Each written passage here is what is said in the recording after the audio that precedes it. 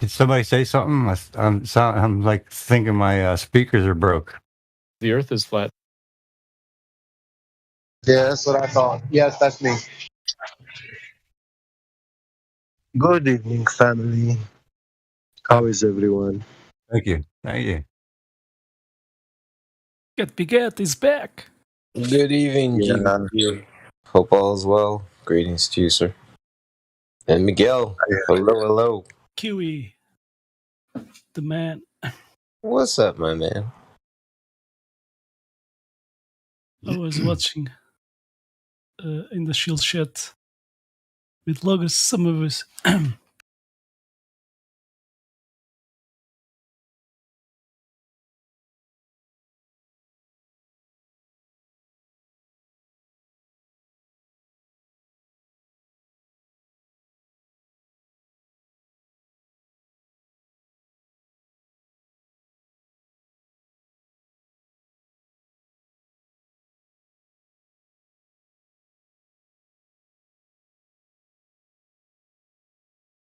So, any Globers in here?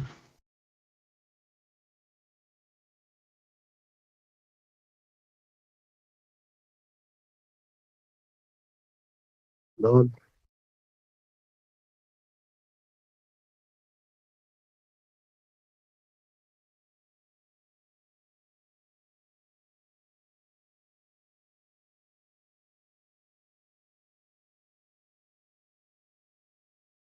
What happened to NASA sending people to the moon? They cancel it. Well, every lost. day of delay means cashing in money. Exactly. Yeah. They broadcast the news about the delay on mainstream media. That is news. And that brings money a lot. So, Money. yeah.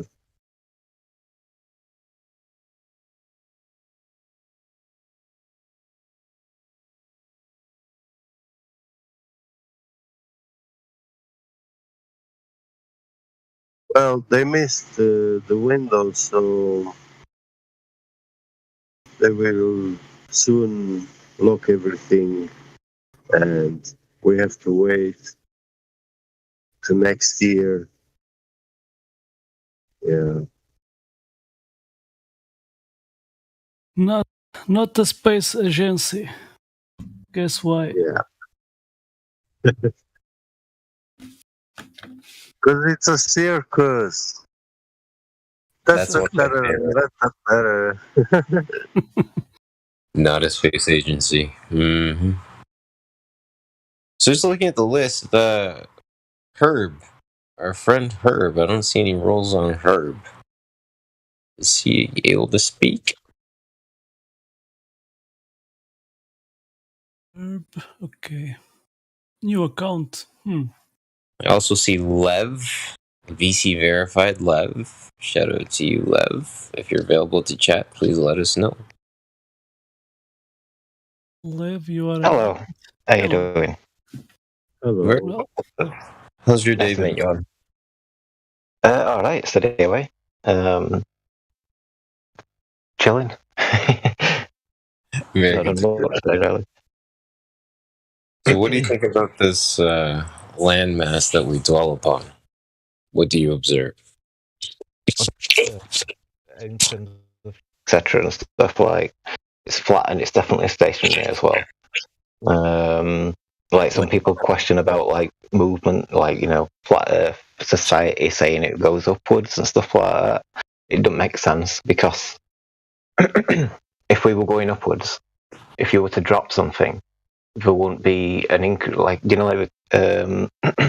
what do you call it now? Terminal velocity. You know what I mean and stuff. Yeah. It takes time to catch up to that. So it's like you drop something and then drop another item. You know what I mean? It's not going at that speed as what they're saying. You know what I mean? Like if you were to drop something out of a train when that's moving, it's kind of different.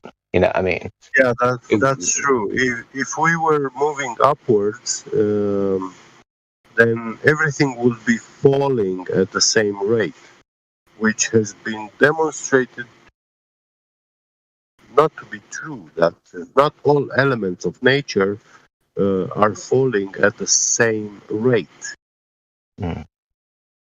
Yeah. You'd They feel did it as this well. test in a vacuum chamber. They dropped all sorts of metals, plastics, whatever, and according to their magnetic, electric properties and electrostatic, things fall at different rates. They are very close to each other, but they don't fall at the same rate. That depend on density and buoyancy, And wouldn't it? especially uh, repelling magnets, repelling magnetic fields. When you have same pole, two magnetic fields of the same pole, strong enough, and you push them together, they create, they affect directly the rate of acceleration for. Yeah. This has been discovered by a Martin Lockheed engineer.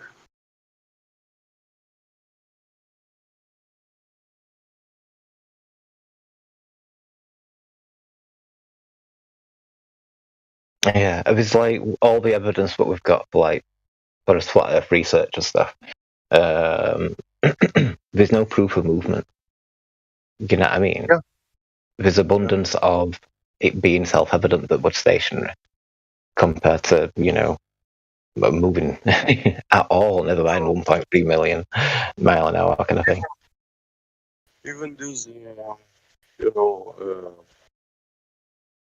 rubidium six-axis inertially suspended atoms of rubidium. These accelerometers are one of the most sensitive in the world.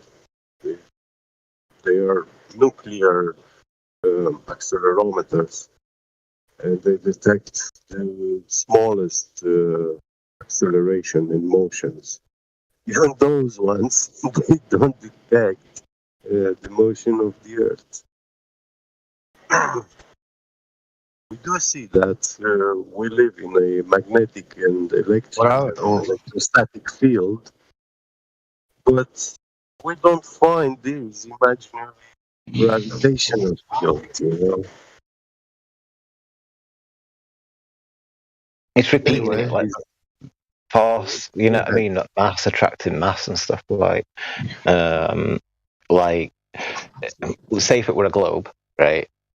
And you got all that mass pulling to the center, right? That means that's the entirety of Earth's mass that's just pulling on you.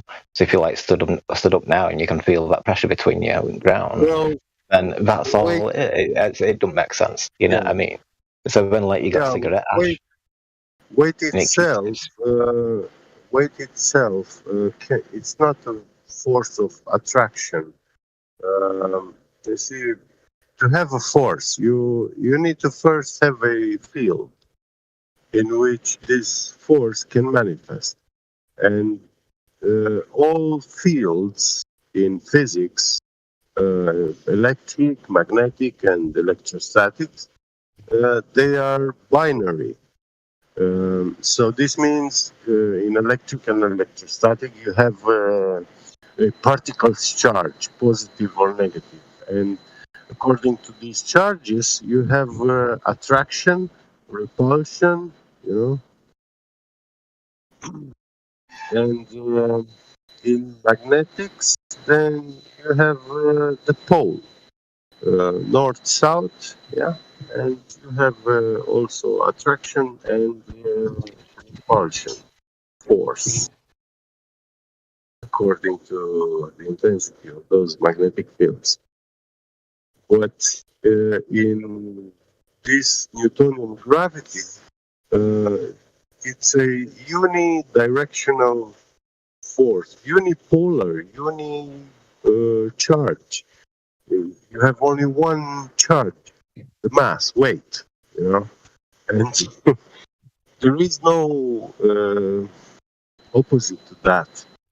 And when you tell Oh my physicists God. about Jesus anti-gravity, Christ. Baguette, yeah, come on, fam.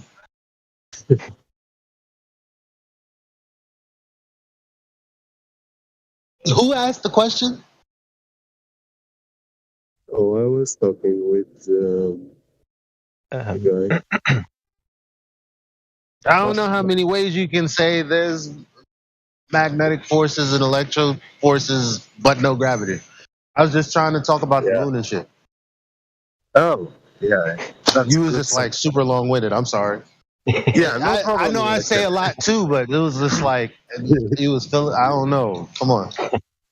Yeah, better you take over because soon my break is I don't over. want to take So I'm over. gonna, I'm just excited. I'm just looking at the moon, and I'm like, and it dawned on me like, well, yeah, someone explained to me from the heliocentric stance why the fuck the moon changes shade ever so slightly until it gets to a certain altitude. Angularly speaking. What I'm saying is, like, the shit starts off red by the horizon. Oh yeah, you know, the refraction and blah blah blah blah blah. The air, whatever, whatever.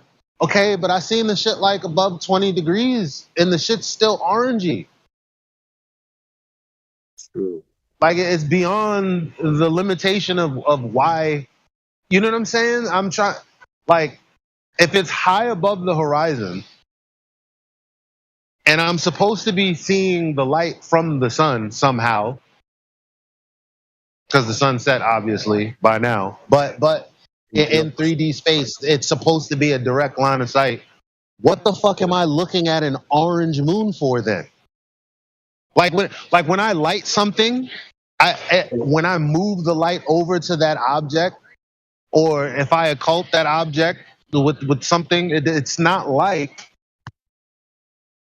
it's not like that thing changes colors. It's either the color of the light or it's not. Either has a shadow or it doesn't. It doesn't go from okay, I'm lighting the wall, you know, with a lamp or something, and I'm bringing the lamp closer, and it's it was like red and then yellow and then oh look, it's white. Like that's weird as hell.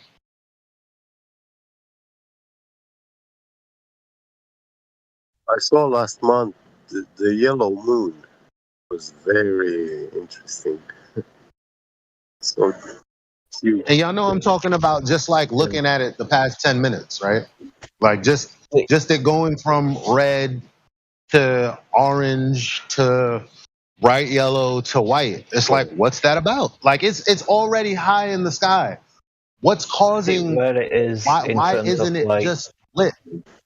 you know, the sunset. Like it can be dark where you are, but the moon could be above where the sun's area of setting is in another location. And so it's like you could find out where the moon's above there. You know what I mean? To see if that's what's causing it. Because that's what I think it is, unless it's like a special circumstance, like if it's related to like an eclipse or something like that.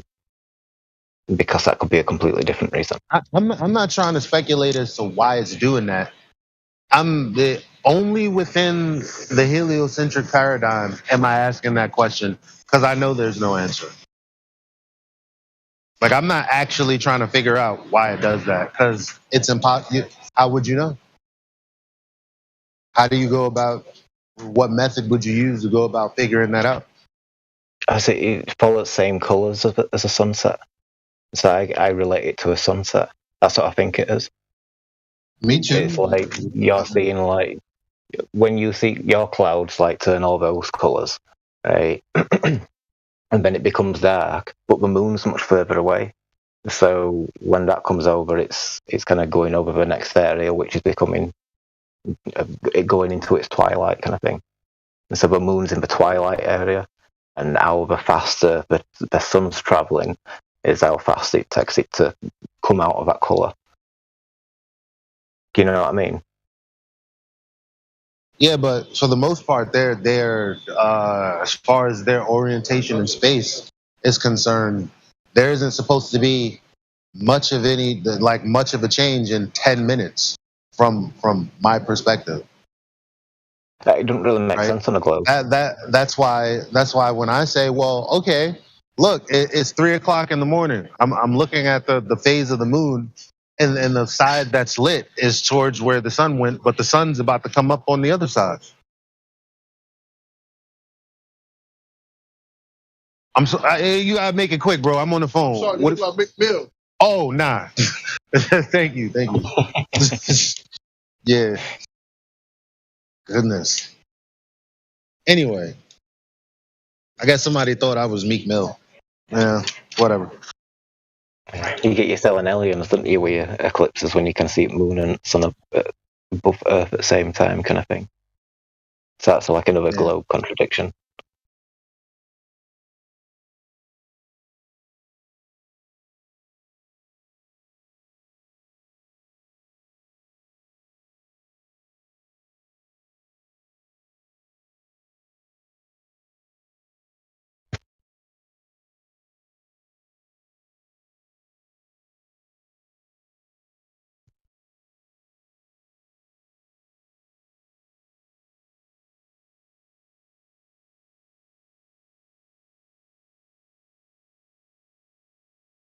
I mean, that's all I wanted to say.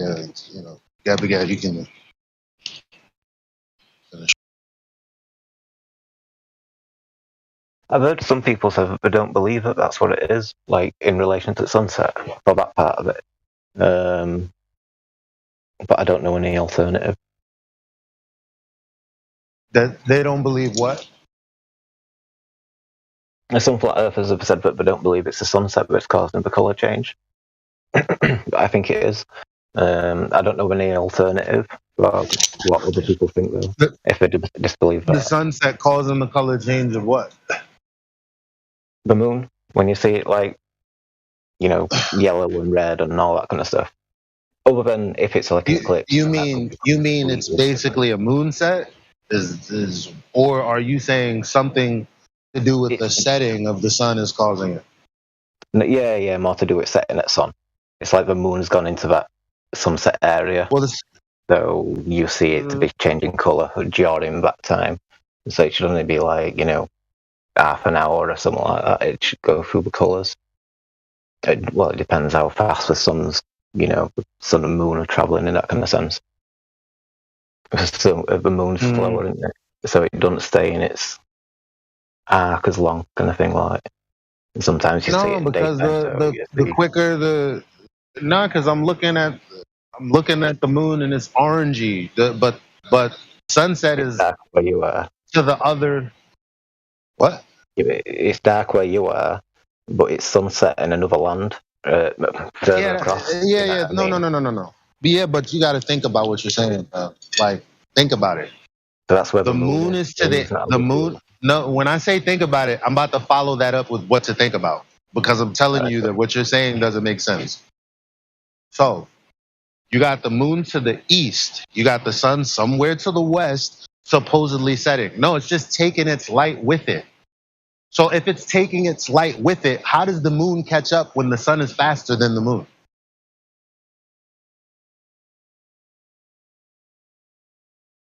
This is different. This is not to do with colour. This is more to do with the light side of the moon. No, all I did was describe the positions of the sun and the moon. The sun is over there somewhere. Obviously, it being a sunrise to someone and a sunset to somewhere further than where I am because it's dark already. What does that have to do? As a matter of fact, it could be 2 hours and the sun could have set 2 hours ago. The moon's still gonna do that every day that I watch it from the horizon till it gets high in the sky. It doesn't matter the position of the sun. So no, it can't have anything to do with that.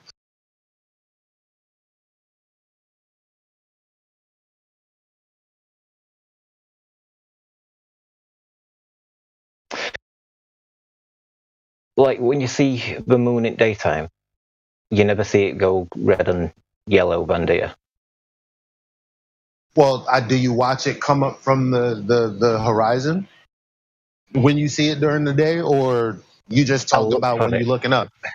I look for it. Sometimes it's really difficult to I see didn't because ask it's you if you look light. for it, fam. The question was, have you seen it near the horizon like I'm describing now? Yeah, I've taken photos of it as well. During the day, let's see it. During the day, let's see it. Yeah. Because I actually am interested.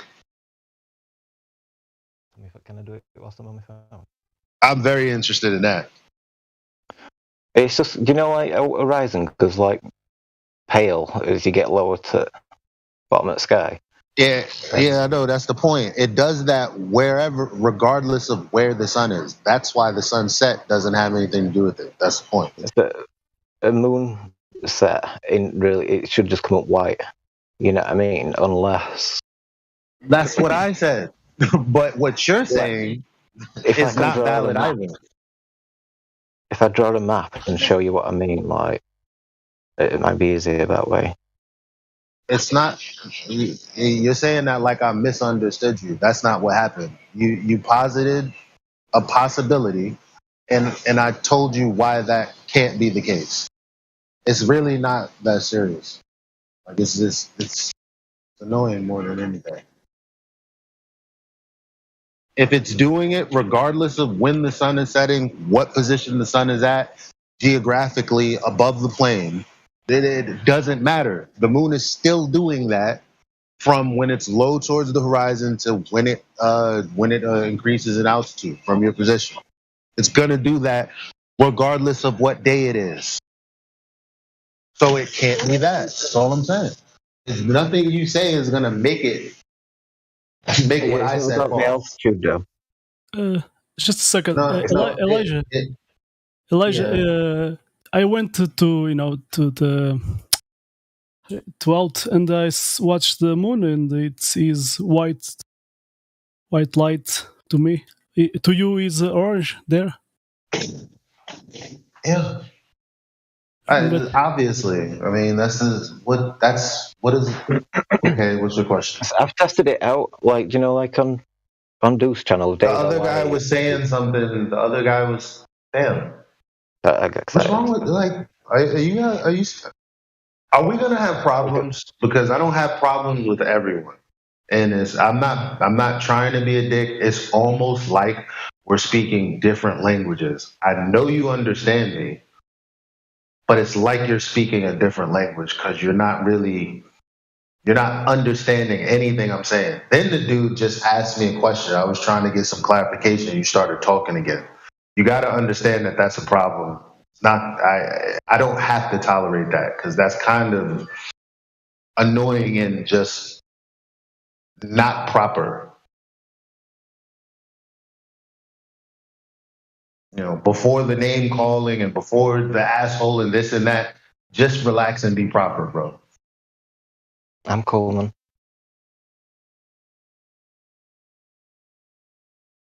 I'm sorry for the other guy. I don't know your name. What were you saying?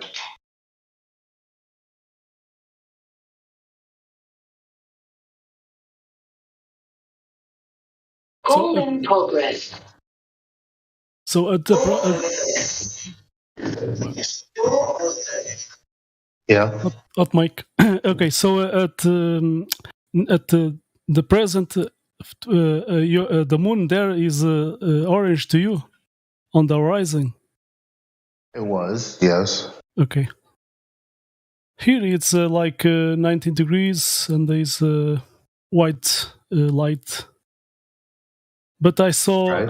I have seen, some observations. Has the sun setting? The sun going away, as the sun is going away. the sky, behind the moon and even behind towards west east. Sorry. So it starts dark, and then I saw the sky went to black, and so even the back of the moon, the moon was coming like 90, so like more than 90 degrees, going to the where the sun was setting. So yeah, and then I saw it was already night, and the back of the back sky of the moon was dark, and the light of that moon at that time was more yellow. Mm-hmm. So yeah, but sometimes when when the moon goes to the horizon, it did change the color. I think because sometimes we have forest fires, and there's something there that makes our viewing, our perspective, seeing different. I agree. I agree with that. Because basically that layer of air, I'm assuming based on distance. I mean, it changes color up to the point that it just disappears. Like it kind of I guess one day I got to do videos because people just don't watch it the way some of us do. But yeah, sometimes like it's there, and then it won't even be clouds. It'll just be the backdrop of whatever that band of air all the way back where the horizon is. The horizon isn't a physical location, but the physical limits, you can see there's like a band, like especially if you watch sunrises, like there's an area it looks like a wall of something, right? And so that affects whether or not you can see the moon and what color it looks like. I'm pretty sure. My only question was, that makes sense, but where's room for that in the heliocentric explanation? Because first of all, the moon that we're looking at, if we're looking at it on the horizon, is I don't even know because they'll say when you see the horizon, the moon near the horizon during the eclipse, it's not really there because it's refracted. So inversely, if it's coming up, am I seeing a refracted moon first? How does it go from refracted to actual when you're staring at it the entire time? I guess that's a different question. But I mean, I can understand the whole refraction thing and to a point because they've made the claim to a point. But when it gets beyond that elevation angle from your view in the sky to like, I don't know, 45 degrees plus, it's like, okay, well, why is it turning colors from that point then? Why isn't it just already white the way we see it when it's high in the sky? That's too high, is what I'm saying. It depends For on it to still be transitioning and changing color like that, that's way too high, in my opinion. I don't know. I think when they speak about refraction, they forgot about atmospheric lensing and even perspective. They don't count that, so they just talk refraction by Yeah. Perrot, just say what other global say. Right. But sorry, you can go ahead. I don't know the other guy's name. Miguel, I know you. I just didn't know you were the one talking. Sorry. Yeah, but if every day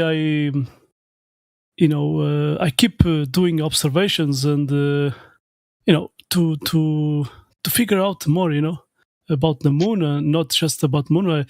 The other day I was so the light sorry light they sorry at Morning.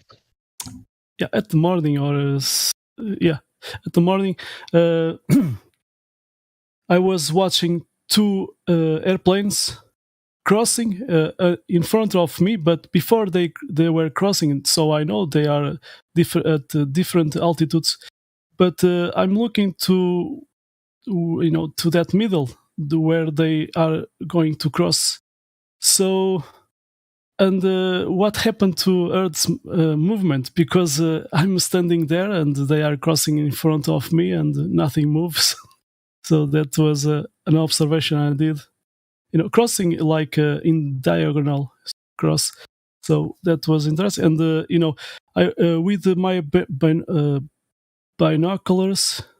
Sorry for my lack of English. So I could see, one of airplane going far away, and I never saw, dipping down. So sometimes those Glovers they come here and just saying those airplanes are dipping down, but sorry, maybe you should do more observations.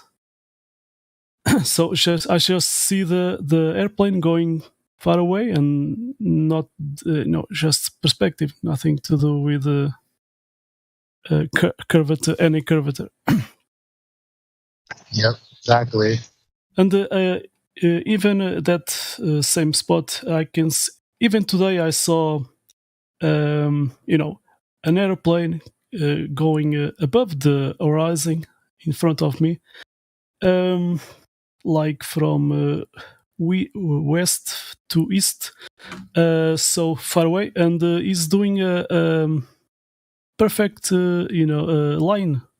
So horizontal lines above the horizon. So where is that curvature?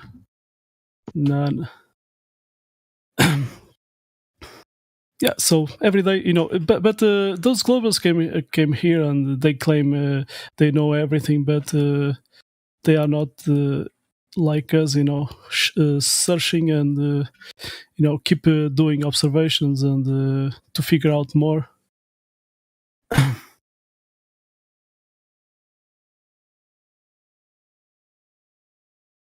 There's a lot going on in the sky. Yeah, I hope we get, some more observations from more flat earthers, because that's kind of all we really need to do is keep showing people what exactly we're talking about, so that they can't straw man just one observation. It's like, oh, Yeah, what is there to figure out at this point? I mean, is there some magic they're going to throw at us that we can? Oh, you flat earthers have just been wrong all this time, Yeah. Hey, Helio. Hey, what's up, Elijah? How you doing, brother? Pretty good. How's it going pretty good. in New York City? It's a little chilly. Really? Oh man, I'm looking forward to colder It's all right. weather here. It's actually the weather's been fairly mild here compared to in summer. I mean, a lot of times this time of year it's really hot. Like it can get up into late the upper 90s and shit. But this year it's not so bad, and that's due to global warming, of course. I mean, there's lower temperatures, and that's due to global warming. I mean, have you seen California right now? They have wildfires. It's raining. Don't they always have wildfires in California? But it's like what? It's 80 degrees right now, but it was 100 on Wednesday, and then there's a tempest coming our way, an entire ass hurricane. Wait, a tempest? Yeah. Wait. They don't have hurricanes in California, by the way, but so there's a tempest. That kind of happens everywhere. There's a hurricane in Baja. It's actually crazy. Yeah, it was like 60 degrees the other day when it was raining, and it was 87 degrees today. But that happened. All right, so there was a storm off the coast of the Baja. I'm curious because I'm just wondering what you're talking about. Yeah, there was news of a hurricane approaching. It's crazy. Hurricanes don't approach California. What are you No, talking about? well, hurricane. They don't for real. Really? You ever heard of a Hurricanes, they don't a get 'em? California hurricane? Yeah, no, I mean know. that just makes me more like because certain spots get certain things. Like I don't even know if California gets like. Do y'all still get? Yeah, no, I know what you mean. Y'all Hurricane get, weather is California never Because y'all gets get the hurricanes, bro. wildfires, other places get hurricanes. I get tornadoes in Arkansas. You know, I mean, bro, Some you places know, get yeah. No, drought. Like California gets it's just a lot earthquakes of and stuff. different I shit. know. But Yeah. but I saw news of a hurricane, and it's really weird because that normally doesn't happen, even though California is a coastal area because of the it's the mountains right right next to us. The what's it called? I forget my geography all the time. when you're talking about Don't weather worry about it. patterns, you're talking about the jet streams and how they connect and all that kind of stuff. I mean, California's not in a position to get hurricanes. They come from the east to the west, just like the sun does. They're usually block blank. Now, and in certain Pacific areas, they're typhoons, which is a different type of storm. But anyway, California doesn't experience that, you know. Yeah, no, that's what makes it so surprising. It's a Hurricane Kay. It's causing lots of heavy weather right now. It's actually Well, crazy. send some links, man. Let me check it out. Yeah, man, I wouldn't even consider anything that happens in SoCal a hurricane because you know that's not what hurricanes are. Anyway, Yeah. Lindsay. Lindsay. Yeah, Lindsay. They also Oh, yeah. I mean, hurricanes originate from the Atlantic. They don't make their way to the western part of the U.S. Hi, good evening. Say you have a food delivery coming up. Okay, I'm gonna set up your. No, I know what you mean. Elijah, are you? Do you have a team in the background studying these hurricanes? My bad. Ashley. Just like Elijah has a whole team because like, oh, these fucking flat earthers.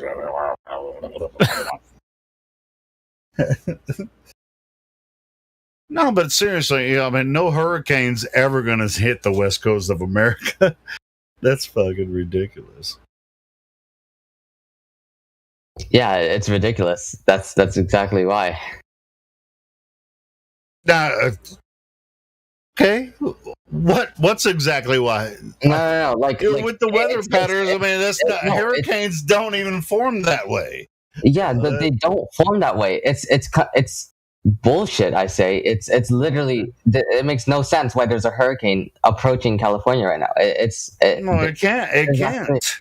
Yeah, it normally doesn't happen, and it normally shouldn't happen because of the way our. So, do you have evidence that to the contrary that it is happening? It's literally been raining for the past 2 hours over here, and it's getting very, very heavy.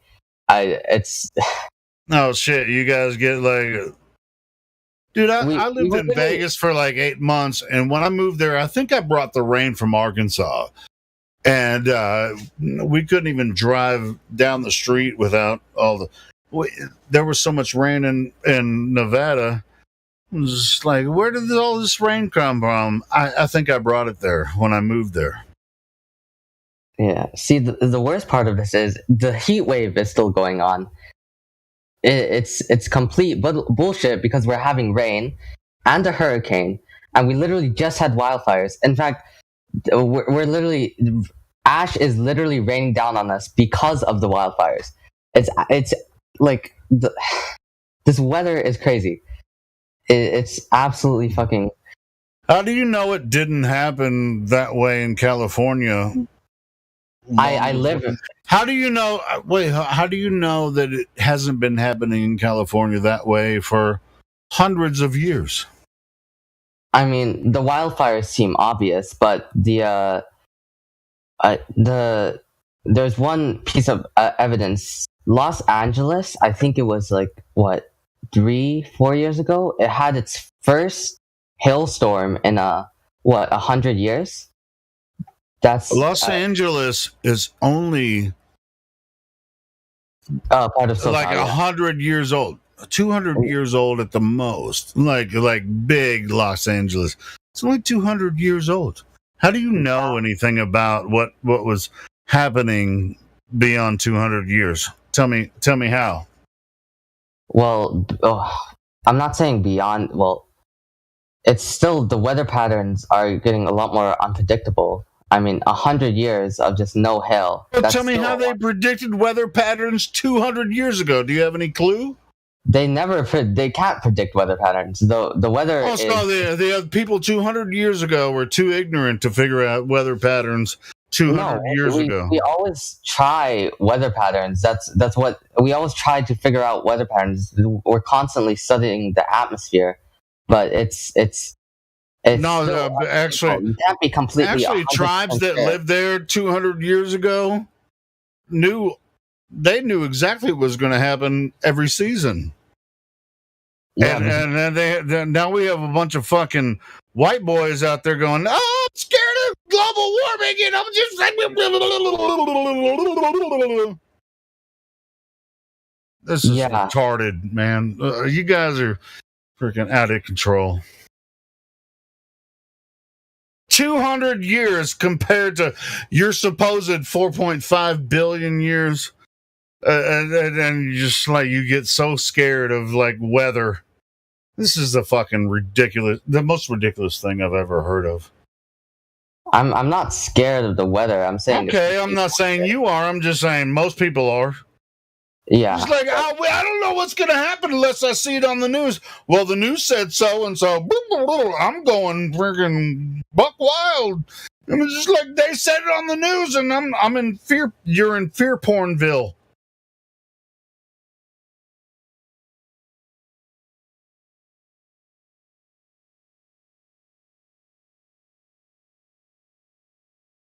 Why don't we all come back to life, back to reality? This is Earth. We all live on it. We all experience the same level stationary plane. This is Earth. Now, of course, there's been atrocities committed by men and weather patterns, with tornadoes. I mean, I live in the central United States. There's been tornadoes that have killed and destroyed cities.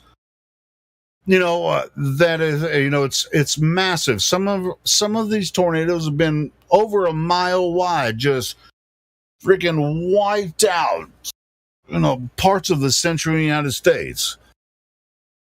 And hurricanes can't hit the West Coast because that's impossible. That's not the way hurricanes are developed. And so anybody that says that a hurricane can hit the West Coast, you're just not understanding it correctly. It doesn't work that way. That's what triggered me, because I know hurricane can't hit fucking Southern California. Pardon my French. I think we're like agree. No, I agree on the same thing. Hurricanes can't like hit the West Coast, but it's somehow this Hurricane K is still affecting us with this heavy rain, and I don't know why, but it's literally here. It's all right. Well, check this out. I mean, there are, like Southern California and even the southern states, even like New Mexico, Arizona, Nevada. Yeah, they don't get a lot of rain. They're desert states. But sometimes they do get a lot of rain. The reason there's a lot of flooding. Are we talking about something different? No, we're both talking about how the hurricane shouldn't be able to hit the West Coast. Right? It can't. That's not the way hurricanes move across the earth. They can't hit the western coast. I don't know that's the thing. I don't know how, but it's still affecting us somehow. And I know it's affecting me because this heavy rain shouldn't be happening. It was literally 100 degrees on Wednesday, and we had like 2 wildfires, I think, just small ones, but we still had wildfires. And now it's raining. That makes zero sense. And we're literally having a heat wave through the rain. Tell me how these two things are happening at once, and they completely like contradict each other. Hey, you remember the wildfires from a couple years ago, where all the houses disappeared, but all the forests were fine? Oh, dude, I went up to Sequoia, and no, those forests were not fine. I'm asking, dude. I can show you some pictures of like mansions and whole neighborhoods just disappearing. But right next to the mansions that were obliterated, the trees next to them were just standing right in. Oh, yeah, no, I know what you're talking about. Yeah. That Do you actually know what I'm talking about, or are you? No, like the the houses just being burnt down, and yet it's just like whole neighborhoods are obliterated, but the forest is fine. And they called the houses being disappeared due to wildfires. Now, why are the trees just still surrounding these houses that are completely obliterated?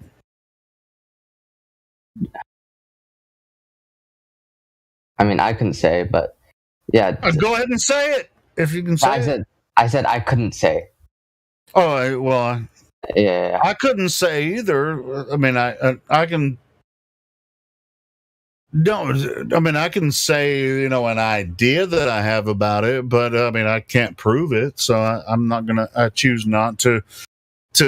But the information and the pictures prove that these houses are completely obliterated, and there's even like grocery stores and freaking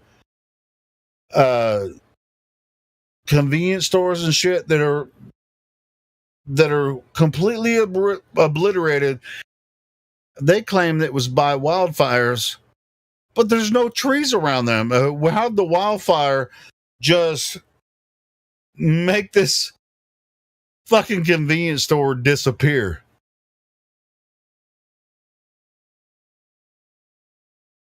I think it's pretty obvious. It's a fire. It just doesn't make sense. No, it wasn't a fire. It wasn't a fire. Well, not wildfire. Not the way they claim it to be. Here's the thing: the fires need fuel to spread, right? So, these houses have to be made of something flammable if they're gonna be able to burn. Let's start with the original claim. There are wildfires in California, right? Sometimes they spark up, and then they have all the trauma teams or wherever they go out with, and they're just like, hey, we're trying to fight these wildfires. And then you see pictures of whole neighborhoods with plenty of trees. The trees are still there, but the houses are completely obliterated. And the trees aren't burnt. Oh, then I feel like that kind of wouldn't be maybe it wasn't a wildfire then. No, that's what I'm saying. Have you ever seen anything like that? Yeah, maybe it was like one of the houses got set on fire instead of the trees. That would be different. Like all of the houses on that block were just leveled, but the trees are still there. Was that a wildfire? Yeah. No. No, I mean, yeah, I was confirming your question. Like, well, that was bad. That was bad English, bad grammar. My bad. Yeah, no. The houses just can't disintegrate by fire without the trees on the outside of the perimeter. The wildfire came from the trees, and it disintegrated the houses due to wildfire. what happened in this case is all the houses are gone, but the trees are fine. Yeah, that part makes no sense. Yeah, no shit. We can show you dozens and dozens of pictures in California when they claimed that it was about 3 years ago when they claimed that happened in Southern California. Whole neighborhoods were obliterated due to wildfires, but the trees were fine, but the houses were gone. What is that? You want to see some pics? I can. No, I'm looking right now because I remember seeing these, but I'm just looking at them again, and this is kind of stupid. Like either those trees got like something in them, or this is just an entire fucking different theory. Yeah, it was a really weird situation for conspiratards like us. It's like, bro. I mean, even then, if you're gonna level an entire area, how do you level everything except the three? You don't. Tree? Yeah, you don't level the entire area. You just level the houses, and there's an idea that there was DEW, which is directed energy weapons. Now, I mean, it's very difficult for us to prove it, but what else do you have? It's just like if an entire mansion was obliterated, but the trees around it were fine, and they say it was because of the wildfires. Yeah. And the trees are still there standing around the melted fucking crazy mansion, I mean, on top of that, look at all these destroyed houses. This is why we have a homelessness problem. Like the government refuses to pay for this stuff. It's freaking stupid. No, fuck the government. I know. We're talking about what actually happened. Look, just like DZ just posted there. Look, this fucking house is obliterated. Now, I'm not even, or Davey, I'm not even saying that's a testing that. There's so much more information about this. It's like, look, they claim that's wildfire. Look at all the trees. One house. That's from the Paradise Fires. Yeah, that's one house, and they claim that's from wildfires. Look at that fucking house is gone, and all the trees are still standing around it.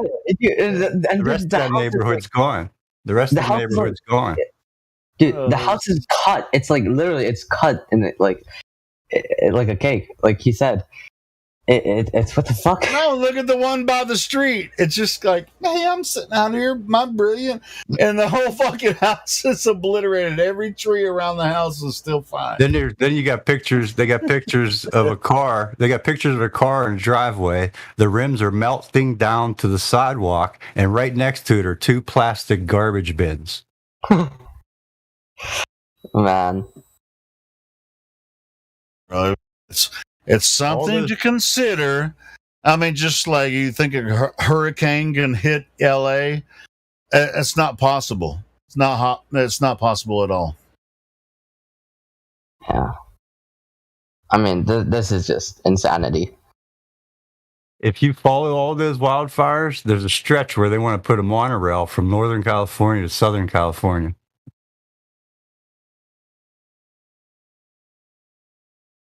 And it goes right through Paradise. Fucking hell, bro.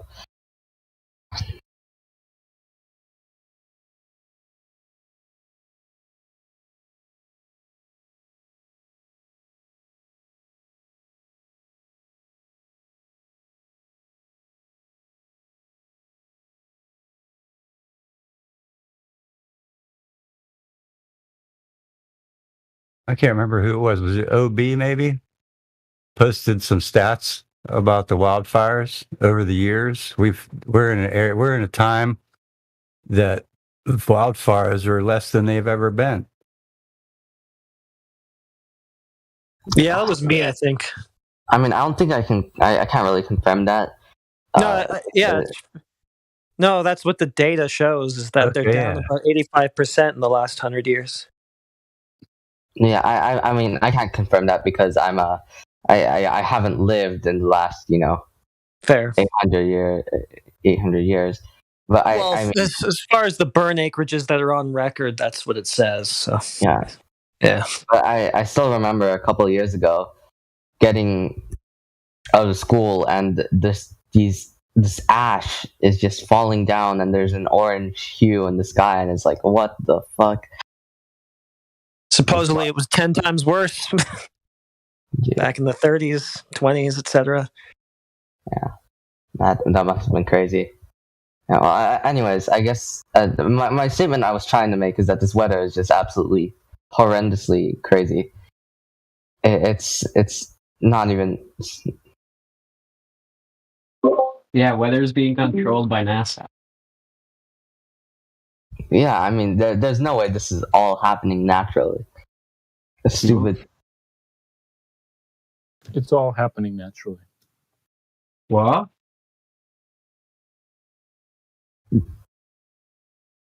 What? He said it was. He said it's all happening actually. I mean, Yeah, that's not even the official narrative. Half the time, these fires are started by arson. They say is arson. Yeah. I guess you could say that's natural. Would you? Is that what you're talking about? What do you mean? Arson? No, just he just said that they're just happening naturally. So does that include arson? No, arson is started by human beings. I Yeah. agree. Do an Yeah. image search. Some Do an image. self-aware being comes up to something and just like light it up. Do an image search for dew fires, DEW fires, and you'll see it all. Trees burning from the inside out. Plenty more of the ones with some kind of ray shooting from the sky or from the ground. Can't tell which way, but something's hitting the ground. Something's coming from the ground. And then all of a sudden, a big puff of smoke. There's your fire. Isn't that direct energy weaponry DEW system? Yes, exactly. So that comes from the sky. And that's what causes electrical fires. So two sources of fires you can either have flammable gasoline, which would be a liquid fire, obviously, but you could also have an electrical fire, which would be like microwave type of rays causing. Yeah, I would think more of that they're using some type of microwave to get the heat. Yeah, that's what Exactly. That's how I understand DEW to operate. It's amazing. Do the DEW, baby. I'm on Budweiser now. I went to the liquor store and they wouldn't sell me a bottle of Fireball because I had my son with me and he had no ID. oh yeah, that part's stupid. I saw this thing where this guy, this biker, he was traveling with someone, right? This hitchhiker, and he went to buy alcohol, and the guy gave him his he gave the clerk his ID, and then the clerk's like, oh well, I need the ID of the person outside on your bike. Yeah, that's a crock of shit. Then I pulled my arm out to him. I said, look, there's his birthday tattooed on my arm, 96. Just say you're going to drink in front of them. You would never break the law. Yeah, right? He's 26 years old. The clerk looked younger than he was. Tell them there's no law against having a beer in front of an underage person. It was a state store. I live in a commonwealth. Liquor has to be sold from the state, nobody else.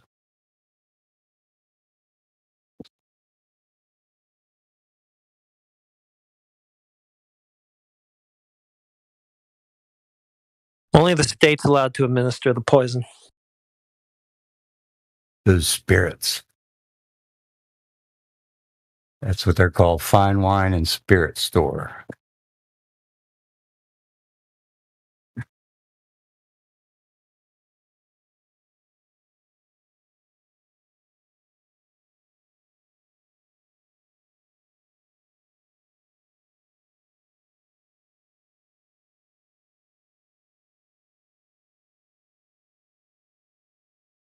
He's just doing his job.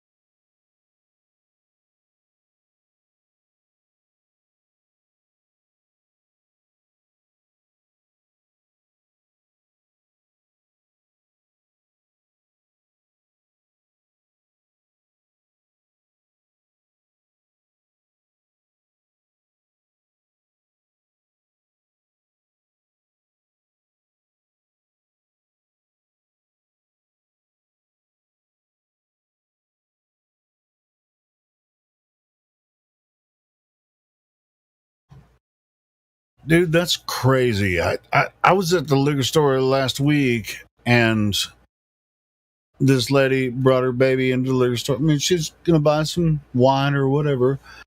And all the ladies that were working in the liquor store were fawning over this little girl, you know, and they were just like, oh, she was just buying some liquor. I mean, it's like, so you can't take your child into the liquor store with you? And they won't let you buy if you bring your kid in there with you? Where are we? Now, what is this? Police state. Fucking A, man. Holy shit. Controlled by the Jews. We live in a police state society. And that we do. You're free as long as you do this.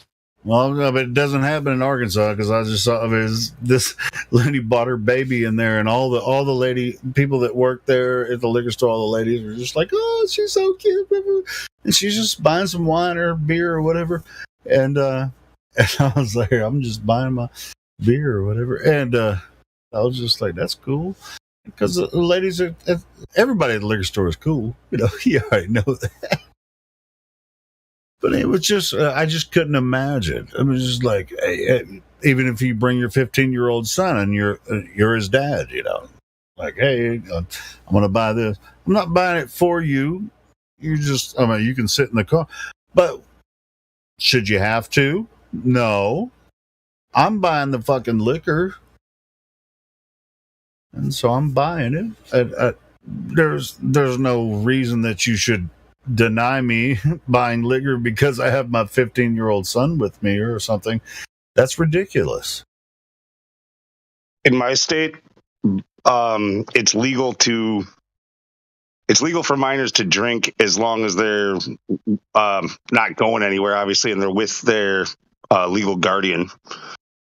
It's legal. Yeah, but we're talking about like taking your son into the liquor store or your daughter or whatever. Yeah. I'm just comparing the difference here. Like, you can even take your kid to the bar, and I don't know what the minimum age is on it, but you can take your minor to the bar, and they can serve the minor as long as they're with their parent. Really? Well, I don't think that's the same in Arkansas, but no, I think we're the only state that does that. That probably is. It used to be illegal to buy liquor no matter what age you were. Yeah, that was back in the 20s, wasn't it? The thing is even though that's on the books, like nobody does that anymore. You know, like it's still socially wrong, right? Like, but it's still on the books. Yeah, but so, as far as alcohol goes, I mean, it's somewhat socially acceptable. I mean, it's legal, I guess, you know, in that state. But at the same time, you know, like, bro, you know, if you're driving your son home from school, say, I'm going to buy a 12-pack on the way home, you know, and your son wants to go in and look around, you know, with you, and you're buying liquor and he's right behind you, they shouldn't deny that. I mean, that's fucking ridiculous. Why would they do that? I told all three of my kids when they were teenagers, if you're going to go out and party, just party. Don't leave the party. Be responsible about it. Don't go walking the streets. Drink and stay where you're at. Yeah. And especially if you're the driver, you know, of course. Well, I made sure they didn't drive. Yeah. Well, either way, I'm just talking about, like, if you're an adult and you bring your kid into the liquor store and they're going to say you can't buy liquor because your kid's with you, that's fucked up, man. Yeah, it is. It is. It really was. That's why I got so. If my son wasn't with me, I would have created a bigger scene than I did by showing him my tattoos. That's freaking ridiculous, bro. I can't buy liquor because I have my child with me. That's dude. He's a grown man. He's 20-some years old. 25. Well, I'm just talking about, even if, dude, doesn't matter what age they are. Right? I'm of legal age. I can buy the shit. Why are you denying me this? It's just like, what I'm going to do? Let him sit in the car? If he's 5, it's like, I don't want to leave my 5-year-old in the car when I go into the liquor store to buy a 12-pack. I want him to come in the store with me, you know, so that nobody fucking steals him while he's sitting in the parking lot, you know, or whatever's going on. But anyway, it's just ridiculous that they wouldn't sell somebody liquor because they have their kid with them. You know, it's fucking stupid. I even put the bottle back. I should have just left it on the counter. That really happened? Yeah. Fuck, man. Oh, man. Seriously. I can't sell it to you. That's your freaking child. Those were his exact words. Those were his exact words. I can't sell. Oh, God. What state do you live in? Pennsylvania. Oh, man. Well, let's pray for Pennsylvania, everybody. I'm leaving. They've gone totally fucking retarded. I'm leaving Pennsylvania after the first year. I'm heading out west. I'm they ain't gonna pull that bullshit in Arkansas. So I'm gonna be a nomad. I'm gonna I'm gonna live out of my car. I'm gonna get a $10 a month membership at Planet Fitness. Take my showers.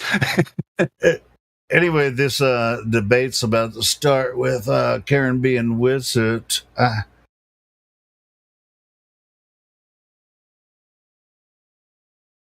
We could probably simulcast it here if you guys want to hear it, but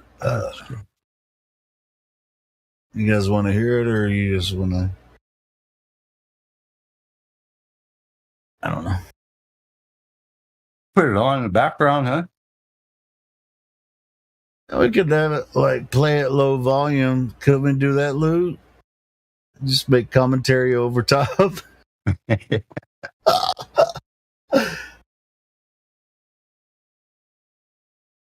Lou, you there?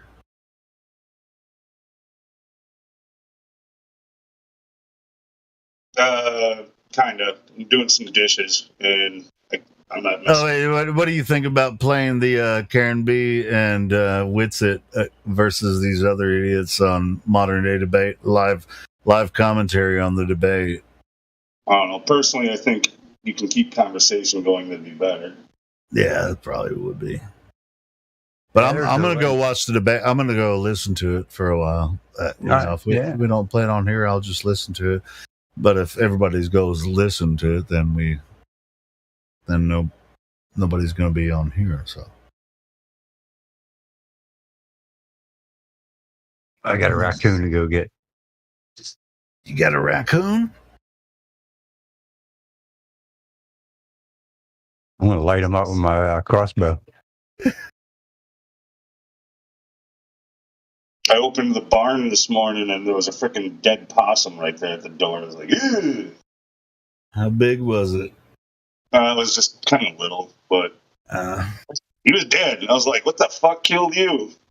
Then I got a shovel and I picked him up, and all of a sudden I'm like, oh yeah, possums sometimes play possum. How fucked up would that be if you just he's just like, oh bitch, I was just playing possum. I heard you coming. That's funny, Lou.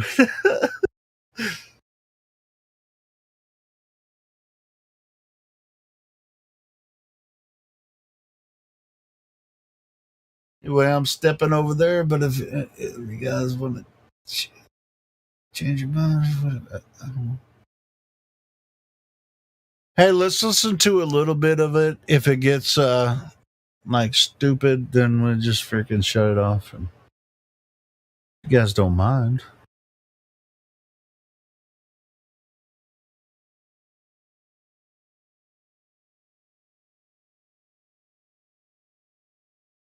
Yeah, whatever. Go for it. All right, well, let's try it. See what happens.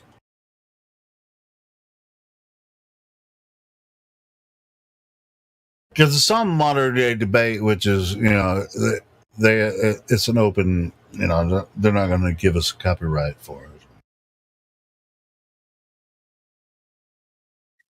So there's a couple ways beyond that that we can use. There is actually a live feed of the Earth from space. It's called the one I like. I'm sure there's others, but it's called the Himawari 8 weather satellite. It's this is the live feed now. It's not a compilation of pictures, and it can't be faked because you can check the live weather patterns.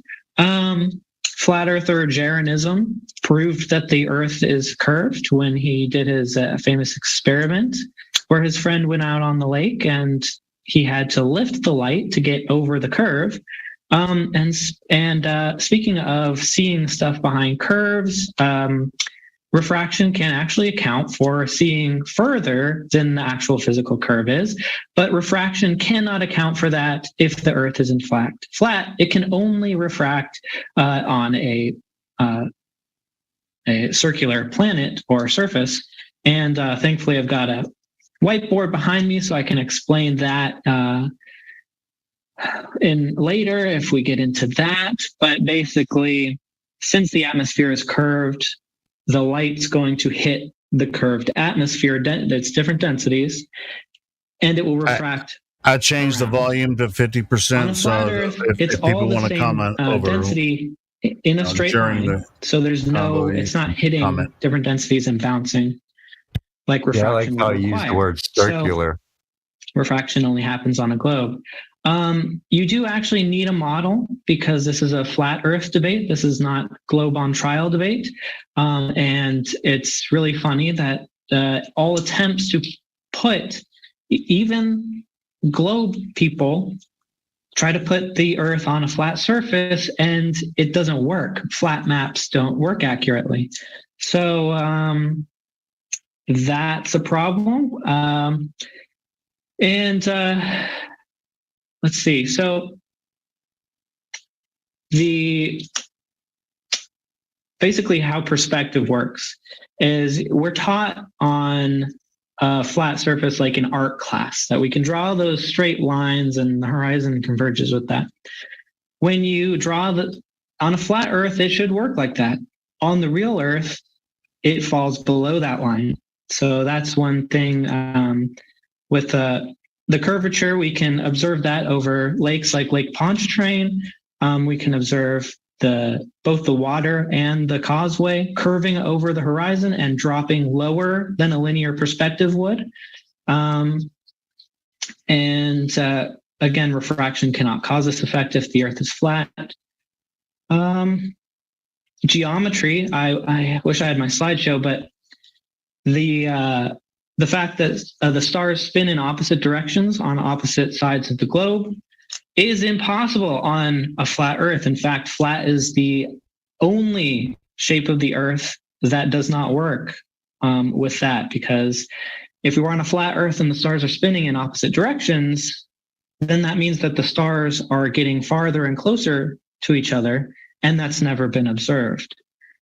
In fact, we observe that they're all the same relative distance from each other. Basically, gravity, if you understand gravity, you understand why air and water hold to the surface to a curved surface, and why the surface is in fact curved, because everything falls in the same direction.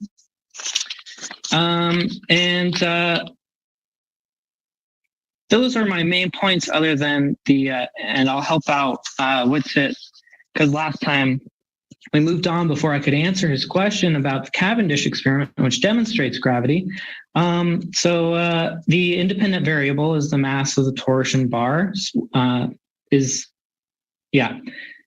the dependent variable is the direction of movement. So mass accelerates towards mass. It's gravity is a proven phenomenon, and those are my basic points. I'd really like to stick to the gravity thing, and go ahead, Amy. Thank you so very much. Hello, everyone. My name is Amy Newman. I create skeptic content along with my co-host James W. at youtube.com/Amy Newman, as I am a comedian, counter-apologist, and multimedia enthusiast with degrees in graphic design, game development, film and motion graphics, with a specialization in visual effects, education, and information technology, which is what makes topics like the flat verse globe so much fun, because there are videos, hell, live feeds from the International Space Station 24/7, 365 of the Earth being round from space. But when it comes to a flat Earth, all we get are cartoon representations of something like a dome, or as they sometimes call it, a firmament from biblical cosmology. But more on that later. Let's first talk about why the world is round, because we've known this for thousands of years. Ancient Greeks like Eratosthenes, along with his counterparts, would record shadows from cities hundreds of miles apart. He began to notice that directly overhead at noon, there was no shadow in Cyan, but a very long shadow at Alexandria, something only possible on a round Earth, though would become useful thousands of years later as time zones allow us to figure out what part of our day-night cycle we're on. Pilots take advantage of the round Earth Latter-day debate. bypassing the side instead of going over the top. They could just save some money. Look at that. Wow, right over the top. Another touchy subject for conspiracy theorists. I know, but again, more on that later. In fact, circumnavigating the Earth by heading in the same direction is another way that we know the Earth is round. Because on a flat plane of any finite length, you will eventually find an edge. All of the water would end up falling off of said edge, like you would expect trying to drink from a dinner plate or a disc. Yet this seems to never happen. In fact, it appears we live on a giant, massive ball, like the vast majority of giant celestial objects. Sun, round. Moon, round. Literally every other planet, round, round, and around we go. Yet a flat earther will try to sell you that the Earth is flat, while none of these physical laws of nature matter. And why? Well, because we're God's special creation. Oh, which is the seedling, or possibly the root of the problem here tonight. Though, don't take my word for it. Ask your local. It is pretty entertaining, to say the least. You can't really be a flat earther and an atheist. End quote. Witsit gets it.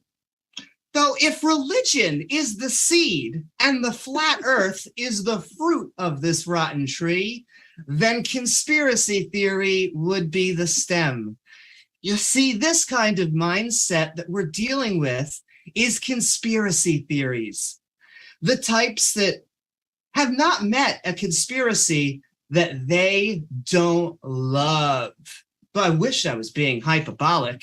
Flat Earth, sure, but anti-vax 7-Eleven was a part-time job. The ether is real. Gravity isn't real. Space isn't real. The atomic theory isn't real. Whoa, whoa, whoa, whoa, whoa. What these people are trying to sell you is science isn't real, because the entire process of science is removing human bias from the question. If someone asks, well, did you take that test for yourself?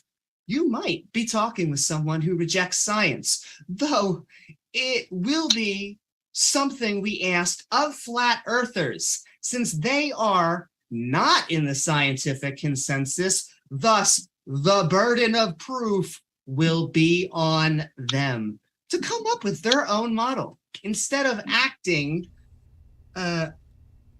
within mainstream science and saying, oh, mainstream triggers me. Left. Are you going to accept what the media has told you? Don't you know they're only trying to make money? Well, sure, 24/7 cable news is horrible. The peer review system by which people formulate a hypothesis, go out into the field for research, collect data, then submit their results. Yeah, that's still fantastic. In fact, it's the only way we can separate fact from fiction. So all we have left to really deal with is the root of the problem. While I could say religion, what I mean is superstition. You see, liberal, conservative, atheist, theist, we can all be prone to believing bullshit. Sometimes that comes from a fundamentalist view of a holy text. Other times it's crystals, vibrations, and magnets. The key here, it's not a science debate, because science is about testable working theories. This is about theories versus conspiracy theories, or rather what tools we use in our epistemological toolkit. Thank you. Thank you very much for that opening from Snake and Amy, aka Snake/Taylor Synonymous. But want to say, folks, thanks for being with us. If you happen to have a question, you can @ me in the live chat, as well as if you do a super chat, we put those questions at the top of the list. We'll have Q&A after the open discussion. Thanks very much for being with us. What do you guys think about Karen, that? Amy and Taylor, the floor is all yours for open dialogue. So Entertainment. my It's entertainment. understanding of gravity proves that the Earth is round. Actually, the last debate Amy had, I How about actually you educate went to me the after on show what when I'm she was getting on wrong here about before gravity and why do on things her fall show. towards the ground and not sideways? Okay, right after we address your guys' monologue, though. So, why do you dodge the question? Wait, dude, I want to address the intro. Okay, so you claimed Himawari proves that the Earth's a ball and that it shows us live time footage of live time weather patterns, and so therefore it couldn't be faked. That's patently false, though, my man. It takes a minimum of 10 minutes delay, admittedly, before they even give you any type of image. And secondly, you claim that star trails in the south, debunk it, and then you said that's impossible. It's only possible. It's possible in every shape except for flat, which in my intro of the 3 things I said, I helped you out and said, flat's not a shape, bro. So when you guys say flat's a shape, it sounds really ridiculous. It's a description of a surface. You can have a flat, square, circle, triangle, you name it. Okay. Then you brought up Cavendish. We'll talk about that since that's what you want to talk about. And then Amy said you'd fall off the edge. You can't go past 60 south latitude. So there's actual no proof of any of the stuff that you guys are saying. It was a bunch of sophistry. So I just wanted to address your intro. All right, go ahead. What's your question? You're asking me to explain gravity? Yeah, and then after you ask that question, I want to know why you wouldn't fall off an edge, because that's not right. So I want to know why you think otherwise. Yeah. So Well, you Amy, can't go would past you the like- 60th south latitude. It's illegal to go past there. Can you fall off the edge of a lake?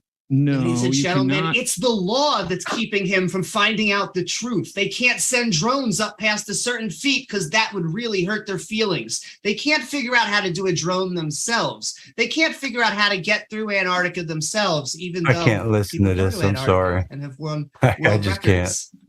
Okay, so Dude, you clear can't throat, freely and fuck privately it. explore past the 60th south latitude. You can only go where you're on an approved guided tour. You asked if we could fall off the edge. You can't fall off the edge of a lake. So that's a So get ridiculous approval. question. There's something. Oh, there's Get something. approval. Well, Hey, I just stopped it. That's cool, man. Let's continue the conversation. Yeah, I mean, I knew it was going to be a shit show, but I'll listen to it later or whatever. But yeah, it's. I mean, it's always kind of that way with some of these idiots. But whatever.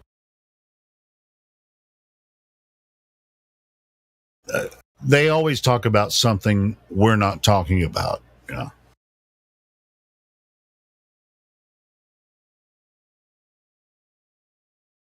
So like falling off the edge. Have you ever heard of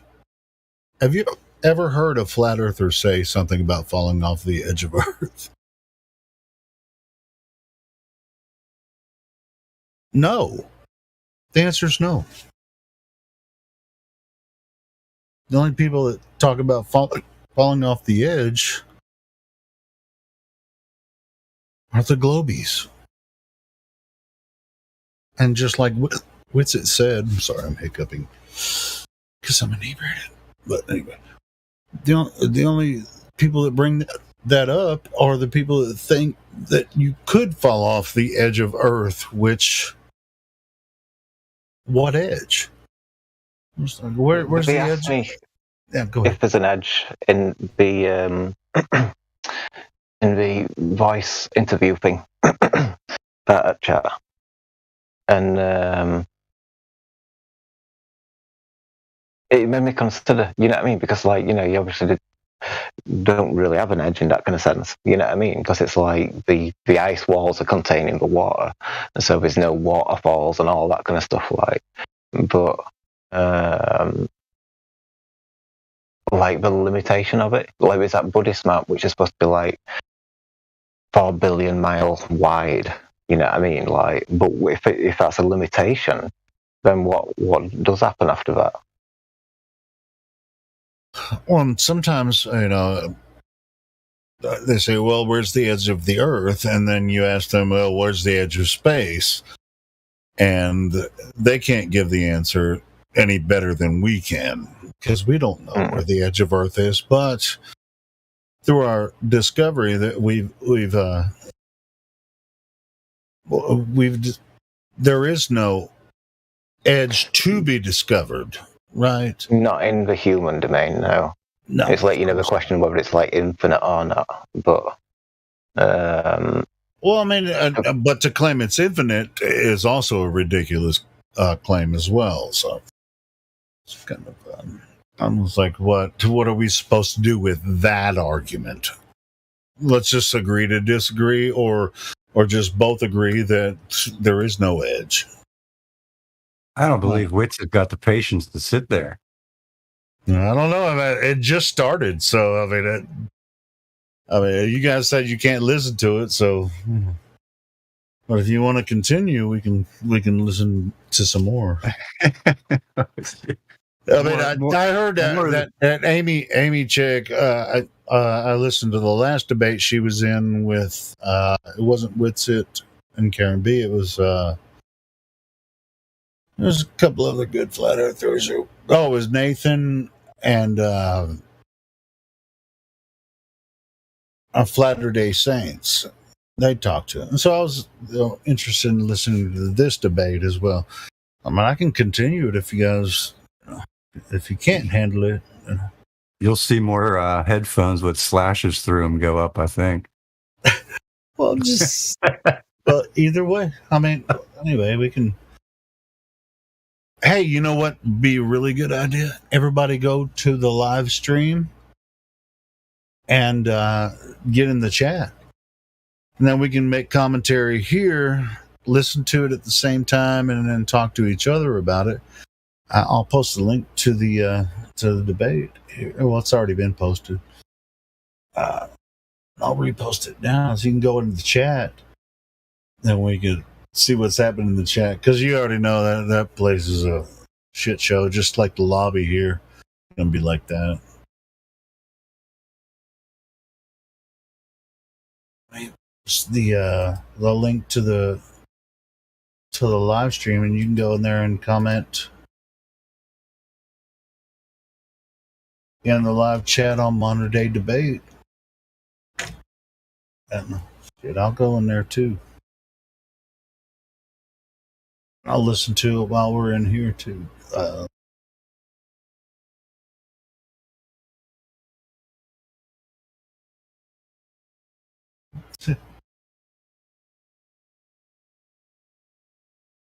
I just can't stomach the way they believe that shit. I just can't. I get it, bro. I It's get not a it. conspiracy. It's called I the get it. Antarctic Hold on. Treaty, which has tons of subsequent I have to change my microphone settings or my headphone settings so it comes through my Blue Yeti instead of external speaker. What's going on, guys?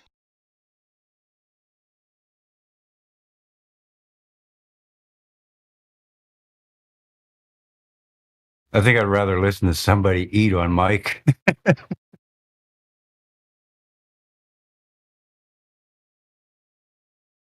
Mike check.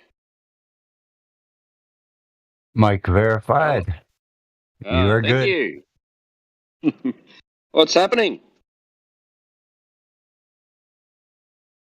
The Flat Earth debate, Whitsitt and Karen B versus Taylor and Amy. Oh, really? Yeah, the link is in the text chat, live stream. Hey, text I was playing it live, and who was that? Was that? Yeah, you, it was baby? me. Yeah. bro. Well, let's listen to it. Let's give it another chance. You ready? All right. I'll give it another chance. All right, let's do it. I may need somebody to hold my hand or some shit. Well, as I said, I turned the volume down so we could make a commentary over top of it. While we're listening. Is Amy the sexually confused one? I need the other. Yes. Okay. Yeah, the one that was and they will not approve it because they don't say they think they can't. All right, see the rescue you, volume's so you're low just so that making we can stuff make up. commentary over it. So you So can they'll speak over arrest it you and if you do it? Yes, give people all have your been intercepted trying to go past tell the them how they're latitude multiple times. Oh, this is crazy. There you go, ladies and gentlemen. You can't go to Antarctica. You can't go there for any reason at all, whether you're a scientist or trying to transverse it. Doesn't matter that scientists are there right now, that we have Straw Guinness man. World Records transversing it. Remember, you can't go there, except for you can Strawman go fallacy again. It's a straw man, except for it's your exact position, which makes it a steel man. It's not in my exact position. We don't not a think no steel one can man. go there. Dude, so fucking confused, bro. Approved, and you can only go where they let you go. Yeah, you have to then go skate under past their it and- conditions. It's Can I insane. ask, have private citizens been there? Only when approved on where exactly they're going There you to go, ladies go, and and they're gentlemen. not allowed to go anywhere except for where's approved. There you go, ladies and gentlemen. But they've You been can approved to to go there. Antarctica. Only That's not what it said at all. It's the only to go where they let you go, and they do not approve circumnavigation all the way over Antarctica. They claim it's too dangerous. But you can go into Antarctica. So I can go any. That doesn't mean I'm proving the Ursa ball and it's an ice cap on the bottom. I'd have to go over it and come back up on the other side of the ball, wouldn't I, Taylor? And McMurdo's not a military base, by the way. It's a research facility. Okay. Are you going to just skate Yeah, past so it? you You're just going to lied. skate past the point? No, I didn't well, lie. I was I'm wrong. gonna go straight so to the what? lie. It doesn't matter. I already told you that I know a man who went to Antarctica, and it doesn't prove that the Earth is a ball either way. So I mean, know how a long do you want guy- to sit here and go? No, I know you a can't. guy Yes, at you the other can. side I of the know a bar. guy Yes, who you went to the can. moon. He worked for I know a NASA, guy who went to the moon. He worked for NASA. One person at a time. He literally worked for NASA. I know a guy who went to the moon. Buzz This Aldrin is went to the nonsense. moon, Yeah. didn't he? A guy that worked for I don't believe NASA you that do. was Then he said we didn't go says there. that you do not in any way are able to prove the Ursa ball by being there, that you don't see the 24-hour sun. He works for NASA and was stationed in Antarctica for NASA, and he's a flat earther. So it's not And just the so- same as saying, I know a guy. So he has published a paper Lives on an hour flat from my Earth that gets house. peer reviewed. What was he doing there? Can I ask? A peer-reviewed flat doing Earth research paper. on? What's it? Yeah. He was actually doing. I can't remember. I did an interview with him a while ago, but it was something to do actually with satellites Oh, fantastic! and weather. It was We can weather start and to move on to satellite satellites related. soon. It was You guys are weather the and best satellite on- related. On Flat that Earth note, recruiters ever. On that note, Amy, would you like to explain why you can't fake the footage from the Himawari weather satellite? Because you would have to be generating that in real time at all times. It's not real time. It's a 10-minute delay. Yeah, how fast can you Photoshop accurate weather patterns? Now you're asking us. So first it was real time. First it was real time. Now you guys have been exposed for claiming it's real time, and you're objectively wrong. And now you're saying, 10 minutes isn't fast enough when you have algorithms of computers and artificial intelligence. That can assess every cloud. So somehow this technology exists that can record every cloud's movement and then put it photorealistically into a picture every 10 minutes. He's failing to say that it's only over 10. Did you check every cloud of every picture to make sure it was actually correct and true to weather patterns? And can you show me that? I didn't, but you should. So the claim is the scientists. You could debunk it.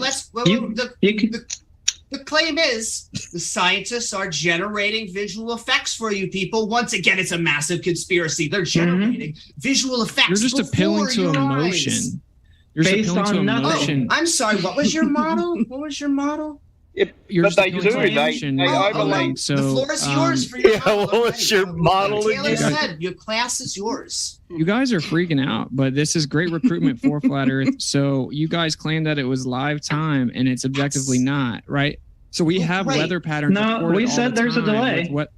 with weather balloons. Guys, get in right? there we on the- do on the keep chat. documentation of the weather very frequently. And yeah, you would just feed this information to an artificial intelligence algorithm that would give you a picture. They're not even always accurate, and you can actually go look and see that it is not a singular picture when you look at the actual extrapolation of the data. Now, whenever Karen B asked you, okay, have you done this? That doesn't mean You made- anything. You made the bold claim that you can prove it by looking at weather patterns, and then she said, have you done it? And you said, no, you should do it. But So you can guys you just say make that out loud? Do it because you're the one claiming that it's fake. So you show me any instances of fakeness, but you just claim with no evidence that already been shown this to be amazing technology exists No, and what that we're- it is in fact being used to fake. You're With claiming it's real. So evidence. the positive claim is that it's real, right? We're saying that's not Okay. sufficient Right. evidence or proof of anything because you could easily fake an image and then send it to people. That doesn't prove the Earth's a Not ball. easily. So that's called a straw man fallacy, Taylor. No, you would need, I'm glad you said that though, because you would need a technology that has not been shown to exist in order to do this.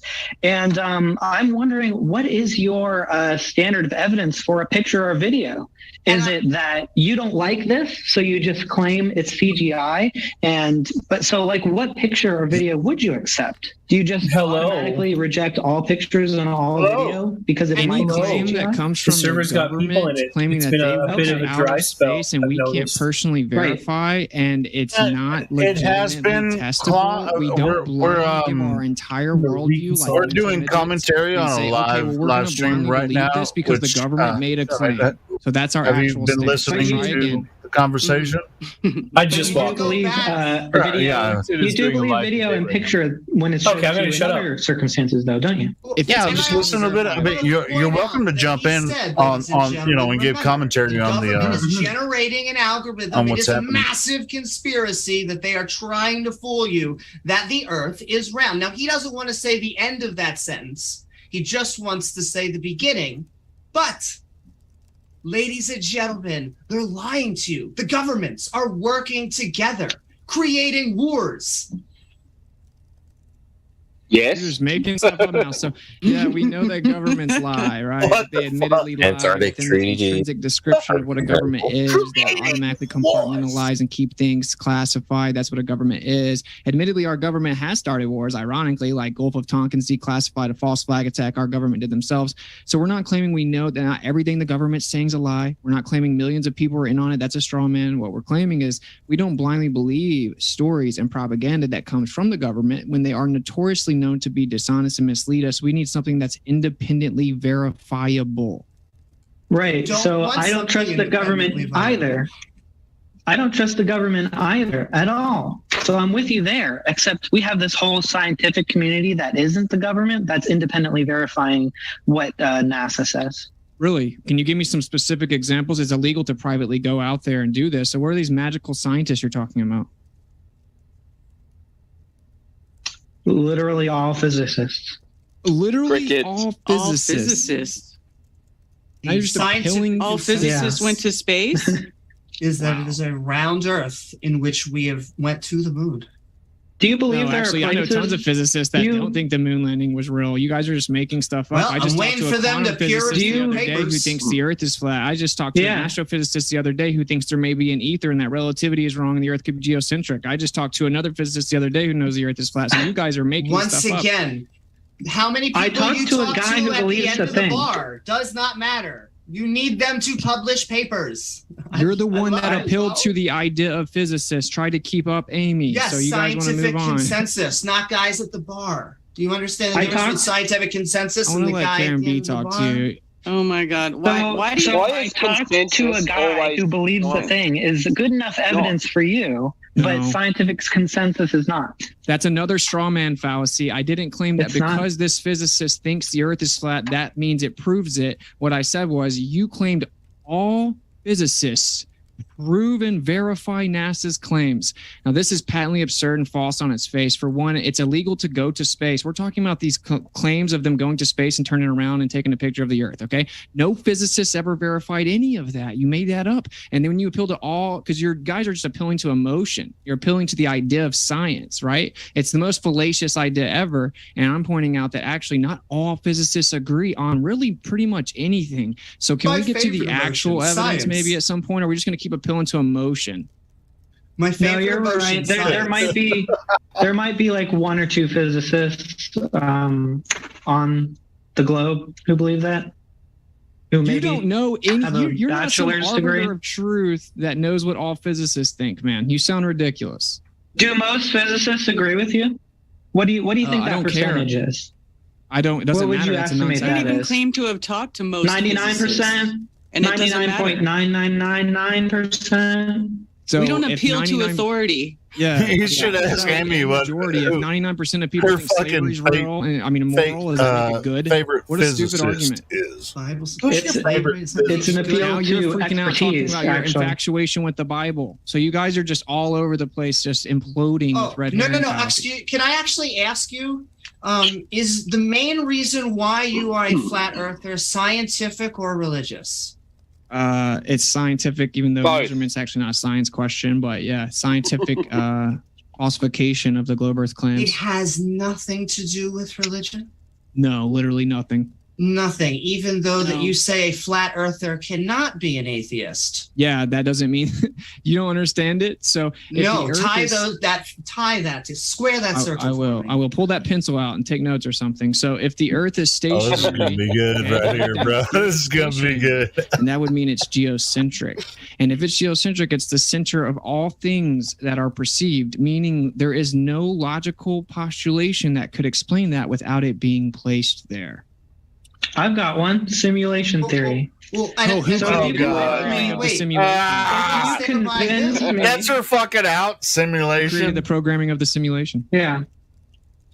Yeah. If you convince me that simulated the the Earth is simulation. flat, I wouldn't go to automatically to God. So why don't you teach me Everything how this gravity thing but works? creation. That's Everything why but I'm convinced that creation. the Earth is a globe. Really? Even in Because- simulation, there's a creator. What's gravity?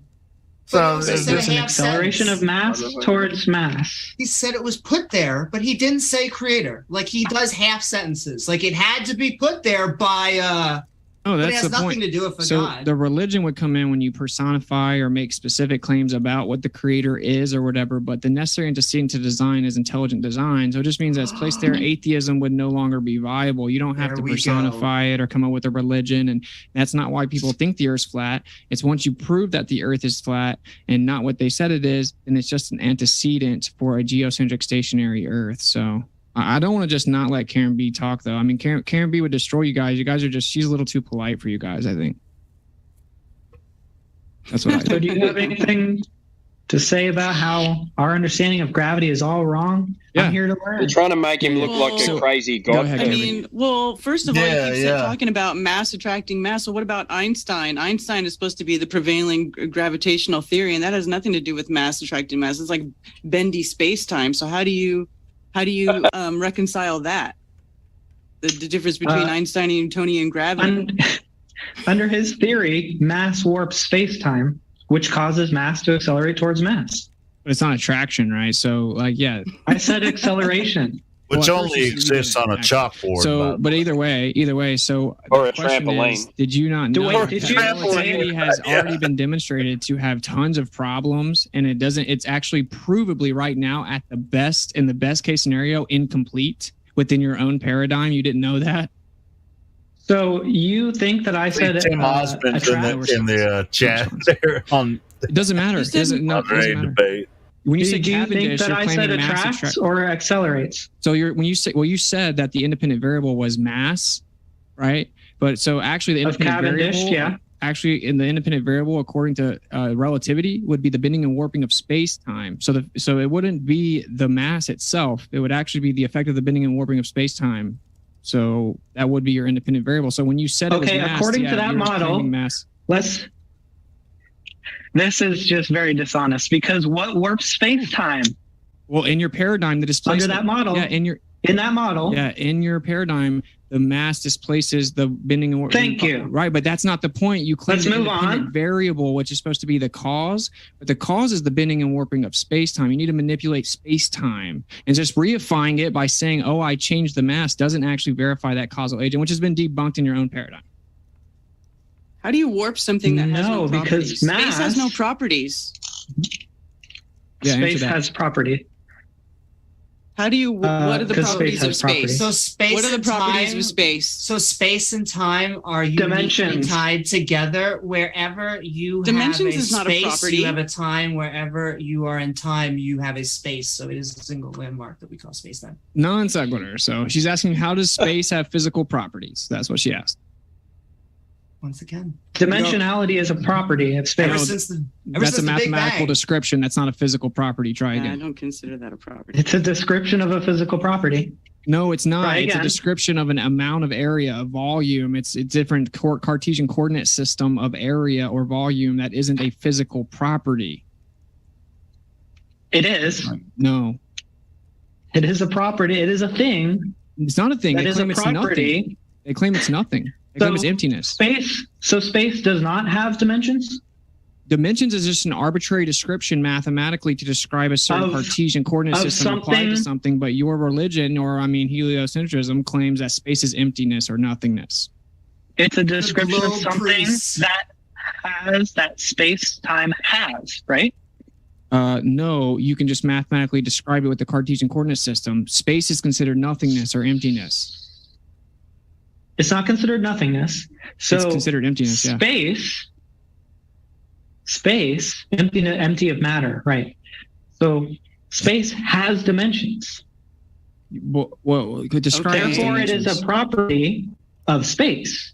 That's how No. English works. Sorry to How burst do you, your bubble. how do you prove You don't understand dimension? dimensions aren't physical properties. This You have is to have crazy. I something mean, physical in space which is you're just applying like a dimensions distance to. So you'll get there. between objects. Dimensions right? are physics, and it is physical. Dimensions are It's not- physics. Time is the concept. Dimensions are not Yeah, mass. time is a concept. But dimensions Yeah, is but physics. these guys, that's what I'm saying. Space time. They put it I also together. want They to say know space both, time. which is That was physics. Einstein's Math is freaking weird physics. idea. No, it's And then And- it's just like and space I time is wasn't a commenting on your construct. math comment. that- I'm saying it's not mass. The universe exists So this that's way. probably what you're But it thinking. only of as physical. exists in It's not theoretical mass. It's not mass, but it mathematics. is. But there Yeah. are non-mass things in physics that are physical. Okay, can you define physical? Nothing that we can test physically Anything has that has to do anything with to physics. do with Einsteinian Okay, space time. so the definition of physical in Correct. your own paradigm is energy or mass. So And space. is which one? I said and space. No. Energy and mass. Dude, they're fucking So which confused. one Look at is those it Glovers, that man. space falls into the category of energy or mass. You're like, what the fuck are you talking Neither. Okay, so it's not physical, even within your own paradigm's definition. So we can move on.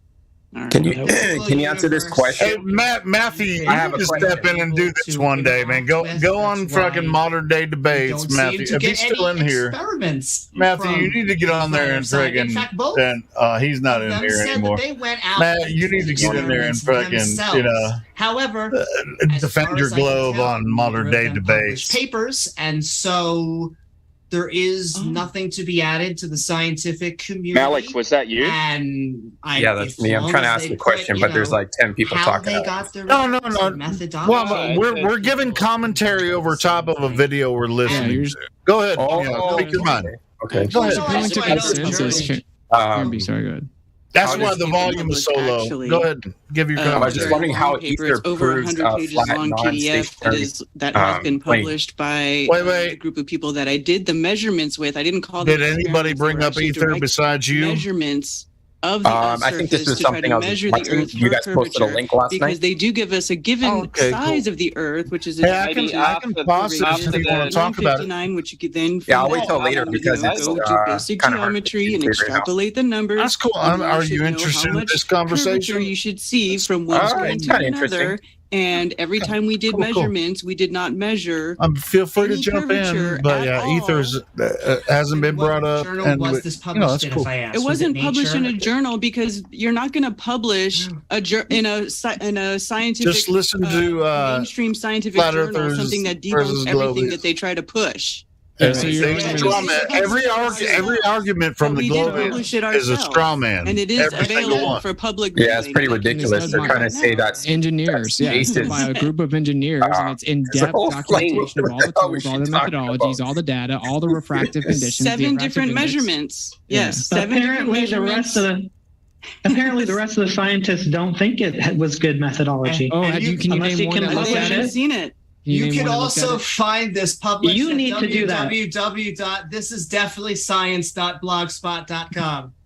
So all you guys are doing is just like, because you guys have no substantive value to your argument, so you're just appealing to consensus. You're like, oh well, the mainstream didn't peer review it and say it was true, so therefore it's not. But ironically, what you just claimed is true, right? Which is relativity. I can cite, since you like to appeal to consensus so much, and whatever a scientist says is true, which is stupid because they all disagree. I can tell you at least 500 different people that say the theory of relativity is not viable, must be replaced, and is in no way complete or compatible, for example, with quantum or the cosmological scale. And you just said you proved it with Cavendish. So you have a contradictory worldview. You're just trying to gaslight us. That's all you're doing. You're gaslighting us for the audience to pretend that somehow, since you have the majority of people on your side, that means you're right. So how am I supposed to tell the difference between you actually being right and all of us being wrong, and all the experts being wrong, and you just teaming up with some people and saying, I know a guy who said it wasn't round? How am I supposed to tell the difference? Do you know what strawman fallacies are? Because it's like the most dishonest fallacy that one can use in a debate, where no one made any of those claims that you're saying. We didn't say that some guy told us and therefore one guy told us so the earth is flat. No, we said you can go out and physically prove via empirical, replicatable demonstrations and measurements and experiments that falsify the claim of the globe earth model. That's what we're actually saying. So everything you're saying is a non sequitur, bro. You're just making up strawman fallacies. It's lame. No, how am I supposed to know the difference? Because I know of several ways to measure the curvature. Name one. And you just call them CGI. Name one. Pictures, looking at lakes that curve with your eyes. Pictures measure the earth. Looking at the stars, which can't spin in opposite directions unless you're on literally anything but a flat surface. Are these people for real? They seriously think Yes, they're fucking for real, bro. Can I share the screen? No, so I they can go ahead don't. and All do you the can job? do with the lights in the sky is observe them. You can't use them as a form of measurement because there's no frame of reference. You can observe that, and those aren't spinning in different directions. You're just slightly warping it. Okay, so that would give you the optical illusion of things moving in different directions based on the containment, actually. So what's up? What's your answer? No, it doesn't. Why not? Because that's not an optical illusion of things spinning in opposite directions. We're literally looking at it, though. And that's We're an not. interesting thing. It says glass We literally are. dome. That makes it almost seem like this dome is made of glass. Wouldn't that be interesting if you just go up to the dome and try and crack it, get right through it? Why are you changing And the you're on subject, buddy? And this is It on says top glass of the dome. The lady right up there. You're changing the subject. So Taylor, you just said no. You have any substantive specificity of any value, or Because it's not spinning in opposite directions. Maybe They it's the literally frame are. rate for me, but it's not. And this is observed. This is observed. What do you mean it's And not this is taken from above the dome. So this Okay. is not a model. You would be perceiving the stars through the dome. You'll More get there. cartoons. Under it. Hey, there's Under it. also there's also a magnetic look field. You can different have two under? parallel things of stars themselves. Actually, two sets of stars within a magnetic field that can be depicted. You would get the exact same thing. Also, magnetic holography. Also, magnetic. Pure holography. speculation. Yeah. I love You're saying it's speculation you said it's as scientific You evidence. said it was impossible.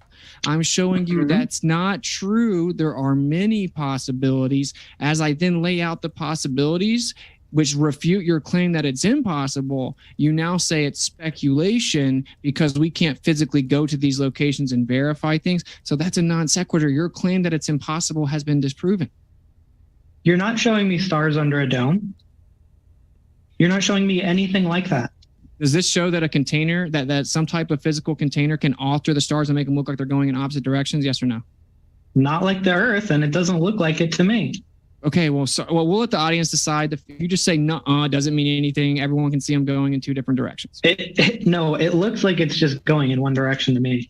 Okay, well, I'm sorry that you can't. Pretty see bad things. frame rate. Can I ask, do you guys believe in Didn't she the say it was atmosphere? going in two directions and that would only work on a Yeah, we ball? believe in the Atmos. What is holding the atmosphere down if not for gravity? There's a physical containment. We don't see gravity hold gas down. It goes in all directions. A physical containment? Once again, like a glass dome? So we don't have to claim glass or anything. Yep, something containing it. We could pick something out of IKEA. You guys got nothing. So if gravity's holding So the one gas down, more- why does it go in all directions? Why does it have density gradient? What do you mean, why does it go in all directions? Because it's fluid. That's a silly question again. Why is there a gradient? That's your question. We have an electric gradient on the Earth, and we have the most gas being introduced at the surface level. And the only way that you can have a pressure gradient is to have the pressure in the first place, which requires a containment. So that was easy. It does not require containment. It only requires acceleration. Acceleration. What? What does Mhm. acceleration have to do with a pressure gradient? Because if the air is accelerating toward the ground, then it's going to accumulate toward the ground. It's not, though. It goes in all directions, including directly up away from the ground. Mm-hmm. So if something's going up Yeah, away from the ground, is pressure, it accelerating towards the ground? most of it is accelerating towards the ground. That's a non sequitur. The point is that the gas goes in all directions. It's actually a direct answer to what you said. No, you said that it's all going down. Isn't that Boyle's gas Yeah, law? most of it is going down. Is it And most some or of it all? might move a little bit. So what? That's how fluids work. So even It's your like model water. claims These it people has to don't be read anything and then they contained. come You arguing. don't know like that. this. It's crazy. It doesn't need a solid container. It needs Gravity, physical containment. gravity, which is physical, but not solid. will Oh my contain God, air gravity's and water. physical now. It doesn't have to stay Gravity's fluid, it's physical. It goes in all directions. I hadn't heard that one before. It goes in all directions. So it's also there's an electric gradient on the Earth, so we can prove like, that there's an electrostatic common field and sense electric versus gradient on the delusion. Earth, which electrostatics on the smallest scale is 10 to the 39th power stronger than gravity even claims to be. And we can actually prove that's there. So can you actually prove that this magical bending and warping of space-time is there without just begging the question and saying, look, I moved mass around? Can you prove it? it doesn't matter. We observe the phenomena that all matter accelerates towards matter. It doesn't matter how it happens. Really? We don't So have to know. all matter accelerates towards other matter. Including air. And you can demonstrate this. You can fill up any container with air and weigh it against Container. something else. It's going to be heavier when it has air in it. Okay. Because creating air is pressure. mass. It creates pressure. Pressure is not weight. Well, really, what's pressure over area of a weight of a scale? What is that? What's pressure over a certain area of a scale? It's not weight. It literally is. You have a certain No, amount it's of not. downward pressure over a certain area. That's called weight. Yeah. What did you just say? Downward pressure? What causes Yeah. that direction downward? Okay. Why not so, sideways? So you admitted you can't prove your claim, so I'll help you out. So there's an electric gradient. Everything's intrinsically electrostatic, right? So all molecular and intermolecular. You can't prove that. all molecular and intermolecular attractive forces are electrostatic in nature. There's not one piece of matter in all existence that isn't electrostatic. That's a citation from Purdue University. What do you mean I can't prove it? Literally everything that exists. So if I drop this, it's going to fall at a certain speed. If I put it next to something, it's not going to fall towards that because it's not attracted electrostatically. Okay, that's right. It's not If attracted gravitationally then. No, it proves you wrong. No, it doesn't. If you were... Yes, it does. Wait, are you saying the marker isn't electrostatic? Not enough to move it. Oh, not enough to move it. So it had to be stronger, but it's still there. Thank you for playing. So if we increase the electrostatics to the other marker, we could draw it in, and we can prove electrostatics does this because we can use a Van de Graaff generator and make things float, manipulating electrostatics. Can you give me an anti-gravity machine? Can you show me where you manipulate the bending and warping of space-times and make things float?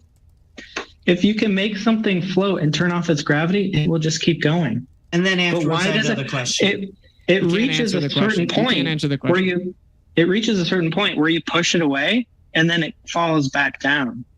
Can you answer the question? So in science, we have an independent variable, right? So we have a naturally occurring observable phenomena that things go down, downward acceleration. Now, not all things go down, things go up also. The question is, why does it just go up and down and not side to side? Well, we have an intrinsic bias, an electric gradient going up 100 volts per meter on the Earth, right? So we have a positive above, negative surface charge on the surface, and everything's electrostatic. We see it happen with electrostatic levitation, with bumblebees and with spider ballooning and with beetles. They use their electrostatic nature to levitate. Right. So then we're going to test our hypothesis. Does electrostatics have something to do with why things go down? So what we're going to do is manipulate the electrostatics to see if it's the cause of the effect. And when we do that, we can make things float. So we've proven that electrostatics is at play and does affect the direction that things go. Now you're claiming there's something else there called the bending and warping of space-time. Can you manipulate the bending and warping of space-time, please, and prove that it's a cause? Or is it just me that has all the scientific evidence and you just have a religion? You have zero scientific evidence. Also, before you go on, Taylor, I just want to point out he used religion in a negative way. Austin, I agree. We should continue saying religion is bad. People should not believe in religions. And now right back over to you, Taylor. I don't like religion. There we go. We agree. Man-made And doctrine nobody's built here upon- arguing in favor of religion. Yeah. So you keep conspiracy theory, though.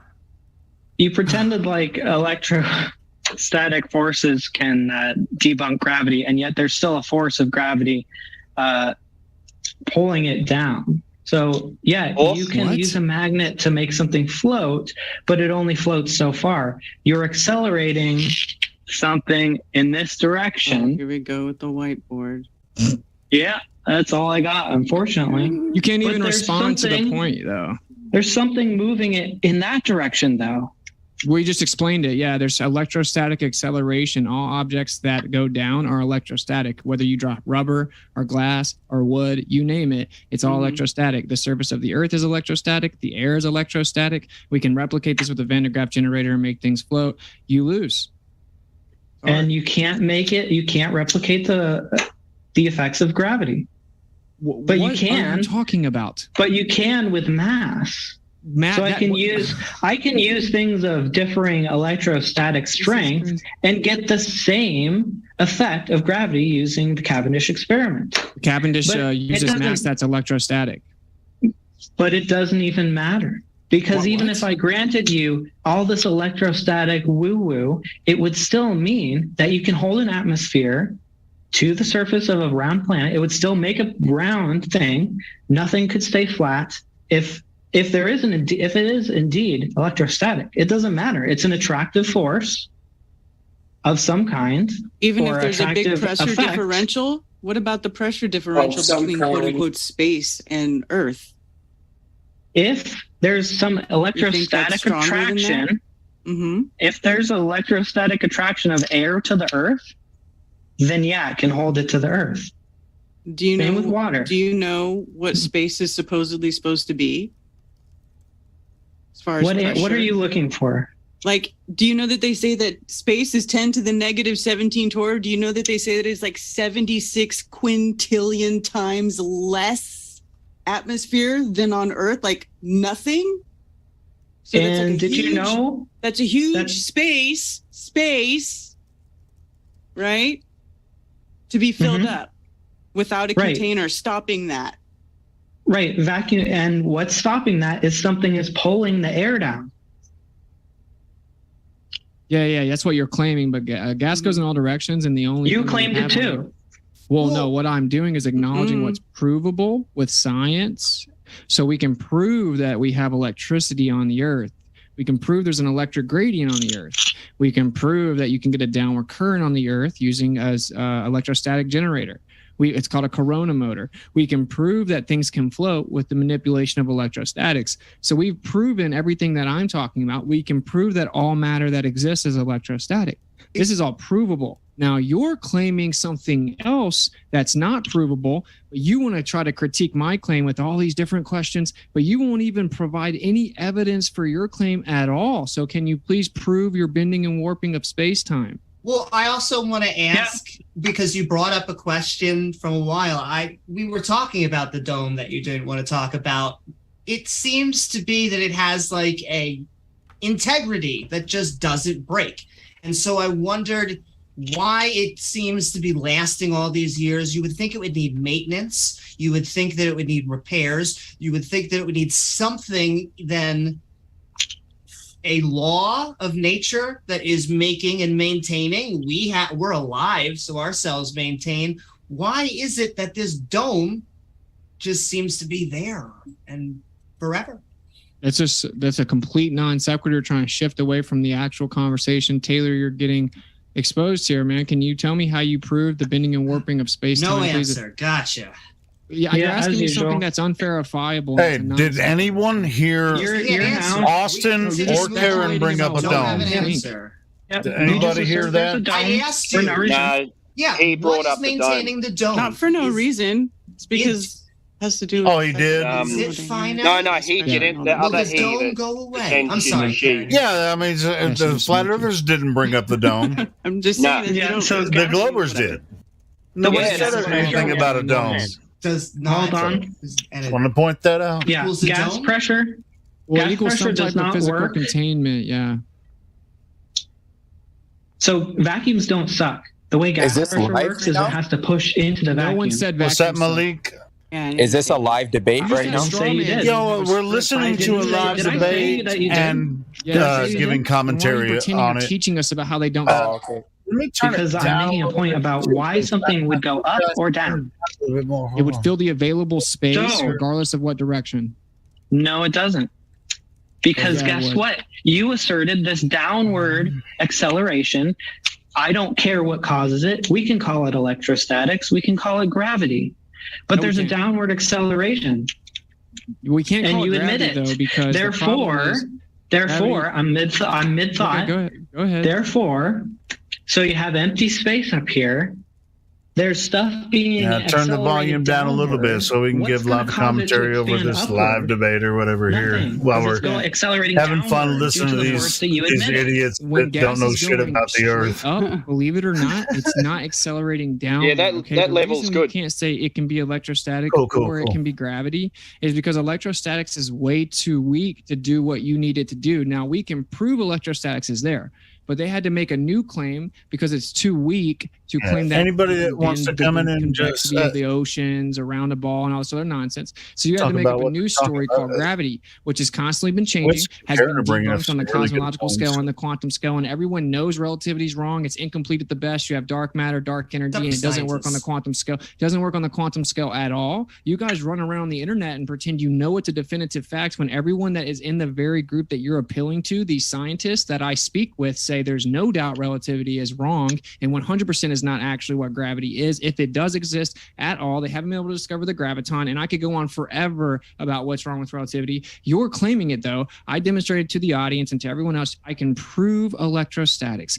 You're claiming something additional to that, and every time I ask you for evidence that we can prove that you manipulated the bending and warping of space-time, or can you prove that relativity is true, you change the subject, because the answer is no, you can't prove it, and every single physicist that you ever talk to that knows anything about this conversation would know that you can't prove it, because it hasn't been proven. Yeah, so strong. Yeah, and I bet both of those guys, those people that are talking, Amy and the other dude, don't even have never talked to a astrophysicist or any physicist about it. Yeah, literally they're just all of quantum believers. They're mechanics knows global that. believers. Yeah, literally Literally. Yeah, they're just those type of people that were in the So you trust debating those team at school, scientists you for know? some reason. Yeah. Well, I don't even know if I wouldn't even go that far. I wasn't in a debate team at school either. You know, it's just talk about your fairy tale. when I was in space, school, I was that's just a totally like, different ballgame. And even I was in your fairy tale a space, performer. I was like relativity an doesn't work artist. there And shit, either. you know, It so is known for a when I'm on long stage, you know, that's kind of what I do. So it is experimentally validated that if you have a larger mass,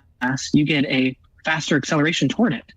I don't care whether it's the bending of space-time or electrostatics. I don't care at all. You Because should what care, we though. Who demonstrated show- that? Not for this topic. Yeah, for this topic. No, Hey, if not I for this put- if I topic. put Because it helium in only a balloon, matters. am I It bending only space-time? matters. Yeah, it only matters. Yeah, it's irrelevant, but it only matters what the direction is.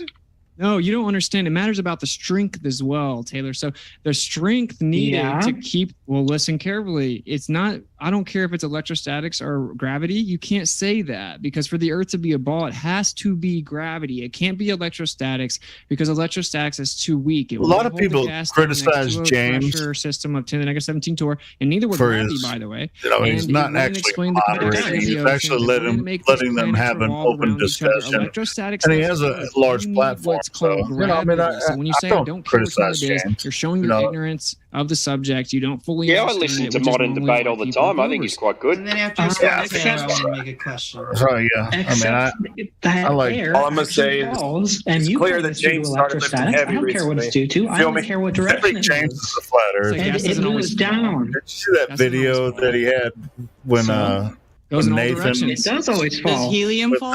If I that fill the idiot balloon in with helium, is it Texas? going to fall? What's Yeah. his name? Depending That was on which where the- environment you're in. If you fill up a tank, a solid tank of Fuck is that? helium, it will be heavier with the helium in it. How'd you measure that? it was Oh, it'll be because oh, it- how How'd do you get the measure it? helium in that tank? It was a live debate. James was there, like I'm not sitting familiar with between them. helium technology. Nathan Thompson. But and- if what you say is true, that this electrostatic gravity cannot Anyway. hold air to the ground, then we should have higher air pressure up the top toward the dome that you can't prove, that you just speculate about. No. But we actually see the opposite. Like, as far as all the not a debate goes, James loves the flat earth And yes, debate. mass can push amongst mass in all everything, kinds yeah. of directions because I can move my He loves arms this and shit. push air up. And But can it's I- always going to come back He down. pulls it That's down. why. and pushes That's why it he up at the lets same this time. shit flow Can I like also it does. ask- Yeah, It's have you bending, ever it's taken bending it? space time. What's it? Don't you Have get you it? ever- The bendy space time. We Oh can my all goodness. bend You can space time have- in every direction at every moment on all over at the same time. It's fine. It all I works know- fine. I know it's hard to believe, but you can have opposing directions of acceleration. No, I know that. I know Wow. that. Taylor, see, all you can do is try to straw man and pretend you're smarter than we are.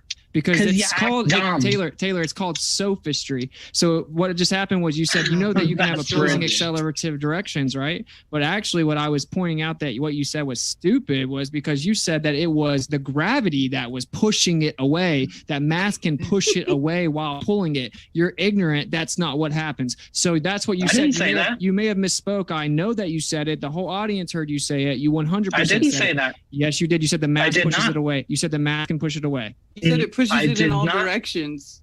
You literally I did just not said the say mass can push it gravity away. can push. You said the which is mass what you pushes said. it away.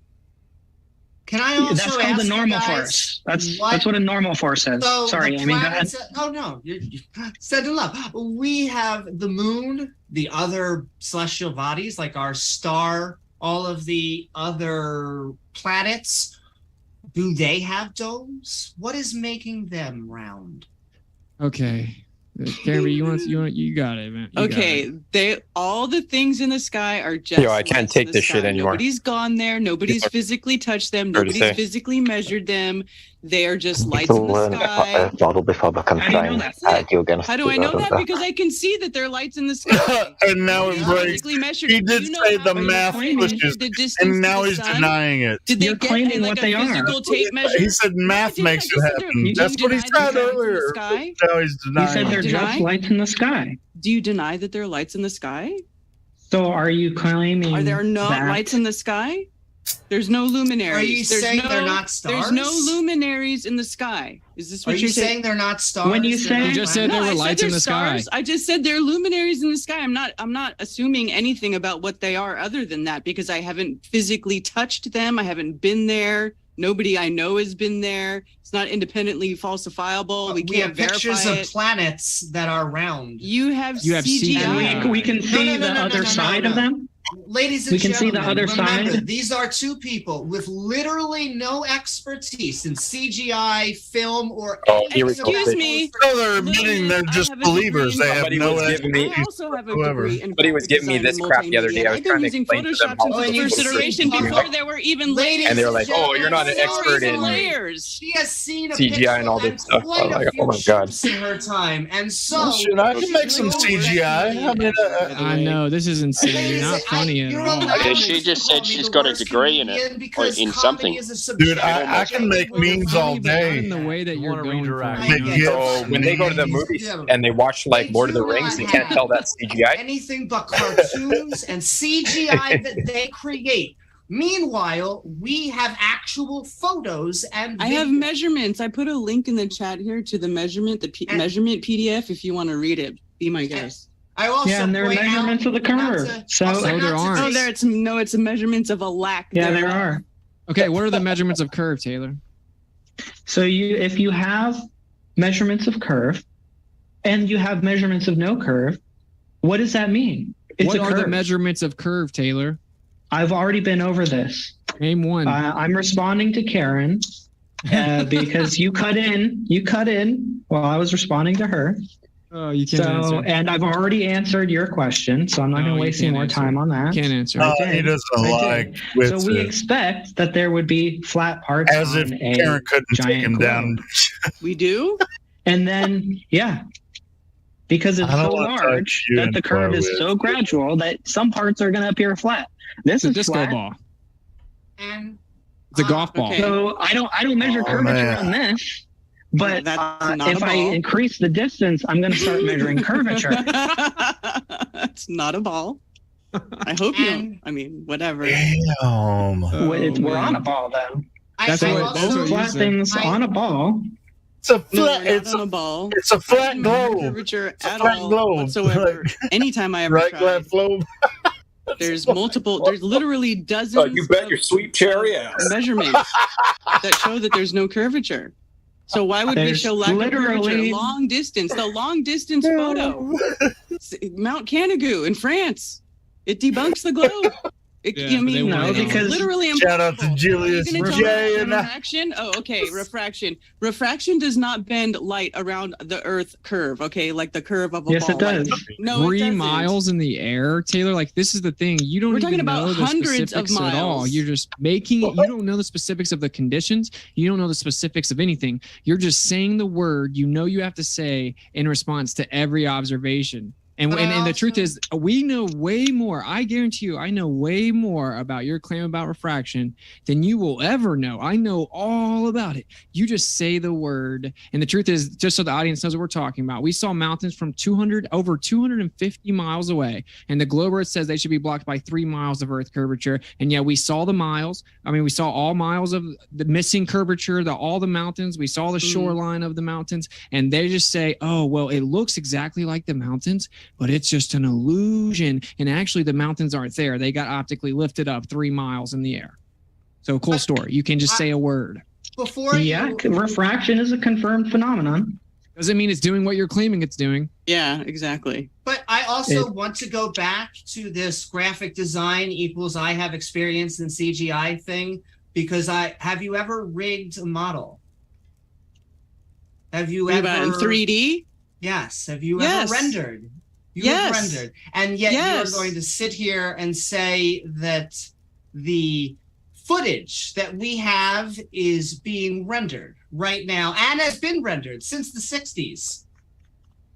What do you mean so rendered many since the straw 60s? Straw man. We went to the moon. We've had video footage of celestial bodies, the Earth being round, the moon being round. You don't think they could have used models back then? I didn't say it was all CGI. It could have been models back then. They could not have used those types of those sorts of programs did not exist. Oh, back then. I just said they didn't have to use a program. Back then, they could have physically built a model. In fact, you can see photos of them literally building scale models of the moon. I mean, it's and the not Earth. a secret. Yep. And the Earth, yes. So your argument is just ridiculous. Once again, it is a conspiracy that they went and they built tiny little models, and they just happened. I don't know how tiny they were. Yeah. The fuck? Tiny They were little pretty big, models. actually. The ones that they showed, they were pretty big. So there's just CGI or models up in the dome showing us the different sides of the planet. It's nothing but straw What? man. No. Dude, this is crazy. Okay, so they're planets. All you can do is straw man us. What do you think the audience thinks when everything you say I'm is straw so manning you're you? saying and it's a lie every time? What do you think they think? That's not what I said at all. You said so there are models in the firmament dome. No one said anything Right, like that's that. that's a ridiculous example that I know you don't agree with, because the observable phenomenon is that we can see the different sides of a planet in the sky, and to believe that, you would have to believe that there's CGI or models in the sky, and I know you don't believe that. So where does that leave us? Why do you What think is your that we have to explanation? believe? Why is it one or the other? Why do we have to assume that we know what the planets are? What is your explanation? There's a pulsating orb of light that has a cyclical nature within a fluid-like medium and its sonoluminescence based on the auditory reverberation. What's up now? Oh, it's just speculation. Yeah, no, you're just like you speculate about the sky. So thank you. You just speculate it. And it's not a That's it what doesn't you look do. like a That's why I light. say it's not even. We don't even bring that up. Like I don't even go there because it doesn't prove anything anyway. I'd rather talk about the Earth, where we can actually physically stand and measure right here. That we could touch it. We can physically touch and measure the actual ground that we stand on, and there is no measurable curvature. And The we sand and mountains make observations that are observable. beyond the geometric curve. The sand, mountains, craters, riverbeds on Mars, that's just a pulsating light, says That's Austin. that's what we see. I guess I'm converting now.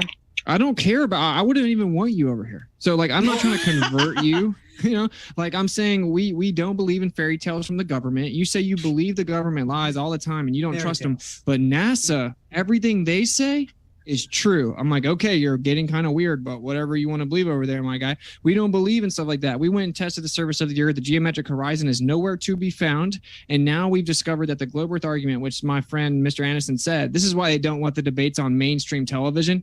This is why, all right, because it would just be so bad. It would be immediately everyone knew. So we're asking for physical, empirical evidence that can be replicated to prove the geometric curve of the Earth and that it is where it's supposed to be. And all the globe earthers say is refraction, meaning we never see the curve of the Earth from the ground. We never see the actual position of the curve of the Earth. So is that what you think? You think we never see the actual geometric horizon? We see it from satellites. You just claim it's CGI with no we can't evidence. see it from the Earth, though. Yeah, you can see it from the Earth, but it might be a little bit bigger because of refraction, which does happen. So then we don't ever see the actual position of explanation is Earth just, curve. And might I say, no consensus in any expertise field, no expertise in the visual effects field or in any physical field within the. You are a textbook sophist.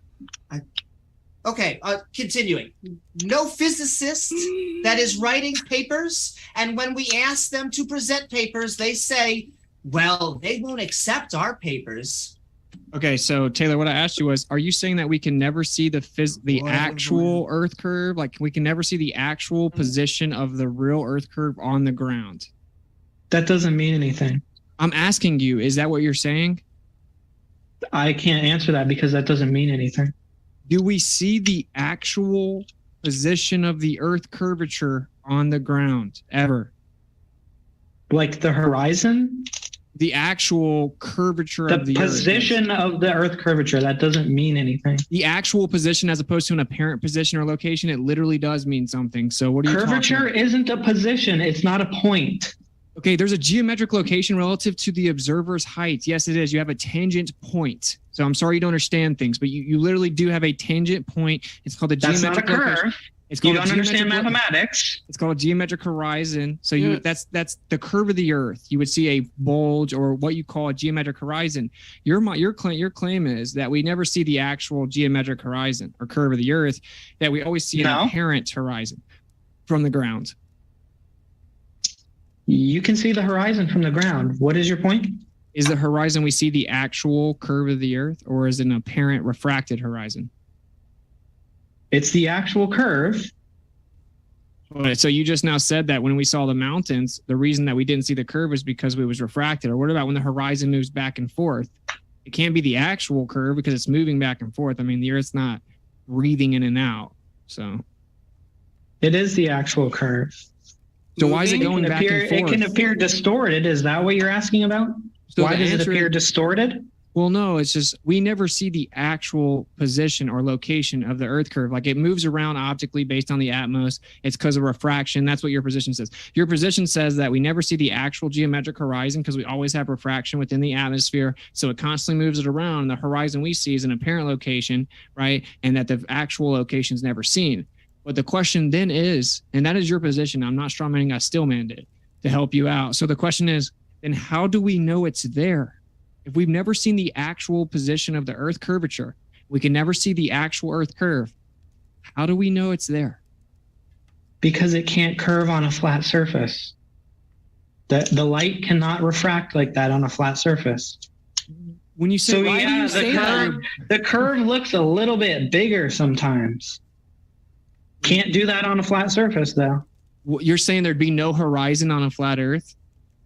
So what curve? What curve? What the horizon is always. What are you talking about? The horizon rises optically up and down above you. What are you talking about? I explained this in the opening. Who told you? Like flat geometric. So everyone told you at a certain point. The Earth has curvature. On a horizon. When you actually compare that with actual photos of, for example, Lake Pontchartrain, you can try and line that up with geometric perspective. And the horizon is always lower because it's curving down. Because on a flat plane, it would just keep going. Curving anywhere. On a flat plane, actually, the horizon would also be below you because you're going up above the Earth. So it would rise towards eye level, but it'd still be below. It's an apparent location that fluctuates based on optics, like atmospheric or atmos location or conditions. So you would have a horizon on a flat Earth, right? You have a vanishing point. You can't see forever, and it constantly changes. And on a flat Earth, that's what would happen. The globe Earth claims the Earth physically blocks our view, yet it constantly moves around and is never where it's supposed to be, and we see way She doesn't even understand that. I'm not sure what you're trying to say. If you're claiming that there'd be no horizon on a flat Earth, I mean, yikes. Yeah. What I'm talking about is, if you've been taught to draw in school, right? Oh. You draw a building. Perspective. Right. Wow. You draw the lines, converges with the horizon.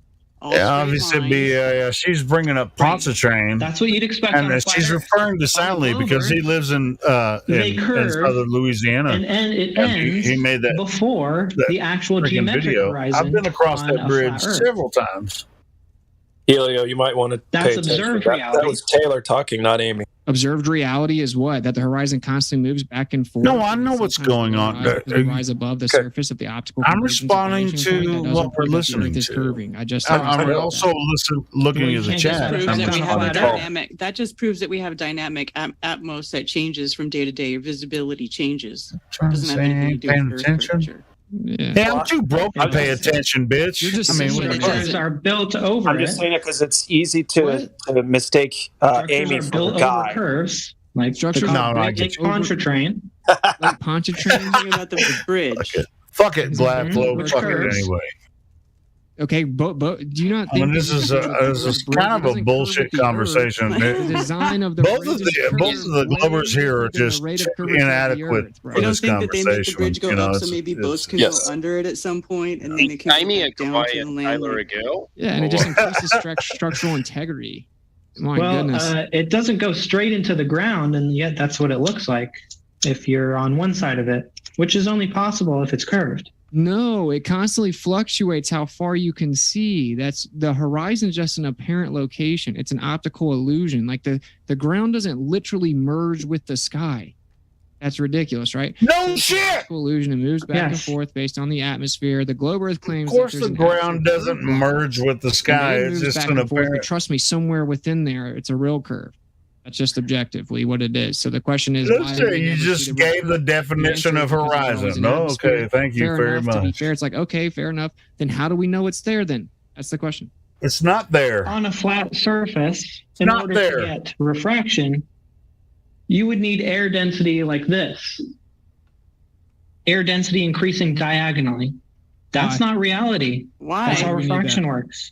What? We don't need What are you talking about? Refraction fluctuates constantly. It's a flat surface. You're saying there's that only one optically direction that light can refract in?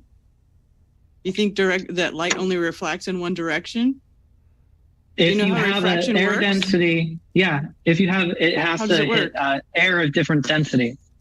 Right. Which way does the light far they go to try to figure out how they can make the globe a real thing? This is the weirdest. What does that mean? It bends towards the normal line. What's the normal line? The normal line, I've never heard that one before. That's a new one. Yeah, inadequate's not the word I'd use for You're these saying two. refraction. It's fucking retarded. Perpendicular. When it bends towards the perpendicular normal line is about to come up. We're gonna find out. So, because you say so. When you have, They're actually giving flat Earth arguments. yeah, because I say so. So I know exactly. I've met the amount of evidence that you've brought because I said so and my buddy said so. So I guess we're even now. We physically, anyway, everyone in the room can go physically measure and falsify the claimed Earth at the Earth curvature. You've just appealed to cartoons and stuff like that, but it's called Snell's law, which is that light will bend toward the denser medium.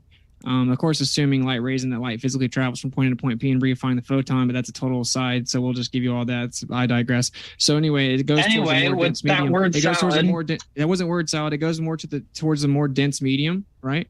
And so that's cool. Whatever. We have to use a differential equation though. We can't use Snell's law for the atmosphere. We have to use something even the differential equation doesn't work for Snell's law. It's a totally different type of refraction. Nevertheless, it's a mathematical construct. Snell's law has nothing to do with what you're talking about. When we explain it on a globe, we use 7/6 an average based on assuming the R value.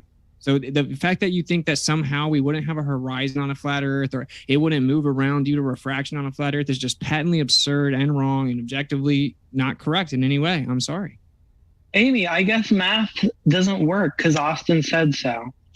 Light bends towards the denser medium. It wasn't even talking about math. It's so far above their head they couldn't fucking figure it out. Done the shadow they're lost. They're lost for thousands of years. That Eratosthenes. He's talking about laws of mathematics specifically Snell's law, and it was so far above their head they couldn't respond. You can do it with a flat surface and a small local light. Yeah. So that should be easily confirmable. 2 different ways. That's a no. That could be easily confirmable. How's your research going to go visit the small local sun? Visit what? Small local sun. Yeah. Your guys is where the fuck do they find these globers? This is James' fault. James brings these fucking globers that want to talk to us. I was just like, that's why I don't go on there. It's just like, I just don't have time for this. Let me explain. I'd rather just do what I do here, fucking make fun of these idiots. Measured. Yeah, I'd rather not talk to these fucking because you didn't do the retards. research. That's why. Then you could say how your research is going opportunities to provide. The Globers make fun of themselves now, don't they? I guess they do, don't they? I'll give you a big question. They never actually physically measured it. It's all based on assumptions. Why does Karen B have to teach you guys? How skeptical Karen B was that she almost tried This is to about make to fun get of Taylor good. for saying I don't know when that's the correct answer. But that's It's not the okay correct- because but there is an as answer. More skeptic- sophistry. There More is an sophistry. answer, though. There is an answer. So why are you making fun of Taylor for not knowing the answer and saying I'm not making know. fun of Taylor because he just said, well, you didn't do the research. And then I asked him a question. He says, well, I don't know. And I said, well, it's because you didn't do the research. I told you. Yeah, it's that- about to you know, get you should good. there The first person that Taylor makes fun of every morning is himself when he looks in the mirror. I probably does. I told you it's about to get good. They're getting pissed now because they got time. they got It's over for fucking. you, Amy. It is. They got fucking roasted, bro. They got fucking roasted. Watch how they fucking If we give everybody spiral about now. 2 minutes, we Watch. can give you a chance to wrap up if you want to draw together some of the threads. From Yeah, the they're gonna discussion. start with insults. James is like, shut the fuck up. You can pass on that. Yeah, well, James is about to go through the super chats and shit, and that's just gonna be fun as hell. Yeah, sure. So, like we were talking about, gravity has never actually been proven in Cavendish. You can't account for the James a variable flat earther yet? electrostatics. It's always He's had there. enough of So this. electrostatics is a small, No, weak James is force. the It's not moderator. strong enough to explain gravity. No, I know, but he must be a fly earther by this point. He's Oh yeah, posted so many. I think he is, but he's moderating. These globers are. And now he's moderating. And it It's just admittedly like- doesn't work. We have dark But he's energy. gonna have to at a certain point go to through the super chats and questions and shit. Relativity would predict. Super chats are over shit. Faster. We're off. I know, but at the same time, that's the funnest part. That Sometimes makes up 96% of everything. I wish you would actually moderate, though. He's letting these guys go too wild. No. Or gravity. Well, it doesn't work on the quantum scale. It doesn't affect anything. It's not. I seen mean, anywhere. yeah. To be honest, this stuff was entertaining for like the first this 2 isn't years. a debate. It's I like painful at this point for the yeah. globers. I mean, it's like James knows what he's doing. He's been doing it for a while. I mean, it's not a formal debate. I mean, there's a debate and there's a formal discussion. My ulcer acts up when I listen to this bullshit. It's a philosophical decision. I know, but at the same time, it's just like My ulcer starts to get a twin. I know, but It's nonsense. What James does and other people at this modern day debate channel, they have different sponsors, different moderators sometimes, and they'll just invite people and be like, hey, we have 2 against 2, 2 versus 2, boom, boom, boom, and they'll just friggin' throw that shit out there. We don't we do it a different way, whatever. But it's still interesting to listen to sometimes because densities depending on the temperature of the water. people get really spirited, in their discussion. So it's interesting to listen to. You're going to get different. Whether or not you can listen to it or not, however long. But when it comes to flat Earth stuff, James, when he's the moderator, quote unquote moderator. Hold on, Helio. He Let's fucking hear him just fall let down it happen. the last part of the stairs. Let's hear the last few stairs that hit their head. Yeah, I can't wait till the super chats part. I want to listen to that. But anyway. Knew and recorded that the Earth was spherical and kept it going all the way up until the Enlightenment. So we have known that the Earth is round. We have been able to prove it through not only natural philosophy, but through science. Scientists have known that the Holy world is round. fuck, they just came from an hour ago. We have proved it. We have known multiple ways that you can do the experiments yourself. I do want to thank Taylor for being my debate partner. Witsit and Karen, as spicy as I've been, I really do love everyone. So send love to them, and of course, James, Apparently she's a being an comedian, but I awesome find her very mod. funny. And if you guys haven't already, hit that like and subscribe button. Then what are you doing? Appreciate that. And it is Jesus true, folks. fuck. I would say this: if you thought your side was more, Was he waiting for an Tyler, applause? We're going to give you a chance to speak. Yes. Forget Yeah. Taylor. Someone forgot But I to wanna tell say, him her she stopped being a If little you thought your princess side at was 7. I'm pretty sure Taylor didn't get any applause even from the Globe side on that see debate. this video is that you hit like for real, because if you hit like, that boosts it in the algorithm, meaning that YouTube will recommend this video to I would never put anything like Amy in for my side of any argument whatsoever, aside from sterilization. Okay, jeez. With that, Taylor, go ahead. I think that's already happened as far as I'm All right. concerned. but whatever. So number He one, could what be we in were that talking What is a about Woman in closing, Yeah. And apparently lose it. She's right over that fucking different lengths can be achieved by a small and local sun. So I asked you, can you show that there's a small and local sun? That should be pretty easy to research. And then we had a bit of a meltdown there. All right. That's been shown so many times. There's so much footage of that. I believe it's my. What's the small and local sun or distant sun? Where's yeah, the so debate? you guys had a, It's a small and local sun. I'm there with that. robust This stuff's such a waste disagreement of with the fact fucking that I wood asked in you, Karn's time. where's the small and local sun then? Because this is your rescue device for this effect, and it should be easy to go discover. It's there. Look, I can see it. Earth yourself, I can see it. You've given me no reason to believe that your measurements are good or correct. I have no way to tell you from a wingnut if you're correct. Is that Taylor? And I think that's ambient. I have no way to do that. No method. I have no way to tell where the sun is. Well, God damn it, nobody else does either.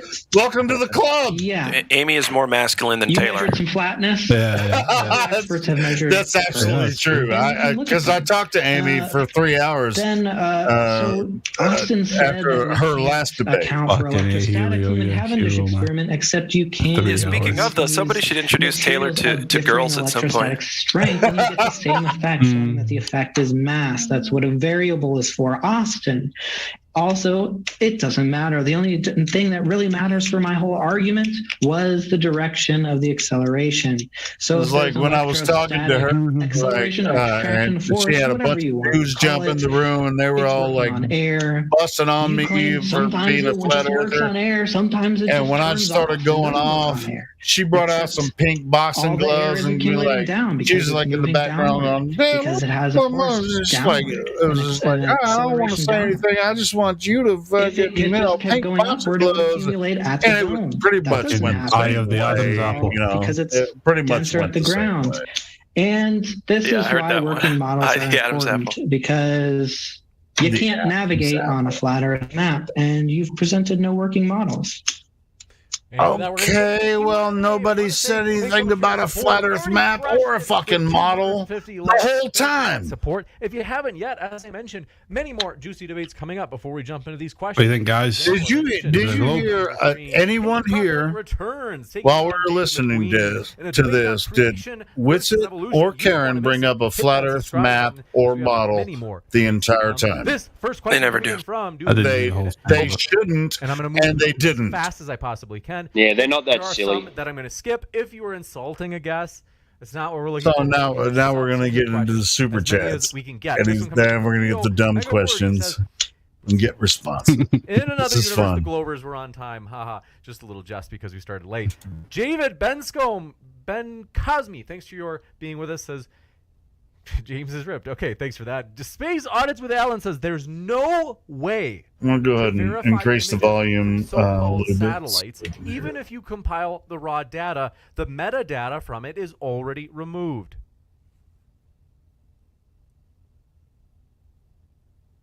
I think they're saying that the alleged pictures from satellites are not real, Amy and Taylor. I think they're saying that. Can you ask that question one more time? They said there's no way to verify images from so-called satellites. Even if you compile the raw data, the metadata from it is already removed. Once again, that just sounds like a conspiracy. It's the main shtick of a conspiracy theorist. Did you get that data yourself? We have a shtick. Did you know? Because what they're saying is we don't trust scientists. We don't trust scientific consensus. It is a Fox version of she watches CNN. No, we don't. Get the fuck over it. Can you give us a reason? Well, it's like either Fox or CNN or distrust. How can you turn flat NASA and other agencies? NASA, I know they hate it, and we get paid by them and George Soros, but they're actually a fairly well-liked government agency because I was going to say what a fag, but I shouldn't say that. As unpolitical as possible. At this point, you don't even know what it's thinking. And for hell, how much I'll hate Trumpy Stan, he put up Space Force. We've got a lot of questions. So many buzzwords. They're doing good work. Trumpy Stan, yeah. No, Space Force. It's just this is Space Force, and it's everything. Between the North Pole and equator. Globe Earth / gravity predicts it? ? Amy and Snake, y'all are awesome. Why would you pay, That's why a good would you question. pay So money Einstein to himself, ask which a most voters dumbass don't know this, question? Einstein himself said in a letter in 1913 to Ernst Mach that if the Earth was at rest but the sky was moving around it, there would be a translation of centrifugal force. So you would get the same effect that drags the pendulum around or cause precession in the gyroscope. And that would also affect weight distribution measurements, meaning that the actual weight that's measured would be affected by the centrifugal force and the transition of the system from the moving sky around the Earth at rest frame reference. And that is Albert Einstein himself. But just the mainstream Google won't tell you that. So yeah, since the sky is moving around the Earth, then you would actually have centrifugal distribution within a toroid vortex, and it would change the weight distribution. Incoming. This one from Theo Megawordy says graphic designer equals globe. Look at the expert. difference between Witz's answer to the last You heard it question. there, To that question, Not taking compared context. So let to me tell you though. Amy's. Before I wouldn't put an asterisk on it because she's probably an amazing graphic designer, and a graphic design is an amazing degree. But once again, it's like when creationists like putting physicists attack biologists and biologists attack physicists, because if you get someone in their own field, it seems that they don't have consensus. And so, yes, I would love to see someone in the post-production industry present some sort of methodology that we can take to show that it's CGI. You can't just claim it's CGI or visual effects because your gut tells you. Like That's there what has they to be- say it is. That's what they say it is. They tell you it is, right? This is one long. Confused graphic design artist or not, Earth measures flat. magic when I'm with Amy you. and Taylor are about to get flat smacked. Brandon Conell says to use the Bible as proof of flat Earth, don't you first have to show the Bible is actually correct? Although I don't know if either of you, if that came up per se. Oh, this is a good No one one. knows that. That's a straw man to don't try to use that as dismiss proof. us. Yeah, it's just a straw man. Cameron Hall says, if Earth was flat, wouldn't you be able to see Europe from America using a telescope? There Also, we go. why can't flat earthers just go to the International Space Station and show us a picture? Okay. There's angular size change with distance or angular resolution limit and something called the attenuation of light. So no, you wouldn't be able to see forever. You have an optical vanishing point. Why can't we go to the ISS and take a picture? That's the question. I mean, what kind of insane, absurd, ridiculous Listen, man, I'll do question is that? I don't anything even to know. get on that ISS. You got Anything. in from Hit me up. William McVicker says we have mapped the position of stars in the night He sky. coulda went on the Why rocket that does went the up. night sky Supposed to spin went up. counterclockwise when observed from a northern position, clockwise though from a southern position? And That's goes not east to true. west at the equator. I just explained that there'd be an All optical stars effect. rise in the east and set in the west. Yeah. When you look north, There'd be an they go optical from effect of right to containment. It left. could be When you magnetic look south, they go telepathy. from Shows left that to a magnetic right. field would do the same Very thing. So fucking there's a easy plethora of options, answer. but literally, just a Next. little paperweight will show you that there could be an optical effect that make it happen when you look up. So You're just looking. It depends on which way you're looking at it from. The Wicker Man, thanks so much for your super chat. If you had a question to attach to it, let me know in the live chat. Brandon Connell says, for the Flat Earthers, get your pilot's license and go. It's not illegal. You just need international flying clearance, and planes aren't that expensive to rent for a day. it is Okay, illegal. money bags. Oh, fuck. Okay, money back. Yeah, exactly, Charter bro. a jet. Okay. That's a lie anywhere. You can't fly over Antarctica. It's illegal. Bro, You you're can't gonna do that. They say spend it's too thousands of dangerous. dollars It is a just to lie. get one airplane There's The flying. pilot offered this. Yo, really? The Then we actually Yeah, contacted then we him. held him and to then it, and then he backed off because Yeah, and he he realized lied he and- couldn't do it. he wouldn't even He tell us his company. snuck away back into his corner. Yeah. He just That did was it the so Kelsey you could guy, say stuff wasn't it? like that. You guys could just say Exactly. things. Yeah, and we called his Bruh. bluff. The pilot And said then he he was tried doing to- okay. Okay, we have the Go ask documentation of him. it. So whatever. Yeah. I totally trust your account. We have the Go ask him. documentation. You don't have to trust us. You can actually go find that out on your Go own. try to we have the fucking do receipts. it, Have and fun. you'll find out. This one from It costs thousands of dollars. says Lake Michigan is so big that you cannot see the opposite shore even on a clear day. It's from the curvature of the Earth. Team Flat, can you refute this? Lake Michigan? You think Lake Michigan helps globe Earth? We can see the Chicago skyline across Lake Michigan from up to 60 miles on clear days. Yeah, I from talked to across- locals there. Yeah, I think what was it, St. Joseph, I think, worst. Illinois, That's the or worst. someplace. I can't You can remember what it is. you can see it always. Like I talked to all the Yeah. locals there. They said you can see it 2 to 3 times a week. So no, you wouldn't be able to see forever over a flat Earth. It's not Yeah, complicated. things get smaller. Remember, like Sesame Street near far. This is Ben Cosme says, Brandon, look up Antarctic Treaty. Who's Brandon? All right. Say, look up Antarctic Treaty. Does anybody know what that refers to?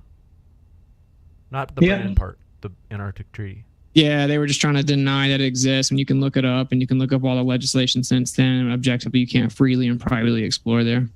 Brandon Connell. I brought it up because I do say it exists because the military is banned due to the Antarctic Treaty. Yeah, so are humans freely and privately exploring. And people aren't putting their houses there. No country has been able to expand, like, to settle. Hey, the military is banned. This guy is totally for it. They will say permission from the government. Why would you want to settle there? Because it's uninhabitable. You wouldn't want to have a settlement. We never said you can't go to Antarctica. This one from Brandon Connell. You just can't go do whatever you want there. Brandon Connell says, what is the name of the law stopping anyone from going there? The Antarctic Treaty. Gotcha. There's additional laws in the United States since then that are subsequent, like legislation underneath that. I feel like the Globers should hack Amy and just get it off the screen because it's not doing Globe any favor. Was saying to Brandon, who asked that question, that they should look up the Antarctic Treaty. Okay, maybe they should. A little bit dense. This one from. Oh shit, Amy, you're not doing this. Show the sun. Oops, Amy has no internet now for about a week. Whoops. Yeah, this is her second time doing this. Azimuth, longitude. She failed last time. I remember. That was seemingly is a magnetic holography that acts as a toroid. And for such a big head on that guy, you think where's that your local sun? I don't think I've heard this Taylor guy readings, and they show that it's like a toroid type projection. Mm-hmm. You got it. And want to remind you folks, our guests, don't worry, we have more questions, but I want to say this because you're all here. Our guests are linked in the description. So if since you just got your potentially first exposure to them, Taylor was you in, can learn more about their views and Kai. Clicking He on was their in that links one. below. What are you waiting for? Yeah, that was a good one. Whitson gets it. Karen B, Amy, and Taylor are all linked in the description box. And that includes, if you're listening via the Modern Day Debate podcast, you can find our guest links there as well. This one from Tim Pryor says, if you admit people can go to Antarctica, then you can't deny them witnessing the 24-hour sun you guys say doesn't exist there. All right. Well, show us the fucking evidence if somebody's actually done it. That was stationed in Antarctica said he never saw a 24-hour sun. You just see the sunlight. The only supposed footage of it is provably photoshopped and chopped together. So that's kind of sketchy. We have a million shots of it in the north, none of the south. So yeah, it doesn't exist. Sunlight and sun itself is not the same thing. You got it. Theo Mega Wordy says the Himawari 8 is a compilation of weather data from international systems with extrapolation overlaid on the blue marble data set. It is photoshopped. There you go. According to what? This one. You're asking someone that can't answer the question. Because I looked up the Himawari data. Did you extrapolate the metadata? You got access to it? No. Yeah, you can't. It doesn't let you. You got it, and this one coming in. And so that doesn't mean it can't be or that it's faked. Tim Pryor with Himawari, it's only over Japan. To prove that every picture of Earth is fake. Have you done that? My God, they can't tell that shit is cartoons. They don't have to. They admit that it's composite images. They take high altitude footage and then they put it together, stitch it together over a flat map surface, wrap it around a ball, bring an artist in to do an rendition. I don't know why we'd have to have someone prove it when they openly admit that that is CGI and it's not actual full pictures. This one from Tim Pryor as well. So sorry, but you guys are going against every scientist and billions of people. Burden of proof is always on you. This is why you guys are not pursuing bandwagon fallacy. And we said billions of people. You're lying. You did not That's talk about obviously an appeal to authority. Billions of people believe everything. Try to hear the question. Physics man. alone says that's impossible, and all physicists agree with gravity. You have to lie or be lying right now. We'll give you a chance to respond to that That's not true. They don't all agree. See, this is just a tactic, right? It's baselessly asserting it because like they have the confidence of having all the people on their side, but they don't know anything about it. I literally did just now talk to a physicist the other day. All quantum physicists will tell you relativity does not work on the quantum scale at all whatsoever. They're trying to find something called the graviton. It also doesn't work on the cosmological scale. No one is lying. Not all scientists believe anything. Physics is based on the relativistic application, and that's proven to be incorrect on the quantum scale. That's why they're looking for a GUT, which is a new grand unified theory, to replace it, because everyone knows that it doesn't work. So just the truth of the matter is tons of physicists actually do know there's something going on with this whole gravity and this earth spinning around the sun thing, because they're trying to reintroduce the ether, which would make it stationary. So yeah, there's a lot of people that think different things. Just want to point out that that's the question I had when I theory came of relativity in about and special relativity right now are, as far as we can tell, non-dispute. No one is writing papers against them. I don't know where he's getting this from. And the trying to figure out how to tie something big with something small is the theory of everything, or at least that's what its PR term is called. And that's just trying to tie quantum mechanics and general relativity together because we know both are facts. And they don't work together. You're getting there. So you just said no one says that. No one's. It was a super chat. I'm finishing the response, and the response to you just blatantly. I'm glad she said that because it's known that relativity doesn't work with quantum. So they're looking for a new model. It admittedly doesn't work on the quantum scale. But it proves that she knows what we're talking about. This one coming in from Enslaved by Truth says God hates spheres. This one from God hates spheres. Godzilla 37 says, strange clouds smoked too much. Globe's a fairy tale, fool. Who's strange clouds? Sir Corduroy says changing mass changes the degree of warp.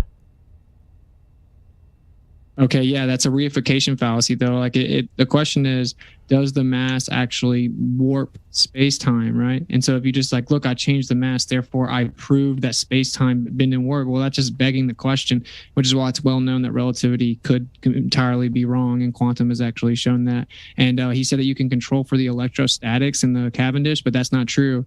The best Faraday cage in the world still has electrostatics. If you ground it, it's still electrostatic. The air inside of the chamber is electrostatic. The balls are electrostatic. The torsion cables and the rods are electrostatic, and it barely moves at all, if any. So yeah, electrostatics is clearly the most strong variable there, and you can't eliminate it. And this is objective. All molecular and intermolecular attractive forces are electrostatic in nature. This one from Psychor says, "Straw man." This is my favorite phrase from tonight is "God hates spheres." This one, that's going to the rabbit hole. Going to be my new. Hope you're well. I know we got to figure out something with that. God hates spheres. Which has all the let me know if I mispronounce this. Himawari 8 raw images. They wrap flat radar images over the blue marble sphere. The video is on the Flat Earth Clock app under, quote, satellites on the FAQ page. Yes. Once again, if you are taking multiple pictures and they are accurate pictures of the world, then I don't know what to say. It's not CGI. His claim was that it was a real picture, okay, and that it was a single picture that wasn't composite. He just told you can go look it up, that you can look into the data. It's actually not real pictures, and it's wrapped around a presupposed ball. They don't take a picture of a ball from space, admittedly and provably. What it sounds like you're saying is at a certain point, like on the Google question that I see coming, that certain companies, when it goes so big and you can't have a single picture, have to go picture. So that's what a composite is. It doesn't mean that the Earth is flat. And I once again would like for an actual. She doesn't even know what a fucking composite is. What the flat Earth they're saying is, well, it's not a full picture of the round Earth, is it? And then we go, no, that's not how they're trying to put it together. And we say, do you have a single picture of the flat Earth, and then all of a sudden, well, they won't let me here, they won't let you go there. All the secrets. All right, you don't have a single picture or a composite image can't get to of the globe Earth from a satellite. Why No, is there you no don't. actual pictures of the flat Earth? Why are you such a sophist? Okay, if you don't have an answer, just say I don't know. You can't get outside of the Earth. It's stupid. It's a stupid Amy question. We can't get doesn't outside of the know. Earth. She just. So if we can just compile things from the She doesn't ground, know then there's shit. no reason to have a satellite looking at it from down. There's color correction, and there's overlays on the website that you can turn off. But there's no point in having a satellite if you're just taking all the data from the ground and just put it together. This one coming in from Hates Wouldn't be Stare to says reinforce Taylor the and ball. Amy. You look hungry. It's like, I don't know. This I don't understand that Sponsored one. by Snickers. That's why I love James, because he gets so fucking flustered by some of the questions. He's just like, which one should I just fucking ask? A completely empty universe with bent space-time. James is you fun. don't even know your own religion. It doesn't matter. People don't know everything about gravity. Therefore, So gravity's doesn't the exist. religion? Is that what it is? No, you literally said it's not gravity. You said it's you. That's what you said. Anyway, yeah, like I said, it doesn't matter what the actual cause. Why does gravity exist? Why does it work? It only matters how it works and basically what direction it works in. If you want to call it electrostatic, doesn't matter. It's all still moving in the Did same I direction. respond the same So way? it doesn't need a dome. What else did? Oh shit! I also just want to. I just want to point out. I want to appreciate once again a negative take on religion. I want to keep on saying that word should be used negatively, and I am still waiting for an actual model to come to our side. Wouldn't it be nice if we could just come some sort of flat Earth This model? person's so obsessed. We with get it. Bob You're scared of the Square. creator, and I have a flat It's Earth model. weird. I'm in There we real go. time The answering the creator- question, and now it's just coming back. What the fuck? I thought I was What's just more asking logical, you guys. that flat earthers are smarter than billions, or they watch some YouTube video and are just being duped? This is tripping me out. Smarter than billions? Here you go. Absolutely. Build a consensus. Joshua Kelly says, Amy, actual science can be done without papers. Well, so science isn't a body of knowledge; it's a process, and the process would be doing a hypothesis, going out there in the field, collecting data, having results, and publishing that methodology. Science is definitely not a body that's of the difference knowledge. between all of the religious views. Oh, no, that's what superstition you doesn't said. matter. You said it's a process. If we were to Or restart whatever. the clock, all of this nonsense would go away. But if we were to delete every science textbook right now, each and every fact would be rediscovered. She sounds If you could do scared the now. science- She sounds scared. Sorry, if you could do the science, you could publish papers. Yeah, but it won't get actually peer reviewed and published. When the on Globers mainstream actually go out academia. into the It doesn't field? walk the line. Everyone knows this, so you guys are just chanting. Nope, scientists disagree with each other all the time. They fight a lot. If you actually read any science, you'd know I that. read way more They than you do, ever but have. only the ones We who must be push the retarded. narrative Yeah, that they scientists want to be disagree pushed all the get time, but published. literally Except every they physicist challenge agrees each other's on narratives. whatever So it you was. just didn't listen to what I said and But just not with repeated this your specific accusation. Thing.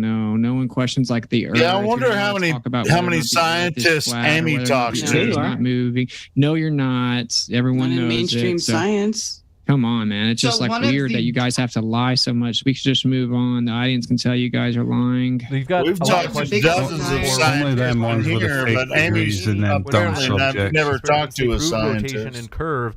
Thanks, Bob. Interesting Jeranism. Notice how after that, all flat earthers stopped doing actual experiments.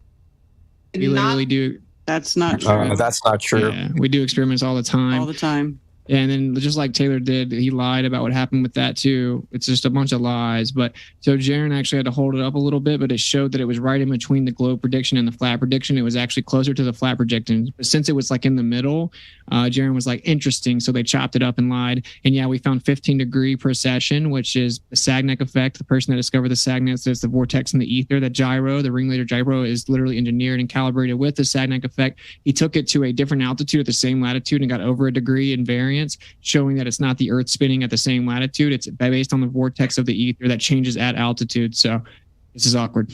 But not only do I agree with the questioner's take, but just like the earlier question was bringing up Einstein, first of all, you could take your choice if you want to be on Team Einstein or Team Conspiracy Theory. But Einstein did not like quantum mechanics. He was one of the people who hated Team Einstein or Team Newton? Test it. And begrudgingly, Einstein had to accept quantum mechanics because of the purity Team Einstein. Didn't they have to fucking build a ladder on a chalkboard and build equations? Like quantum, it's because of spooky action at a distance and superposition isn't consistent with relativity. I read both of his letters where he talks about it, so we should. But he got over it because of science, just pretending to know things that you don't know. It's not. He knows that it doesn't. It's contradictory to relativity because if there's superposition, then the bending and warping of space-time would be in all kinds of different positions simultaneously, and that's one of the many problems. You don't know any of it. It also disputes the constant speed of light. We can just move on. This one coming in from.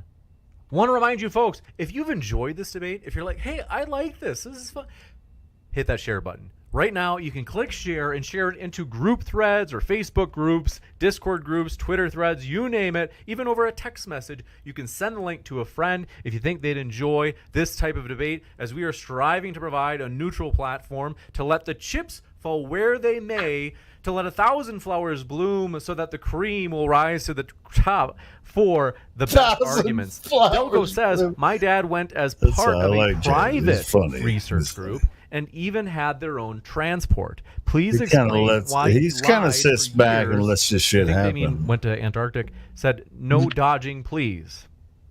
No one said that he lied. He had to get approved before his private group went. The point is that you can't privately and freely go wherever you want to go. You have to get approved by the government that you are in the country of. It's just objective. It's weird you guys got to spin it and lie about what we're actually saying.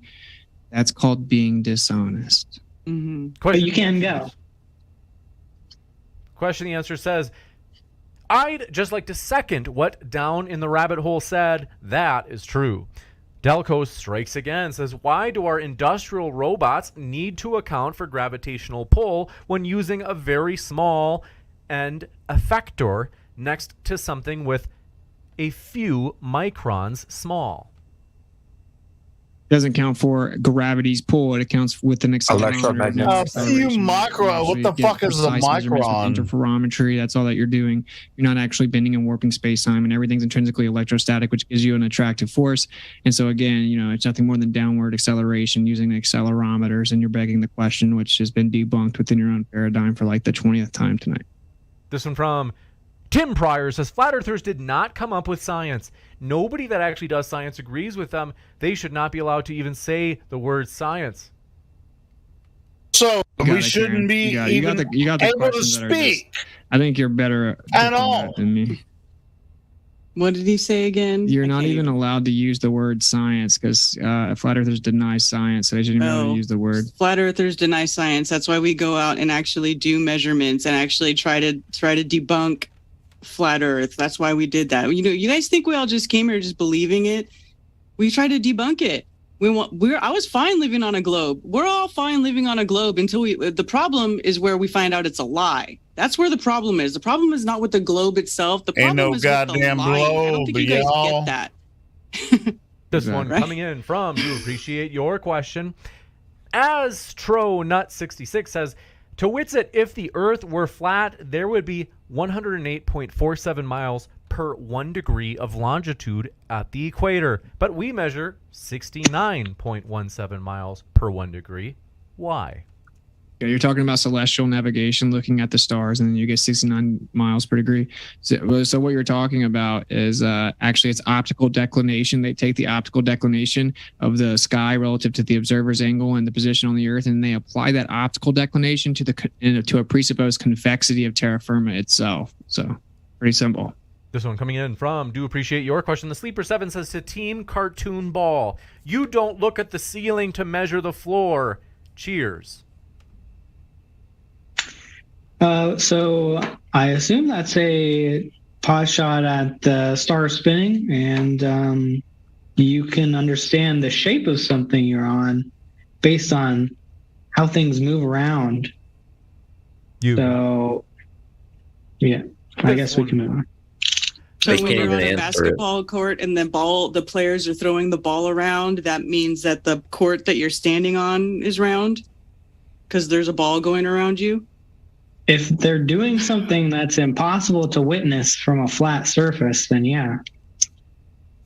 This one from Tim Pryor says, but the air is thinner at the top of Mount Everest, so no, it does not feel the empty space. You guys have yet to explain that. That's for the Glovers. I think that was for Karen B and Witsit. They said, but the air is thinner at the top of Mount Everest, so no, it does not. This type of question, I mean, it's just like, hey, why can't I see? Why can't I see the peak of Mount Everest? So we have a pressure gradient. There's an electrical gradient. I know Witz is talking, but I have the volume down as much. Why can't I see the peak of Mount Everest gradient, which is 100 from the top of the Eiffel Tower? Seen to gas pressure as physical container. That's what keeps the closed dynamic system intact, wherein which if the Earth is flat, that's all that there is to it. The fact that Mount Everest has lower gas pressure. Does any flat earther have an answer for that? The point is that the gas would violently fill the available space if it wasn't for the closed dynamic system giving you the pressure with the gradient determined. If the Earth was flat, I would be able to see Mount Everest from the Eiffel Tower. In case it was, gravity is why that it gets thinner as we go up and the air gets lighter. Begging the question, fallacy. It would accumulate. You're crushing. It would accumulate at the top if I am a dick, by the way, but I love you guys. You guys don't listen, so we'll move on. Tim Pryor says, better question, if you guys do not believe in space, then why do you believe there has to be a container? Well, that's a good question, right? So there's no telling exactly what's up there. Fluid-like medium, it seems like it could be super fluid and then a super solid, maybe even potentially semi-permeable. But what we're saying is for sure you definitely couldn't have any vacuum without a container. Now, yeah, we don't believe in the vacuum because actually redshift, blue shift, all observations, cosmic microwave background, energy distribution relative to the center of the Earth, or the Earth as the center, all shows us that it seems to be a more dense medium, a more local medium, a much younger and much more local lights based on all the observations. So if it's more dense and fluid-like, then yeah, technically, it could be a variance of things. It wouldn't necessarily be as big of a deal as the vacuum, but there would be something acting as physical containment regardless. This one coming in from Do Appreciate It. Tim Pryor says, better question, if you guys do not believe in space, then why do you believe there has to be a container?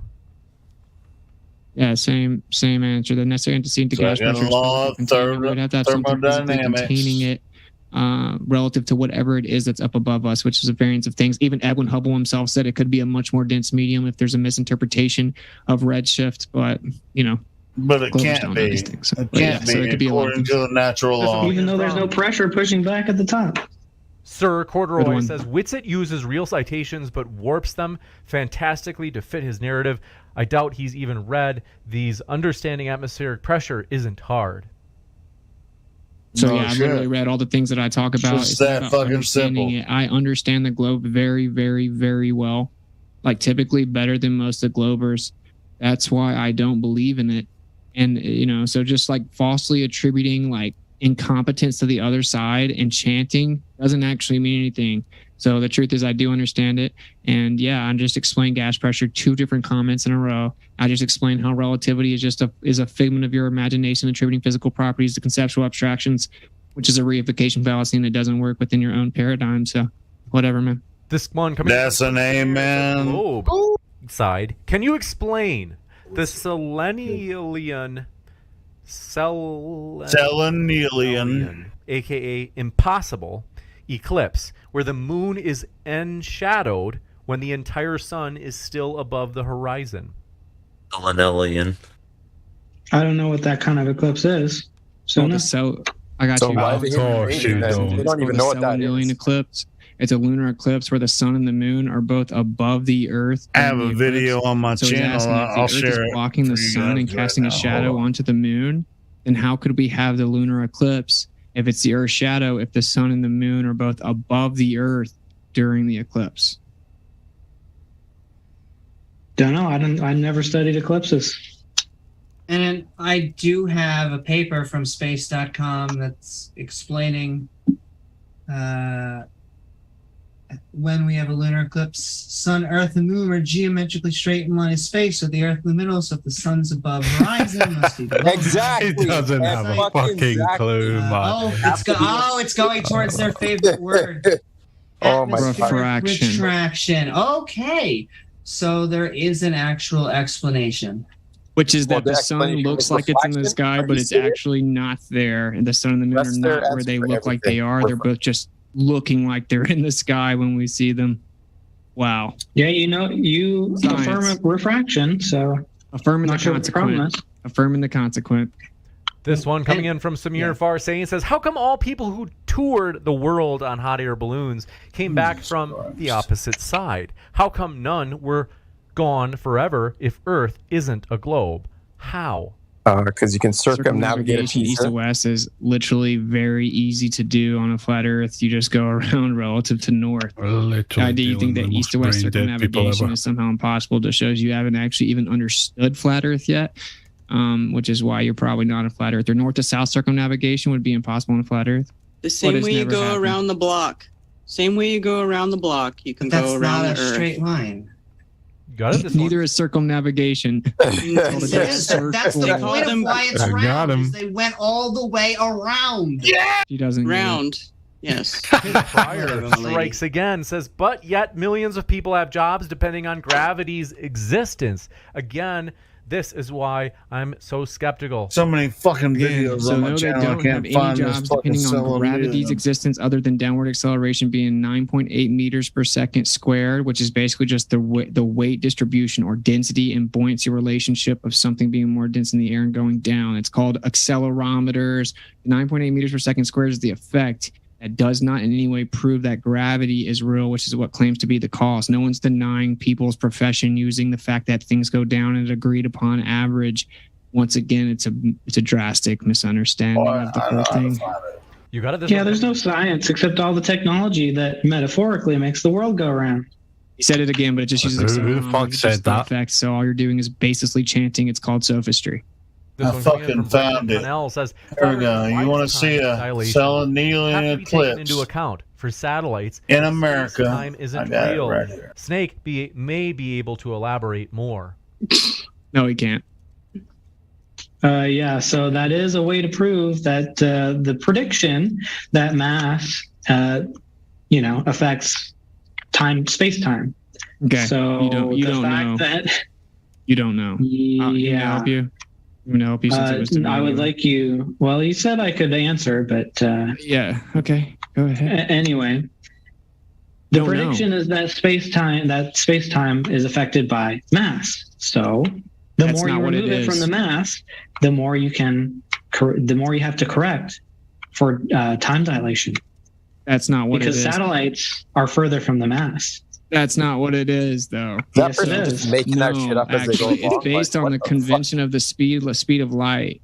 And so since the speed of light is actually just presupposed to be constant in the same one way as two way, because we don't have two way, a one way speed has never been measured. So we just have a two way using a mirror. So Einstein wrote in his paper, well, we're just going to assume that it's the same both ways. So they use this convention for the relaying of transmissions of different data from the satellites. And then assuming the speed of light, they actually account for the time differential of the clock, because you can never prove that the two-way speed is accurate, because you can never move one clock from one position to another without it not being synchronized. So that's what it actually is talking about. It's not just you vaguely saying the words mass and space-time.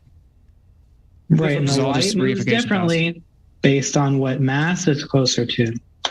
No, it's about action. It's about I think motion. you can just drop that from the equation. It's about motion, and it'll make sense. It's about motion and speed of light, because when something's in motion, it supposedly time dilates and widens and therefore slows down based on motion. So I don't know what you're talking about. You don't know what you're talking about. We can move on. That's also part of it. This one coming the in whole part of it from Javid Benscombe Ben Cosme. Says, question for James, is the beef with Professor Dave real, or is he making it up as an excuse to not debate Witsit without a biased moderator because he only wants to debate Witsit on a biased platform? I have no idea what's going on with Professor Dave. I haven't heard him saying anything about modern day debate or me. I don't remember us ever having a conflict. So I don't think I've even heard from him email wise for like a year as I've reached out to see if he wanted to come on. So I don't know what's going on there. This one from Samir says, Witsit said, quote, planets orbiting. Then says, does he believe they're also flat? Or is Earth the only oddball? Planets can't be flat. Even I can see them spin. Oh my gosh. So when I was talking about planets orbiting, I was talking about the idea that the Earth is a ball, the model that is believed, so whenever they try to claim that Earth's a ball going around the sun along with other planets orbiting, they have to claim something stronger than electrostatics, because electrostatics wouldn't work. So that's where you have to get the need for coming up with gravity. Dude, I don't claim planets are flat. They're not terra firma. They're not solid. So luminescence would give you the literal optical illusion of an orb, like as a spherical orb of light. There's all kinds of things that it could be. I don't make claims that I don't know. I can only speculate. And the fluctuation and the non-static nature of the dynamic nature of them seems to be consistent with sonoluminescence. This one coming in from anyone that claims that they can see the luminary spin, that's absolutely not true. To do so. Nobody can see that happen. Is that for us? I think so. Because that sounds like a conspiracy, so I'm going to need some evidence. Taylor, you know what it's talking about. Come on, man. I'm not an Orion program. I'm not an astronomer. So you know what it's talking about. They could go to the moon. Is this about? That we don't currently have technology because the end of the stream or whatever of it, and the one that we did make is old. And you can't replicate it. They said it's hard to seems to still be going on. Create the technology. I'm sure it is, but they already did it. What's the point of spending money to do it again? They said they've been trying to do it the whole time. They literally claim they're trying to do it with the Artemis program right now. What are you even talking about? What about Mars? Notice the theme here. Dude. It's that they're lying to you. They're holding something back. They. No, we're telling you what they said, Amy. You only have talking points of sophistry. This is us quoting NASA. Or you're misrepresenting it to make it sound as ridiculous as possible. We're quoting it verbatim. No, they say well, the Mars landing is ridiculous. Enough. We don't actually have to change anything NASA says because it's ridiculous. The word maybe I got confused because Karen was saying the same shit. Empirical evidence, or is it just your opinion that it's flat Earth, which is what I've heard today? This one coming in from that you're a sophist. Wait, go ahead. Joshua Kelly says you have to literally lie to yourself to claim that all quote-unquote impossible observations are the cause of refraction. The globe is dead. I have to lie to myself because I know refraction exists and can explain it? No, that. I'll read it again. Look how they do that. I mean, it's fucking. Yeah, we know. There's no words the cause for it, of refraction. Well, if it's something that can be caused by refraction, I mean, why wouldn't I think exactly it was what the comment refraction was when saying. it looks like it's refraction? That's exactly what it This one does. coming in from David Ben Cosme says, James, thanks regarding Professor Dave. Yeah, it looks flat, but it's not because refraction. I haven't heard from him in a long time. I'm open. The door's open if he wanted to debate Witsit on Modern Day Debate. I know that was something that some people were talking about, but no, I hadn't even reached out to him. I don't know what's going on, if he's said anything about Modern Day Debate. Has he? I'm curious if he did say anything about Modern Day Debate or me. Kango44 says, Witsit holding the most dishonest position ever. Take a weekend off and measure a shadow in 3 locations at the same time of day, just like was done. Some fucking Aristophanes.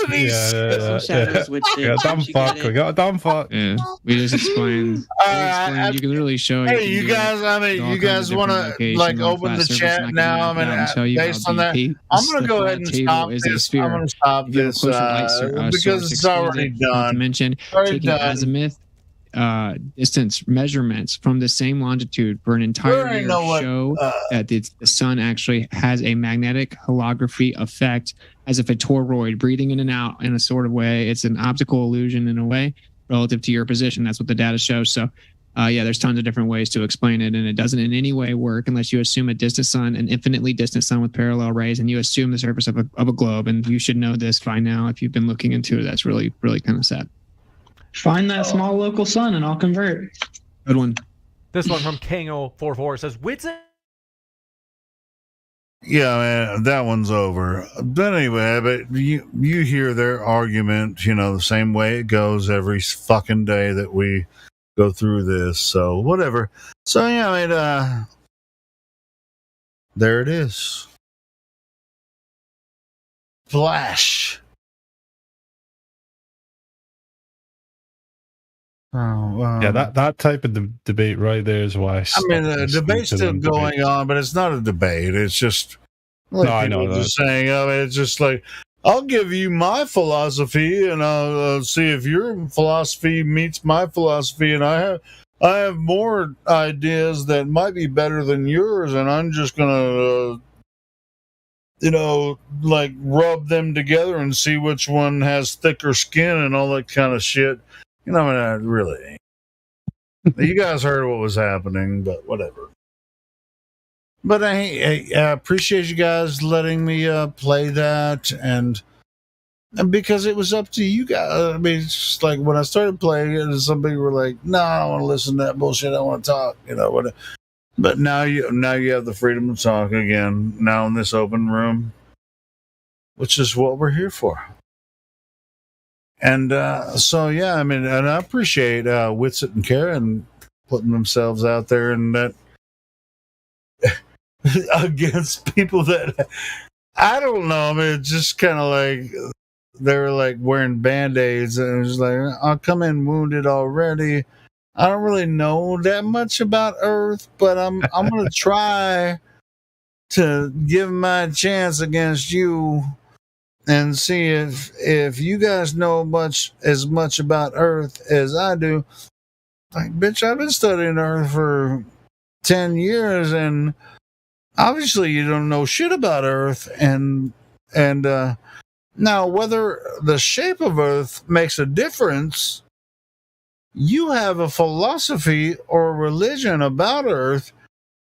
And at a certain point, we're going to find out that we're not talking about the same goddamn thing. And that's what I heard in that discussion. Anyway, continue, gentlemen.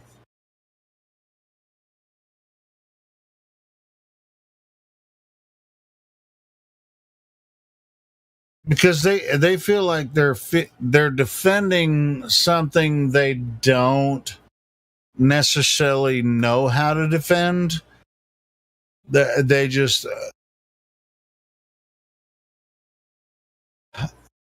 wouldn't even call it a religion. I would just feel like they're like space Karens. No, I wouldn't even give that. I don't even know how to describe it. I don't know. It's whatever it was. I mean, you guys listen to it. Whatever. But yeah, I mean, it do what it do. It's like they should be, instead of like being confident to talk to flat earthers and be like, yes, I'm Helio. That's why they come in and they know fuck I'm all, standing up in here, and I can defend my globe Earth argument, and every single argument they bring, we can break down in a heartbeat, and they still stand up and be like, they're like, well, just because you said that doesn't mean I'm wrong. Well, then you're leaning back on appeal to authority, even though you have no evidence. You're just a believer, and so you're absent of the argument because you're believing in a logical fallacy where you have nothing to back up your point. So I won't spend much more time with you talking about this because that would be ridiculous and I'm wasting my time unless I want to point this out to every single person that follows your point of view. And that's what we do here.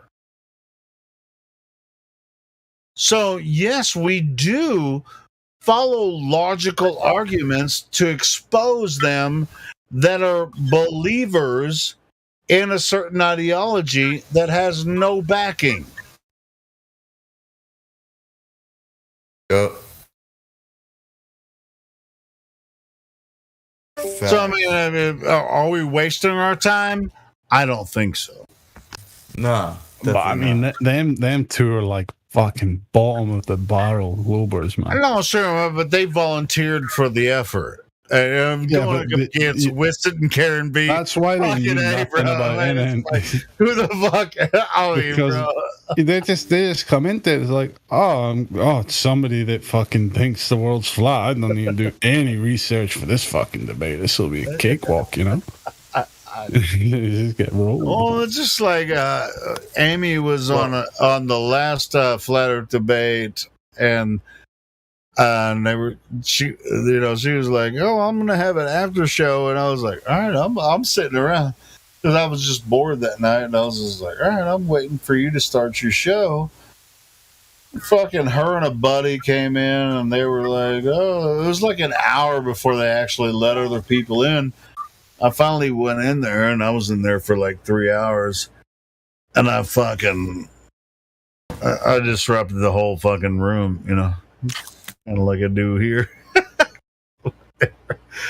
But yeah, I posted a link, earlier on Amy's channel. But anyway, it's just like this isn't even hard, you know. This once you see it, you can't unsee it. It's just like do you have any science to back it up? Well, no, I have I do have some science and common sense.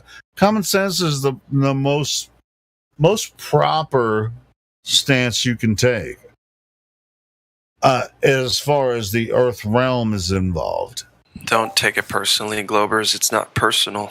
Earth measures flat regardless of my feelings or yours. Okay? Yeah, exactly. Flat flow. Bro, but I just don't understand how people can still believe we live on a spinning ball in 2022. It's crazy. Because they never look, Davey. Well, and they say the same thing about us. You never investigate. Well, it's just like you heard people say it's 2022 and people still think the Earth is flat, as if in the past 100 years through the indoctrination education system they ever told us anything other than that. Bro, they still think, brother, I thought the Earth was a globe until about 7 years ago, bro. I thought it was a globe. I always thought that was sketchy. I always thought, you know what I mean? Like, this is their language. This is their language. Oh, so there are still people that think the Earth is flat. This is their pretend language. As if I always thought the Earth was flat. No, I used to think it was a globe. This is the indoctrination, bro. Yeah. Just that one word, still. There are still people in 2022 that think the Earth is flat. Still. It's like, motherfucker, everybody in the past 100 years was indoctrinated into the fucking globe Earth. We all used to think the Earth was a globe, but we don't still think the Earth is a globe. We know that it's not possibly a globe because of the information. You know, it's not still think this is their language. You have to really fucking see. Oh, it's been 200 years or whatever. We know that the Earth is lower. 1,500 years, Aristosthenes, and now we have modern day. There's still people that think the Earth is flat. Still people that think the Earth is flat. It's like, I don't know anybody except for Ildiko. Shout out to Ildiko. I love that woman. She never bought into the bullshit. But the only other, I don't know anybody else. All of us still thought the Earth was flat. Thought the Earth was a globe when we were growing up. But there was no still. People were just like, nobody still thought the Earth was flat. This is a mind control. It's a mind control fucking weirdo shit. Dude, it's fucking Hollywood. It's the media. It's, you know what I mean? Like, they're programming people. That's all. Yeah, almost every, sorry, bro, keep going. Yeah, no, they're just programming people. It's, Yeah, almost every movie you watch, if you think about it, at the start of every movie, it doesn't matter if it's Universal or a whole bunch of other media companies, what do? They show you at the intro credits? A fucking globe. And when they say, now we have all these people that still think the Earth is flat, as if all of us have always thought the Earth was flat, right? That's their intention. That's the implication, right? There are so many people that still think the Earth is flat. Now, that's not our fault. That's their fault, because we don't still think the Earth is flat. We know the Earth is flat because of the information we've come across. We didn't think the Earth was flat before, but they use this word still. It's do you understand what I'm saying?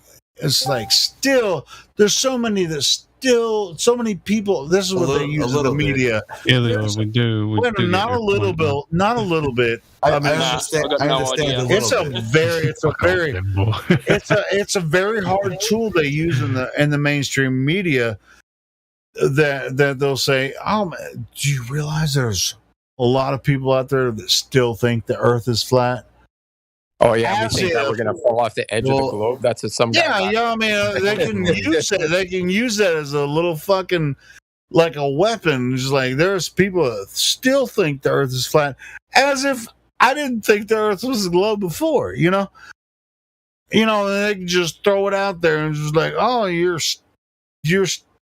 the still think, like, at a certain point, everybody knew it was a globe. This is it's a fucking hard trigger. It's a hard trigger. It's just, that's what gets to me. I'm just, I said my piece about it, but whatever. Yeah, this word still think the Earth is flat. It's never been a thing. It's never been a thing. Right. But there's a hard trigger for the mainstream media. Still think the Earth is flat, Right, but most people think it's a globe. So unfortunately, Yeah, as if we didn't think the Earth was a globe at some point. Either you're saying still or stale. Can you clarify? STILL. Still. Definitely still. STILL. STILL. It's just like people will say, "Hey, do you know there are people out there that still think the Earth is flat?" Definitely still. That's the word you're using. Still. What do you think I mean by it? See, I'm just trolling you, man. I'm just trolling. Well, I know you, but that's okay, because I think it's an important point.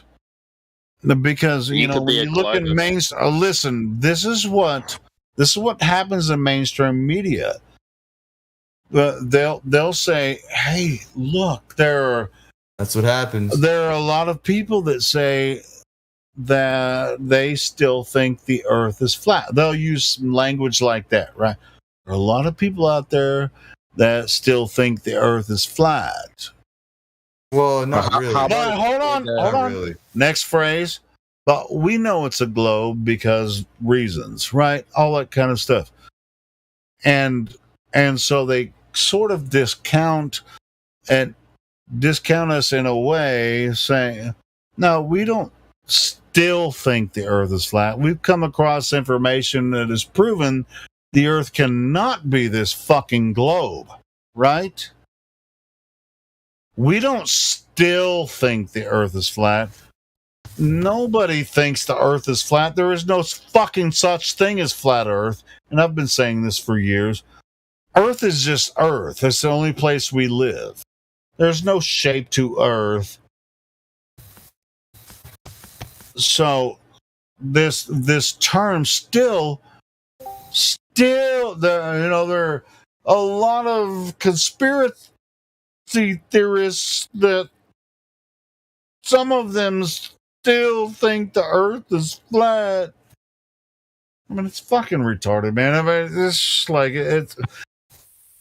They should be embarrassed by not actually talking to us directly. They're scared to talk to us.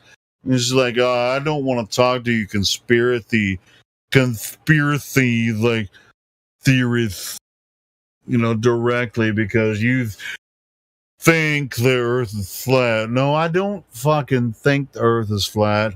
I know it's a level stationary plane. This is our realm. This is the place we live. Go ahead.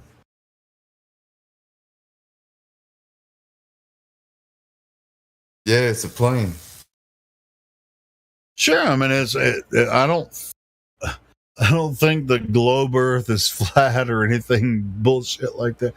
But it's not my fault that they're ignorant. It's their fault that they think we're dumb. It's their fault. Yeah, I mean, it's just like, you realize that there's other people that think the Earth is flat? Like, bro, I think the Earth is a level stationary plane, but you're afraid to talk to me. Yup. Yeah, they all are. Pansies. All those globers are afraid to talk to us because they know they would get destroyed in a debate. They know that. Not even about a debate. It's just like, you don't want to know why I think the Earth is flat.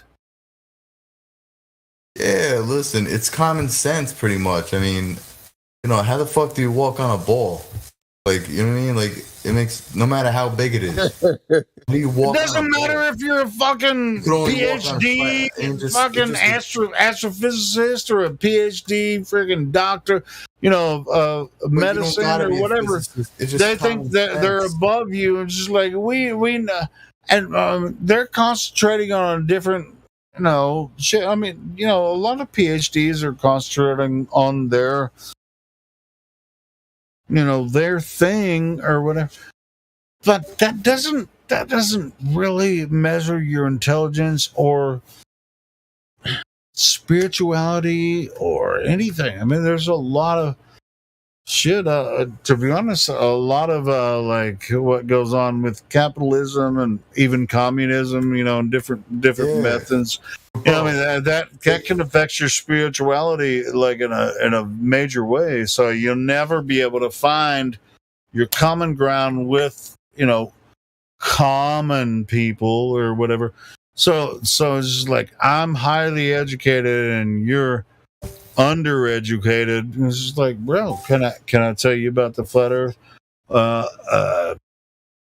No. It's like, dude, I know a shitload about flat Earth. They actually, it's all about God, but they want to take God out of the equation.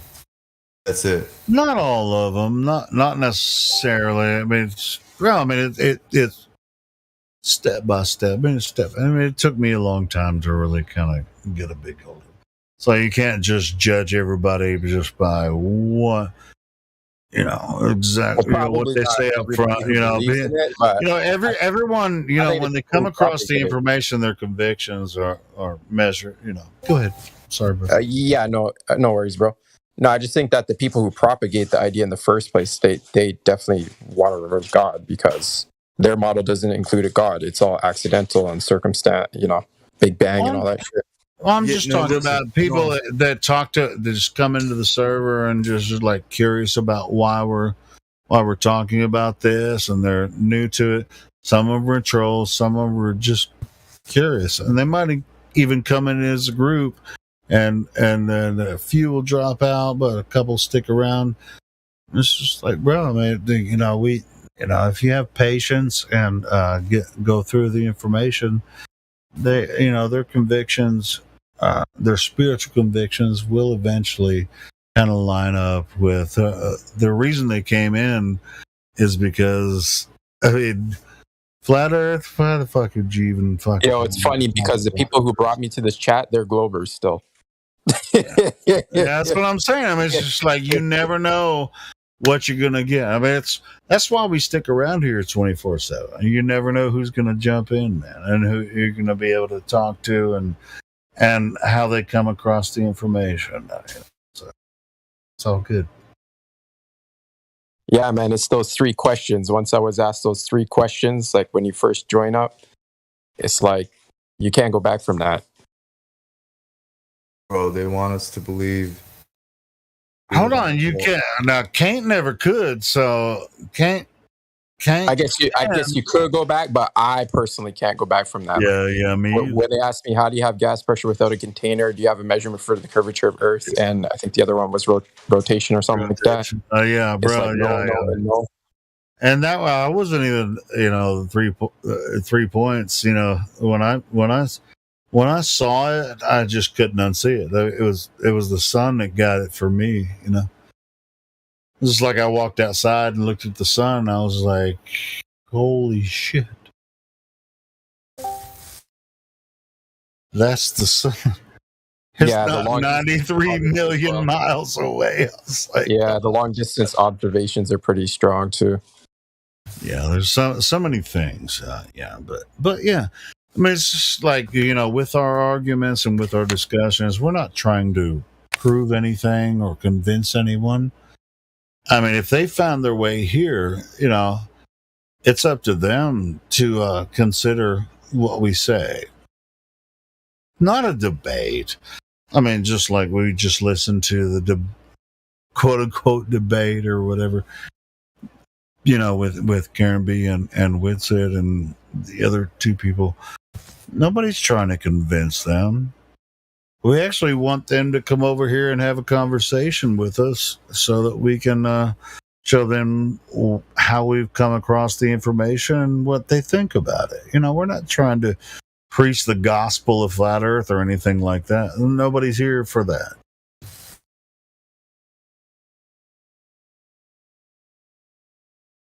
Yeah, well, you can lead a globe earther to flat water, but you can't get them to think critically about the shape of the Earth. There you go.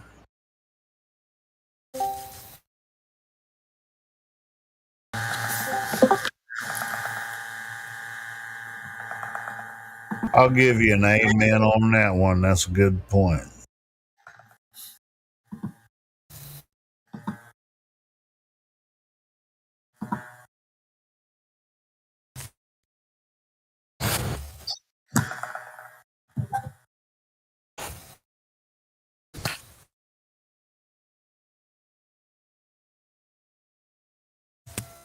A lot of globe earthers look at us as enemy territory, right? Actually, we invite open discussion, and you can come to a conclusion. We want you to come to the conclusion yourself after we present information. Nobody here is trying to convert people to flat Earth. That would be ridiculous in my mind. And I think that I can speak for all the moderators and admins here, gold members, everybody. Nobody here wants to convert anyone to Flat Earth. You come here looking for information, and we give it to you, the best way that we can.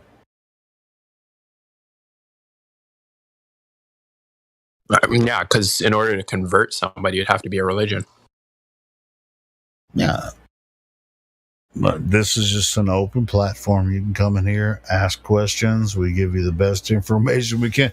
You might have some discussions, and might have some. We all have different ways. You might have sometimes you might get in fights or discussions where different personalities can be objective or whatever, but for the most part we have some pretty decent discussions here. Yeah, can you answer that question about the ether I was asking earlier? It was how does the ether prove a stationary plane? It's something that Witsit Gets It was talking about it, and then I kind of missed his explanation.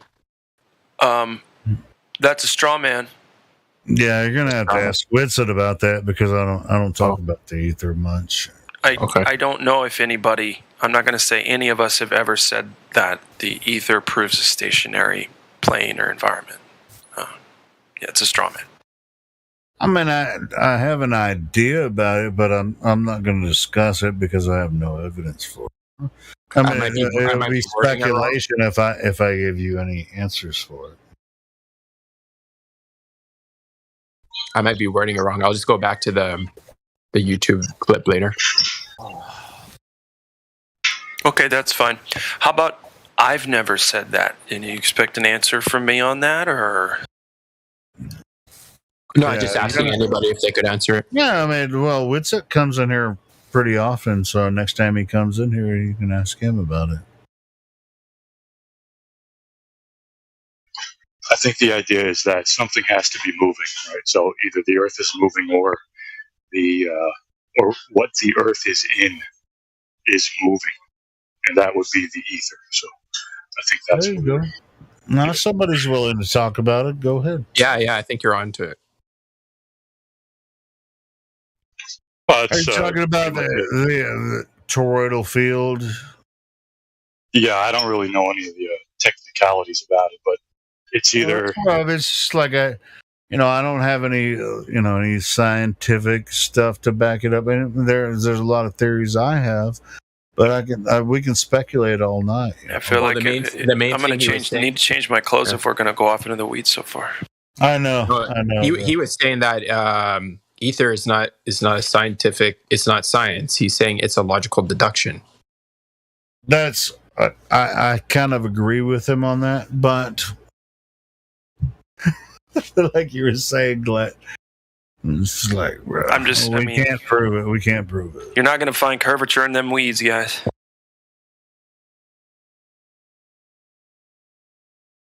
Here's the deal. We sit around. Toroidal field does exist. Hold on. We sit around and we talk about shit we don't know about. Straight up. And so Globers laugh. And they say, oh, look, they're talking about this and that and this and that. If we just hold them to curvature, and nobody likes it. Nobody likes to hear it because they're like, oh, fuck, then what do we talk about? Because there's no curvature. Yeah, exactly. We just sit here and give them a platform to try to make fun of us. And we let them. We just need to get them to curvature. That's it. If they can't show it, we need to keep hounding them on that. Keep pushing the fact, keep showing people the fact that they can't grab that curvature. They've never been able to, and they'll talk about anything else. And this whole ether thing is sloppy to me because how does it have anything to do with Earth measuring flat from point A to point B? Nothing at all. Pointless. That's just me. Yeah, I think that was the whole debate because you'll have to go. Yeah, I'm gonna go back and rewatch it. I just watched it last night, and yeah, I don't think it was about that, but I don't know. He had some valid points about the ether and how it connects to flat Earth. So I'm just asking anybody generally the question.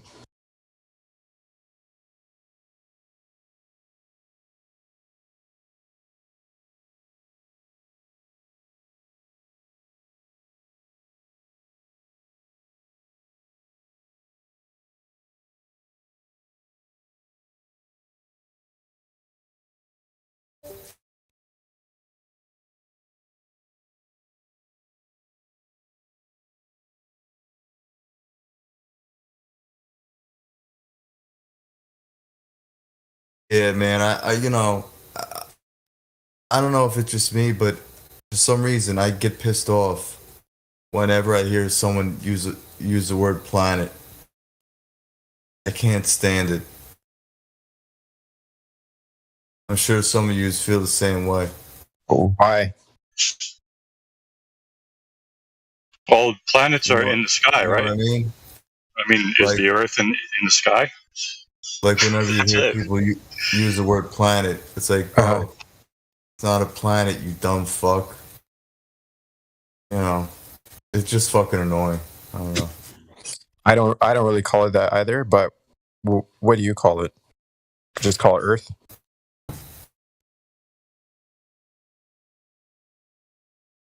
Yeah.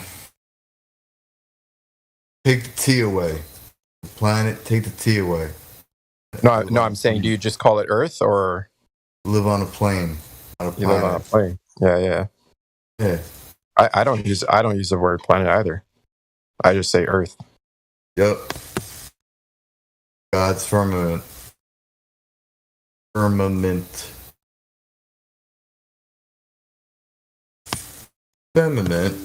God's firmament. But yeah, you know.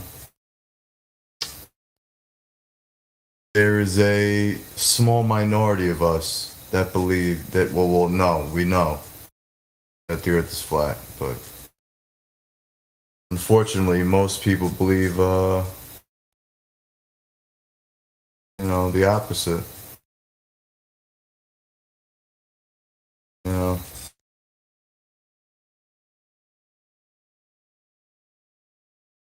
It even says it in the Bible. I mean, on the first page, it says God created the flat Earth or something like that. So, it's just, I don't know. It's ridiculous.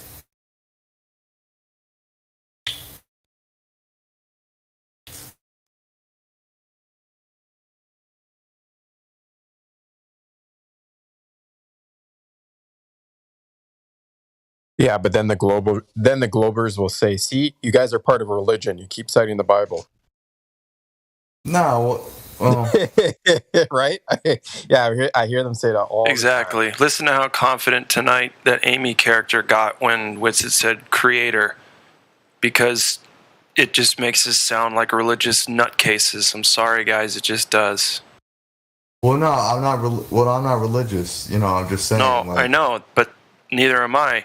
But it doesn't matter when a flat earther starts coming out and saying creator stuff. It makes us all look like, creationists, and a lot of people get to make fun of that out in the real world. And whether or not they're right about that doesn't matter.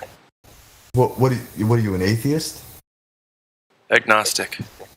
Okay, so you don't believe in God. So there's your problem right there. Yes, that's my problem. Yeah, it is. You're supposed to believe in Well, God.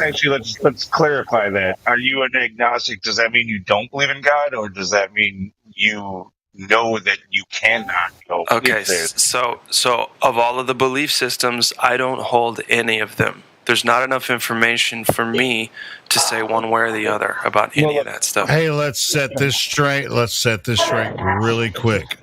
Now, Earth is a level stationary plane. This is the standard understanding of everyone here. Now, with that being said, it obviously didn't come. Their creation story of the Big Bang, that is a creation story, isn't it? No, it's not. Really? Wait. Absolutely. It's not? Isn't it incompatible? It's not. Wait, it's not a Flat Earth creation theory? story? No, it's not. Yeah, the Big Bang is a creation story. Wait, somebody said it's not. I'm trying to figure out whether that's a creation story or it's not. It's not. All right, so how's it not a creation story? It's not a creation story because the Big Bang was some explosion. So you have right? evidence that it happened on accident, or No. And no. here we go. I know. Origin story. Would you be All right. happy calling it? Oh, it's an There you go, Matt. That's a good. Oh, it's an origin story. So that's an origin story. So do we have scientific proof that that origin story is true? No, I'm saying the Big Bang. It was an explosion, right? Explosions don't create things; they destroy things. So no, but listen. No. I'm trying to build, the dynamic here. Now, whether you're Christian or whatever, Bible, whatever, creationist. Let me jump. All of us are creationists. All of us are creationists. Go ahead. So, if you're saying it's not a origin or a creation story, here's the thing: it's not scientific. Science deals with an experiment. Tries to find the cause to an effect. It's all about trying to trace back for them, like the idea of it anyway, is trying to trace back the initial cause. Well, initially there is no cause. There's just this, what you're described as an explosion. It just, there was nothing, no space, no time.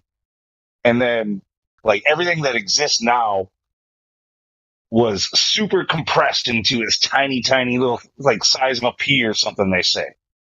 Okay, but that was it. And then nothing happened, but it went boom. Yep. Yeah, an explosion.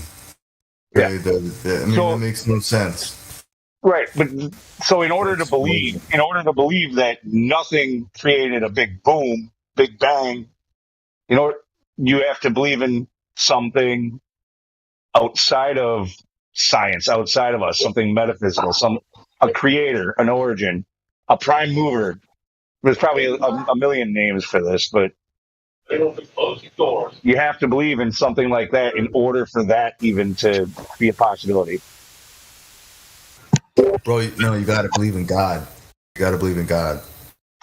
Yeah, I mean, even the Big Bang, you kind of have to believe in God. When, like I said, you might call him something else. The Big Bang, it was created to make you not believe in God, dude. Well, because but unfortunately, it doesn't make any sense. Like, you can't just get everything from nothing.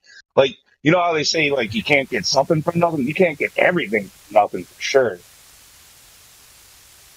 But you certainly can't believe in the Christian creation myth and the Big Bang, right?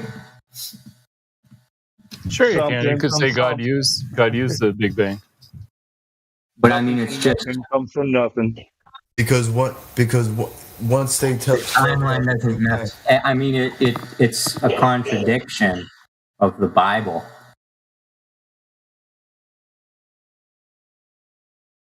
Right?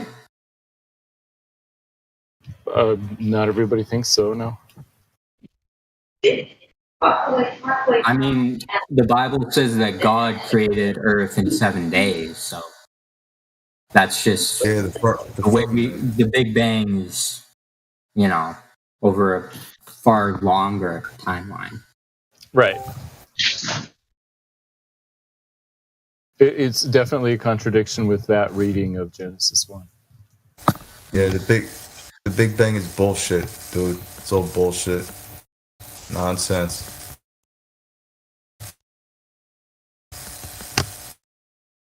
It's nonsense, bro. I'm not saying if it is or isn't anything. It doesn't seem compatible. Fair enough. Some Christians think it is. Okay. I'm curious to hear the line of logic or just kind of the thought process that might go into that. Sure. If anyone here... Yeah, I refer you to a guy named Hugh Ross. He's on YouTube. You can watch some of his stuff. He's a pastor in Southern California. And generally, he would read Genesis 1 as more figurative or taking longer periods of time and not 24 literal hour days.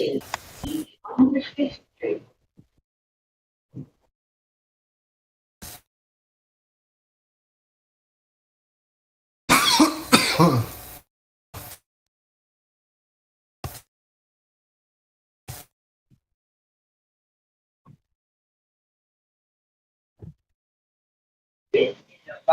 Parkway bound L. By J or hot miking. Sorry. You guys could have told me that 30 minutes ago.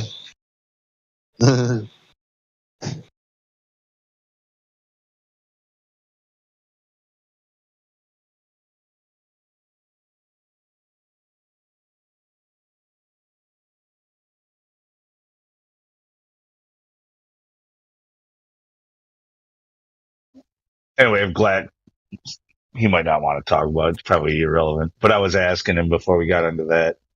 Like, I'm sure he is fully aware of what the difference between agnostic and atheist. But I wanted to clarify, like, if he does believe that there could be a God. Like, that's kind of what I wanted to know.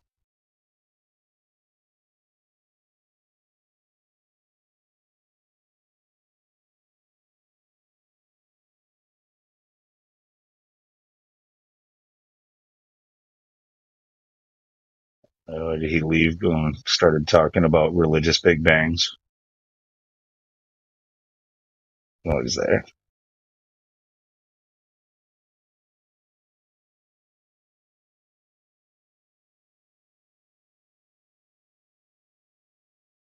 Yeah, but some people say you know the creator by seeing its or hers or whatever, seeing its creations, right? So, like the fact that there's intelligent design or intention in nature is proof of God. What do you guys think? It's evidence, yeah.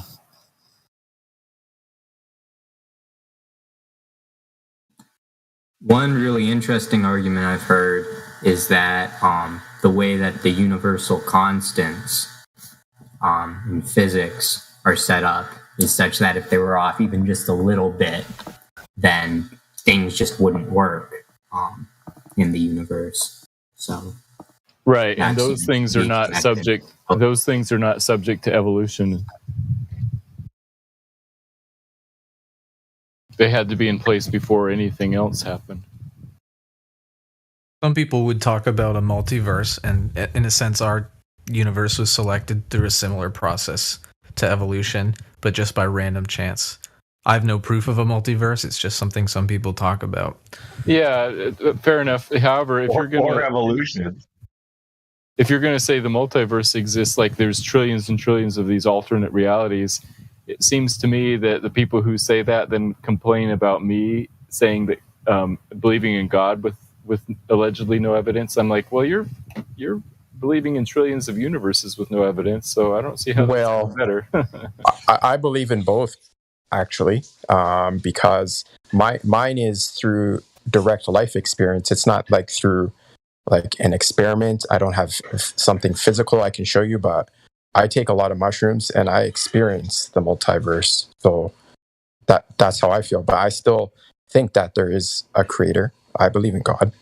Yeah, so the multiverse, by definition, would be something that you can't experience or know about, even with the use of mushrooms. So what your experience is, what you're experiencing is still within our universe. When physicists talk about the multiverse, they mean something even outside of even what you were experiencing. Okay, fair enough.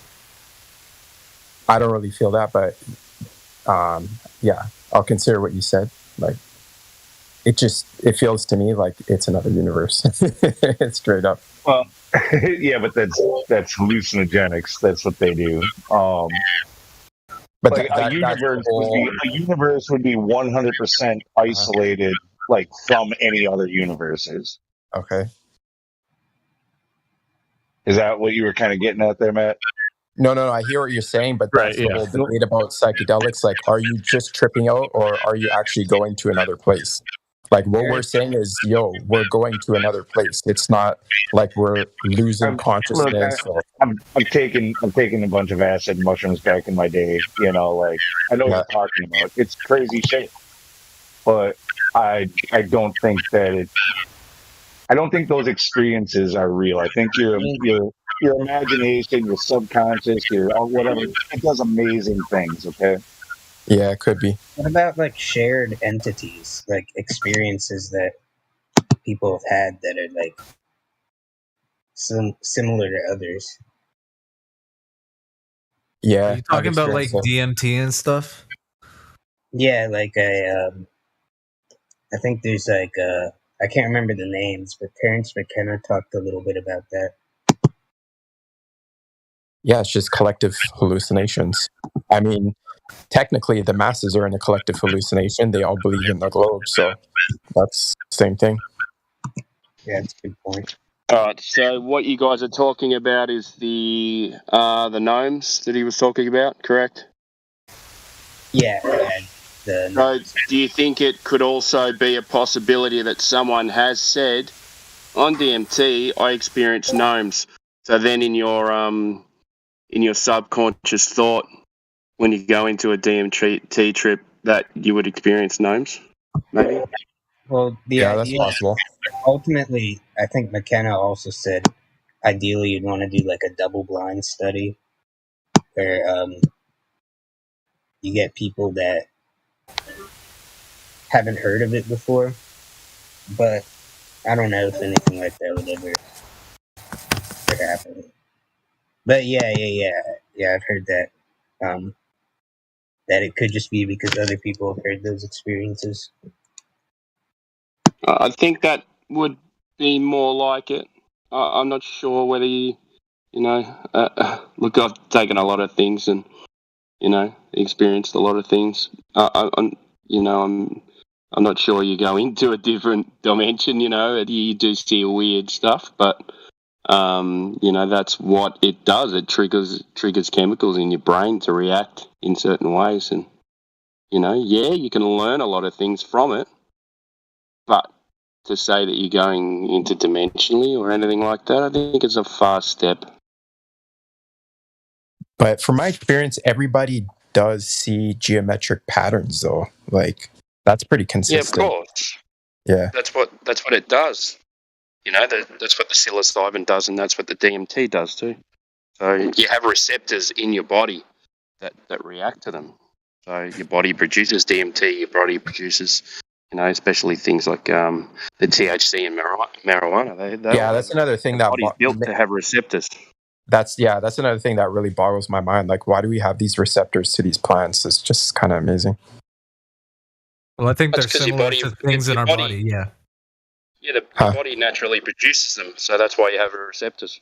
That's what right. you do when you take for like in the example overload them. of LSD, it's a very similar shape to the neurotransmitter serotonin, but it's not identical. So it interacts with the receptors, but it kind of behaves differently in some of the cognitive systems. Isn't that the same for all tryptamines, psilocybin, DMT, etc.? Yeah, I think you're right. There are a bunch of them are precursors or whatever. Analogs, maybe not analogs, but yeah. Yeah.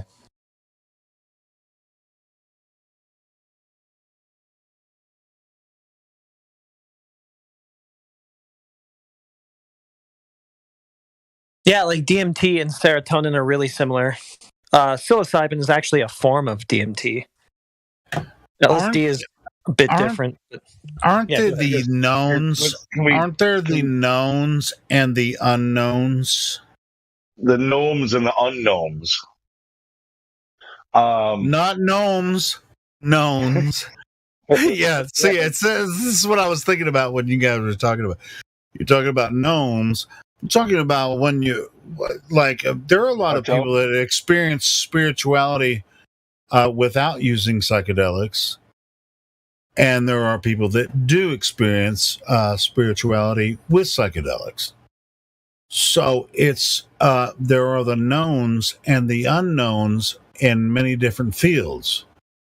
And it should be considered in every different way. And you should not discount someone's spiritual experience because they experienced it through psychedelics. All right, well, here's what I want to ask then, because like what I was about to say, actually, right as you jumped in, I've heard plenty of people give their testimony about DMT, their DMT trip, where I've heard people say that they know that the Earth is a globe because on their DMT trip, they astro traveled and saw the globe from space. And now to them, it's real. Because do you think their trip showed them anything real? Yeah, I've heard that too. I've heard that too. Yeah, I've heard that too. I used to really like psychedelics, but that kind of thing sort of takes them down a couple notches for me. Makes me ask a few more questions. Yeah, it makes you really have to question like how real what you're experiencing during that trip, even though you're like, oh my God, I got all these revelations, like, did you really was anything really revealed, or did you further confuse yourself? You might just be having like more or less normal thoughts, but it's just like pressing the profound button in your brain. So everything just seems like that's just striking you as profound. It could also be a subconscious clearing process that you're experiencing, right? It could also be a subconscious clearing process because that happens too as well. So deep down in their mind, the subconscious is very the subconscious is real. Like the way we define real is look at this car versus but real in the sense that we experience our subconscious. Or what is the word? Anyway, so you know how you daydream and it goes from just thoughts to it's like an added layer of realness. Yeah, I call feeling. You know what I mean? Like it's like, whoa, I just heard the fuck out of that voice. You know what I mean? And then you snap out of it, you wake up like, whoa, like you ever feel it becomes a little more real than just thinking about shit. And it's like maybe the drugs do that. Like, you know what I mean? Maybe the drugs just do what we experience when we're sleeping. Maybe, you know what I mean? Maybe it's fucking up that kind of whatever we're doing when we're dreaming. Maybe it's fucking with that process and mixing that in with us being woke. That's what I always thought. I don't know. It's like the brain chemistry of dreaming or something while you're awake. Because you can hear music. It's all types of shit. Like if you think of it, there it is. You can see music. That's what I'm talking about. Like I've seen musical notes going through the air. It's just insane. I can taste it. That's why I like it. You can. It's like everything is connected. Like because you can see it, and then you kind of feel it, and you're moving with it at the same time. But you're actually just sitting there. But you're experiencing all of this. But anyway, I'm sorry. We were supposed to not be talking about this kind of stuff. I just went too deep. Yeah, we got off track. Everybody's like, yeah, I knew he's on drugs. Chill out. But actually, my point was that you don't have to be on drugs to see it. That's what I'm saying. It's easier. I agree. No, it's not easier. That's what I'm saying. We're chosen to actually see this because we have plenty of sober people on here, that have never been involved with, psychedelics or anything that really just want to talk about flat Earth and they just see it normal. As far as what he was saying about the subconscious, I mean, like every time I take mushrooms, I write a song. Just saying. Well, I'm just saying I don't take mushrooms anymore. I did back in the day.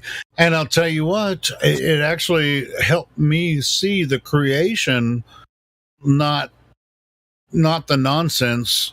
They were talking about the, Big Bang Theory. I actually never believed that shit. Any of it. I never bought it my entire life. It wasn't even a part of my psyche. You know what I mean?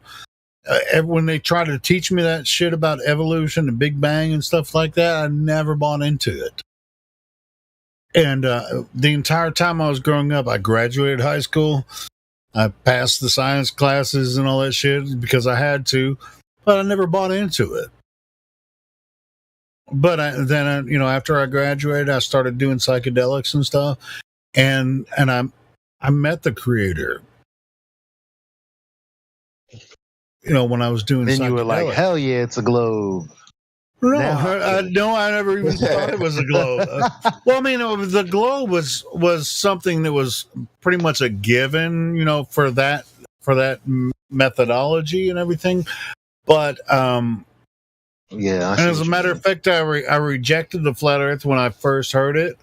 Just like a lot of us did. I see what you mean. Once it hit me, it was just like, yeah. But I was already like bomb diggity creation, right? So it was like when flat Earth, finally hit me, I was like, oh, well, now the other shit makes sense now, and it just came together. I think I just met a guy on the train. I think the Earth is a giant mushroom. If we could go under it, circumnavigate north to south, we'd find a big stem down there. Earth doesn't have a shape. Earth doesn't have a shape. We've been over this. No. Earth definitely has a shape. We just don't know what it is. Right. Really? I mean, because I can look at a mountain and be like, I would just call it mountain shaped. But obviously it's not. See, because the shapes that we know of are like man-made, like a cube, a sphere. Like these things don't exist in nature. Well, yeah. Like we have multi-set. Like, well, maybe they do like eyes and shit. I don't know, but you know what I mean? Like, yeah, it's a description. We're trying to describe something, right? Yeah, by using shapes, by using names of shapes. I get what you're saying. The names the of Earth shapes is much more complicated than that. Just like all you got to do is look at a couple of things, like a tree, like the desert. Like, what's the shape of the desert floor? Like, no, it's not. You can't do that. It's not. If we were to see the Earth in its entirety, we would be like, it's Earth shaped. I'm pretty sure. Yeah. A tree is tree shaped. A human is human shaped. Right, and like I've always said, or since I've come across this, I say, Earth is Earth, always has been, always will be. Earth is Earth. That's right. But I'm with Elijah on this. Like, I hear you constantly say Earth doesn't have a shape, and every time I'm kind of like, it does. You just don't know it. Like Elijah said. Like, yeah. God bless Earth. For sure. I was just talking to this dude, right? Because we was over at Geo's server. Man, Geo's an all right guy. I don't know why I ever had beef with him in the beginning. Anyway, I don't give a fuck how y'all feel. I like him. I like him too, but he's a freaking hippie. That's why. He's like, maybe a hippie version of Miggy, because they reason damn near exactly the same, and I'm like, what was the beef? They're like the same guy. I like them both. Anyway, whatever. So I was in Geo's server and we were arguing about dimensions, and the guy is like, well, he was trying to beg the question of space and time being dimensions. When I was saying, well, wait a minute, no, space and time doesn't have dimension. And he's like, well, we can. So whenever he would say, yes, it does have dimension, I'm like, no, because real things have dimension. But when you go to space-time, you have to define dimension differently. And then later on in the conversation, he's like, well, when it comes to we would have to measure time in different dimensions because it's a different dimension. I'm like, that's what I mean by you are literally repurposing the word dimension and redefining it over here with the thing that you're trying to convince me of that's true, which is that space and time have dimensions. But it doesn't jive with the way we've defined it anyway. So a guy on the train heard me having this conversation, and then we started talking about dimensions. And now the shit he was saying was way more interesting than you stupid Glowbirds. He was saying, well, we think of things in the fourth dimension. So basically he just called the metaphysical the fourth dimension. And I thought to myself, and I said, okay, fine, I see what you mean. I don't have a problem with it. The communication can still move forward, right? So he says, now, things are real in the fourth dimension, but then we bring it to the two-dimensional by sketching it, and then we realize it three-dimensionally when we build it. And I said, fam, if Globers were as interesting as you, like, I wouldn't even be mad. Like, I'm like, okay, so things come from the fourth dimension, and then we use the two-dimensional plane. Well, it's not really two dimensions because even the little scribblings on a paper is going to not be two-dimensional. Two-dimensional is a concept, let's be clear. But I get what he was saying, and I was like, that's pretty cool. You know what I mean? But then he started asking me, because he was asking me why he couldn't call the fourth dimension that he was describing a dimension. And I was like, well, because then you would have to repurpose the word. Why not just call it metaphysics?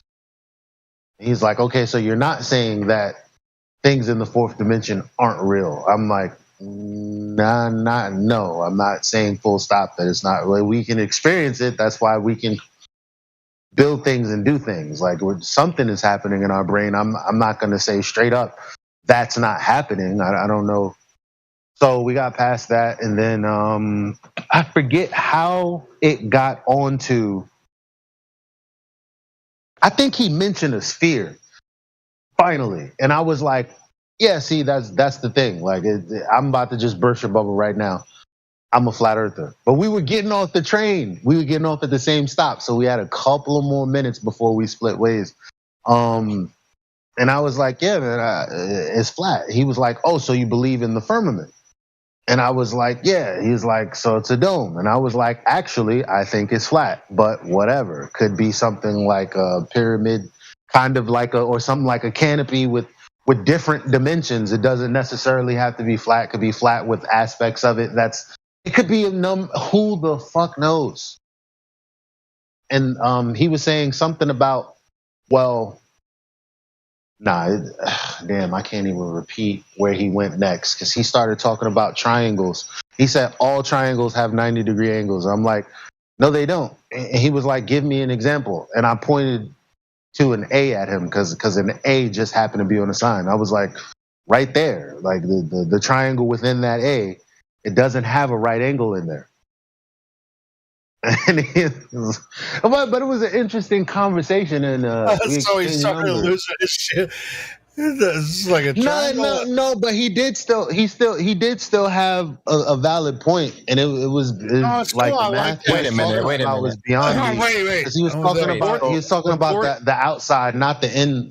Yeah, the fourth dimension is. It gets into spirituality, and so that's. But it's a misnomer, the word dimension, because dimensions describes. Well, not if you've touched it. Not if you've touched it. If you've touched it, it's real to you. And I have. All right. Yeah. All right. All right. You Hold got on. it. Back up to. I mean, your interpretation of it, the way you can. It's almost impossible to explain. Anyway, go ahead. Yeah, you said what was it? Triangles don't have a right angle or something. Can you repeat that part? Yeah, he said all triangles have 90-degree angles in them, and I'm like, that's not true. Okay. So what's the example that they don't? A letter A. The triangle inside of the letter A. Or the letter the letter A. I could because I couldn't imagine how to show him. Because when you think of triangle, you just think, I'm like, how do you not PlayStation? Like, what do you mean that has a 90-degree angle in there? Like, you know what I mean? I'm like, why are you only imagining a right triangle? Yeah, that's right. Like there's other triangles. Yeah. So, but they always on a triangle, it always adds up to 180 degrees. Doesn't matter what angle. Yeah, but that's not what he asked. Yeah. So that's not what he said. You were saying that there's no two dimensions, it's only a concept. So I get what you're saying, because the lead on the paper or whatever, it's basically 3-dimension. So there's only a fourth and a third dimension. Is that what you're saying? Or no. This dimension is the well, no, that's not what I'm saying. Usually, okay, so because if you're gonna say by extension, hold on. If you're gonna say by extension, do thoughts exist? Then obviously they do. But I'm not. So I wouldn't say no. I'm saying the word dimensions is a misnomer because dimension is defined as something for something specific, and it's physical objects that take up space. They have dimensions. We can't use that word for something else because that would then be law of identity violation. So yeah, like what Elijah's saying is to extrapolate on it a little bit, and you already got it. Yeah, so you have your X, your Y, and your Z axis, right? Those are your first, second, and third dimensions. Fourth dimension they claim is time. That's debatable. Then they start stacking on more dimensions like string theory and M theory and whatever. There's all these different theories. How many dimensions that mama's ass? Yo, shit. Yeah, anything. I mean, a long dimension. That's what it is. Your mama's so fat, bitch got her own zip code. She's got her own set of dimensions, man. Yeah, y'all know I like fat girls. Y'all need to shut up right now.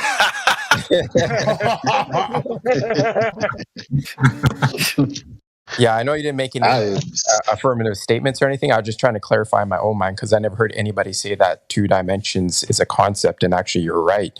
When I do scribble on a piece of paper, it's not 2-dimensional. It actually it does have more than it has a third dimension, like how you would describe it, right? Right. I mean, shit. I'm not a genius. I just heard someone else say it. I realized it as well. I'm glad I was here to say it for you. It has because I thought the same thing. I was like, oh, holy shit. Okay. Yeah, depth. Right. Yeah, it has depth. Like if you that's what he was saying. Yeah, that's the word. It leaves an imprint, and then Sweet acid has depth. The graphite. The graphite itself from the pencil also adds a layer on top of the paper, so that has height. Yeah, that's right. Yeah, so that's your third dimension there. Yeah. Man, why's all my homework due on 9/11? It's ridiculous. I mean, you want to take a good example, think of Braille, you know?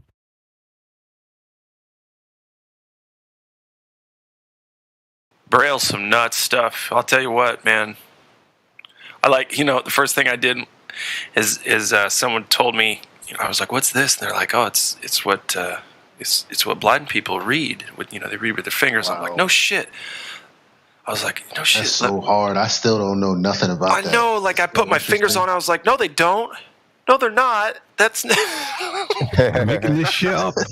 Hey, Glad. Have you ever you're in social work? You ever worked with a deaf person? No. And that's a good point. I worked with a deaf guy for like 5 years at a company, and he did the same job I did. He was deaf. Freaking brilliant motherfucker. Yeah, man. No, never. I've never had to work. Dude, I was like working right next to him all the time, and he knew exactly what I was saying all the time. He could read lips, and when he couldn't, he knew how to communicate. I mean, he did everything everybody else did. Yeah. Deaf guy in the middle of everybody else. Like nobody's faces, right? You know how people make expressive faces? Like nobody's faces are more expressive than a deaf person. Dude, that motherfucker, he was so badass. Now this is like, man, I want to learn sign language and shit. Because he's just like, I asked him one time, I was like, when your wife gets mad at you, does she just like sign fast? And it's like, he's like, hell yeah. She's got to throw something past him if he's not facing that same direction. She's got to throw some shit at him. Probably slap in the head a couple times. Bitch, look at me. No. Because I mean, his wife's deaf too. So like, and they hire a social worker. They They have hire like a social 4 worker kids. like me, right? And I come in, and guys like, listen, the social worker's like, man, this looks like abuse right here. This looks like, you know what I'm saying? It's like, no, we're deaf. We hit each other so we can pay attention. I'm sorry. Hold on, I want to address the person who was doing that. Yeah, who was doing that? Oh, please let me at him. Where you at, dog? Anyway, this guy, bro, man, he was one of the most heartfelt. I mean, he was on the council of the deaf school in Little Rock when I worked with him. And he was an awesome guy, and still is. Yeah. I'm still friends. I got a with him question. on They don't Facebook. He's do deaf freaking people? awesome. They don't drive though, do they? Fuck yeah, they drive. Do they? Why not? I don't know. Why wouldn't they, man? Well, that's true because you see people The all only, the time with the earbuds only in, so it doesn't audio matter. signal you need when driving is kind of like, revs How the fuck do Yeah, you if you think you keep- got to work every day? and horns, Bro, horns. that's If kind of you're why I was fucking- asking Helio. I was imagining his day. Bro, this motherfucker. He probably knows more. He knows more of his surroundings Okay, hold than on. we though. do. We need to circle it back to the concept thing. So Braille is a concept, right? It's a representation of a language, and so I think weren't we talking about concepts and such, or am I just lost? Did I lose No, everybody? you're right. Because Talking we're about saying 2D not being dimensions. 2D. Oh yeah, 2D and 3D shit. Yeah, that's all concepts. Yeah. But like legit, I was trying to pull over the other day. I saw a blind person walking down the street. I was going to pull over, ask them what their opinion was on whether Earth was a plane or a globe. What's your opinion on color? Don't ask them that. Come on. Why not? Why I not? was No. The color do it in a thing. The color polite thing's way. fucked up. No, No, not okay. the color. Not the color, dude. No. Hey, what do you think About about the color red? I don't The think guy I just would goes, mind if you asked him that, though. I mean, Yeah, I don't think. I'd be like, oh, I know you don't see. I'm sorry about, that. But I just had a quick question for you. A lot of people in the world think that the Earth is a ball. What do you think? Do you think it's a plane or a ball? Just like that. Just nice. Like, it doesn't have to be. Yeah. That's when he takes his glasses off and is like, I'm just doing this for money. Like, and then he's like, there's a globe, bitch. I don't know. If you take that other corner and shut your mouth, we can split the funds. Here's some glasses. I imagine if you're blind from birth and you've never seen a single fake image of the globe, it's gonna help. Well, isn't it Right, like that that's why though? I'm When we're curious talking on what they. when we're talking to Globers, sorry, man. When we're Sorry, talking to go ahead. Globers, isn't that like what we're trying to do? Is like we're trying to explain colors to a blind man, right? It's just like, damn it, Sure, I it don't was just know if like they're ever going to get glow. this. You can. Oh yeah, you that's can always see- the case. Goliath. Listen. I mean, we were all Globers, so we saw the same thing they see, and we all see the same thing. Now, the interpretation is something different. Once you interpret it correctly, then is where that's where the divide is, right? I was saying though that the imagery and the footagery is such a strong aspect of the indoctrination that you'd have far less to break through. Yeah, I'm with that. that's why I wanted I'd to be ask curious. him about Yeah, I'd be curious to see if the indoctrination from just listening was heavier or lighter, depending on the sample size of the, blind or Can deaf they people. make does NASA make like fake Braille images? Oh my god, that'd be so fucking funny to see one of those. Be like, checkmate Globers, this doesn't read like it should or something. No, you're not using your fingers right. I know You it's a don't globe. need it. I know it's a globe because I can feel it. I can feel it over When my you guys eyes. are bringing this up, there's this TV show. It's Apple TV original. Severance? No, it's a TV show called C. Oh, sorry. Go ahead. Oh yeah, that show's dope. Have you watched it? Yeah, I watched. Yeah, I mean, the third season just came out. I'm on the third episode. I haven't watched it yet. The third episode. Yeah, I think I watched the second episode of. But anyway, it's just like it's a post-apocalyptic thing where there was some disease that came across Earth, and everybody's blind. So they created these cultures with all these blind people, and it's still war. It's war. Just like humans do. They just create war and cultures. No, and they all want that. you to think that we do that, but naturally, none of us ever do that. Well, that's in nature we don't. But anyway, No. it's Apple TV. Whatever. Well, sure. But anyway, Hell, I like it. So anyway, but then some of the humans, which they're all humans, I guess. But anyway, some of the people start having children that can see. But they call them witches because they can see, so they try to kill them. What symbolism! Wow. I know, bro. We got one that can see. We got one that can see. Yeah, so it's on a third season now. So yeah, look it up, man. See, it's called See. Is it though? Is it called C? Everybody Yeah. look for the show called C. I don't think we can say C Yeah, it's enough. on Let's say Apple C. TV. The show's called C. C. Have you seen that Yeah, show called C, S-E-E. Yeah. Just look it up. Called C. This Okay, is it called everybody's C blind. though? Keep saying it, Helio. Keep telling us the name of the show. Yo mama. All right. I'm sorry. Called Your Mama.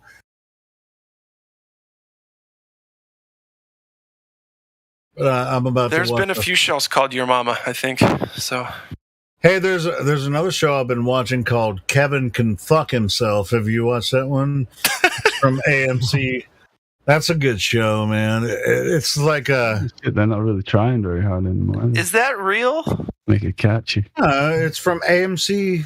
They have a show called Kevin Can Fuck Himself. How did the FCC let him get away with that? Well, they have 2 asterisks in place of the UC. Oh, that's why. The FCC won't let But me it's be, really- so let me see. Oh, hey, wait. How you It's doing, actually bro? a cool show. What it is like, damn, I'm not going to give a bunch of spoilers about all the shows I watch, whatever. But yeah, it's just like, it's kind of like slapstick, kind of like comedy show when Kevin's in the room. It's kind of like Archie Bunker, but like just a grotesque fucking version of Archie Bunker. It's Boston based. Shout out to Indio. And then his wife just hates his guts and she tries to find a way to kill him. Witsit's joined us. What's up? How you doing, Witsit? You must need a fucking shower, bro. Hey, dude, you said your heart hurts, head, but I think your heart and your head hurts. See, my heart hurts too for those folks that they're just so lost and confused. Hey, we played most of that show on here and did commentary in the background while you were listening. Yo, you must be exhausted, bro. Oh my god. Yeah, my head hurts, man. It's like that was terrible. No, thanks for taking one for the team, though, man. Yeah, of course. It's been a long day, man. Yeah, QE coming in my throat. Had to do a stream about that, and then freaking that 3-hour-long debate with every super chat directed at us. Did everybody hear that Oakley's got shut down today? Yeah. Uh-oh. Science server, pseudo science server got deleted. Hopefully we're not next. Oh, wow, that's crazy. I got one of those messages about how I'm a moderator in a server that gets panties in a bunch, so... And It's that was crazy weird. timing, though, right? Like, that's pretty... I wasn't a mod in that server, but I think they're talking about mine because people complain a lot and don't have anything better to do with their time. Yeah, I just can't. It's like the timing of that place getting deleted is pretty crazy. Well, it's just, I agree, I yep. think it might be good timing where I shut off all the chats, all the comments, all the live chats for the the live stream here. It's just like if you guys want to talk, come into the Discord. That's where we're going to do it from here because they can't say Well, anything stop the about stream. our YouTube channel. About the chat or anything because bro, the chat was out of fucking control. So I shut that down and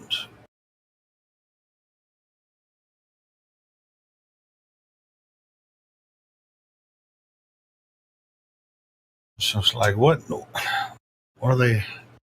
Oh, man, I guess they're scared. Scared to talk about. What's so scary about flat Earth?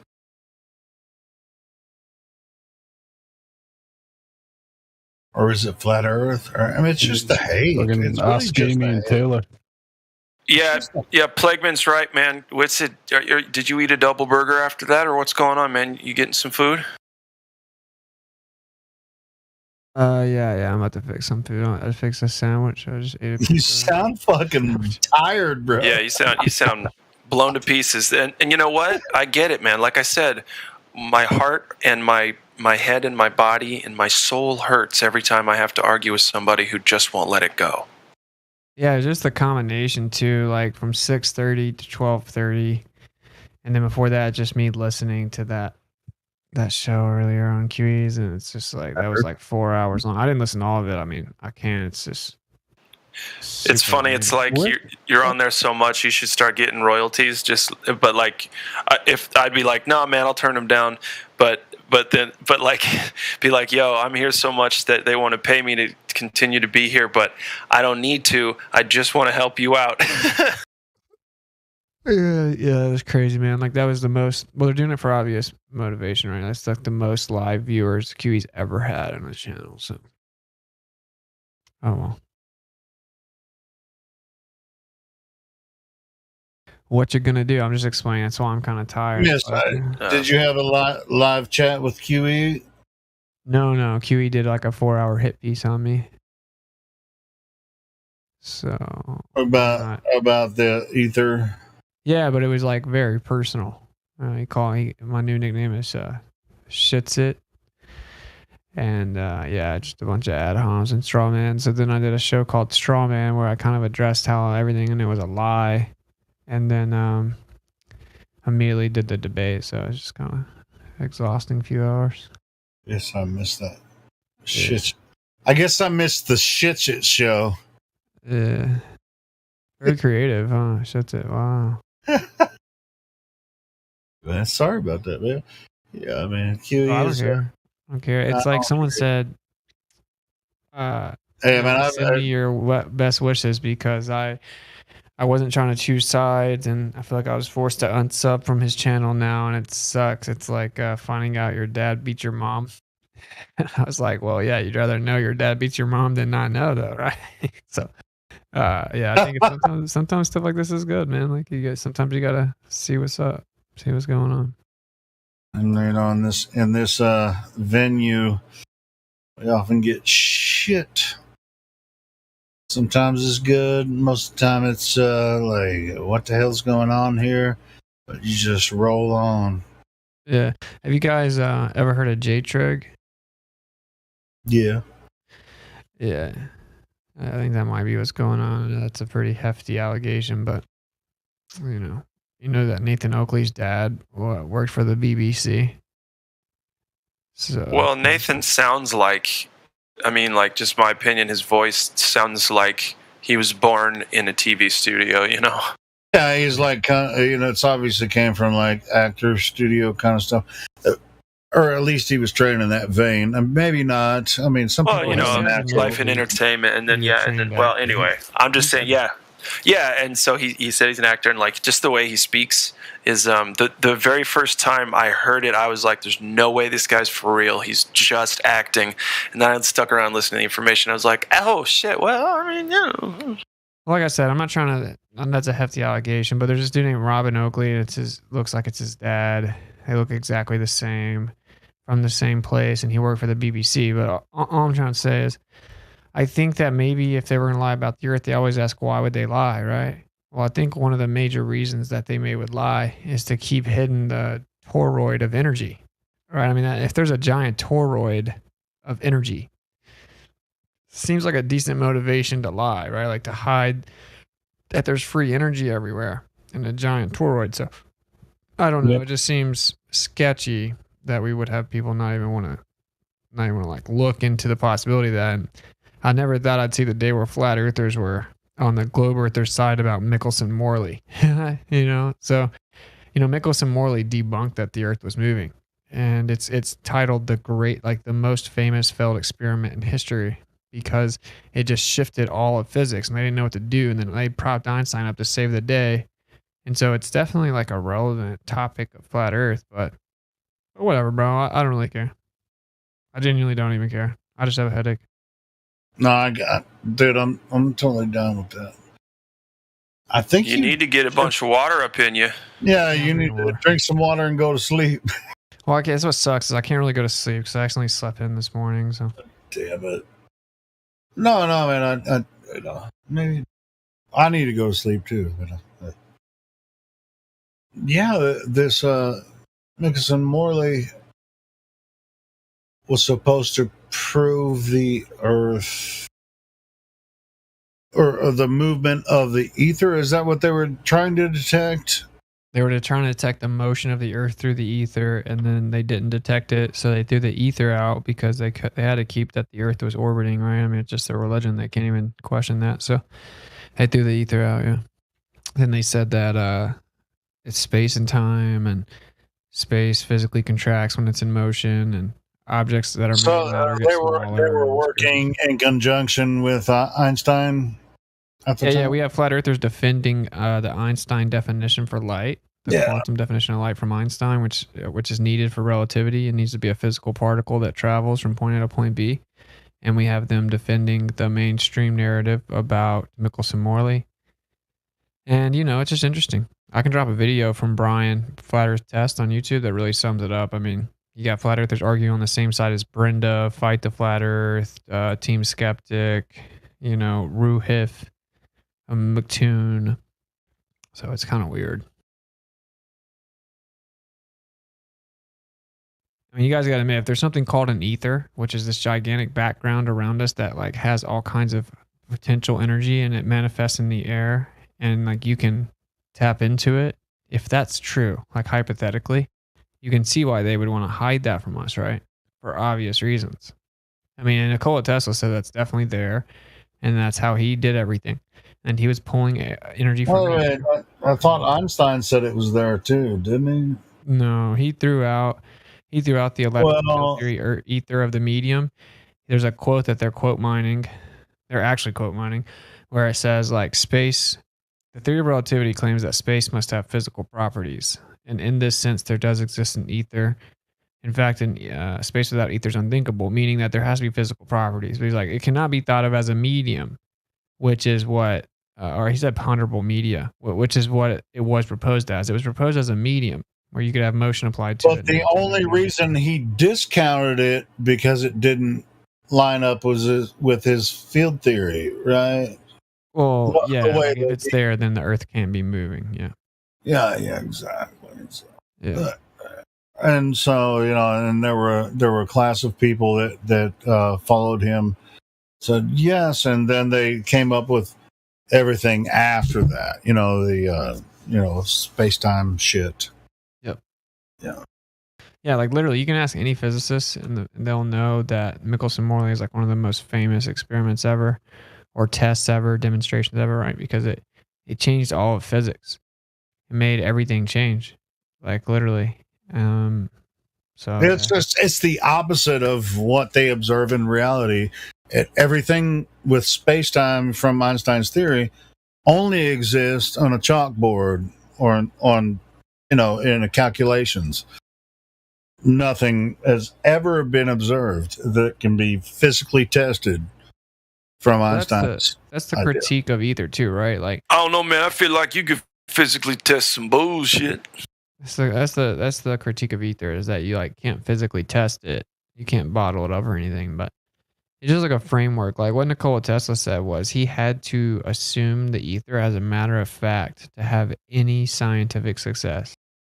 So it's interesting. It's worth looking into. You can't explain magnetism and electricity without it. So I mean, how about seems like something's happening? Where's the energy coming from? That's the question. If it can't be created nor destroyed, it can only be transferred. So where's it transferred from? From the creator. Yeah, I agree. It has to come from the creator. I agree. Like Tesla would call it the life-giving force. Yeah. And that's inside the ether, and then that physically manifests in a world when it's in motion as magnetism and electricity. Well, y'all ever get a hold of that life-giving force and send them my way? I got a couple bones to pick. Oh, you feel dude, me? it's already in you, bro. Why are you trying to find it? It's already in you. What are you looking for? You mean I could talk to this motherfucker right now? Yes. You could.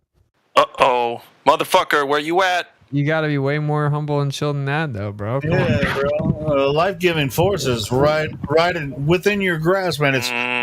It's in your mind, it's in your spirit, everything. Yeah, I mean, you wouldn't exist without this life-giving force. Well, You know what, you're Helio? a computer programmer? I am grateful to whatever is the reason both of you exist. How's that, Grabby? That's Oh, well, That'd be don't look up something, to us, man. But seriously, man, God created all of us. You know, the Creator. I mean, we are a part of this creation. The same creation that lives in us lives in you. So I feel like I'm about to create something for the toilet. Like, how would the world be here if it wasn't placed here, though, right? Like, if it's, Yeah, if it's exactly. stationary. No clue, brother. It's like, where did it come? Well, okay, I have no clue how. I have no clue how the Creator did it, but we're here, right? Yeah, like something had to put it here. That's all I'm saying. You freaking not gonna throw a tornado in a junkyard. Well, it's and make just it like this. wind. Well, it's just like even with the idea of atheism, Big Bang. That's still a creation story, right? Well, Whit, I like what you said about the tornado into a junkyard and get a Cadillac or something. I love that. The other analogy I like is the suitcase with you know, like a taking apart clock. Take all the little pieces, put of a clock, put them in a suitcase and shake it around. How long do you think it's going to take before that shaking around turns it into a fully functioning clock? Exactly. Yeah. I love that shit. See, that's the thing. I'm on both sides of whatever argument. Like I'm all over the place. There ain't no some both shit sounds sides. good to me. There ain't no both Some other sides shit of the don't. argument when it comes to that kind of thing. No, there is Like though. design. You know. This is design. You know, No, it's not binary. You can't make humans exist by accident. How the fuck do you know that? And not accident. I'm just saying you don't know the actual cause. But this is that's a good point, right? Hang on. You got to figure out the actual cause or the characteristics of the cause or exactly what it is, right? That's a personal journey, and you're having to introduce faith and stuff like that. But like you can use logic just to know that something did it, like that something placed it into order, right? Like those are two different discussions. Because, you know, like for example, like you can't even explain abiogenesis, right? Like something had to create organic life. Evolution doesn't work, naturally just making itself and all this stuff. So something made it. And then I think it's just everyone's personal journey to figure out exactly what that means for them. I will tell you there's some shit that I can't explain that helps me and helps everybody out, that if I focus on it and do my best with it, it helps more. I will say there's something like that going on. Hang on. After a cajillion years, monkeys will type Hamlet. Fuck, you're right. Never mind. You creationists are so silly. No, I'm just kidding. That's brilliant. Brilliant. That was brilliant. I love you guys. I'm going to go get some rest. Great job today, Witsit. Thanks, man. Have a good night. You too. But given enough time, I don't see a problem. It's brilliant. But yeah, what's it going back to what you're saying earlier, that the controllers would of course start to get really nervous when you're going to interfere with their kind of monopolization over energy, because you know that's the crux of their entire control system, you know. I agree. So they might not care so much that, you know, we know that the you know, we know the globe's a lie, and we know like the more true nature of what the Earth actually is. But if we don't keep pursuing it along the lines you're going, right, they're not worried. You know what I mean? I agree. If we just stop it, it measures flat, you know, and we just hang there, they're not bothered. I think Once so we too. start pursuing and we start utilizing this knowledge practically, that can change the world in profound ways. That's when we're a problem, right? When we start being able to use it. The biggest problem, the biggest existential crisis for them, or threat. I agree. It's like, you know, the famous saying, I think Lenin said it, like, to control the opposition, you have to lead it. So it's very naive to think that they're doing nothing, that they're just sitting back. And like you said, if you figure out that the Earth is not a ball and then you can figure out that a sextant uses an elevation angle, and that the black swan debunks the Earth's a ball. Like if you just talk about that, like water finds its level over and over, they don't really care. Like if you're gonna sit here for 20 years and talk about how water finds its level, like they don't care because you're not doing anything with it. The danger would be when you're like, oh, well, that means that the sky's moving and what's moving it, and there must be an energy field that's moving everything, and that means it's all around us, and that means we can tap into it, and maybe Tesla was right, and now you're becoming a threat where you can be self-sustainable. And on top of it, you're only actually reinforcing your kind of proof of flat Earth. You're making it easier to prove to people. Like here, we're utilizing systems that cannot exist in the globe model, the globe paradigm. It's not a globe, you know what I mean? Right. Like if I could make a free energy device using this framework, then Exactly. you know that would just be more evidence for a flat Earth. Yeah, be completely tangible, you know, and indisputable. Well, you'd be surprised. People will dispute it. I mean, pride will make you do crazy stuff. Well, I mean, you can try and dispute it within like a kind of flat Earth framework, but I mean, I don't think you can bring the heliocentric model back in. But yeah, people will still try, I guess. Yeah, I agree with you. Like it's well, this is what's funny, man. Is like when you look into quantum mechanics, man. Like they're admitting that there's probably an ether. Like they're coming out now and saying, "Oh, it looks like there might be an ether. We're gonna have to reintroduce it." But they don't know how to. They can't figure it out because they can't make it work with Michelson-Morley. They don't know how to make it work. So, and that's what LeBrent had a problem. He's like, we could say that ether's contracting it, right? But like, how does it work? And so they can't introduce ether because it debunks the heliocentric model. So they're like just kind of sitting here with their hands tied and they don't know what to do. And so I think it's just a matter of time where they've got to have some plan. They may come up with some bullshit theory or model and propose the ether but pretend it works with the spinning ball somehow. I don't know. But and then honestly, people are so brainwashed now that they would just buy it. They wouldn't know that it doesn't work with the moving Earth. So I don't know. It's where we live in interesting times, man. But I think that if there is any type of like climactic plan, you know, like their idea would be just to pull it off before we figure this part out. Yeah, I would have to agree with you there. Race against time type thing. Yep. I think they want to hand off our kind of knowledge base to an external entity so that they can kind of, I don't know, they can have a massive crisis for the world that kind of just moves people's minds even further away from paying attention to this fucking pseudoscientific nonsense that they're pushing. And then hand off like where we ascertain our knowledge from to an external entity, which would be like the alien invasion type stuff, you know? Yeah. Like how can a truth seeker not think it's weird that we can't explain magnetism or electricity in 2022? Like how does a truth seeker not think, okay, they're probably hiding that? Right? Like how does someone not put that together? Like you can't have electricity without magnetism. So like, well, why do we not know what's going on? Why is Harvard answered? I don't know. Like something's weird here, right? Like they must have misguided us somewhere where we don't know the answer. And then when you started looking at ancient civilizations, it looks like they knew a lot of answers and they told us that they were stupid. And so it's like, a truth seeker is going to start to put this together and be like, something's missing.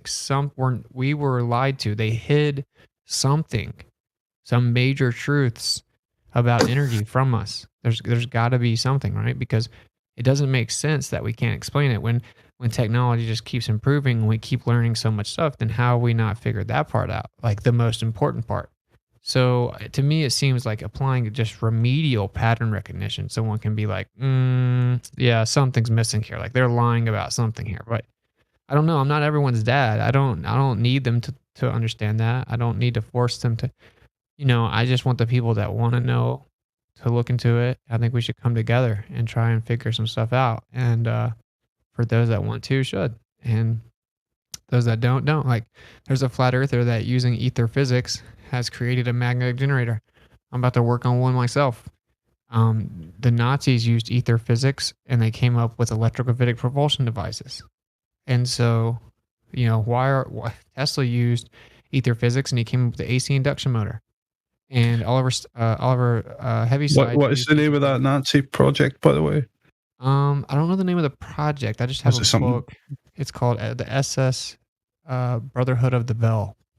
Yeah, the bell. Yeah, I was going to say it was something. Even to do with bell. in these platforms on that point, we have thousands of non-collegiates. You know what I mean by collegiates? Yeah. Asking these questions, and then they say, "Well, you haven't been through college, so you don't know." Yeah, but none of them know. Like, I can send you a paper from every Ivy League school. No, I saying know. that- I know. That's what I'm saying. But they say you didn't finish college. You don't have a dog in this fight. Basically, is what they're trying to tell us. Yeah, that's all they said in the debate tonight, Helio. They just kept appealing to like the idea of scientists. I know, right? Yeah, that came out of Taylor's It's all mouth. appeal to authority. All of it's appeal to authority. Literally all physicists that came out of his mouth. I'm like, that's crazy. I just talked to like 5 that disagree with you. Oh, well, there's maybe a couple then. I don't know where they find these Non-collegiates, people. non-collegiates should keep their mouth shut and let the general population do what they do, and everybody else should keep their fucking mouth shut. Yo, And in the same sentence, Taylor said, "Scientists argue all the time and disagree." Yeah, he and said then he that goes, earlier. "All physicists agree with each other." Yeah. So funny, man. The super chat called him out, and he just like, it's just sophistry. They just use sophistry. That's why I kept calling out the Amy dude. I mean, it's safe to say that anybody that thinks institutionalized education is like, the indication of intelligence at this point is not ready for these discussions. I agree 100%. Can't be That's why I interacted told Taylor, I'm like, I don't want you over here. He's like, if you're trying to convert me, I'm like, I don't want you over here. Yeah, it's like, dude, there's a certain. I mean, even in this room, we have freaking thousands of members here in the Discord. There's only a certain number of people we actually want to talk in here. We don't just let anybody talk in here, and there's a reason for that. And we have a. We've been doing this for several years, so it's not like it's like, oh, you're an astrophysicist. Well, actually, the astrophysicists don't come here because they're just gonna bring the sophistry. We used to come here. Remember, we had like that solid year where we like literally crushed all the PhD people, supposedly. Yep, I remember. Was that you trying to? Were you messing me? Yeah, dude, I got a new account. My old account was What the hell happened banned. to your account? Holy shit! I don't know. I fucking tried to log on like 3 hours ago on here, and like around 7. Actually, it was like 7 o'clock my time, California time.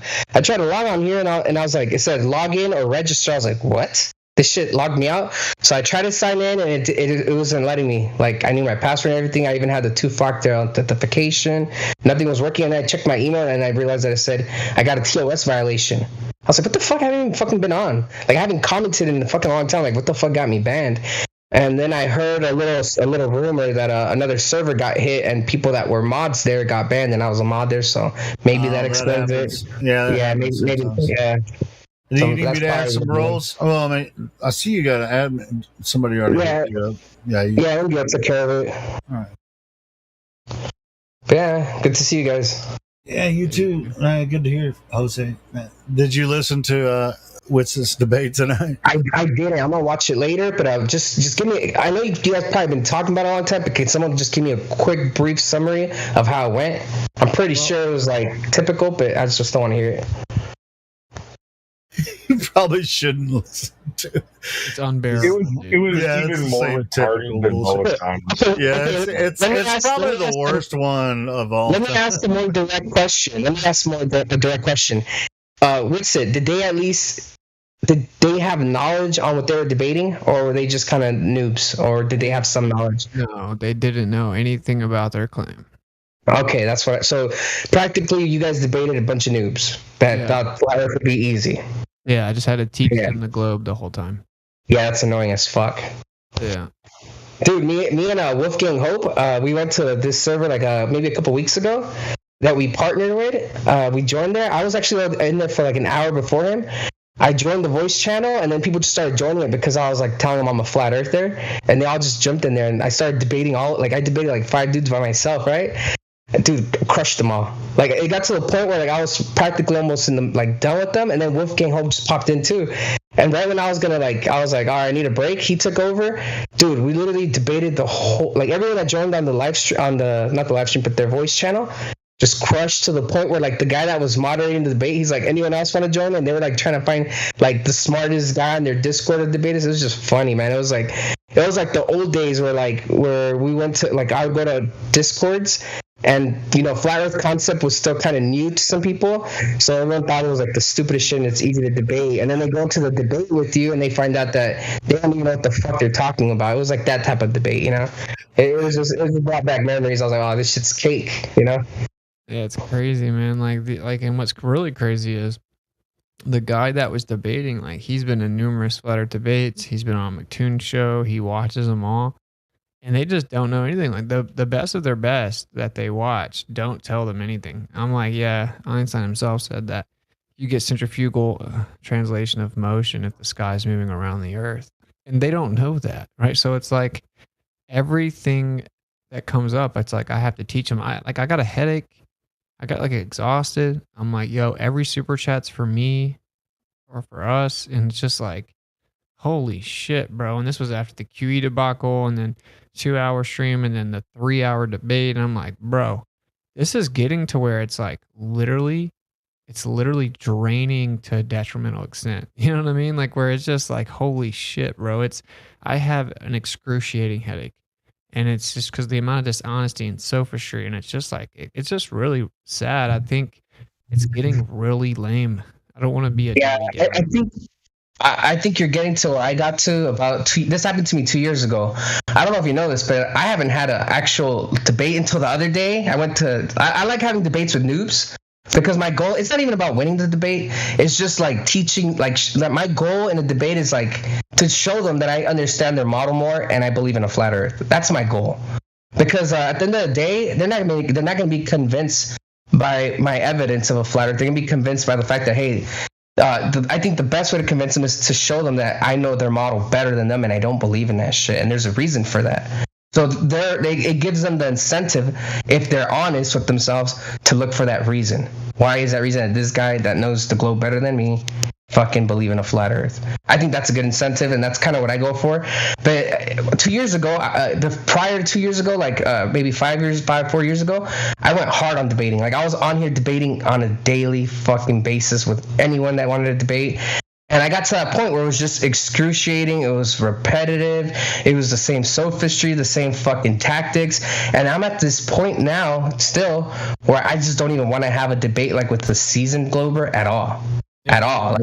I just want to talk to people, either debate with noobs, because I know I'm telling you, it's not even about winning the debate. I just know that noobs, there's more seeds I can plant to a noob and a fucking hardcore Glober that's just in it to try to win a debate, which is kind of fucking annoying because you get nowhere.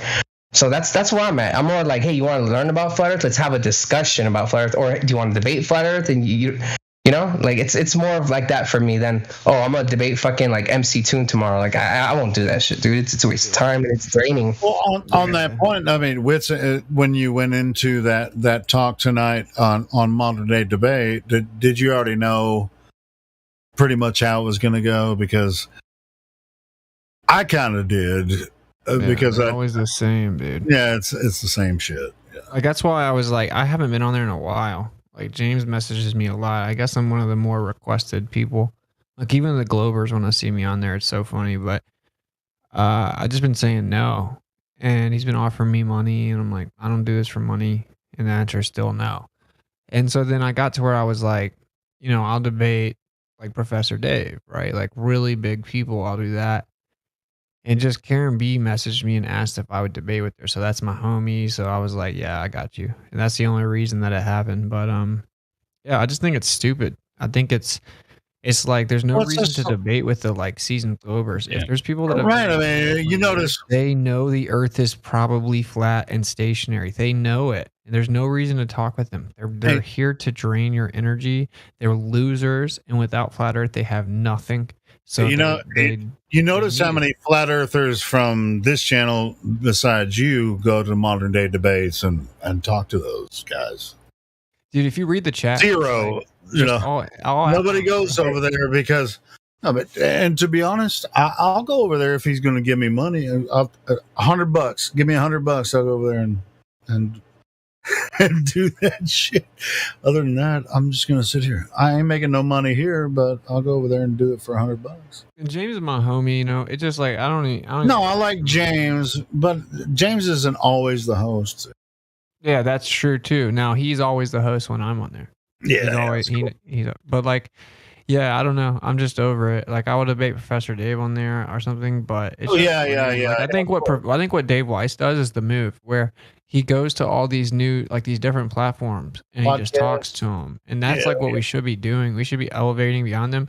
Like I told Fight the Tight Shirt, I'll never be on your show and I'll never debate you out of principle. I told McLooney Tunes, I'll never debate you again, ever, ever, ever. And I think that's kind of what we need to start doing, where we're like, you guys are too gay. Like I don't want to debate you. They've actually do you know how we win this whole thing? We win it by doing exactly what you're saying. We ignore all the fucking hardcore Globers and just go to places where they just want to have a discussion. Because the whole point of Flat Earth isn't to win a debate. Because to be honest, I don't think nobody's ever won a Flat Earth debate, either globe or flat. Because it's always it's not that it's a stalemate. It's just that there's just so much arguing that it overcomes the actual, like, there's no discussion, like nothing gets learned. It becomes more of a like fuck you type of debate than a actual actual knowledge gets poured into it. So I think it's better when you go into a conversation, a discussion about the topic. Like it doesn't have to even be an opposing view. Like it just be like, you guys want to talk about Flat Earth? We used to do that. Like me, Crypto, me, Morvet, Indio. We got invited by some channel, like some Twitch guy. He literally came in here. He's like, "Hey, I have a somewhat big Twitch. Would you guys like to come and just share your idea of what the Flat Earth is for my audience?" And we would go and do that. Like we'd go on their show, and it's practically like an interview more than anything. Like they'd ask us a bunch of questions. How do we explain this? And we just kind of give them like our best, explanations of how Flat Earth works. And it always worked out great, And then sometimes we take questions, people would be like, oh, how do you explain, this? And some people would obviously talk shit. But the point is, like, the discussion is the way to go, because everyone's going to pick up more from a discussion about one topic than a debate about a topic, in my opinion. I agree. It's like when my homie, he was an atheist. And I told him about the Earth when I found out, because he was open-minded. He knew about a bunch of conspiracies, right? He knew about like every basic conspiracy. So I told him about Flat Earth, he couldn't handle it. And so when I first told him, he was like kind of debating. He was like kind of being like aggressive. And I'm like, all right, I'm out. But then he came over to my house. He'd start coming over to my house and like we'd smoke and we'd just talk. And basically it's just you talking, right? Because they don't know anything. And so you're giving them this huge like summarization, like a shortcut, where you're like giving them a preponderance of evidence. You're like, did you know? So this guy said you couldn't go to the moon. He died. The government did this and this year, this and this year. The physical measurement here and here and here. They claim that this proves the spin of the Earth. And you're just teaching them. And that's why the censorship sucks so bad, because the truth is we shouldn't have to say this over and over and over. We should be able to get good recorded videos and everyone should just be able to see it. That's how almost all of the OG Flat Earthers became Flat Earthers. We're just watching stuff on the internet. And that's what's draining about it. They've made a paradigm where it's like draining, where we have to say the same things over and over.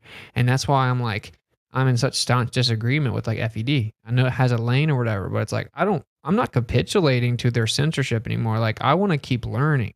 I want us to keep growing and figuring out more truth.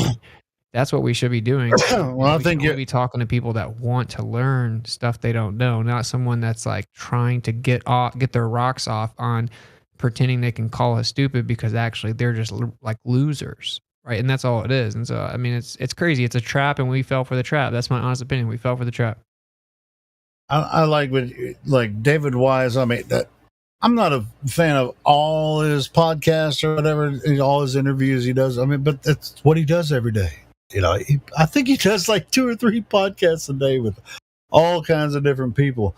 I watched this one that I just posted in a live stream voice text, and I listened to that one today or yesterday, and it was really, I think it's a good one. So if you know, anyway, but he always has pretty much the same format. I mean, he always he's personable with the people he talks to. He's always cordial. Yeah,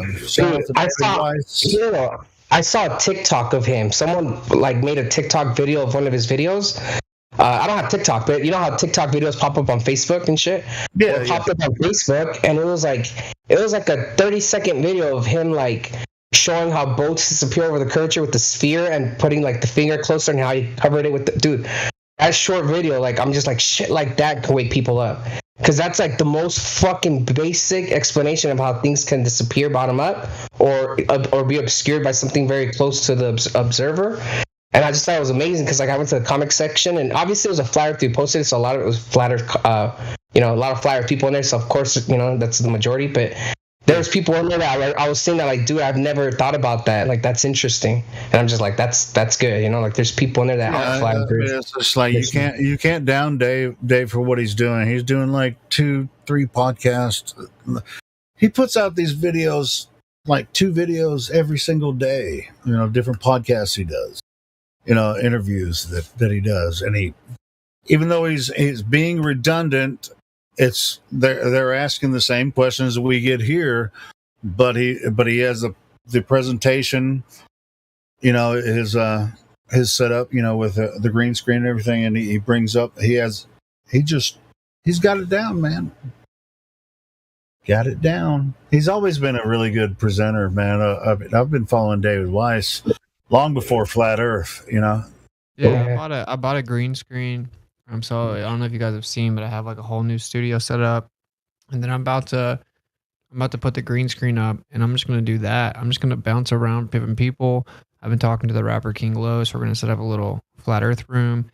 I might link up with B.O.B. I'm gonna use my connects, maybe even Alex Stein, and I'm just gonna go to the biggest platforms I can find. I'm gonna pop that green screen down, and I'm just gonna have a chill conversation where you hit them with all the info. Or if I'm gonna have to repeat it over and over, I'm not gonna do it with Ruhif or Rumpus or Xanax. No, fuck those guys. I'm going to repeat it to the person that's like, holy shit. Well, that's what I'm saying. David Wise, he'll go to like, if anybody contacts, I've seen him go on like podcasts that have like freaking 4 people watching, on a live stream or like, but he'll put it up on his channel and then it'll get 1,000 views, on his channel. So it's just like he goes through the same presentation, but he gets to meet new people every single freaking day. Even though the questions are redundant, he's very patient. That's what I like about David. But also Dave doesn't do like what I do, which is like live streams. So if you have to do a live stream like every day, like I'm taking big platforms, man. Like I don't care. I'm taking big platforms, or y'all can kick rocks. I don't even care anymore. I think that the vibe needs a shift in Flat Earth where it's more like we're the cool kids and we don't want you to sit at our table. You're way too lame. Like you're annoying and exhausting. Yep. And we actually don't want you to sit at our table. If you're cool, I'm saying, like if you got some game and you might can talk to the ladies and you're funny and you can freestyle when I pull my pencils out and make a beat, then you can sit at our table. It's like the cool kids club. We need to have like the cool kids club vibe where it's like, you're not cool enough to be here. We're just elevating. We're talking to new people that are cool that haven't heard it.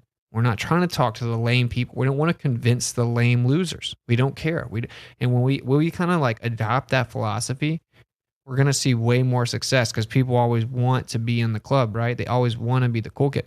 But when they see us getting dragged down with like Looney Tunes and all this shit, they're like, oh, this is a lame vibe. Like, I don't like this. Like, I don't want to be a part of this. So, I don't even want to listen because it's just like lame and toxic. And they're talking about stuff I don't understand too fast and without context. And I'm lost and I don't get it. And it seems gay. But whenever you're talking to like a new person, then it's very intriguing. So that's just my Yeah. take. Hey, I wait think a- that we need to do that. Have you ever looked at Tinfoil Hat with Sam Tripoli? Yeah, I might try to get on there. Yeah, Eddie Bravo's been on He's there. got a big several audience. times. Yeah. That's one that I would get on for sure. I would do that. Alex Stein had him on his show. Yeah. That's kind of like what Owen Benjamin was always saying, that flat earthers needed to kind of adopt that attitude of just getting the fuck out in front of it and just stop taking the bullshit. And Yeah. chutzpah, you know? Not a And bad everything. idea. Not a bad idea. Get that in this. It's the So, best idea. Hands down, Yeah, it's the best idea. yeah. You think you debate McToon every day that somehow all of a sudden the world's going to change? I don't know why we're not thinking about this just logically. It's like they are the gatekeepers. Why are we going to stonewall against the gatekeepers? You know, just fucking walk around them. Yeah, bro. And like, crowds what sucks there. is Yeah. people ask me to debate a lot. I- Like I get emails all the time, like, please debate McToon again, please, you know. And it's like I used to comply, but I'm not anymore. I'm like, no, I don't care. I'll send you $400. I don't care. I don't care if you give me $40,000. I no longer care. Okay, 40,000, I might debate McToon, right? But you see what I'm saying? Like, I don't care. Like, I don't care about money. I don't care about your feelings. I don't care that you're new to it and you got triggered by his video, so you want to bring me in. I don't care. I'm like it's exhausting. They need to understand how much that sucks. Well, not like my head hurts, bro. When I was on the debate today, I got tired. I feel you, My bro. back hurt, my head hurt. You know what I'm saying? I feel you, bro. That's what I'm saying. We got to stop fucking with those dudes completely. They're going to become irrelevant. Like, we're the ones that are giving them a platform, dude. They don't even exist without us. Like, they have no platform. So that's number one. Number two, if you think about it, like, if we completely ignore them and we just go our own way, dude, like who's not gonna want to watch? Like, think about it. Like, you were just talking about this, right? Like, Sam Tripoli, let's say he gets you on a show where you just have a discussion. Dude, everybody's gonna watch that shit. Even people that aren't flat earthers are gonna want to watch that shit because they're like, I like Sam Tripoli. Like, he's brought other good videos. So, like, you just start bringing in a different audience with a positive. He's had Eddie Bravo and Santos Bonacci. He's had Santos on there too. I think he had Santos and Eddie Bravo on the same fucking show one time. Yeah, he's definitely heard a lot of the flat earth. I don't know if he's ever heard the most OG stuff. I think he had Dave Weiss and yeah. But it's like whatever. It's like Sam Tripoli is very obsessed with like walking the middle ground, so he retains his viewers. Yeah. But it's whatever. Like, I'm not his dad. Like Jose just said, it's just like positive vibrations, bro. Where it's like, damn, why is this flat earther so funny? Why is he making me laugh so much? Why is he so cool? Like, why does he seem so chill? Like, I thought flat earthers were weirdos, but this guy is making me laugh my ass off. That's why Owen Benjamin is so good, right? And it's like, that's what we need to do. We need to show them that we're the cool kids, that we're actually cool and we're just smart and researched and we broke out. But it's not like they already know, but they're scared. They're scared though. They're scared to And logical as well. Logic, right? Yeah. And actually, you know, by their upbringing, they're scared of logic. Yeah, but let me finish my train of thought real quick. What I was trying to finish this with Witsit was don't get to this. Like, I'm glad you're noticing this now, because this happened to me, dude. Like, where I was debating these dudes on a daily basis, and it's draining to the point where like your life becomes miserable. Like, it does, dude. Like, I remember like I would have a good day and then hop on a debate like midday, and then the rest of my day I was just like, fuck, that shit was fucking draining. I can't believe I just spent like 3 hours, like, you know, like of my life doing that shit. Like, it got to a point where like I was even pushing away from flat earth from it because I was just like just fucking sick of it. And I'm like, you know what? I'm like, so what I did was to not get away from flat earth. I'm like, I'm gonna cut out the fucking shit, the issue, which is the debates with these idiots. And to be honest, dude, ever since I did that, like, I come on here and I just discuss flat earth with, like, you know, with noobs, you guys, and it's been solid, and I've been good. Like, it's good for the heart and good for the mind.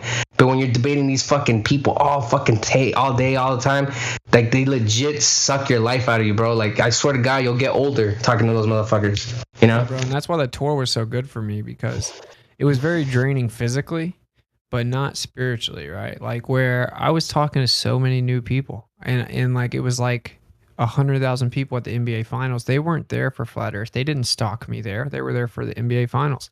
So it's like new people. It's exciting. It's like people are genuinely curious. You have like the one person that comes up and is really lame about it. that's heard about it but is gay about it, but like most of them are just interested. And the Flat Earth tour was so awesome, like for me and Chris, because we just talked to so many people. It was frustrating because we literally had to spend tens of thousands of dollars of our own money, and it was physically draining, and we were getting attacked, and we had the feds following us, and it was kind of intense.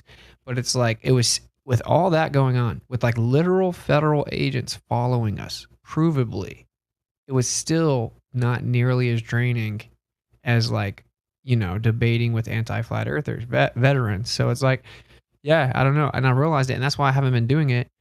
Now, like, I'm not going to let them break me down, meaning like I'm not going to stop. Like, I do this because I think it changes people's lives. We don't care what the earth is. We care about the lie, right? And like we want to elevate. That's why I think it's laughable. Flat earthers are trying to censor other flat earthers from talking about the potential free energy, because like that's why we do this. That's why I do it. I don't do it to like measure my FE cock. I don't do it to say I'm 400 and 0. I'm the best flat earth debater.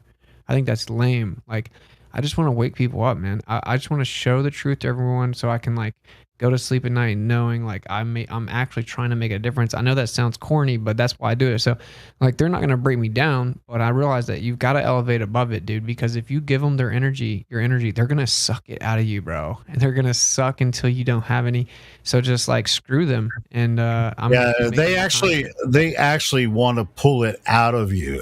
When you talk to them long enough, you can tell they don't care about the flat earth or globe earth or anything. They just want to talk and pull your energy out of you. And especially, you know, if they're amongst a group and people are listening, they actually don't care about the truth about anything. They're just trying to pull your energy from you and waste your time. And if it's so ridiculous, and they should be embarrassed, not us. They should be embarrassed about that. And if flat Earth's so ridiculous, why would those why government would they even organizations be spend following their you? time You doing know? it? Yeah. It doesn't make sense. Crazy.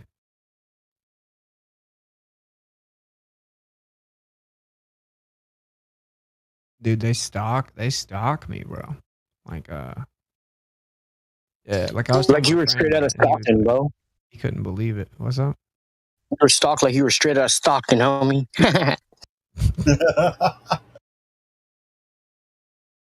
It's weird. This is weird. And like also, there are weird flat earthers too, right? Like flat earth doesn't make you cool, man. And like I think there's a brotherhood to it in a way, but I'm kind of realizing reluctantly a lot of flat earthers suck. You know, and I'm sorry, I'm not trying to be a Debbie Downer, but that's just the truth. Like, dude, I've done a lot for flat earth. I'm not claiming I'm like the best flat earther or anything by any stretch, right? But it's pretty indisputable that I did try and do a lot for flat earth. And like, I have two pretty prominent flat earthers just like literally bashing me right now, like bashing me. And I've just found like, it's just like, bro, they're lame. Like people are lame. And I think we need to just elevate. That's all I'm saying. I don't want to preach too much, but I'm saying like elevate to a positive vibration, get the truth out there. People that have positive vibes and want to learn the truth and keep learning. It's like my boy Napalm made the best analogy. Flat earth is like you walk over to a terrace or like over this cliff and you see this beautiful waterfall and this like oasis, this like utopia looking place with tons of gigantic fruit trees. And it's like incredible. It's the most beautiful thing you've ever seen. That's the flat earth. And you're like, wow, this is so cool. It's so cool that you might want to even pitch a tent and stay there for a little bit, right? And like really soak it in and learn about what's there because it's so beautiful. But then you need to keep going and go see, oh, well, if it's so pretty here, what's it like down there? And you want to keep going and keep going. It's like a flat earth is like a sign on the road. You don't stop at the sign. It just guides you to the further down the road. And so instead of you pitch your tent, but then you pick your tent up and you keep going down the road of truth, right? Even though flat earth is so beautiful, it just guides you in the right direction. You're like, if it's this pretty here, then if we keep going in this direction, it's going to keep getting prettier. What we have happen is a bunch of flat earthers have decided to permanently live there. They have laid a concrete foundation. They've built walls and they've now put guards at the walls. They've created laws and a government and taxes and a hierarchy system and what you're allowed to say, or you get punished and put into flat earth jail, or banished, and they don't want anyone to leave these walls. They built a wall there in like a city, and that's stupid because you should keep going. Flat Earth should just be one of those, like, what opens the door for you. And so anyone that wants to stay in their little corner and circle jerk about the sextant for 8 hours a day, no disrespect, and do you, but it's like, I don't want to do that. And so I want to go talk to the people that I wake up with the Flat Earth. They're like, dude, holy shit, I've been looking into magnetism for 4 years and this was the missing piece. What do you think about this? Oh, bro, I think I can make a generator. Like, that's the kind of stuff we need to be doing. We need to be waking up the people that want to keep growing. The biggest trick is to keep us like confined and redundant and monotonous and, creating some type of cult hierarchy where we don't grow. And I think that, it's just a low vibe, bro. It's a low vibration. It's super lame. And that's why some of these people may be paid like the Glober or anti-flat earthers. Like, a lot of them may not, but some of them may be. Because if you were the powers that be, what would you want? Well, they figured out the Earth's flat. We tried to hide it from them. They figured it out. Just get them to keep talking about just that. And make sure that they keep talking about stuff they can't figure out. And don't let them try to figure out what they can. And that's what we're doing. I think we're falling for the trap. That's my opinion, but I think we're falling for the trap, and we need to kind of elevate where it's like we need to open our minds and start trying to do experiments and like trying to figure out where we live and what's going on with it. So yeah, I don't know. What's it? I fell for it. Hey, I was just gonna say, don't feel bad. Out of all the flat earthers I've ever met, I suck more than any of them. I'm the worst. I don't know about all that. Nah, but hey, I think you're doing pretty good. You know what I mean? Regardless of what anybody says, regardless of what anybody says, I seen you go up to like, I don't know, was it like 10 big ass Muslim dudes, right? Who were like screaming on Hollywood and Highland, and you screamed louder than any of them. And you know what I mean? That shit was pretty funny. I'm just saying, think about that. Like, not most people won't go and do that, or like have a bat taken to you or your equipment and stuff like that. So it doesn't matter what anybody says. Like, you've already put in the work. You know what I mean? Yeah, for sure. Let the work speak for itself, dog. You know what I mean? Yeah, I hear you. True that. I'm just saying, though. We need to rally around each other and wake other people up, and then expand and grow our knowledge. And we need to figure out how to solve this energy thing. We need to figure out how to glitch out their little tax system and their little law system, and we need to keep growing. That's all I'm saying. Hey, bro, remember the video? I don't know, you put it out a couple of days about grounding, right? So I seen that and I had to go watch that. Well, Neil deGrasse Tyson on his Star Talk, he puts out something like every couple of days, and they just put one out today. And it was these doctors talking about these special shoes they designed for people who are diabetic. And like, I started realizing like all these problems that are happening to people's feet. It's like they don't show symptoms or signs, right? And then next thing you know, they have to get their toe whacked off or whatever. Like, people keep getting like little ligaments cut off from their legs and stuff like that. None of the doctors ever tell them to go barefoot anywhere, dog. You know what I mean? Of course, yeah. That's the key, dude. It's so important, bro. It's like dude. When I saw what that does to your blood, like, I've known about grounding for a while, and I don't like to walk on concrete. I know there's argument that it still helps even on concrete, but like definitely the earth, right? And then when I was looking at the blood, I'm like, bro, this is insane. This would probably fix majority of illness. Yeah, for sure it would. Have you ever heard anything about about gold actually being in our blood, like real gold? No. So I can't remember who was telling me on here. Who was it? I think it was I want to say it was DMOC, but I'm not sure. But somebody who usually comes on in the morning, and he knows a lot about physics and like chemistry and stuff like that. He was telling me that in the blood, it's not iron that's in the blood, and that's a misconception. So like, women think they need extra iron in their blood. It's actually bad for them, but our blood actually has gold in it, right? And gold, the only thing that's magnetic with gold is that Merck stuff. You know what I mean? So it can actually talking about monatomic gold. Yeah, like the gold that's in our blood. If I'm not mistaken, I'm no expert. I think it's like a gold powder or turns into a white powder. The monatomic gold, I think, is the name of it. Okay, yeah, like at a blood bank, you see blood coming out in 3 different ways. It comes out gold color, clear, or red. and it's like they're separating the different parts of the blood, you know. But yeah, the gold is the only element that I think is magnetic to mercury. There's evidence of the ancient Egyptians ingesting monatomic gold as well. Yeah. Not sure Yeah, what so it I'm does. just saying, we've been completely lied to about what our blood is from the gate. That stuff's real important to them, because anytime there's one of these little events, even if the event has no need for it whatsoever, they're always setting up a red cross. They got Count Dracula's in the back. You know what I mean? Like, they're pushing really hard everywhere for that blood, dog. That's all I'm saying. Yeah, and they love certain blood types as well. Yeah, they do. You know, I'm no expert on anything really, but I just try to pay attention to what's going on, and I absolutely have zero trust for anybody that has anything to do with government, dog.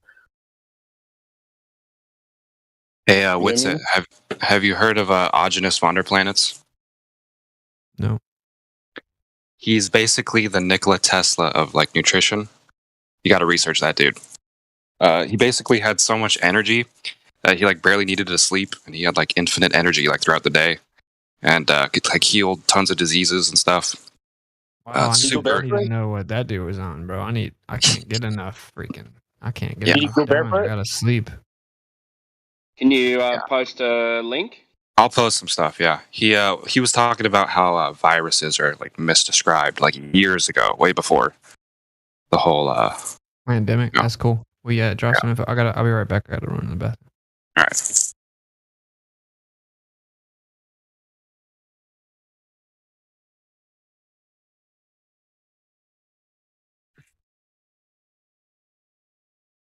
Damn, did that guy go barefoot a lot? Probably. I think so. A lot of these quote unquote rabbit ear illnesses, or V's, or whatever name they have for whatever it is, you know what I mean? I didn't even believe, like, I said I won't believe this shit until pigs fly, and then they try to say I had the swine flu, you know what I mean? But I think all this stuff is just pretty much just theatrics, dog. And people actually start believing it, and then they create their own little panic, you know what I mean, when they're wearing their little denims. Yeah. But I think most of it, if not all of it, comes down to the EMF frequencies that are surrounding. Even if we're not nowhere near Wi-Fi, you're still next to like a baby monitor or something where the cord is really shitty, and the electricity just seeps out of it. I could pick that up right up with my little $165 EMF reader. So basically, our blood is all flowing in one certain direction, right? So if we can set up these electromagnetic waves to go with the flow of our bloodstream, it's actually beneficial to us. But since these things are just pointed in every direction willy-nilly, and our body's blood doesn't flow every direction willy-nilly like that, these things go against the grain of our blood, and that's when we start getting stuff wrong with us. You know, it always starts with like inflammation, lethargia, maybe insomnia, but it's mostly like making people like lackadaisical. And then you just got the hypnotism with the flashing screen of your LED. It's flashing so fast your eyes can't even perceive it. But if you were to video it with your phone or whatever, pick a little video of it, just try going to the supermarket where you scan your groceries and look at what that looks like from the video of your phone after you recorded it, and you can see it flashing. But it's flashing so fast for our brain or eyes to perceive it consciously that what it does is it subconsciously makes us constantly tense, relax, tense, relax, tense, relax. And the successions are too fast. They're faster than our heartbeat, so it throws off our circadian rhythm. And that's when the problems happen. And since different frequencies hit different people's blood, and different people have different blood type, and their blood's flowing differently, nobody could make any rhyme or reason of anything, because humans are the way that we're programmed to think is like this plus this equals this, and we don't really think outside the box or put too many scenarios that we haven't been introduced to into the equation. But once that's taken account for, it's really easy and simple to see, you know, what's really going on.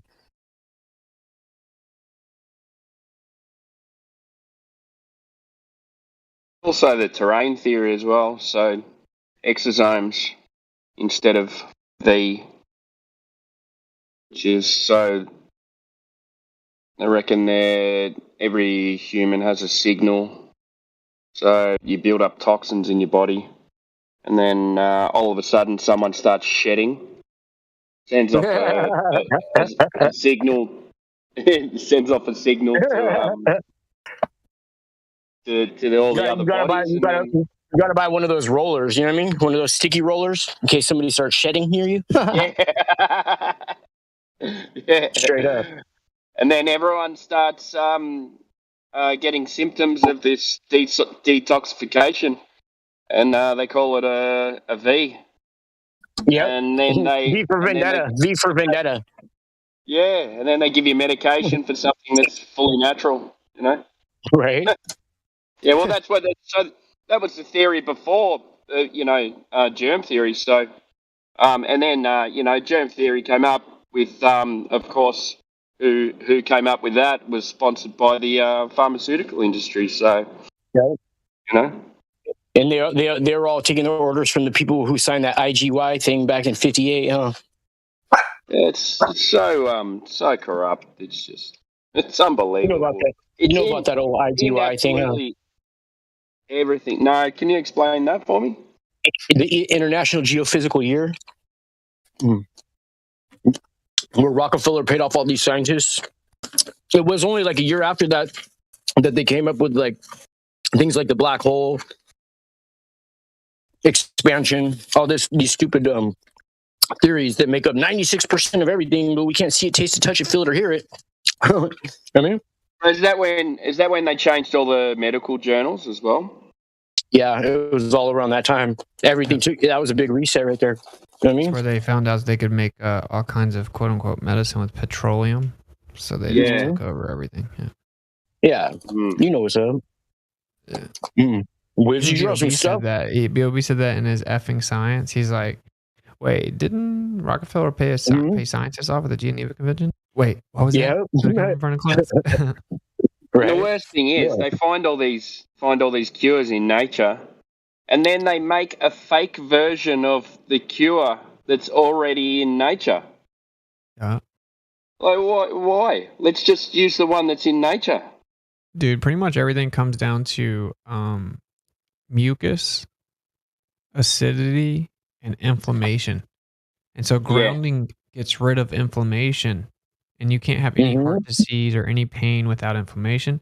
You can't have any illness without mucus because it creates an anaerobic state to allow the disease to live, the toxicity to survive.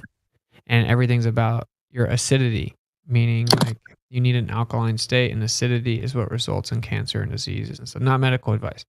So it's like, you think about it. If they'd have taught us that it's all about acidity and inflammation, then that's a totally different world. That's two primary causes of all illnesses. So when you're like, dang, my heart hurts, dang, my back hurts, dang, my knee hurts, dang, I have a headache, dang, I have cancer, dang, I have a tumor, dang, I have all this stuff, right? You would be like, oh, I need to go check my acidity levels. I need to go check my inflammation. But they don't do that because it's not profitable. It's not profitable, yeah. Yeah, well, most of it can be done by food. You know, you got things that they claim are healthy that actually produce so much inflammation in your body, like skins of fruits, the seeds of fruits as well, including tomatoes and things like that. You know, you gotta skin and peel them. You gotta peel them and seed them, and they have something in them. No, they have something in them which is like a protective layer. What it does is it creates holes in your blood vessels and arteries, and then you talking about the lectins? Lectins, yeah. So and then the cholesterol comes along and fills up those holes, and that's why they say when they say, "Oh, you've got high cholesterol," it's because it's actually patching all the holes in your arteries and blood vessels. So wait, you think something organic could be harmful to us as opposed to something that's non-organic? Oh, what about poison? There are poisons that are organic.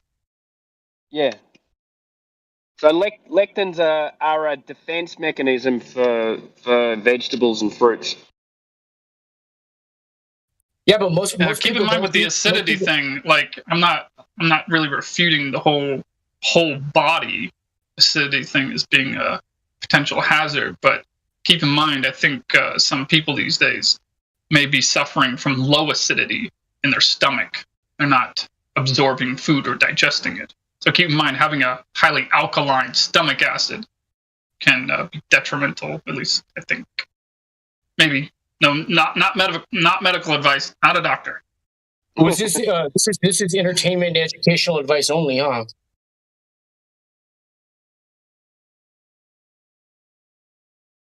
Yeah, we're just making jokes. I love Yeah, how so people they get have all to- quiet after I talk. There has to be a range, yeah, in between this level and that level. But the level that the medical industry gives us is such a broad range that anyone who is unhealthy or really healthy, too alkaline or too acidic, will actually still be in that range.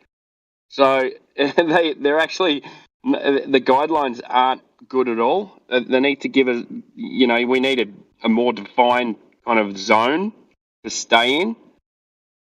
Otherwise, it just doesn't work, because they give you this and then that. So if you're close to that too alkaline level, it's unhealthy. But you're in the range, so you think you're healthy. So you just keep on doing what you're doing. It's a bit of a conundrum, really. Well, yeah, so like that's why fasting's so good, because it just like leaves your body alone and just lets your body like take care of itself. It's not like it's just that it's finally like not clogging your body down. And then grounding's so good because it like unclogs your blood basically and because your blood doesn't pump like the way they taught us. It's like electromagnetic circulation. So fasting and grounding, and then you can also use a magnetic filtration system that'll separate the water from alkalinity and acidity, which is pretty interesting. Like if you were to distill water and then run it through a magnetic filter, you get like the best water ever. And little stuff like this, I mean. Yeah, I've been distilling water for 5 years. That we have to worry about is the acidity levels, because like the American diet, for example, is highly acidic, so we have to chill out in our acidic levels, and we don't get cancers and other sicknesses that we usually get.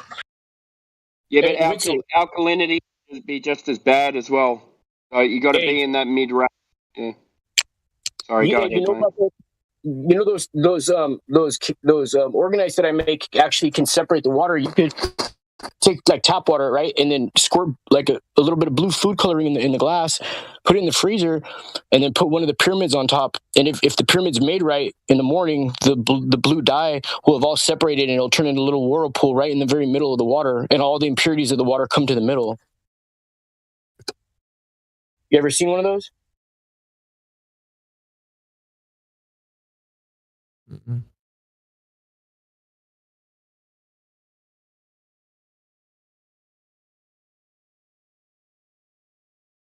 I don't know anybody who's had alkaline levels that were toxic. However, you can be poisoned, or if you do too much alkaline, obviously, but 99% chance, the problem is with acidity, not alkalinity.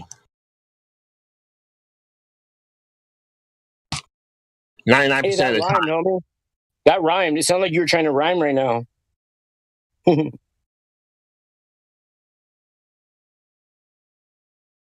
This reminds me of something funny I was thinking earlier today.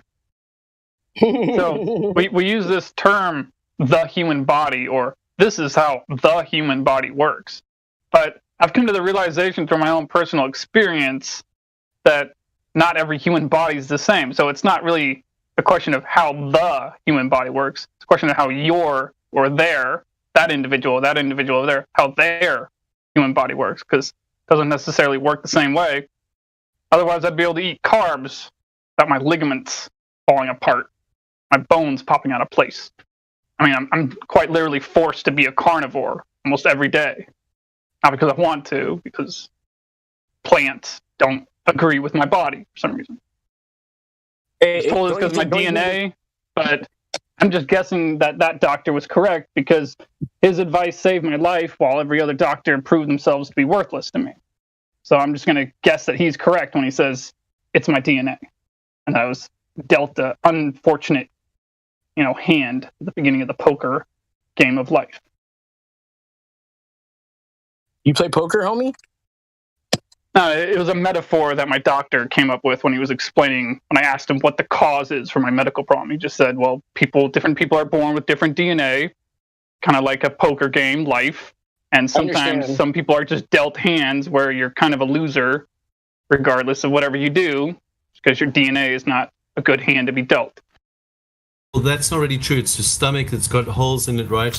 Then certain foods irritate the gut, and then your body turns against and fights those foods because it thinks it's like an enemy because it's getting through the gut, right? So it turns those foods into enemies. Then those foods become allergic.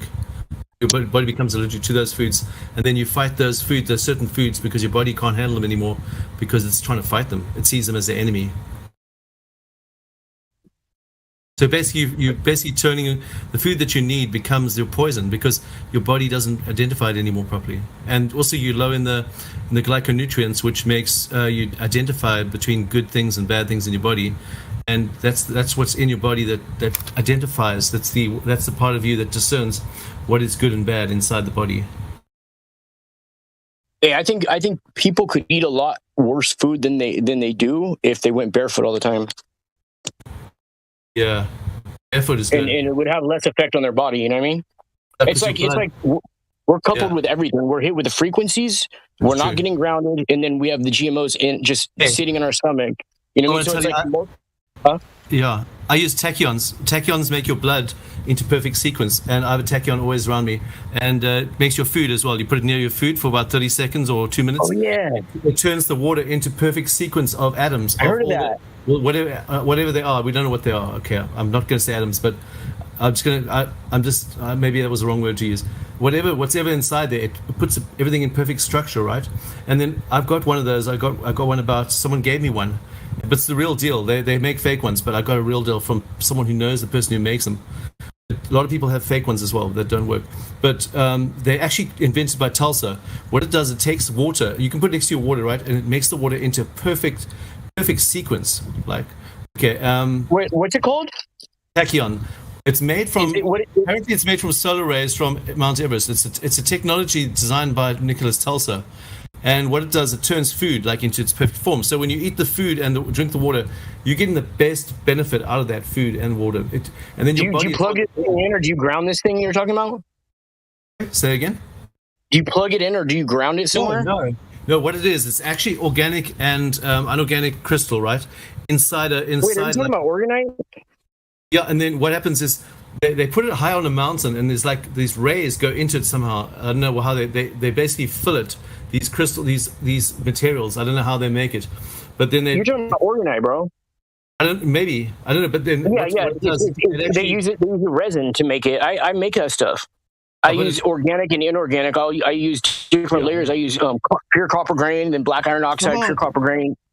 Some people say it's angel rays or something. I don't know what it is, but something that comes from somewhere above. I don't know where, but somehow I don't know how it works exactly, but.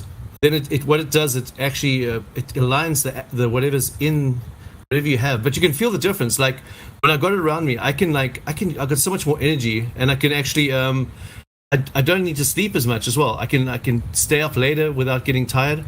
And when I put it next to me, sometimes it's hard to get to sleep because I'm still going crazy. I'm still active. Can you take a picture of it and put it in the chat? No, it's just I've just got the. You can't see much. It's like a card. It's small. You can't see anything. A card? It's like a special. It's man-made. Is it purple? Everything's inside of it. It's all closed up. It's you can't see. Like the size of a credit card, though. Yeah. It's specially made by this company that made them. But I was lucky to meet someone who knew the person who owned the company, so I knew it wasn't fake stuff. Is it purple? Sorry? Is it purple color? No, it's not. It's got instructions on it. It tells you how to use it and stuff. That's all it's written on the thing. But I've had it for ages. I keep it with me all the time. Like it's right now. It's in my pocket. But I can feel it around my body. I can feel it like it blocks the cell phone radiation. And like when you're using headphones, it'll actually stop the headphone. You can feel the headphone drains you during the day. If you use headphones, it's really bad for you because that actually activates the. If you use earbuds, the earbuds are bad for you. really bad. All of it. Anything with electricity in. What it does, it activates what's the name, the thing that we're not allowed to talk about, and turns into a razor blade. And basically, it cuts your whole body up into your brain because it goes into your brain, right? Because it hits the brain barrier, and basically it causes you like a razor blade cutting around, and just it slices you up inside, basically, because the what's the name? All the electronic stuff. I don't know, all the EMF and all that stuff. Messes you up real bad. I used to sell anti-cell phone things. I've been selling them for like 15 years already. So I used to go to businesses and demonstrate how cell phones affect you, and also demonstrate with experiments. I should show them, like go into like boardrooms of meetings of people and explain to them why you must not use a cell phone, and how you can get a special thing to block the radiation, that the radiation of cell phones, and how bad cell phones are. I used to talk about that all day, and I used to have articles and articles and articles. I used to be like an expert on that stuff and just talk about it like all day, and all the people that got cancers from, like, I used to have like millions of articles of people get cancers from cell phones, and how it affects you, and how it messes you up, and how it messes your blood up and messes you up, and it's actually microwaves. And smart meters is the same thing, exactly the same thing. But anyway, so I know a lot about that stuff. But in terms of the tachyon, it's really cool. It does help you, because when you're around other people, even other people's cell phones, I don't use my cell phone at all. I mean, for nothing. I turn it off, keep it off all the time. But even computers, and if you got a modem, it's still going to give you like it's going to give you all that's 5G and stuff. You don't want to get that stuff. So it's good to have a tachyon around you. Like, even when you're around with other people, when you're out, have a tachyon with you. But the problem is they sell the fake ones a lot. A lot of people selling the fake stuff. So to get the real thing is pretty hard. You got to actually make sure that you are getting the right thing, because they can scam you. People scam on everything, nowadays. So you got to make sure that you actually are getting a real tachyon.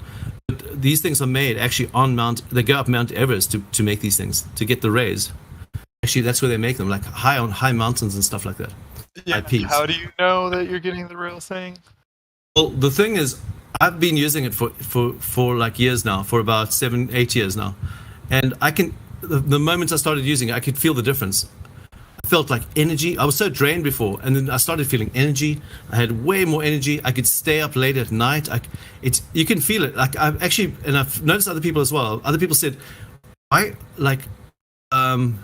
people have said, like, why do I feel like so awake suddenly? And I said, well, probably that's because I got this in my pocket here. And I pull it out. Do you know of a blind study being done with this, or a double-blind study? Because after all, the placebo effect is very powerful.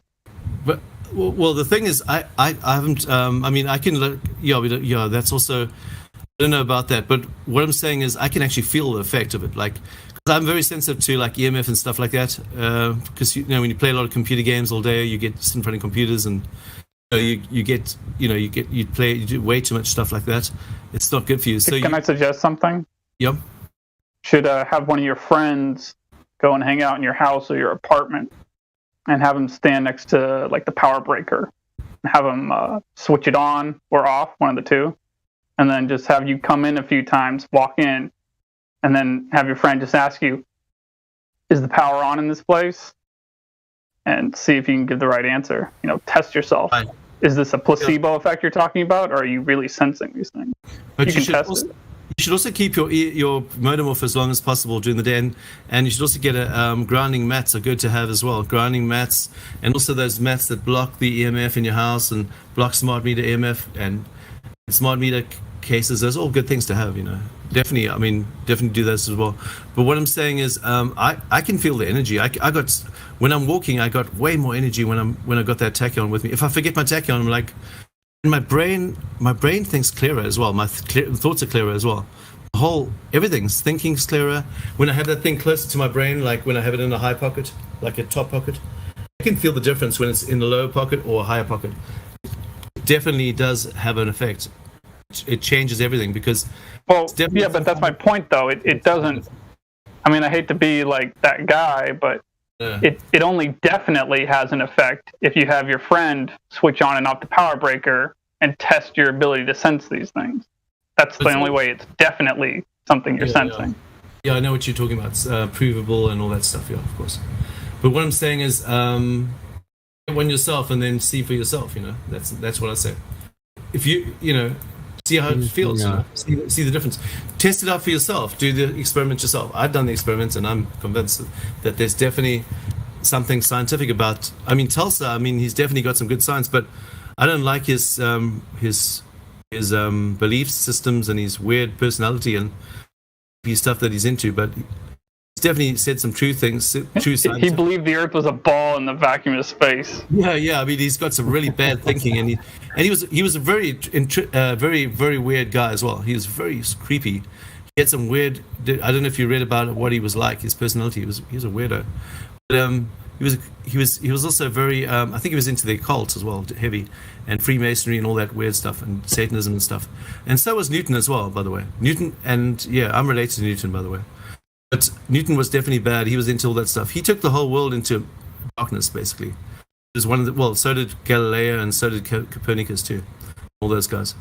All Freemasons. They've been doing it for ages. That's their goal, you know. And they're doing it now. Same thing, same old tricks, same old. It hasn't changed. They're trying to do the same thing, but they won't succeed. They've gone the wrong side. They're on the losing side. I don't think Tulsa's got all bad technology. He's got some good technology as well. You know what I mean? But a lot of people don't know about his stuff because it's pretty secret. It's pretty hush hush. Keep it under the wraps. The guy who invented the electric motor, that guy. Nicholas Tesla, yeah. They well, I mean, some of the stuff is open now, but there's still a lot of things that publicly aren't even known about. There's lots of inventions that he's got that are top secret that haven't been. He wasn't a guy to write shit down on paper too much. He just built it. Said, "There you go, you figure it out." They got his secrets though. Apparently, they got all his stuff. Yeah. But maybe he died with some of his secrets. Who knows? Probably. Maybe told someone. Could have. There's this guy down in Florida who built these rocks and stuff that weigh hundreds of tons or whatever. I don't know. And he built put them all over his yard, and nobody got to see how he did it. Apparently, it was called Coral Castle. Is the name of the place. You can go there and visit it today. And he didn't get away. Anti-gravity, right? Anti-gravity. Yeah, he figured out how to move these big boulders and shit all by himself. Apparently, I used to read a lot about time travelers and stuff. Apparently, they say in the future there's these cities that float in the air that can actually defy gravity. But I don't know about that. I don't quite believe that. Controlled by computers. I don't believe that stuff, but it was fun. I went through a phase when I was just researching time travel all the time, just for fun, just as a hobby, just because it was just so hilariously fun. You know, it's just really fun to talk about. I mean, time travel, and then I used to research all these guys that claim to come back from time. They talk about these cities that are controlled by a computer, and then these escalators that people walk on really fast, it just shoots them across the city. You know what I mean, like a transportation system, and then floating cities and weird stuff like that. But yeah, I don't really buy it. I mean, yeah, I'd like to see that. Yeah, I don't buy it. Love to see. It was fun though. It's entertaining though. You know what I mean? When you go through that whole stage of, you inquiring about stuff, and you're just really curious. It's just time travel business. Yeah, why there's so many. It's just fun, you know. Yeah, it was. It was a good time. Yeah. Want to see it to believe it these days, man. It's like the movies, you know. The watching the movies is quite fun. It's the whole just the idea of time travel, just as a movie, as a fantasy.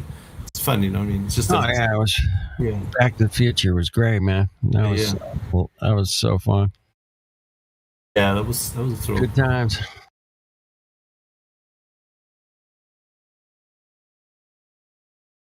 But tachyons, yeah, they're pretty cool, but a lot of people don't know about them. Pretty low key, but a lot of people say that they don't even work; they're fake. I mean, that is the. But I mean, for myself, I've witnessed myself using it all the time. I can't complain. I definitely feel like there's been a good effect on me because I wasn't doing too well health wise, and then as soon as I started using that thing, man, this lady just gave it to me, man. It was awesome. who just gives you a tachyon? I mean, wow. She gave me 2 actually. Wow. Well, she actually, it was her ones, and I said, I said to her, "Can I buy them?" And she said, "Oh, I need some money now. Yeah, I'll sell them to you." And then I gave her the money, but I did feel a difference right from the beginning. It was no joke about it. It was really Awesome, good. man. Yeah. I don't know. I mean, who knows? I mean, if it doesn't work it might not work for everyone. I don't know. It worked for me though. Yeah.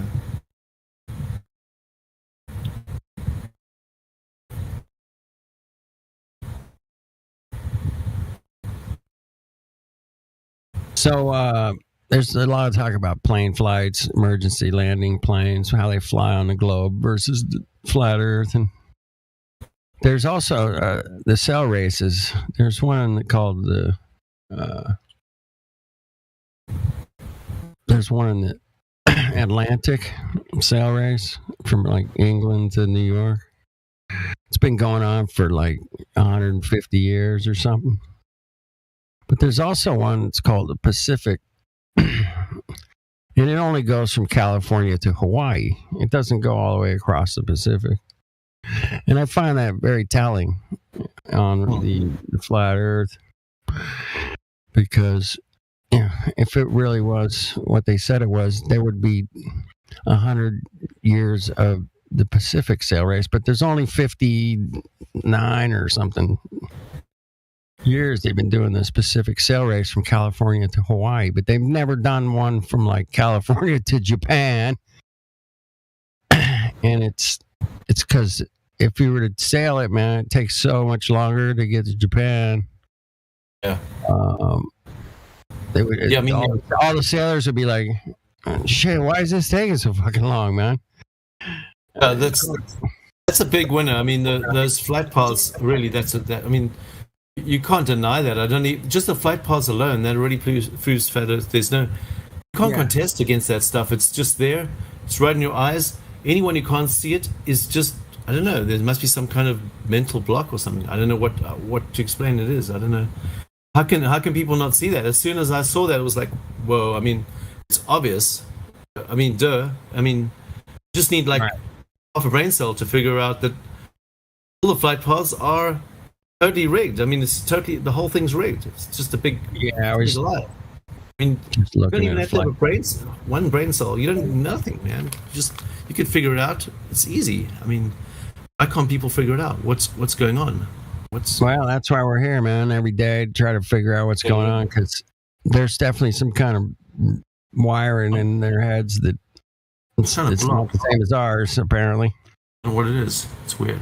Yeah. The brainwashing in schools is pretty deep, man. It's pretty deep. It's hard. I don't remember any of that stuff from school. We didn't even talk about stuff like that. We never spoke about flat Earth or anything like that. We only spoke about things like equations and maths and yeah. They keep your brain so. We didn't even talk about that. We never even discussed like the Earth once. Who was the king of England in 1492? Like. Yeah, why do I need to know this shit? I mean, we just had like guys in front of our classroom with chemicals, and they put them together, and they made these explosions and made things blow up and explode, and like chemicals go everywhere. That's all we did. We didn't do that like Earth, and we did nothing. I don't remember. No, there's no Earth class in school, man. There should be. Chemistry was objectively the only fun part of school. Yeah, that was fun. That's what I remember. Exactly. I don't remember anything else. I mean, chemistry was fun. Shop class, man. I liked shop class, man. That was fun. You can actually do stuff and see it for yourself instead of just taking the word of some authority. Right. All the science was for me, Go ahead. All the science was for me was just the equations. It was just all I had at the end of the year was just like 5 pages of equations that I had to learn. That's all basically it. It was just maths. I mean, science was just maths basically. Right. It was just all those equations I just had to know. And then I did engineering at school as well, electrical engineering. That was just equations as well. It was same equations basically as some of them were even the same equations as science. And then basically then I had maths, high grade maths, a lot of equations as well. It was just equations. So basically I had maths times 3. Holy shit! Hold on. And then I was in technical drawing as well, which is basically a lot of maths involved there too. But yeah, technical drawing. I'm freaking out right now. Hold on. There's this guy named Lev in the Discord here. Lev. Morning. How you doing? Dear friend of mine, man. I've known this OG flat earth fucking guru for, I don't know, 5 years probably. Welcome, Lev. What are you doing, man? Hey, man. How you doing? Dude, good to see you, man. I looked down and went, wait a minute. I didn't recognize that icon. Oh, man. Good to hear you in here, man. Wow, you made it. Congratulations. Yeah, it took me like a couple of years to get in here. It's taken you a few more, maybe. It's hard, man. Discord wasn't easy for me, man. It took me a minute to figure it out. But this is a great platform, man. It works amazingly well. And people in here, man, dropping different links and stuff in the chat. And we don't get to screen share like we did on Hangouts and stuff, but I think it's changed now, isn't it? It's not like it used to be as such. Like, right. Well, it used to be so active and that.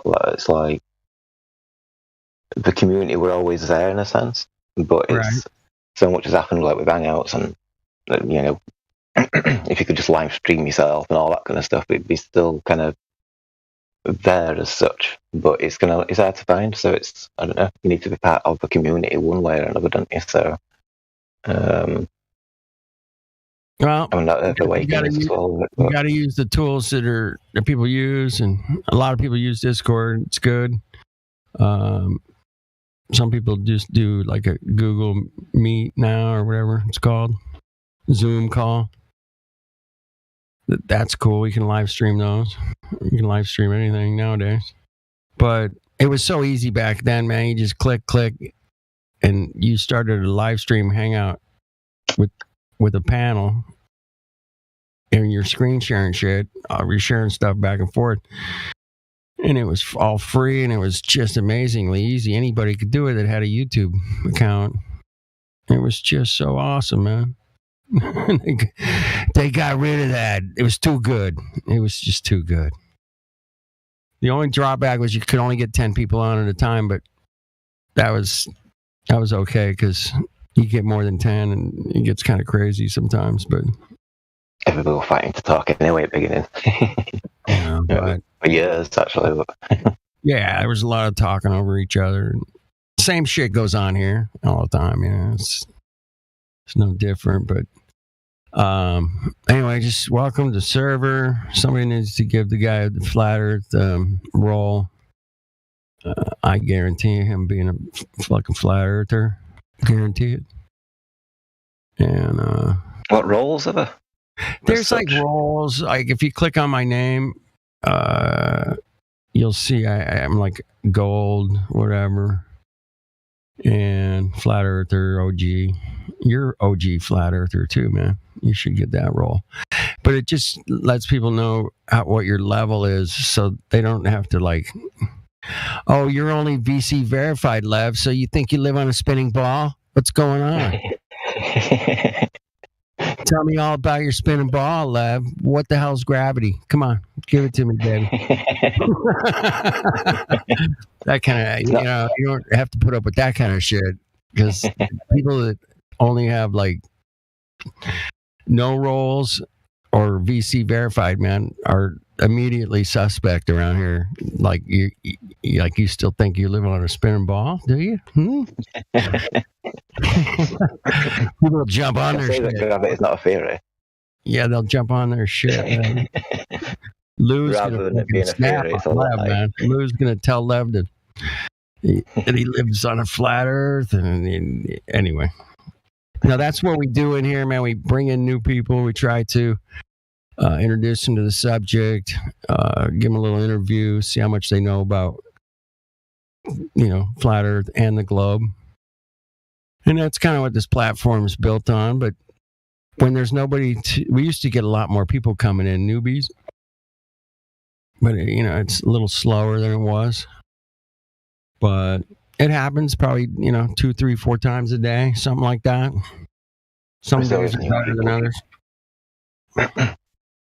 You sometimes get people that hadn't heard of it, kind of thing, which I'm like really surprised. It's like, how have you missed it? You know what I mean? But oh yeah, we get all kinds of people. My friend sent me the link, and that's why I'm here.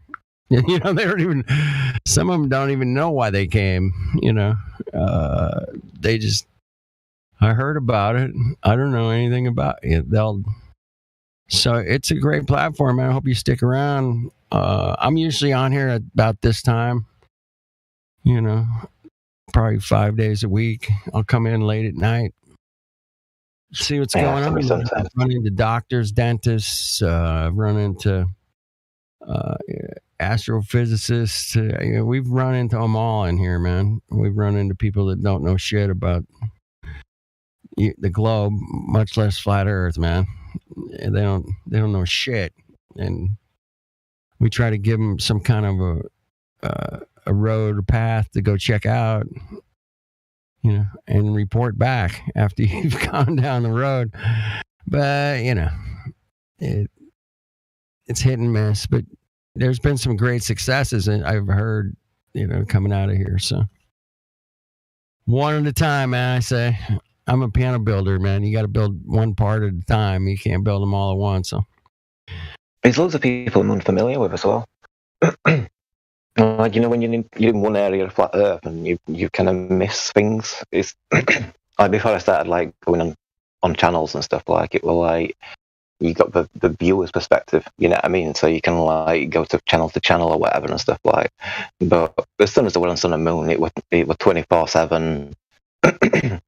Being busy with other flat earthers kind of thing, like Karen were always on phone all day, and then you're on stream, and then that was till early hours at morning, and and then the cycle starts again, kind of thing. Like, and like on yours, it was like whoever came on your panel, you know what I mean, which were like open for anybody as such, but it's not. We didn't really get any Globers, so should we? No, we didn't do that too much. Jed came on, but they did early. I mean, when it was called Free Chan, before my time, before I found PPC, Poncho Pete channel, and before I found that, you know, I was hanging out with Sun and Moon, Family United. They were doing the streams and having panels, and it was mostly flat earthers hanging out, right? Yeah. But on Free Chan, it was just a battle, man. It was a battle of the Globers and the flat earthers, and they just would yell at each other all damn day long, man. Call each other fucking names. It was just out of control, man. It was complete fucking chaos. And that's why it blew up, man. That's why they kind of lost it. And I don't know who was running it, but, you know, I know that Vinny and Poncho and Gibby and those guys were all, you know, Snack. They were all heavily into that, right? You know, before Poncho said, fuck y'all. I think it was Poncho and Vinny, man, broke away, right? Started something up. Anyway, it went from, there was Free Chan Light, I heard, and I don't know who was running that.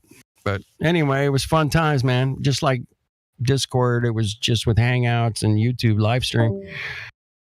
That was flat Earth, man. It was all flat Earth, all of it. PPC eventually turned into People's Pirate Channel. And I ran that for, I don't know, I helped run it for, what, year and a half, 2 years?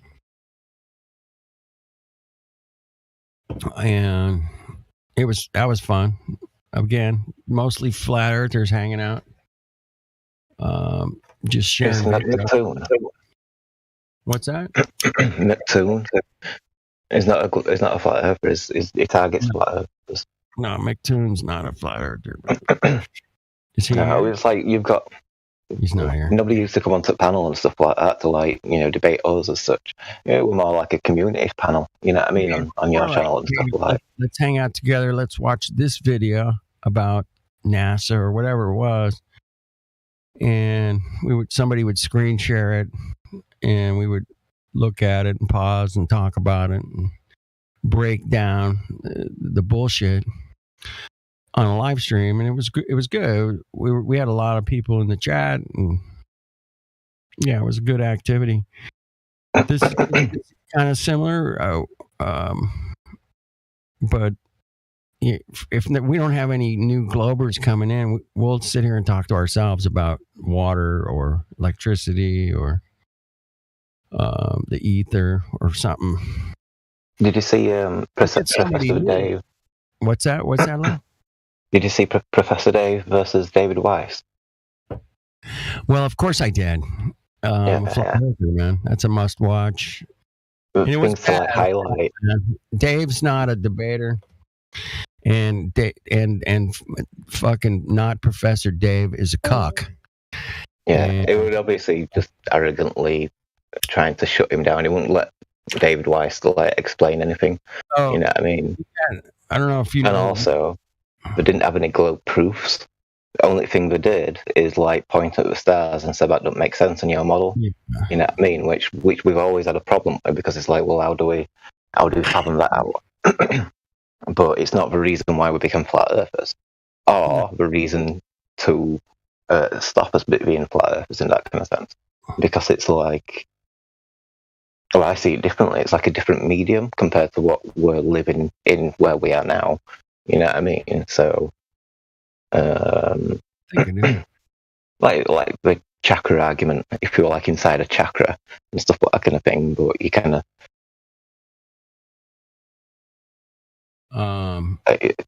with some seashells which are same shape, you know what I mean, and stuff like.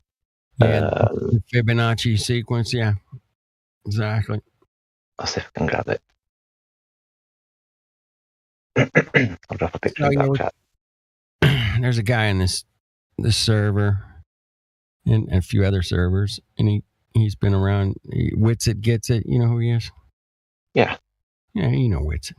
Anyway, I did a live stream with him on Hollywood Boulevard. Anyway, that was last year.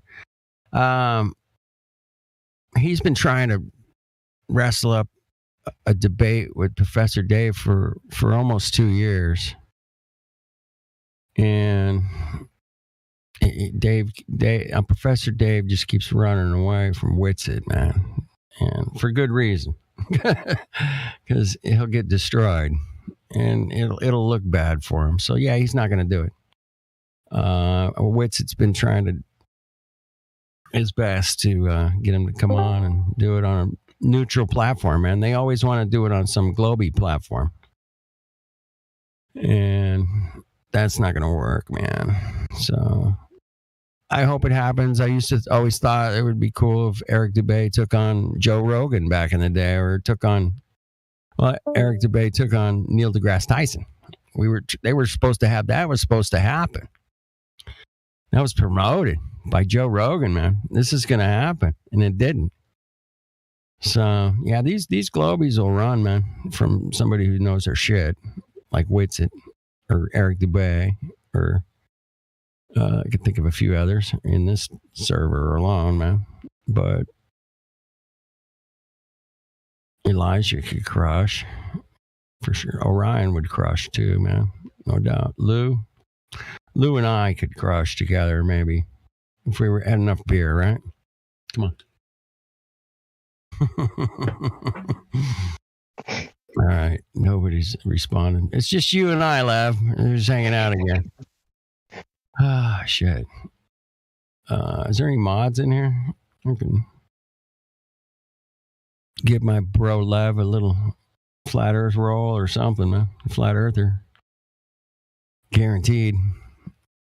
Anyway, so yeah, they're still going.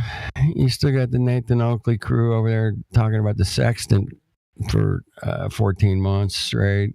That's cool. They got it down. You know, it takes a flat line to use it. No shit. Really? I would have never thought of that. Yeah, you kind of got to get a flat line. Anyway, water's level. You know, keep it simple too, man. some people like it simple, man. All it took for me was somebody saying, "Hey, man, satellites are fake. Space is not real, bro." And I was like, "What?" I go, "Are you kidding me?" He's like, "No." It's all right, man. I'll be back, man. I'm gonna disprove you, bro. And then they being stationary never awesome. Get back to you, or they're become a flat earther. If they're honest with themselves, if they're honest with what they're seeing. And people like to be in fantasy land, man. That's why there's millions and millions of movies and billions and trillions of dollars spent watching movies and making movies. And it's all about fantasy, man. Movies are fantasy, bro. People love it, man. And it's a hot seller, man. Last time I checked, man, it's a big industry. People just love the fantasy, man, and they don't ever want to break out of their beautiful fantasy movie, man. They paid for their fantasy movie because they went to school and they learned all the right things and they got it all figured out, and now they just go ahead and say, yeah, of course it's true because I went to school and I paid for my schooling, and if I was to step out of my fantasy world into reality, man, that's going to mess up my paradigm, man. It's going to mess it up. And I don't want my fantasy ruined. I just don't.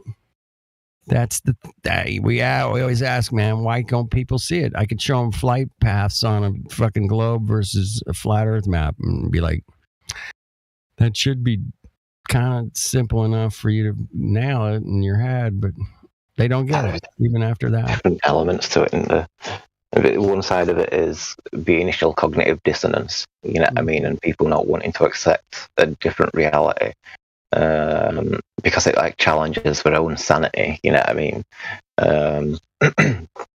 Exactly. But then there's people who've got regrets. Like, you know, they've made decisions because they've thought that spirituality weren't real or that kind of approach. And then they've got like, well, some people have just got like a darker soul. I don't know. It's like, you know what I mean? So if then some people get flat earth in front of them and they're completely against it because they don't want to accept it in that kind of concept because of the spiritual aspect, because of the mistakes they've made. You know what I mean? And like a lot of people when they come to flat earth and they'll they'll apologize for any mistakes that they've made in their life, and you know what I mean? Like they've had an awakening in that kind of sense, right? Which it is basically, isn't it? But oh yeah, it's a wake up call, man, big time. I remember thinking like, what have I done in my life? You know what I mean? When the penny dropped for me, kind of thing. Like, fortunately, and I don't think I've not done anything bad, like, you know what I mean, and stuff like that. Not hurt anybody, you know what I mean? I've not done anything which would be, you know, sinful or all that kind of thing. Yeah. Yeah, I've done some weird, crazy shit back in the day, and you know, I regret it. Is that a thing? Is that a whatever? If I had to do it again, I'd do it differently. But that's how you learn sometimes. Yeah. And that's another thing. People come in, they're Globers, you know. I know that God Rockin' and I are about the same age, and we didn't catch on to this stuff until later in life.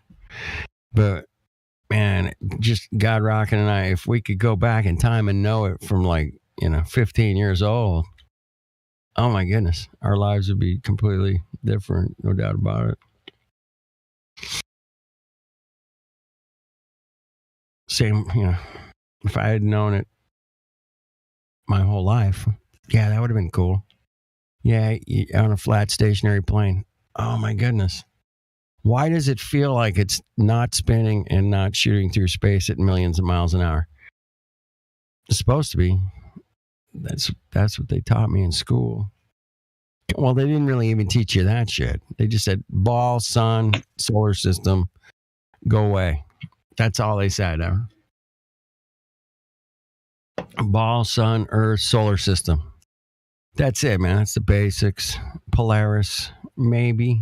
Yeah, they might touch on Polaris. The North Star. I don't even think they called it Polaris. They just go, this is the North Star.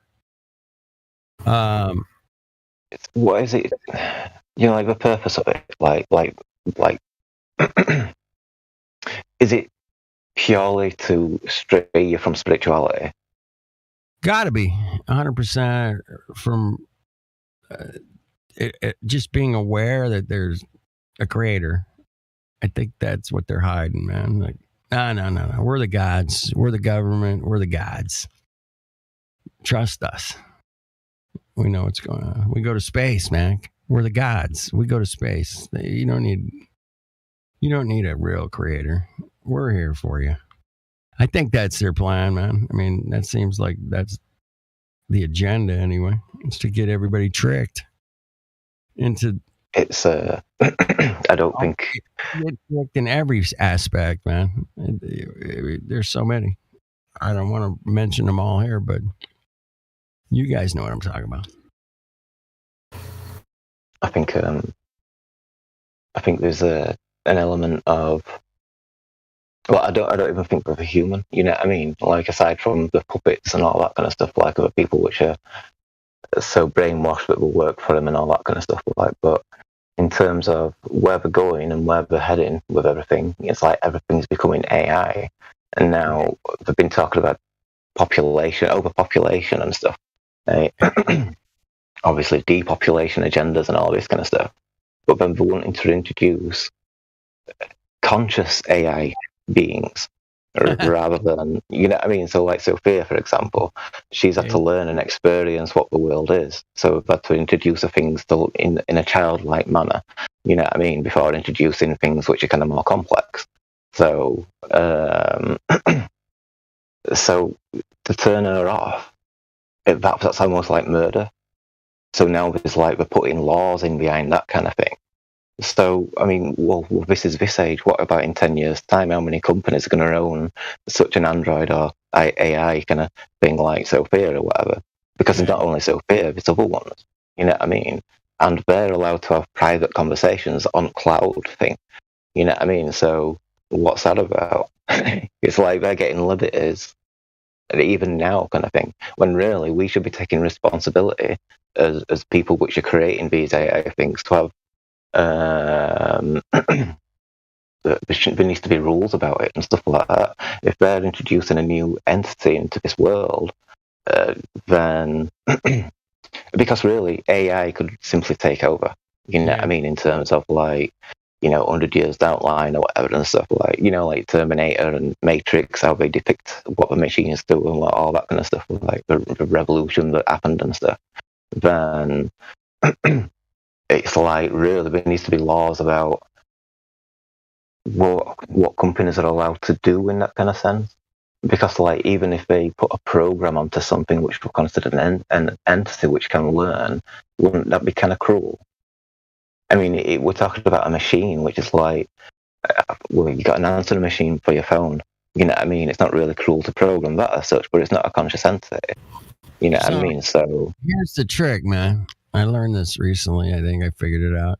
Is that we're hanging out on Discord, live streaming. The AI is recording everything we're doing, man. Yeah. There's no doubt about it. I'm totally convinced of it. Jibby and I think proved it a couple times because we'll be talking about something in here that nobody's ever talked about before in all of human history. And then, like, you know, a month later, there's an article somewhere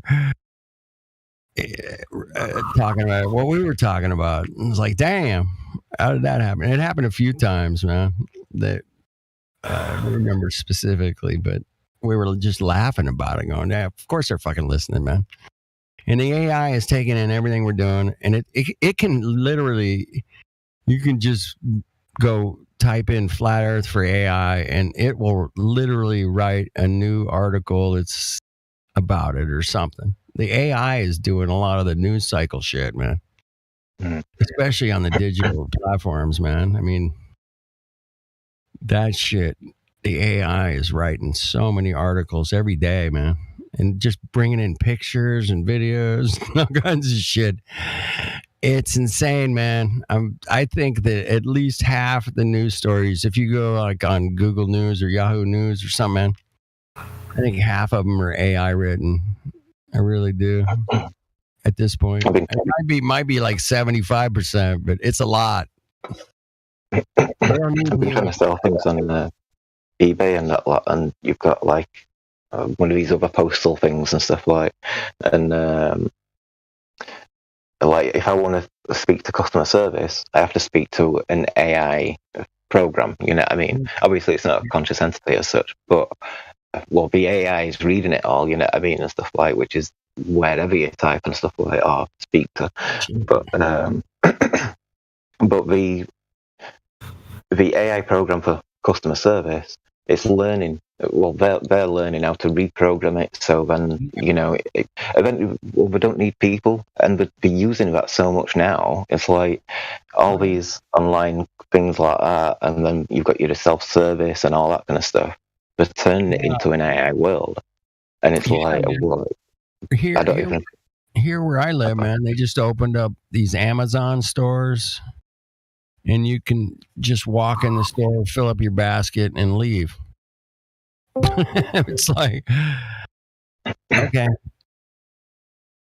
yeah. So yeah, it's here, dude. I saw a commercial, man. You can check it out back in. I'm gonna say the late '90s. There was a television commercial. And this guy walks into the grocery store, and he's wearing a leather jacket. He looks, you know, kind of rough, rocker, whatever. And he's just walking through the meat department and shoving a bunch of meat. He's grabbing a beer. He's drinking it. You know, he's kind of floating through the store, just stealing shit, putting it in his pocket. You know, just loading. He loads up his jacket, right? The guy walks out of the store, man, and the security guard goes, "Hey, you forgot your receipt." And it was like a shocking to me. When I first saw it, man, I was like, damn, if we're going to live in that kind of world, man, I don't think I want to live in that kind of world. That's kind of like creepy, man. The painting that you look like you will do. It's here. It's already here, man. So whatever. They're like 20 years ahead of us. So if we're talking about AI running everything, it's been happening for fucking 20 years already.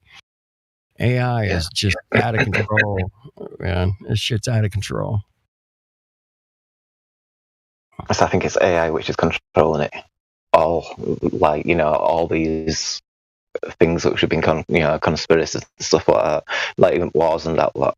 It's like the organization of the Freemasons and all these kind of elites and all that kind of thing that they call themselves. Yep.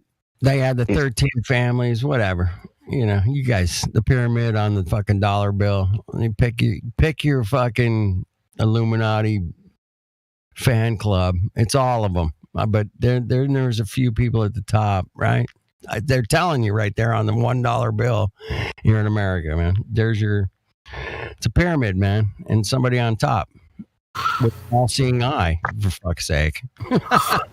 I don't know how obvious it needs to be, man. I mean, that's pretty simple to see how the world's run. If you got to put an all-seeing eye at the top of your $1 bill, then that's just letting everybody know, man, that we got an eye on you, bro. We keep an eye on you. And it might be the AI that's looking at you, most likely. It's not just an eyeball. It's an AI ball. That right? That never said that. You remember when we talked about lad? I just figured it out. Dude, it's the AI ball, man. Damn. The eyeball is like a Luciferian reference. That reminds me of like. Oh, sorry. Actually, keep going. Go ahead, Rob. Yeah. What you're talking about, it reminds me of this video, actually. It's called "Don't Hex the Water." It perfectly encapsulates like what's happening right now with all this like the government spying on us, right? It's a very good video. You should check it out. Cool, man. Put it in the live stream voice text or something. That'd be cool. I'll check it out. The AI is looking at us, and they got the money. And dude, they put their own eye-seeing eyeball on the money. Of course, they're going to keep an eye on the money. Thanks, Ra. I used to talk about astral travel and that, and I mentioned to you like myriad of different things and stuff like. But one of the things with AI being there and stuff. I remember another aspect of like demons and stuff, that kind of thing, angelics and other things and all that kind of stuff. Like, but there were two separate things. Like the demonic thing were made of like flesh, all that kind of stuff. Like the machine being thing were like a machine being. Obviously, you know what I mean? It was kind of scary and stuff like. But when I read that book, I'll get it now. This excerpt from a spiritual faith book. Hey, Lev, do you know to use the live stream voice text? Yeah. Oh, okay, cool. Excellent, man. We'll get you some perms. The back chat light.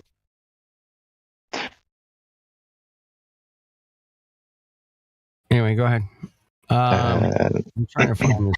I'm going to try to find this video from.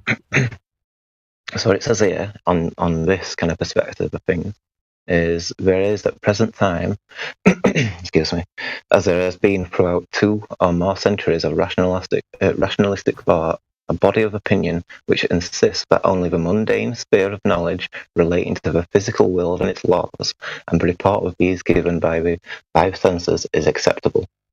Everything else is miscreant and to be reviled and shunned. So like questioning spirituality and all that kind of stuff. We can see how this particular form of fundamentalism has mechanized our world and robotized our response to it. Those who deplore such fundamentalism may be put in mind of Ahriman, the great demonic being who is Lord of Darkness in ancient Persian mythology, a spirit who wishes to imprison humanity in the darkness of matter so that we see life as the workings of a dead, soulless machine, invested in an automatic impulse to sustain and procreate itself. As humankind conceives of a scheme of life as robotic in essence, so do we ourselves fall deeper and deeper into unconsciousness and become like robots. It is then that Ahriman attains his greatest power over our destiny. Ahriman is the withered, the destroyer, the slayer of the real. He works through the lower mind, which is the intellect. His arid breath consumes and shrivels vision, spirit, communication, inspiration. Just like what happens to a Glober. I've added that, but he is not the voice of reason, which steadies and secures, but the smooth, chilling voice of cynicism, which drags us down and depresses us into the fathoms of matter so that our consciousness loses sight and grasp of our true potential as inhabitants of a spiritual world of wonder and divine possibility. It is the entombing of such divine possibility by the limitations of materialistic thinking that has blotted out our ability to see and communicate with the Fae, those ethereal nature spirits who, in a golden age long past, conjoined with humanity in brotherhood to create a paradise on earth. Since those times, the Ahrimanic impulse has taken over as human consciousness has moved ever deeper into the dark domain of matter, seeking to dominate, control, and exploit Earth, etc. So, like the machine aspect of it, it's very machine, robotic, etc., and stuff like that, which is very different to the satanic or Luciferian aspect of things. You know what I mean? And then I've noticed on eBay that there's books on Ahriman and Lucifer as 2 separate entities. So this is what we're talking about, like the deception and stuff. It's not just one race as such. You know what I mean? It's not just Luciferian either. That's deep, man. That's deep. It's heavy. It's heavy, man. I gotta smoke that one for a minute. Yeah. But it's based on light frequencies. So, like if you astral travel, you're weightless as such. there's an up and down, but there's no pulling up down. Hmm. You know what I mean? That's next level, man. That sounds. Whew, sounds light.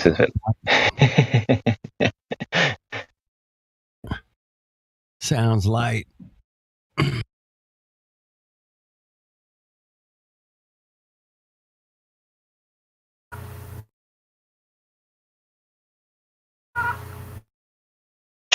We need to get rid of AA stuff.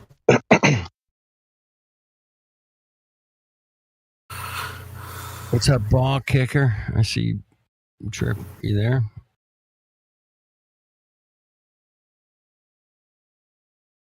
Nope. Ball kicker. All right. He's got his mic open. All right. Timbo. You hanging upside down? I hope so. Hope you're hanging upside down, man. They say it's good for your back. Hang upside down. I don't know.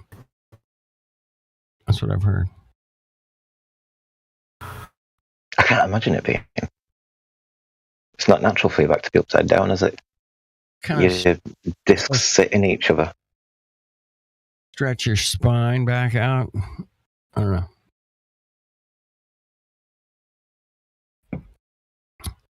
They make contraptions. You strap your feet in and then you hang from your feet.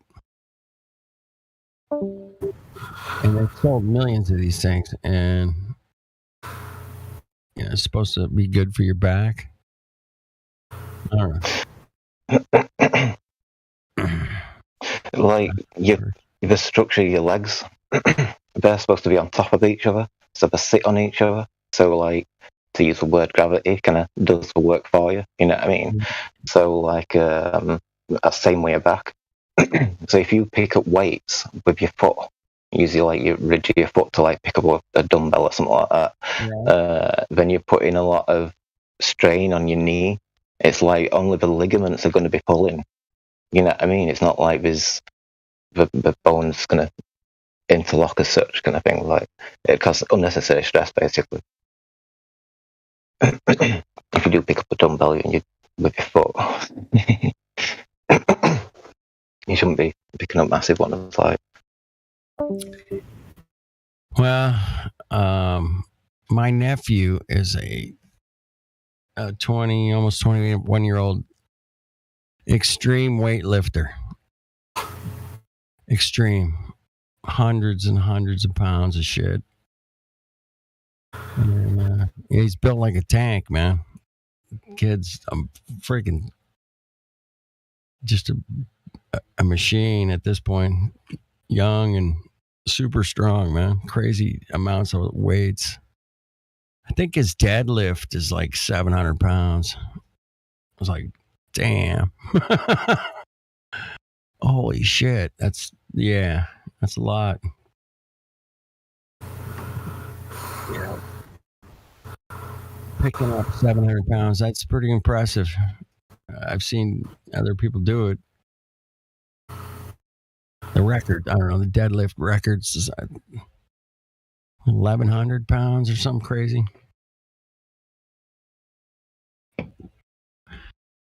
Yeah, I've never been big on weights.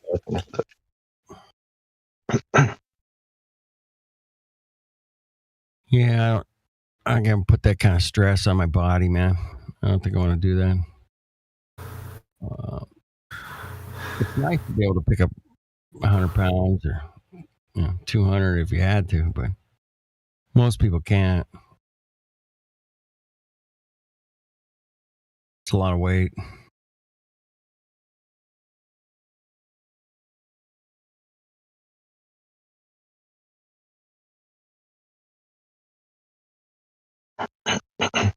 All right, well, I don't know where the everybody's just chilling out Friday night, I guess, man. That's Saturday morning for you.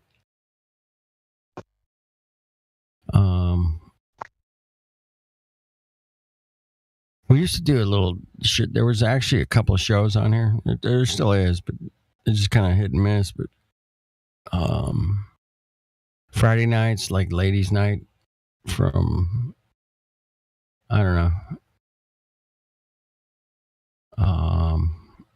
Like 1 in the afternoon your time, maybe 2, 3, 4. Wait, no, 4 and about 11 o'clock last night. It starts over. Anyway, it's in the afternoon for me on Fridays. I think it starts at like 5 Eastern, so that would make it like 8 at night for you or something, or 9. No, wait, no. 8 hours different, yeah. Dude, I'm messed up on my time today, man. It would about 11 o'clock. Well, 11 and 12. I think they're late, so. We got a ladies' night here, and then the next day, man, in the morning, they used to do like a precious metal show here. It was people who are in the server that are gold or silver could only, they were the only ones that could talk. The moderators had to leave. And it was a great show. They usually bring up a couple of questions and kick it around. Everybody answers. It was a great show, man. I drive hundreds of miles listening to these guys do this Saturday morning show, just hanging out, talking about whatever. It was great. And they would be like, if it was a perfect world and you had to make it, what would it be, Lev? It's like one of those questions or something, It was always like this one question that people would, kick around if they had an answer for, It just needs cleaning up. It was kind of a fun show, man. I thought it was fun. I participated a couple times, but it was always had a good little theme to it. There were some great hosts that hosted it for, I don't know, at least a year. But it kind of faded out. Nobody really picked it back up. The guy was hosting it. They all run into families and stuff like that. Work. Coco 19. A lot of things got in the way. But that's all right. It shit happens, man. What are you going to do? PPC's gone. What are you going to do? Moving on. So, anybody else want to jump in here, man? Take over, talk about gravity or ether or the sextant. We cover that real quick. Maybe distances to the stars up there, man. That'd be cool. How poor the Glober's arguments are. The current Glober's arguments. That's the Flight McToon and so-called Professor Dave. There's a lot of them out there, man. There's a lot of cartoons out there. McToons. We should just call them McToons instead of Globers. That'd be good. Demak went on. Did you see that one? I've seen some stuff, man. Yeah, I've seen that. I love him, man. Demak is funny. I got to hear him.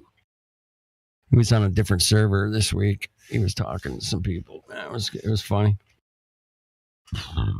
Shout out to Demak, man. Always had a good time with Demak myself, man, because I'm kind of he'll bring up the most craziest shit, right?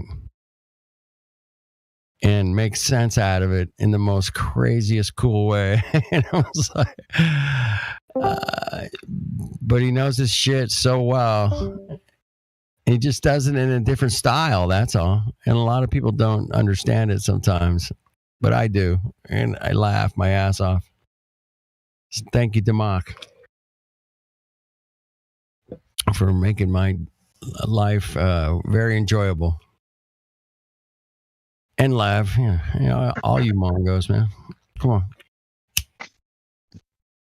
You guys kick ass, man. This place kicks ass, takes names, and it remembers shit.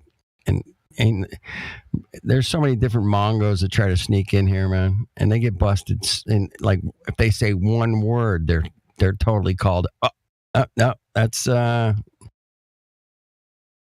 that guy's got to go. You know, see, this place is tight, man. It's been an amazing journey to hang out with y'all and learn all this crazy stuff that we should have learned, you know, in high school. Come on. It's ridiculous that we have to go back and figure it out now. Thanks, assholes. Way to go. You fucking cucks. Yeah, I can't put it any nicer than that. Sorry.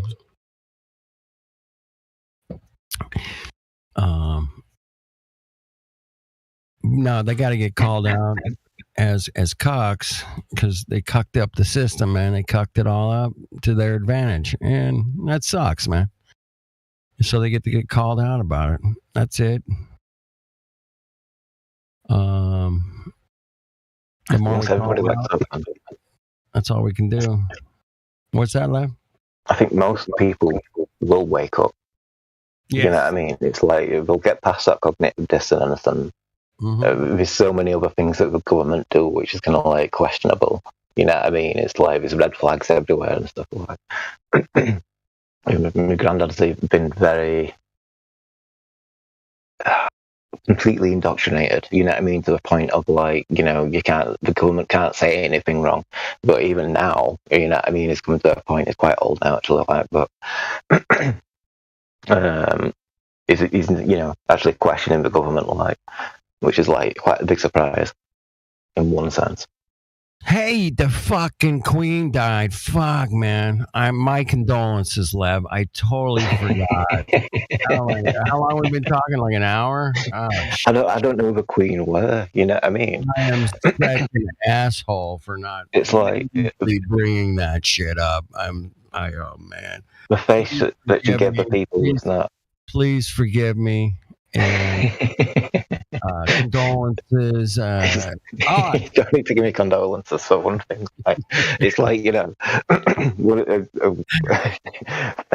a Freemason will lead a reptilian person, or whatever she is, kind of thing. I just remembered your name, and I was like, I've avoided anything to do with that Mongo, other than I just acknowledged it and said we should have a party, you know. Anyway, that was yesterday, but now I'm talking to you and I totally forgot about it. Thanks for making me stay with reality versus this, you know, whatever the hell that is on the television, whatever the hell that is. Thanks. Anyway, I had to make fun of the Queen. Come on. Anyway, that's it's the mainstream, dude. Even on like the anti-social media platforms that I go on to, man, they're like even like 25% or 30% of those stories are all about the Queen, man. Everybody's jumping on the Queen wagon right now, and it's distracting us from the other shit. So yeah, I've been paying attention to anything that has to do not with the Queen. You know, I'm paying attention to just the opposite of whatever everybody else is looking at. And that's the way I've lived my life. So it's worked for me. That might work for you. I don't know. But keep an eye on whatever they're pushing, man. Look somewhere else for what's really going on. But what really is going on, man, is pretty wicked. What's wicked weird out there, man. I know you guys in the UK are feeling this wicked energy of energy prices going up, right? Isn't that what they're everything's going through the roof, man? Yeah, it's like super hyper crazy inflation, right? There should be laws against it.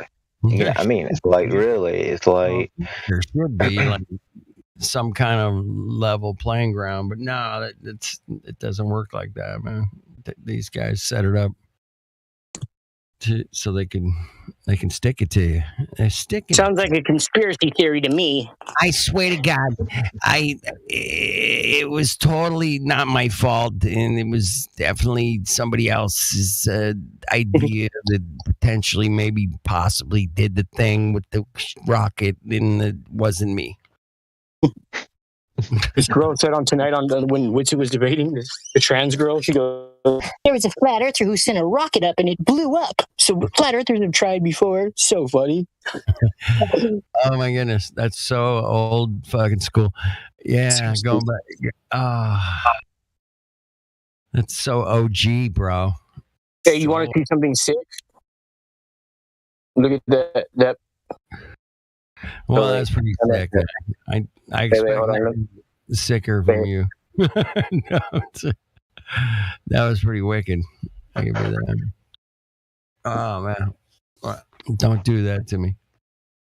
Okay, man. I want to get my friend Lab. Man, he lives in England. I've known Lab probably 3-4 years. Spent, I don't know, 1,000 hours talking to Lev. Easy, right, Lev? Yeah, easy. Easy. A lot probably. Lev has great insight to many things. Super flat earther, OG. Been around. Anyway, Saints, I've met in person. He lives in California like I do. We've hung out for a minute. I don't know why it's coming out like that, but well, I can't cut off the black part, but see it? I do see it. That's pretty weird. That's pretty creepy. Dude, don't do that. I told you, don't do that to me, man. You can't unsee shit, right? Live? I know, right? Right. Hey, I gotta give you props on that that Google Loon you got, dude. Those aren't easy to get, dude. They're not easy. The you know what I mean? The what? The Google Loon you captured? I didn't even realize that was you, huh? I saw your comment, man. I meant to fucking. Dude. So I said something. That's legendary, bro. I don't know anybody else who's gotten that. Supposedly, I heard of one other guy got it, but I asked him. I texted him. I fucking whatever. It's like, dude, where's the? He never produced the footage, but right. You know what? I bet you it happens a lot more than we notice, but we're just not creatures of like who constantly are staring at a moon that's never has cloud coverage or anything. It's like, and full too. If it was a crescent moon, a little bit of cloud coverage, that thing could have passed in front of the moon 1,000,000 times and you just wouldn't have noticed it. I mean, right. But when it's like, that was like to get a full, it was pretty good shot, man. I lucked out, dude. That's all I can say, man. Is that. Yeah, because if you would have been like maybe 100 or 200 feet in a different direction or anything, you might not have got it. You know what I mean? The ether produced it for me that day, and that's right. Well, either the ether or what luck or whatever. Either the ether or either or. Either or. Maybe it was Pluto or Eeyore. No, I'm just kidding. After that one, man, I got to crack another beer because either or is totally funny, bro. Come on. Yeah, ether or. Especially this week, man. Either or is that's top comedy right there, man. Well, you know, I try not to be too serious when I get home from work after wearing a tuxedo all day. Got to keep up the appearances, you know. Keeping it real is the fun part of this whole journey, man. Is to enjoy the moment. And also kick ass and, you know, not take it all too so seriously, man. I mean, it's cool to take it seriously, bro. Don't get me wrong. Whitsit, nobody takes it more serious than Whitsit around here. I know. Super serio, dude. I love it. Serious lately, man. And I love it, man. But, you know. He makes up for the mess I cause everywhere. You know what I mean? He definitely cleans up. He's making up for me and messing everything all up, but dude, I'm just running around splattering paint on everything, dude. That's it, man. That's all we can do. That's all you can do, man. At the end of the day, bro. Everybody's meant to do different things. Exactly, man. Like Orion's out there, man, writing in the sidewalk with chalk. You know, and he's got it down to it like a science, man. It looks good. It's clear. It's fat. That's right. And it's like you if you walk by wherever he's writing something on the sidewalk, man, you're gonna get fucking plattered, man. That's tight. Right. And it's like you at least have to think about it for a second. The Earth is flat and stationary. That, at least you saw it. Maybe, a couple months from now or something. Maybe you're bored. You might go, oh shit, let me check out this flat Earth shit. What the hell's going on? And you'll run into Professor Dave and you'll have it all figured out. And then you'll run into this flat Earth Discord. And then you come in here and go, the sun moves. I definitely know it's a ball because the sun moves across the sky. And you're like, what's wrong with this statement, bro? Tell me. What's wrong with the claim? Yeah, I always wondered about a professor. If somebody's a professor before they become pro, are they just a fesser? That's it, a fesser. How do you spell that? With a P? Fesser? Yeah. I think it's spelled with an S. You know what I mean? How they spell phone is spelled with a P. You reverse that. Fesser. Let's do the F. I'm going with the F. Right. Use an F for the word fesser, man. Somebody, there it is. He wrote it in the chat. I like the F-E-S. Do a capital F, E-S-S-E-R. Is it cap? Maybe, no, lowercase. Mm-hmm. A fesser? Yeah, fesser. Thank you for writing that in the chat. There you go. No, lowercase fesser. I love it.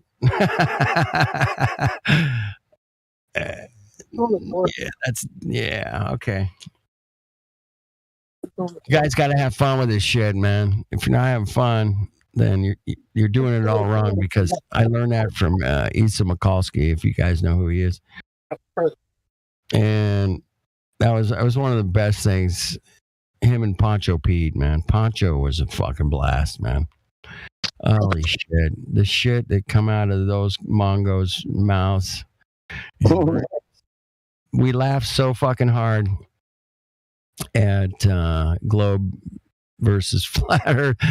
We were absolute animals out there, man. Just crushing these. We were taking on PhD level quantum physicist from Caltech University. We did 6 hours with him, bro. All of us flat earthers took him on, man. It was absolutely epic, man. I wish I had copies. There's a copy here or there, man. You can find it, but it was, all they had was just imagine and just imagine.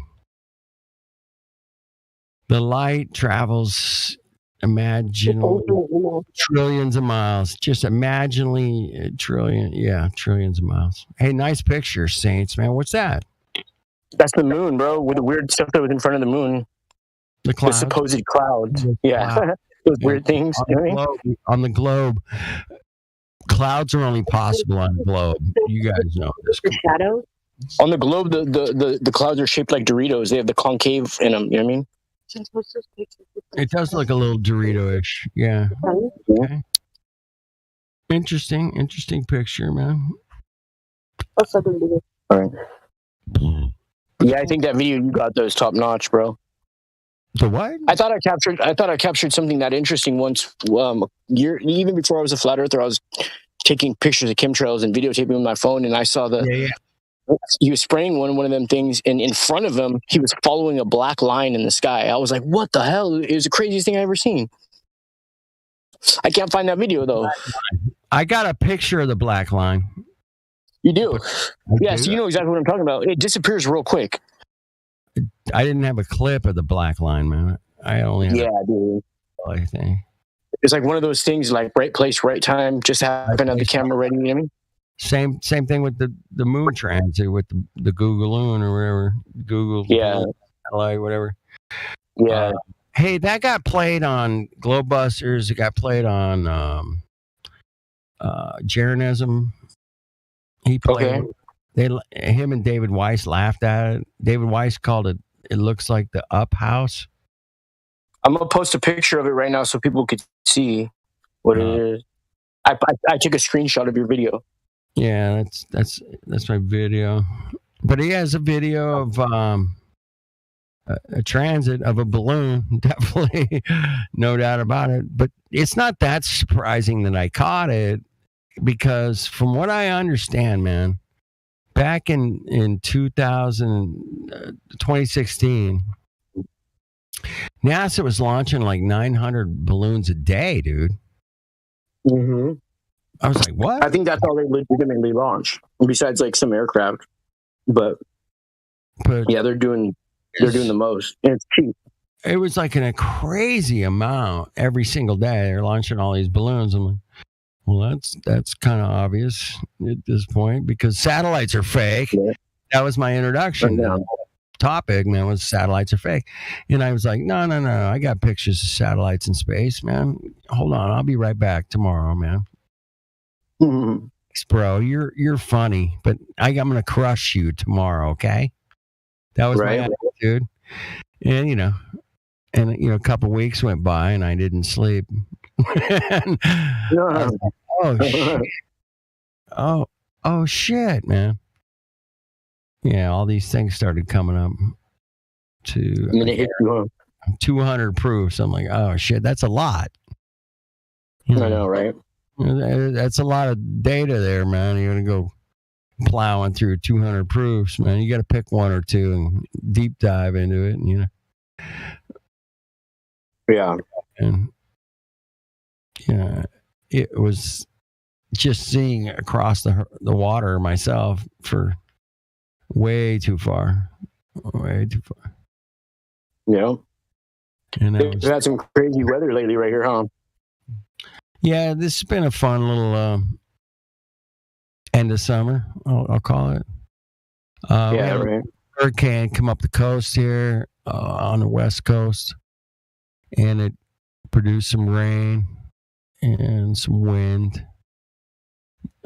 But it's a big fat nothing burger, right? At the end of the day. Yeah. A couple drops of something, but we don't know what it is, but it leaves like white stains on the windshield of the car. Oh, well, that's a different level. Yeah. But you know what I'm talking about, though? Dude, yeah, when we were driving to Santa Barbara today, it rained for like 2 minutes, right? When we were passing through cars.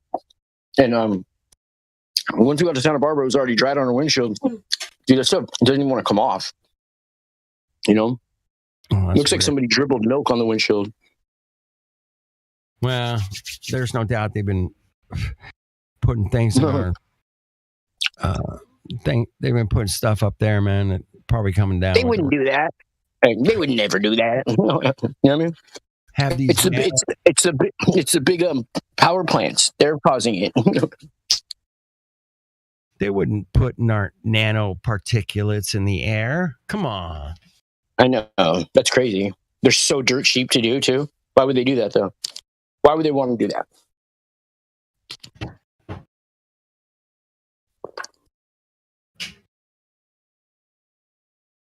Because they care. These people are honorable people, man. They wouldn't. Right?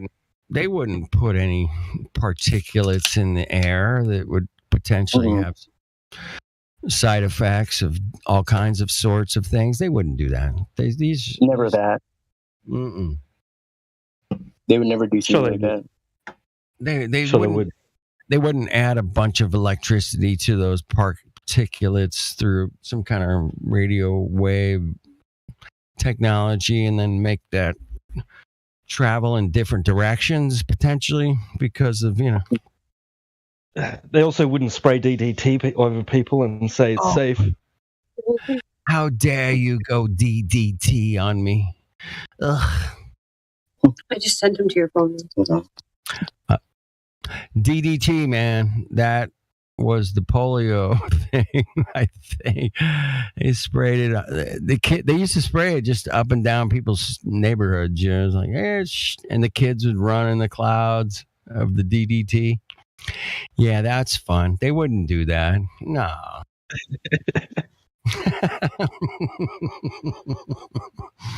It's safe stuff. It's good. It's good. So how dare you? How dare you, Greta? Greta Thunberg. Greta Thunberg. Have you guys heard the rock and roll version? It's heavy metal version of Greta saying, "How dare you? How dare you?" It was like somebody remixed it, man. It's hilarious. Yeah. There's a heavy metal version of. I just cut out for a second. I didn't hear you. There was a heavy metal version of Greta going, "How dare you?" in this like totally heavy fucking death metal, like, "Roar, how dare you?" They totally mixed her in there on this. Anyway, it's probably, yeah. I know. I've seen that before. I heard it. I don't know, the first time Tuesday or something. Yeah, Wednesday. I think I heard it Wednesday actually. You see, for her 18th or her 21st birthday, she had on a sweater that says Flat Mars Society. Flat Mars, yeah. Flat Mars Society or something. Yeah. Flat Mars Society. That was it. Yeah, I saw that, man. I even sent that to my fucking Globey friend, man. Yeah.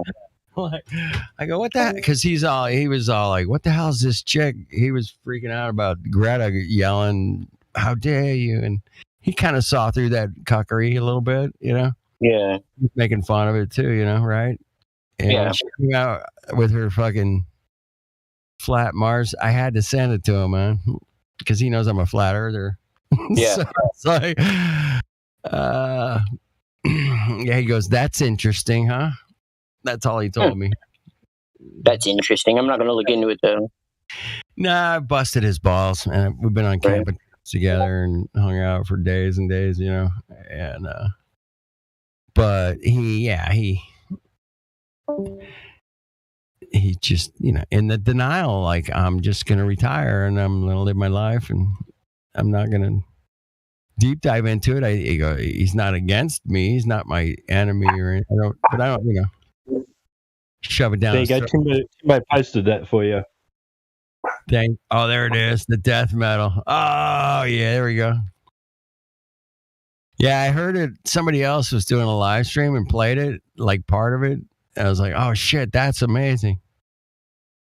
I love it. But there's a video. I didn't see the video behind it. What's your message to world? So I got to check it out, man. I got to fucking check that out later. To world leaders today. Anyway, so yeah, see, the AI could make that song and video. That's how strong the AI is. Lev and I were talking about that earlier, man. That's how strong AI is now, man. It can create videos and music and all kinds of shit. Incredible. All artwork as well, isn't there? It can together, man. That's how crazy the AI is, man. It doesn't need a human to edit that video and put it in there and make a song. But we're still way more powerful and advanced in our brain than they could ever be. Oh, of course. I've always believed that, man. I go, whatever cuckery computer shit you got going, it's not gonna tune my fucking piano, bro. So fuck off. As soon as the computer and all your robots can tune a fucking piano. Yeah, but we're gonna be because it's like there's so many things that they're learning, like they're making it accessible for them and stuff like this, for instance, like developing real like skin for AI. Why do they want to spend the time and research to produce skin so robots can feel what it feels like to have skin? So you know what it's like when cold air hits it or whatever and stuff like that. You know what I mean? Like, why do they want to develop that for these things like that? It's not for our purpose. It doesn't make AI work better for us because it knows what skin's like. You know what I mean? It's like it gets really weird because it's like they're wanting to take over in that kind of way. It's like they want to replace the humans. You know what I mean? Yeah, why can't they fix our fucking skin? Yeah, exactly. They can. They have robotic surgeons now that can. That's what I mean. Robotic surgeons are going to be able to tune your piano as well. Maybe they get laser. So then, like, you got all these. Have you seen the artwork that AI produces? And it's it's kind of awe-inspiring because it looks really amazing. And we did we typed in flat Earth, and it came back with this like little cartoony kind of thing of the disc floating in space. I thought that was kind of funny. It must just do a Google search and come up with and put some images together. Then, yeah, dude, they've got it. No, but like it's not for your search. It's like so I've been on. You know, like you got them royalty-free sites. If you're an artist and you want images and stuff like that, you can get AI to do a search for you. But they've also got like not on these royalty-free sites. It's more like Sophia, for example. Like they've got like an AI program like that, which is just producing its own art. You know what I mean? So like these art pieces. See if I can find some, drop some in chat. Like I say, awe-inspiring because it makes you think. Like there's one of the pictures were like the last human on Earth, and it shows you like, you know, it's like everything's like a waste site, and the human almost looks ape-like, and his skin's like moldy. You know what I mean? It's like the last selfie, so he's like taking a picture of himself. But it kind of, you know, there's a lot of thought that you can generate from just looking at that image. So it's like, where did the AI get the concept and why? And you know what I mean? Because it's becoming more like a conscious entity. Well, wouldn't that just be? Sorry. Go ahead, Lev. The AI is 20 years ahead of that.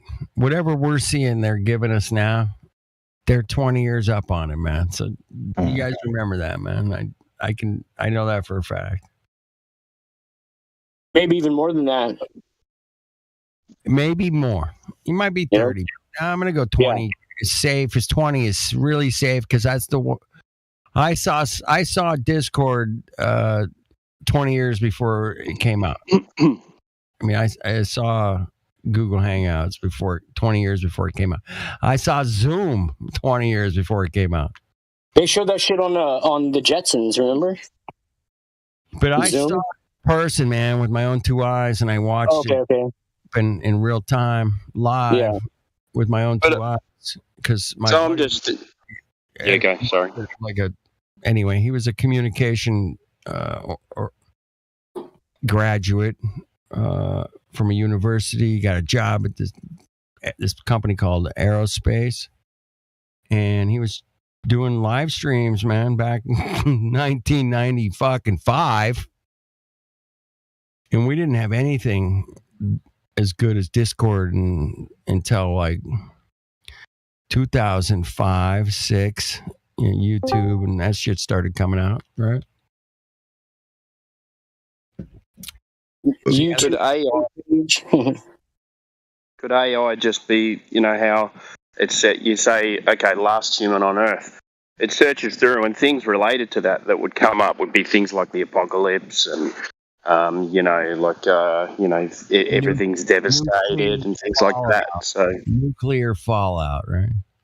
Yeah, so that wouldn't it make it just a picture from that? That's what I'm thinking. It's not, doesn't need to be that smart to grab it. Yeah. You know, like movies like iRobot, and it's got like that robot.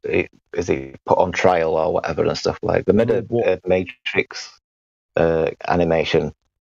Like the second Renaissance, it was called, and that was about the rise of robots and stuff.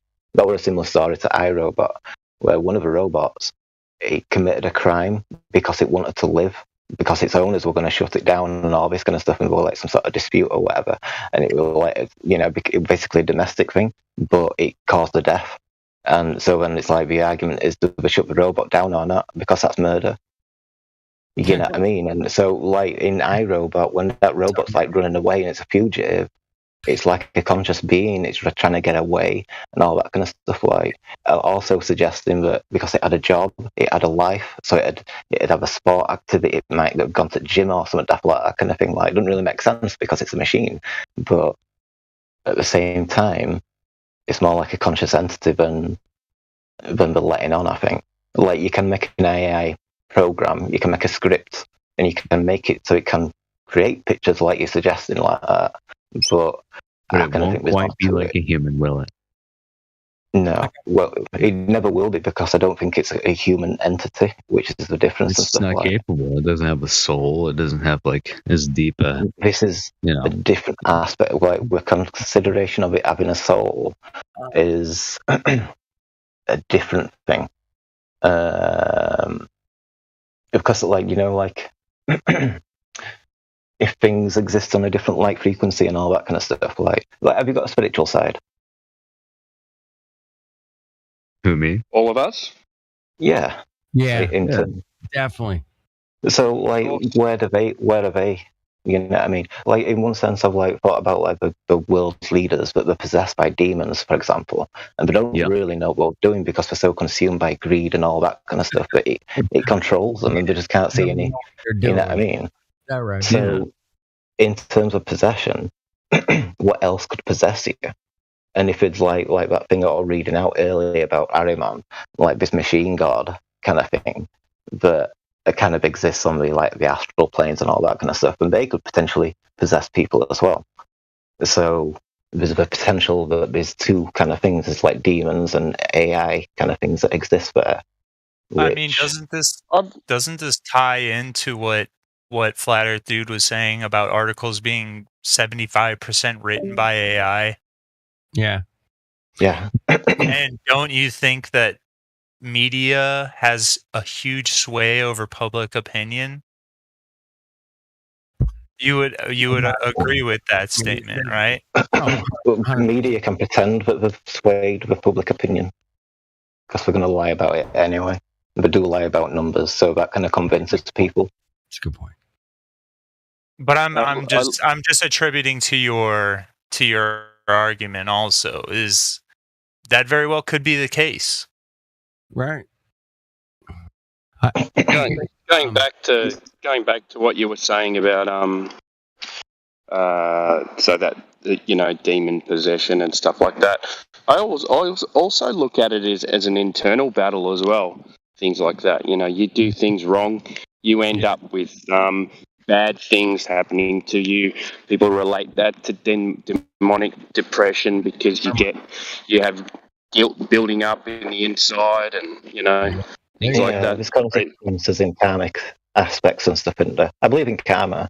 I mean, the universe kind of, our reality responds to our frequency in a sense. If you do wrong to somebody, the universe knows. You know what I mean? Dude, Lev, the karma came to me tonight when you showed up in here, and I'm gonna mute. I got wind. Yeah, that was just like a karma moment right there, bro. I was like, my karmas were still working good. Where in the world is Carmen San Diego? I think that's the wrong use. Karma San Diego. There you go. That's why I love this place, man. You've been watching kids shows again, Flatter Hey, man, Flatterday, man. The president came out the other day, man, and he had the V for Vendetta kind of set going on the Hollywood stage. Oh yeah, right. I seen that. And I was like, and it was like, oh my god, dude, that was so creepy, bro. I'm not glasses. Follow politics at all, man. Zero. Yeah, right. Super creepy. They had a flag behind him. But the flag and the red and the oh man, I've seen some videos that people broke it down a little bit here and there. Yeah. Wait, oh my god, another one. It was super creepy, man. It was like a movie set, kind of Hollywood, like a horror movie, kind of like a horror movie. There were so many. What do we call them these days, man? We call them predictive programming back in the day, all these movies of this guy being the leader of the world, kind of, oh, fuck off, man. I know, dude. I know. It was creeping me out, man. Did he do another one, or are you talking about that one that he did like a couple days ago? Yeah, a couple days ago, that one. Yeah, where it was like the, the red right, German, fucking Hitler Nazi kind of, I've seen a bunch of memes. By the way, yeah, you've seen some memes, and yeah, I watched 1 or 2 videos. That was it, 2, maybe. I didn't bother watching it. Anyway, Flat Earth dude. I don't know if I told you about how when they're working on the freeways and they were digging up the freeways here, how I used to drive up to them and yell at them like, "What do you?" I mean, I demand to know what they were doing, and they usually always say that they were fixing a broken water main, but they were way deep in the ground, and I didn't really believe them, but I think that's what they're doing, but they don't realize what they're doing with the water. But I found 2 similarities that were really weird. Is the last time that they made the regulations for water and how the level that needs to be at to be like harmful to people was in 1996. That's the last time they made the regulations, right? Well, the last time the FCC made those regulations for harmful wireless frequency to people was in 96 also. It hasn't been a change since then. That's an interesting correlation. Oh my goodness.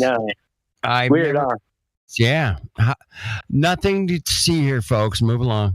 Right? Nothing to see here, dude. That's not strange. I mean, 2 things that like people greatly affect people more than almost anything else is water and frequency.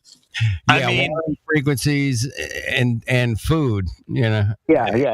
Right. There were scientists that testified before Congress about the potential dangers of 5G, but you probably didn't hear about it because it got buried. They strawman the shit out of the whole 5G argument as like a tinfoil hat theory, as they usually do. Yeah. Even though radio or EMF waves or waves in general from a cell phone in the past have been known to cause tumors or have been shown to cause tumors, but all of a sudden we're just going to ignore the 5G. Yeah. And hey, you got an iPhone 47 and a half, and it takes a 47 and a half. It takes a 20 million megapixel picture of the moon, and it's amazing. Anyway, I'm just kidding, man. I want to go back to Nokia brick phones. I know, dude. Those flip phones can fall out of like a 10-story building, hit the ground, and the battery just pops out, and you just put it right back in. Yeah, dude, I got one of those here. So they're amazing. You're like $30. Honestly, I don't even really like texting, and I don't use apps on my phone, so I couldn't care less about it. Like, right? Just for communication. I grew up without no internet, man, and that. Yeah, it was tough. We had to go out and call people on a regular landline, we called them. You hope their parents didn't answer? And we had like exactly, their parents would answer, and you're like, oh, is he there?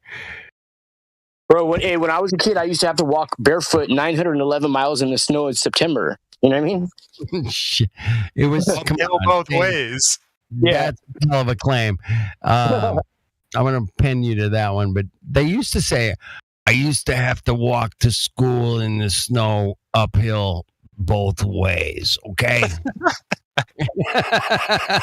And I go, dude, I used to have to walk. I used to have to walk to school barefoot on the globe, bro. You know what I mean? Globe, man. You got to be. If you have to walk uphill both ways to school, then you definitely live on a globe, guaranteed. And that's the only way it could work. It's the only way it could work. It couldn't work any other way. Uphill both ways on a spinning globe. All right. Had it hard. I know, right? It's not easy. They always say, man, it can't work on a flat earth. They're like, well, yeah, wait a minute, man. Yes. I hate that, man. There's definitely things out there that work on a globe and work on a flat earth both. And that's always interesting. And there's things that work on a flat Earth that definitely don't work on a globe. And I don't think there's anything that could only work on a globe, though. So, except bendy water. The bendy water, man. I've been a big proponent, cheerleader for bendy water for a long time, man. I'm working on a logo for you right now. I'm almost done with it. It's a Build Back Better Biden campaign poster, but it doesn't. It says bendy water. You'll see it. It's pretty dope. You'll like it. I'm almost done with it. Did you guys hear in the UK, Lev? Man, you might have heard this, Lev, because you live there. Just this week, man, I just realized that you guys are in a natural gas crisis, but there was some spokesperson lady that came out. I got the video, man. I'll drop it in the live stream voice text, but she's saying, hey, we have to flatten the curve. Oh, yeah. It's the flatten the curve thing all over again. She's speaking my language, you know what I mean? That's love making language where I come from. I don't know if you guys go back to the Coco 19 days, and they came out with this just 2 weeks to flatten the curve, okay? Yeah. Just 2 weeks to flatten the curve. That's all it's going to take. Have a look at that photo I just posted in the live voice text. I just took it now. It's those direct sunlight rays that Eratosthenes was using to measure the Earth. Hey, shout out to Eratosthenes, bro. You missed the boat, man. I'm sorry. Shout out to you anyway. Pretty straight looking sun rays, aren't they? You're pretty straight, very straight, straight on, straight up, straight down. Yeah. Straight angled. Nothing to see here, folks. Move along. How dare you? How dare you question the reality of your observations in reality? How dare you? Your observations of reality in reality. Did you guys get the fun there? Maybe not. No, that could be a whole album. Come on, Saints. Right? It could reality, be. It's not reality. That is not. Yeah, I don't know. Fuck. You know what I'm saying? Yeah. It's a great night to hang out with you guys, man. I got like 20 more minutes. I got to go to bed, but I got to find. I was going to find a video on. Damn. All right. We'll move on. The world is not what we were taught in schools, man. That is not the reality. You know, I'm a big fan of guys that created computers and microchips that make us communicate on a larger scale and more diverse forum that produces incredible content to a degree which I could have never imagined 30 years ago. I couldn't imagine the kind of connectivity and shit we got with our videos and our links and our dude, Latter-day Saints makes like music videos that are ridiculously good on his fucking phone. I mean, absolutely blows me away, bro, what you can do. And it's unbelievable. I mean, think what AI could do. I mean, if you're as good as you are, yeah. I just heard it right now. There you go. That's it. Benny Waters. Yeah, boom. That was always my fun thing back in the day, hanging out with Poncho. That was the bendy water thing. Poncho would scream and yell at it. Just show me your bendy water, please. I beg you to show me some bendy water. And he would scream it every day for like, what? Almost 3 years. That guy was live streamed every day for like 3 years straight from his couch saying, hey man, show me your bendy water and I'll stop the stream right now. 3 years went by. Nobody showed him Bendy fucking fuck all water. It didn't happen. Anyway, shout out to Poncho. I wouldn't have met Lev if I might not have met all of you, but Poncho was a powerhouse back in the day. Crazy flat Earth powerhouse. Didn't have a lot of viewers and such, but shadow banning is a thing too. There's the original one I posted. Yeah, I love it, dude. So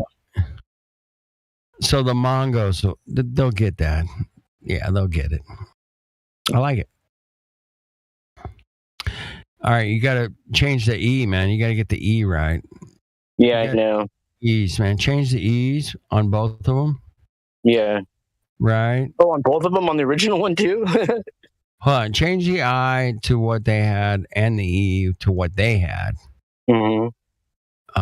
The water's water. The word water. Mm-hmm. And then put the red eye on the IS. Yeah, on the ISS. ISS. Yeah, leave that. So yeah, you got to kind of copy that first E in the bendy. Yeah. Just use their E on the bendy, and that will, dude. Then you got it. Bendy with the I red and the E red. That'll nail it. Do that. Okay. Yeah. See, you got to use. This is deep into marketing, advertising, Edward Bernays kind of shit, right? Yeah. We have to use that with them too, man. We can't ignore that. True, yeah. We got to kind of play along with their bullshit, right? Yeah, I got to be more of a stickler for details. Yeah, but no, I'm just, that would be the Edward Bernays way of doing it. Right.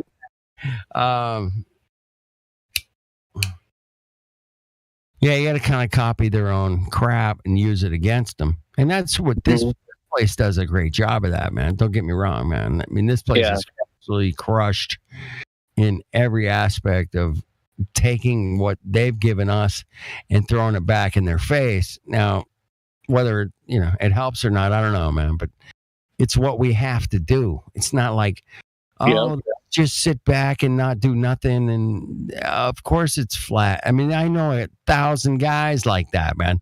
They know it's flat. They can't do fuck all, man. So for the rest of us that want to do fuck all, then, that's what we do. Get out, talk about it, go out in the street and, do the street activisms, man. Yeah. Some of my favorite times, man, is doing that. Just standing there with a sign that said the earth is flat and dealing with people. You're like, hey, I want to get one of those signs that are made of solid wood, like panels, perfectly like kind of like rectangle shaped ones. One for my front and one for my back. Just have it tied on with like 2 straps over the shoulders, and it just says the world is ending or something like that. You know what I mean? Like a homeless person. Yeah. Do we have any psychologists in the in this server? No, but I'm going to see one on Tuesday to get Adderall, so that's close enough. Yeah. Do not take that. Oh man, don't take that. You're kidding, Really? right? No, I'm serious. What? Yeah. Do you take that for hyperactivity or? Sorry. I guess it calms me down. You know what I mean? Bro, you don't need to be calmed down. Let your energy flow. Yeah, I man. know, right? Why are you calming down, dude? You don't need to calm down. Yeah. They were trying to get my son on it. Oh, really? I've flat out refused, and I've gone to see a naturopath about changing his diet. So Big Pharma does not have your best interest. I don't know if I can talk about that. Nah, I feel you. Yep. You're not giving medical information. I'm doing it more for like this probation thing, so they'll leave me alone. I'm not gonna probably take it, but I'm just like playing that role for them right now. Fair enough. Because I miss meetings with them all the time. I'm constantly getting violated for missing meetings, and I'm just like, dude, I don't remember. It's really hard for me to remember. Like, you know what I mean? So I'm trying to take that route. It's called dual diagnosis. So I'm really having a hard time. It's like Ronald Reagan back. I don't know. I don't remember. Just tell them the Adderall's making your memory go. Then that's why you're not turning up for the. They won't give me a script for weed, right? And it's crazy. They'll give you a script for Vivitrol, Suboxone, or methadone, and you could go right in there and get it. It's crazy, dude. Fuck off. Yeah. They also hand out OD packs to every single person on probation, whether you have any drug charges or not. They give you this OD pack. It's 3 things of this like thing you squirt in your nose for like, dude, it's crazy. They're all trying to explain it to me. I'm like, dude, I don't need this. They give it to everybody, dude. It's crazy. That is crazy, man. That's absolutely. They give you the Suboxone for when you overdose to prepare you. Dude, this is how crazy it is right now. So they started giving out Suboxone in prison, right?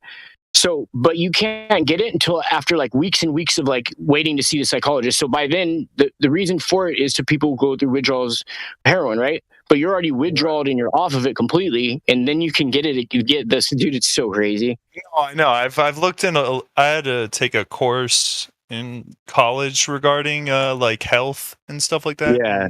There was this guy that's literally like looking to go get help, and they're like, he's talking to some guy in an interview, and then it's all recorded, and this guy's, listening to him, pretending to care and stuff, and he's like, well, listen, I'll refer you to this doctor I know, but he's downtown and you got to go to him. So this guy wants help, and he goes down to this, goes downtown, he's staying off of whatever he's on, goes downtown, and he goes to the interview, and he's like, well, look, you sound like a good candidate, but there's like a 3-month long waiting list, so good luck. And it's like, oh, okay.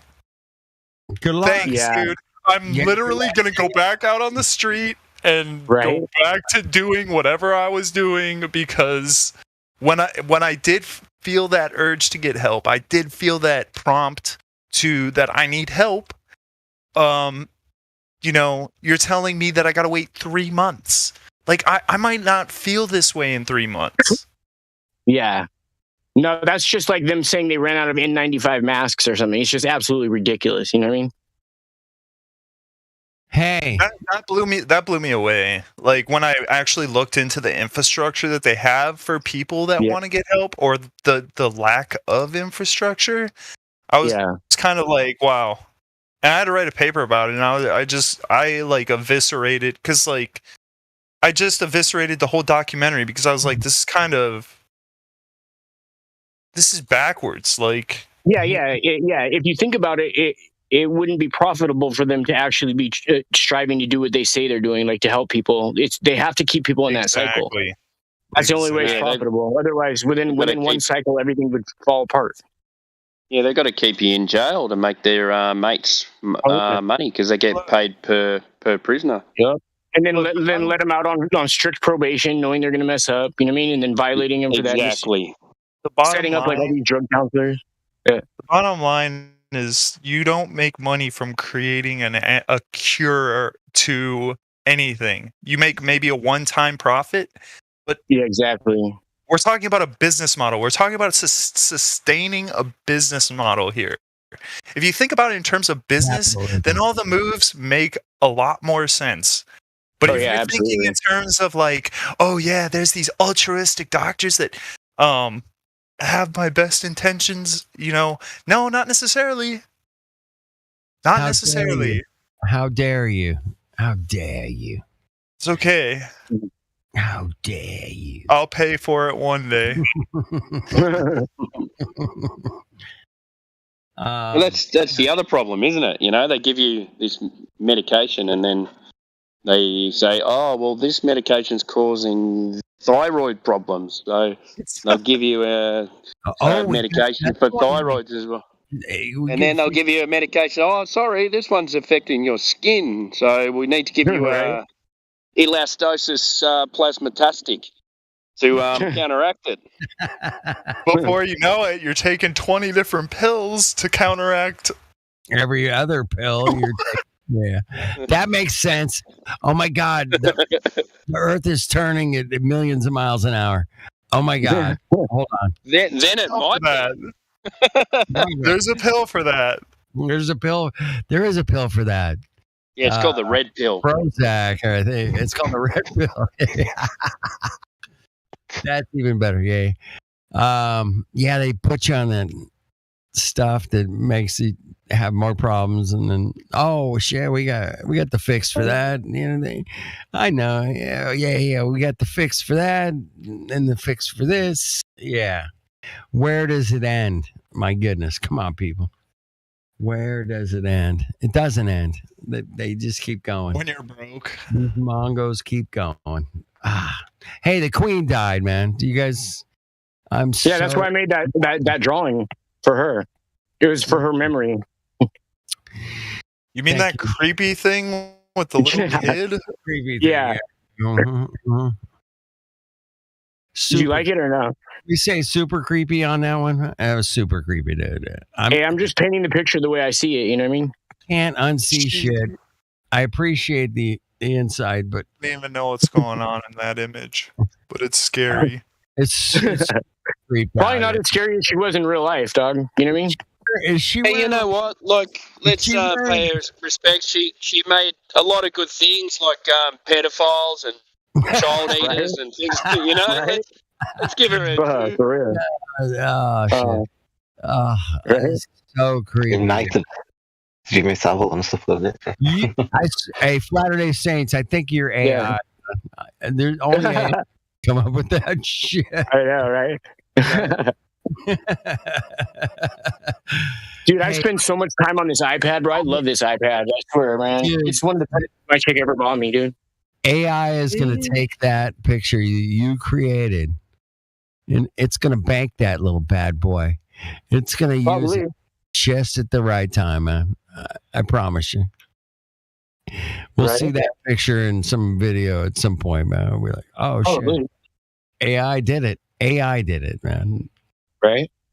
It's gonna erase the FPS in the bottom left corner. I know. Yeah, it'll clean it up. Yeah. AI will clean that shit up, man. Right.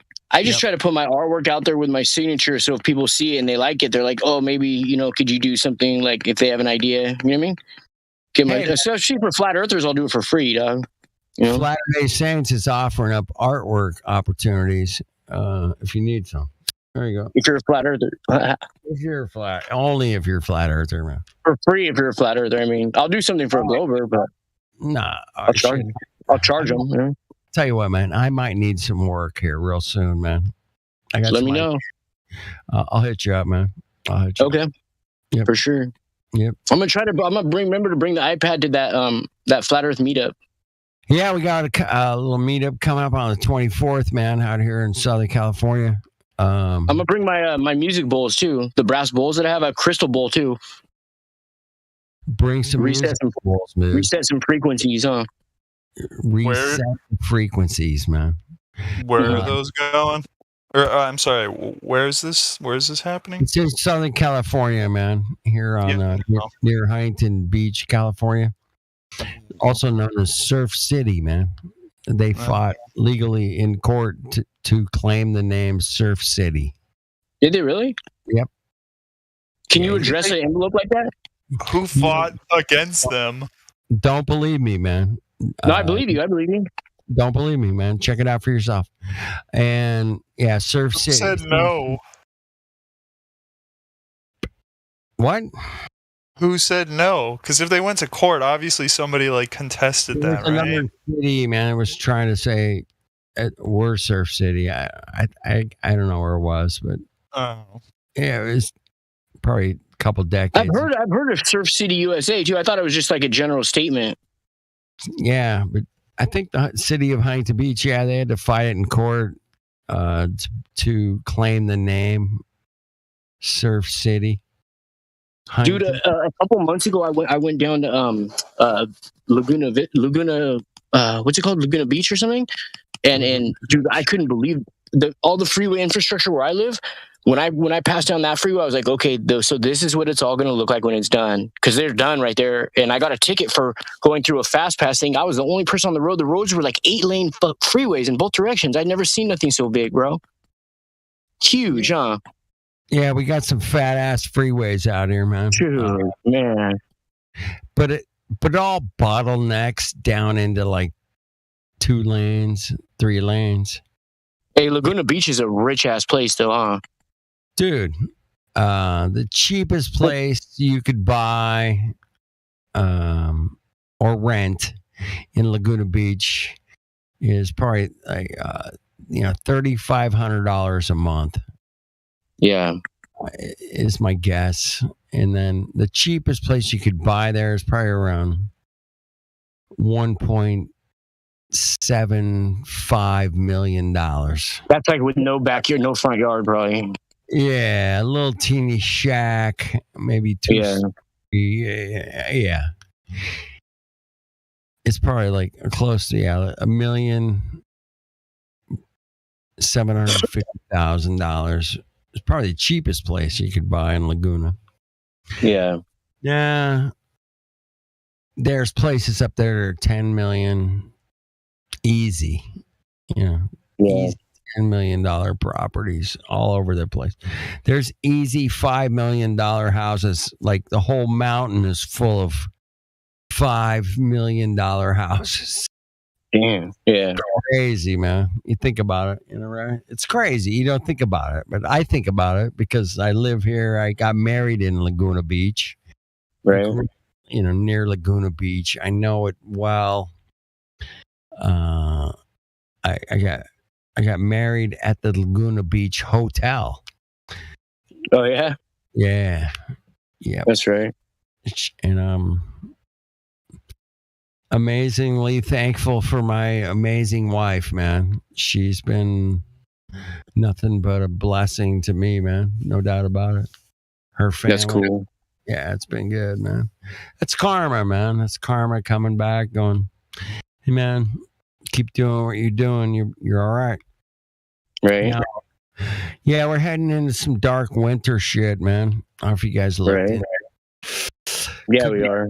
Could be kind of kooky. I don't know. It's already kooky, man. Lev is already confirmed that the heating prices that he's going to have to pay this winter is extreme, right? Yeah.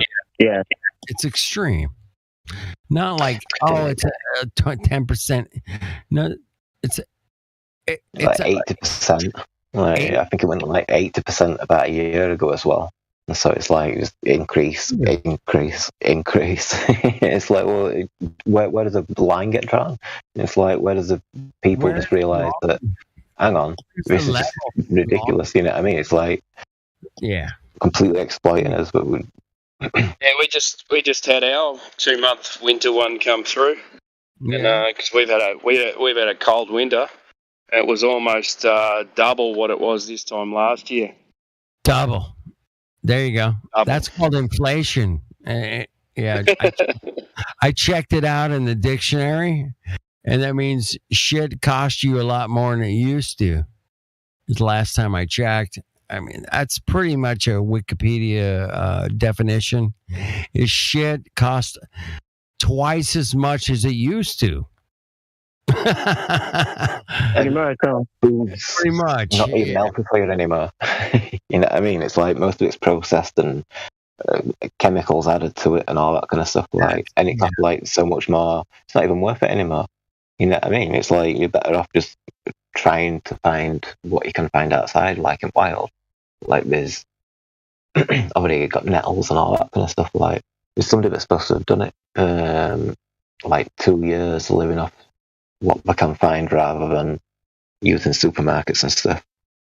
I mean, they got you distracted with the gas and stuff like that, but have you guys heard about the processing, like food processing plants? Oh my God.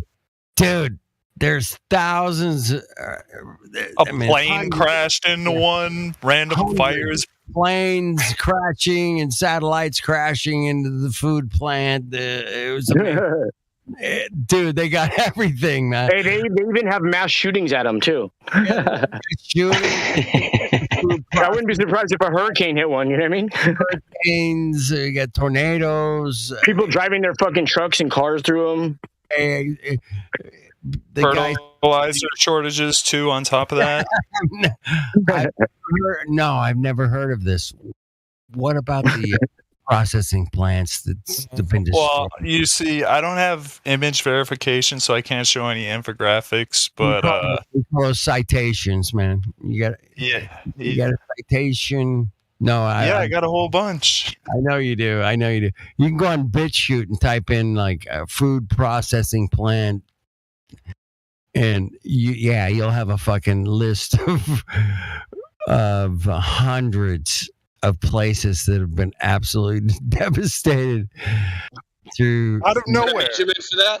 Natural. Anyone got a measurement? What was that? Sorry, it's windy. I'll shut up. No, you're good. Tim, tell me, brother. What do you got? Yeah, I think he asked if we have a measurement for that. We got a measurement for that. It's called the AI Matrix Red Pill dichotomy theory. Okay? I can make up some other dichotomous theories, but yeah, we'll stick to that one. Yeah, I love theories, man. I love them.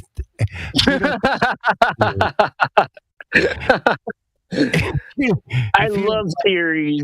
This is just a theory. Theories, that man. just sounds like a Therion, bro. You know what I mean? You guys are missing the boat. You gotta love theories, man.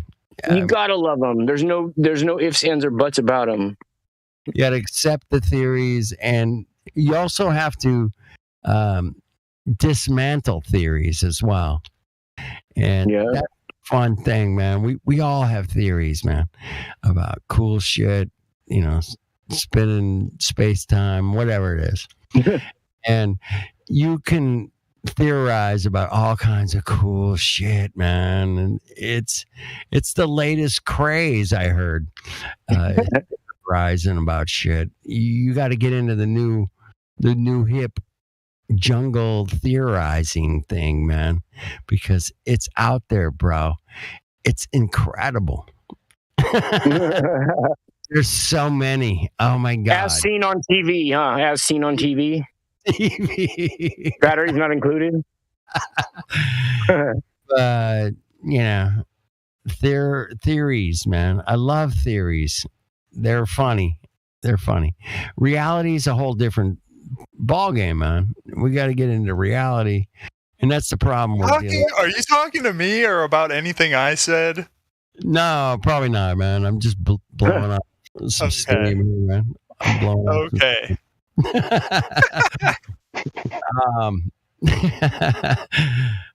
But we can theorize about all kinds of cool stuff, and we do, man. We do, and so do the Globers, man. And they theorize that they're globy shit, man. But so I got a theory for you. When reality sets in, man, you got to deal with reality and stand outside and look at the moon and tell me you're spinning, shooting through space at millions of miles an hour.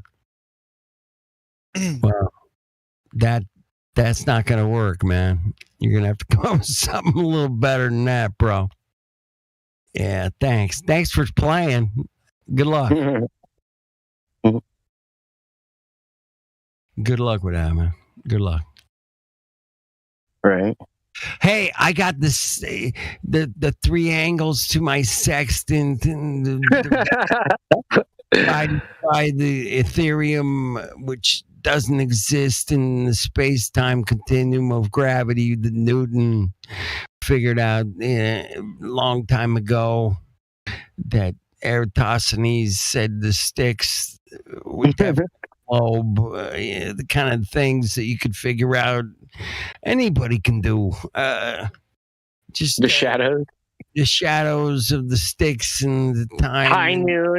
High noon, 300 miles away at the same time. Then we can figure. It's guaranteed to work every time. It's guaranteed. Oh, you know what's funny? You know what's funny with that is they say that the dude at the same time, Eratosthenes and his cousin or whatever were 300 miles away from each other and did the experiment at the same time. The only way they could have known it was the same time is they were using a sundial.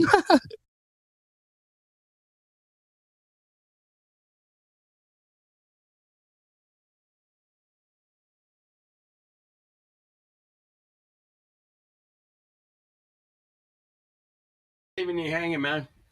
I had the. I'm not leaving you hanging, man. Yeah, the sundials. Yeah, that's the only way they could figure it out. Hey, man, if it's the same time in Chicago as it is in LA, and I say, hey, man, Chicago, bro, what time does it say on your sundial? And I'd be like, I don't know, 2:00. And I'd be like, hey, man, it says I'm at noon here in California. Wow, man. Must be like definitely a globe, bro. Definitely. Yeah, right. Because that's 2,250 miles apart. And it's only whenever I go across the that river in Chicago to the Chicago skyline, I always have a globe to navigate. Otherwise, I'll get lost. Right, because it's where you're sailing to is definitely not where you're seeing. No, definitely not. So if I'm sailing towards an island in the middle of the Pacific Ocean, man, and I know where the island is, and I'm kind of sailing in that direction, I should be able to hit it, if I keep my compass, right. If you keep your compass focused on the globe. Right. If it's on the globe, but if it's on flat Earth, it will never work. Guaranteed, it'll never work. So there's that. I want you guys to embrace some levity into the conversation as well, man. Because levity is one of the greatest tools we have. Is to make fun of the ridiculousness that's been sold to us, man. Whether it's on TV or movies or whatever. Right. In your school. They give it to you for free at first. At first, it's free though. Right. Then later on in life, they sell it to you. The price goes up more and more. Well, to have the price double, triple. Hey, man. We gave we locked you guys down for 2 months, 3 months, 6 months. Fuck, I don't know how. Depends where you live.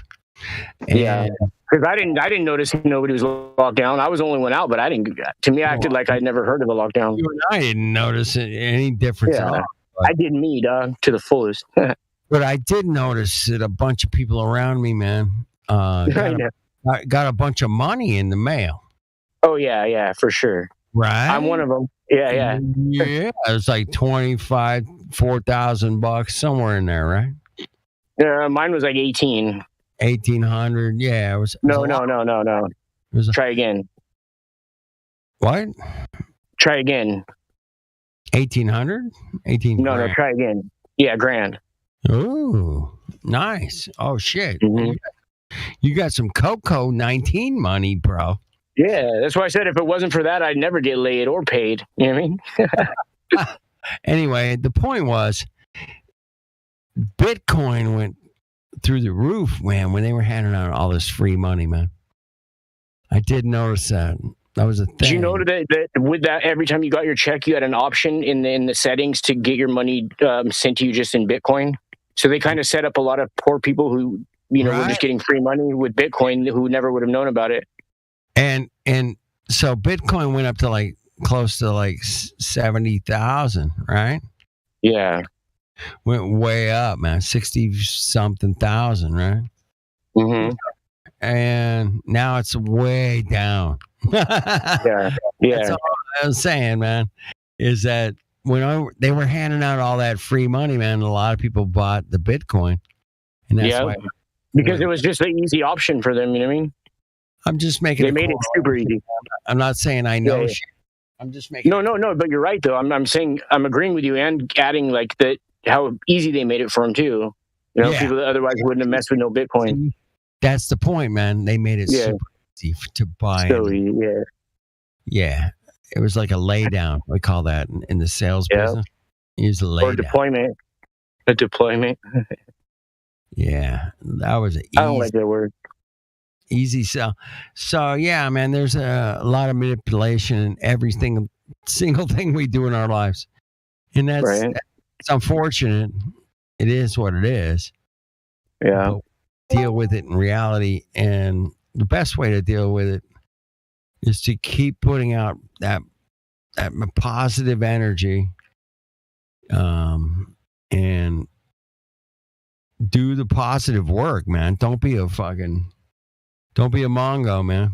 Step up, do some positive work like you have done, Saints. And I tried to. I've done too, man. And I know that Widget and Lav and probably everybody in the server has done some positive work, man. And that's good. Yeah. That's where we roll, man. The positive. You know, there's a lot of negative out there, man. There's so much negative shit. Man, we can negative out all we want, man. That's cool. Yeah. That's cool, man. There's a time for that. There's a time to take in the negativity and just kind of like eat it and let your body like digest it. Right.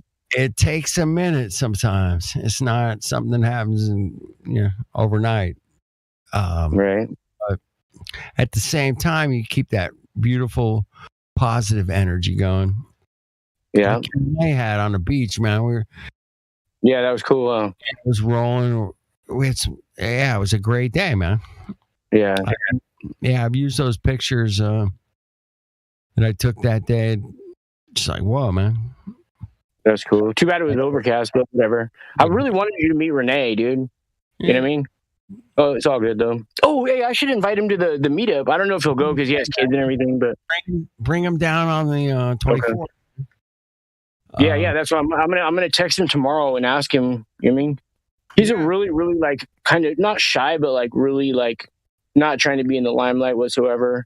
He has a really nice job that like I guess he doesn't really want it out there. Yeah, I mean, you know what I mean? He's I'm sure he's he's in that not top bracket, but a good bracket. You know what I mean? Anyway. Well, we all have our situations in our lives that makes us deal with but somebody we might do work for. Yeah. I couldn't believe he had heard of me though before I'd heard of him, dog. He was like, dude, I watched your videos. Are you serious?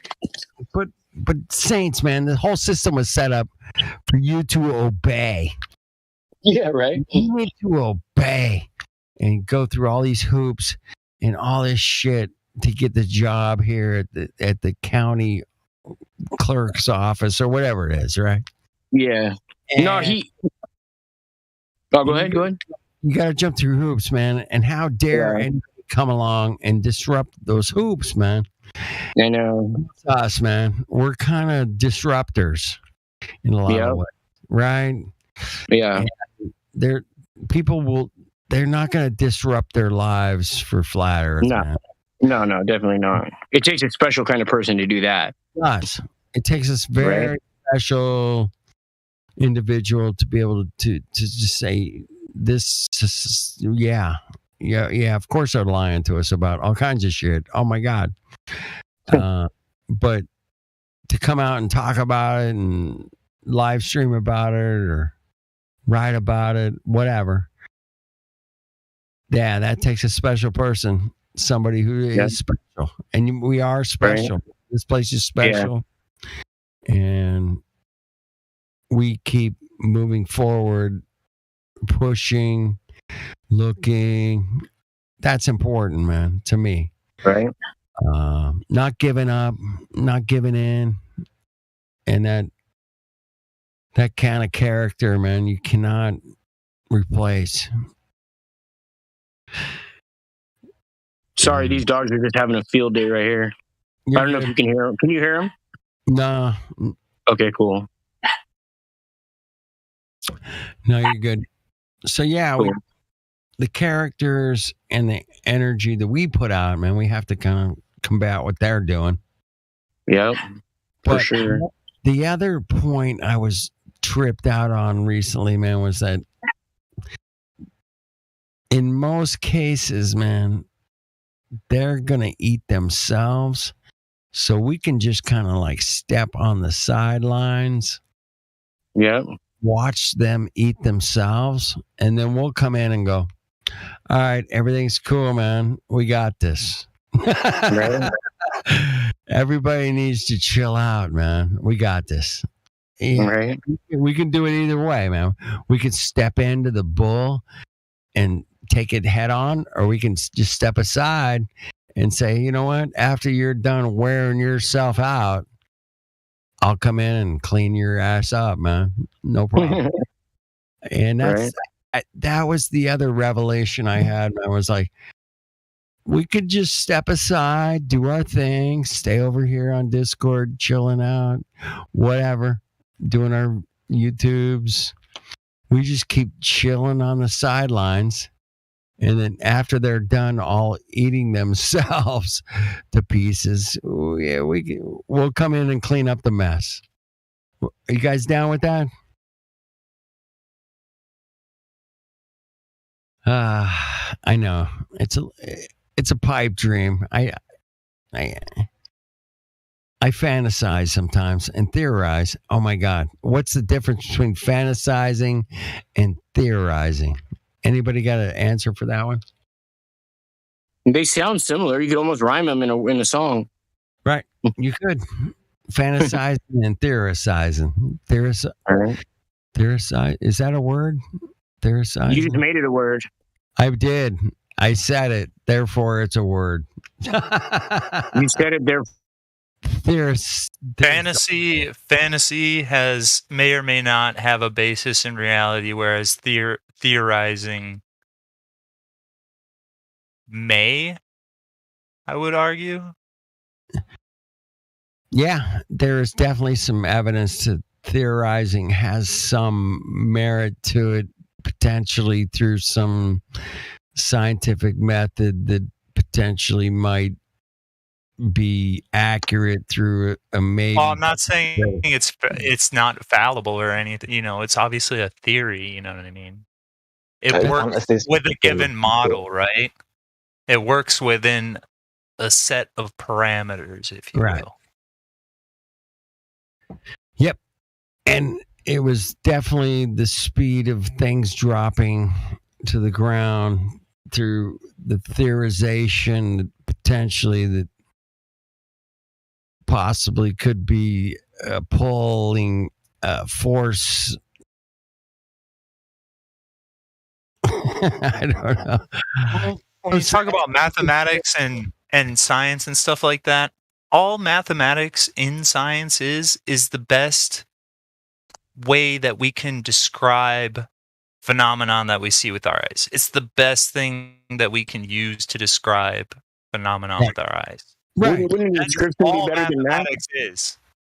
That is all mathematics is. It's based. The same mathematics doesn't apply on, you know, what Globers know as Mars or like outer space. You know, it's Mars attacks. Oh my God. So it's all mathematics, and in science as we know it is just the best way we could describe natural phenomenon local to us. Hey, when you say we, you're saying we know it as science, but to me, science is just the name of the tree in the Garden of Eden. Wait, say that again? Scientia is the name of the tree in the Garden of Eden. It's called Scientia. The fuck? Get the fuck, man. Really? I'm not kidding, bro. Yeah. Oh, fuck off. That's amazing. Oh, shit.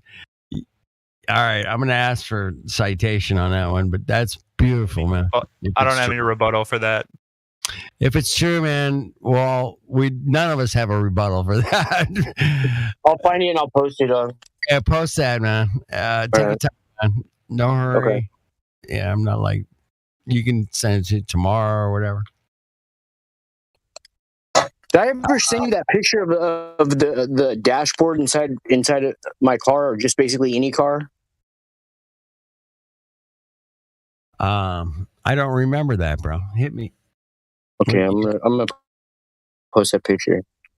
Any dash. I'll show you. In most cars. Basically, yeah, unless it's like a newer, like an older car, like where it had like actual where the speedometer would go up with like a little dial instead of like digitally. Yeah, I got one of those. Okay, I'm gonna show you right now. My lady brought this to my attention, and I was like, "Wow, okay," because we already have the 65 posted on all the freeways, right? And 65 is FE on the alphabet, 65. They always throw the 65 in there when they're mocking it. You know what I mean? Flat Earth. Get the flat Earth out of here. Get the flat Earth. Like, get the FE, man. Like, get the fuck. You just let's get the FE, man. Get the fuck. Get the flat Earth, man. Dude, we can change fucking AI right now, man, bro. Oh yeah, here it is, right here. Okay. FE. If we all did that for like a week, the AI would pay attention, man. Promise. Get the FE. Check this one out. Get the FE, bitches. Wait. So you get the FE? See that? Yes, the FE, baby. Fuck off. Crazy, Here's the FE. Oh, fuck. You know what I mean? Oh, laugh. Come on, laugh. I know you're laughing. That is hilarious, man. FE right there in your face, bro. In your Mongo face. You know what I mean? Beautiful, man. That is a great insight, man. I love it. I can't believe how many things have 65 or FE in them, dude. It's a trip. If you Google what Google companies or just anything basically that starts with FE, and you'll see how many things start with FE. Yeah. There's hundreds and probably thousands of them, bro. All right. Everybody. A lot of them are for airplanes. Like names of airplane companies. Interesting. Yeah, it's a trip, bro. They put it right in our face. You know what I mean? The amount of trouble they went through to hide it, they also put that amount of effort into putting truth in plain sight. What do you think about AI is putting it out in front of us, man? This. I think people maybe program the AI to do it, but I think it's more of a person thing, like a human decision. You know what I mean? Well, yeah. Well, you and I discussing the fuel door gauge. Yeah. Oh yeah. Is way beyond AI's capability, man. Oh yeah, for sure. Yeah. Yeah, absolutely. In like 4 years from now, man, I think AI, maybe a year from now, they're going to catch on to what we're talking about and take that and integrate their interpretation of what we're talking about. Yeah. And I mean, I think they put this stuff out there for people to notice, and then when that person who notices it puts it out there, brings it their attention. Right. I think if they may have like a system where I don't know, dude. It could be like the chalkboard Goodwill Hunting type thing. Who knows? You know what I mean? But from your own experience, I know you and I have talked to, and you have been targeted in some fashion, right? But you don't know if that's an AI. You don't know if that's an AI or a real person, right? Yeah, I don't know. Right? And that's kind of my point, man. I'm just going to say, you don't know, but it could have been an AI, dude. It could have been. coming after you because you said something that wasn't. Yeah. Oh yeah, totally. But we don't know, man. I say all kinds of shit, man. I've been talking about for years and been out live streaming and whatever, man. I've been out there. It's not. I'm not hiding like you. You're not hiding either. No, I put my face out there and everything, you know. And I think that keeps us, protected or safe, whatever word you want to use. But sometimes you have to combat their energies with your own energies. Yeah. And I think you and I have done a good job of that. And most people around here have done a really good job of that, is combating their crazy energies with our own energies. And that's all we can do at some point, man. It's a fine line, man, between Bro, when I first got the P1000 back when I'd only been a flat earther like 6 or 7 months, right? I was zooming in on this drone that was flying over my friend's house up in the mountains of Santa Barbara, and this thing stopped right over me. I couldn't tell how big it was because it's at night, right? But it was a drone. It wasn't a huge drone, you know what I mean? But it was obviously not just like somebody's local drone. It was obviously belonged to an agency. And this thing was hovering over me for like 1 or 2 minutes as I'm taking pictures of it. And then I'm in the car, just at a stop sign. It's like up in the mountains, so there's no traffic. And dude, I know this thing hit me with something because it was like one of the worst. It felt like somebody like took a hand, like I don't know, took like something physical and hit my funny bone as hard as they could, because my whole arm almost went numb and tingled, and it was just like so instant. But my arm didn't bump into anything though, and so I was like, dude, I know this thing hit me with some type of frequency. I mean, it killed the battery right off in the camera too. Like battery was like more than halfway full, and it just died after I took like 1 or 2 pictures, and then I got hit in the elbow with that. It felt like hitting the funny bone, but it was like, I think that's what like an EMF hitting with that feels like, you know, possibly. Did you say that was from the drone? A what? What was that from the drone? Did you say? I mean, I don't have proof that it was, but I believe I don't know anything else that could have caused my funny bone to feel like something hit it. And I was driving, nothing. I didn't bump it into anything, you know. But it was like right as I'm taking the pictures of it. What did drone look like? You got pictures of drone? Well, I mean, I have a lot of pictures of drones and stuff, but it was at night, so all you see is like the light, like the triangle-shaped lights of it. You know what I mean? But I'm just saying, like, I've experienced stuff like that, and I mean, I don't have 100% proof it's the drone, but like sometimes you just know. There's shit you just know, and it doesn't matter what anybody says. You just know it. You know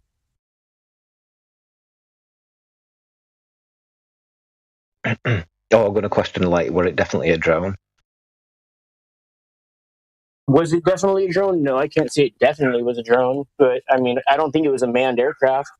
I mean, it could have been a really small one, but the way it was moving, it was like, it was moving more, you know, there's 2 types of movements. One's fluid, you know, like a mammal, and then the other's like choppy, like a chicken or like a lizard, you know what I mean? So the drones move choppy, like, you know what I mean? They have like stutter step movements.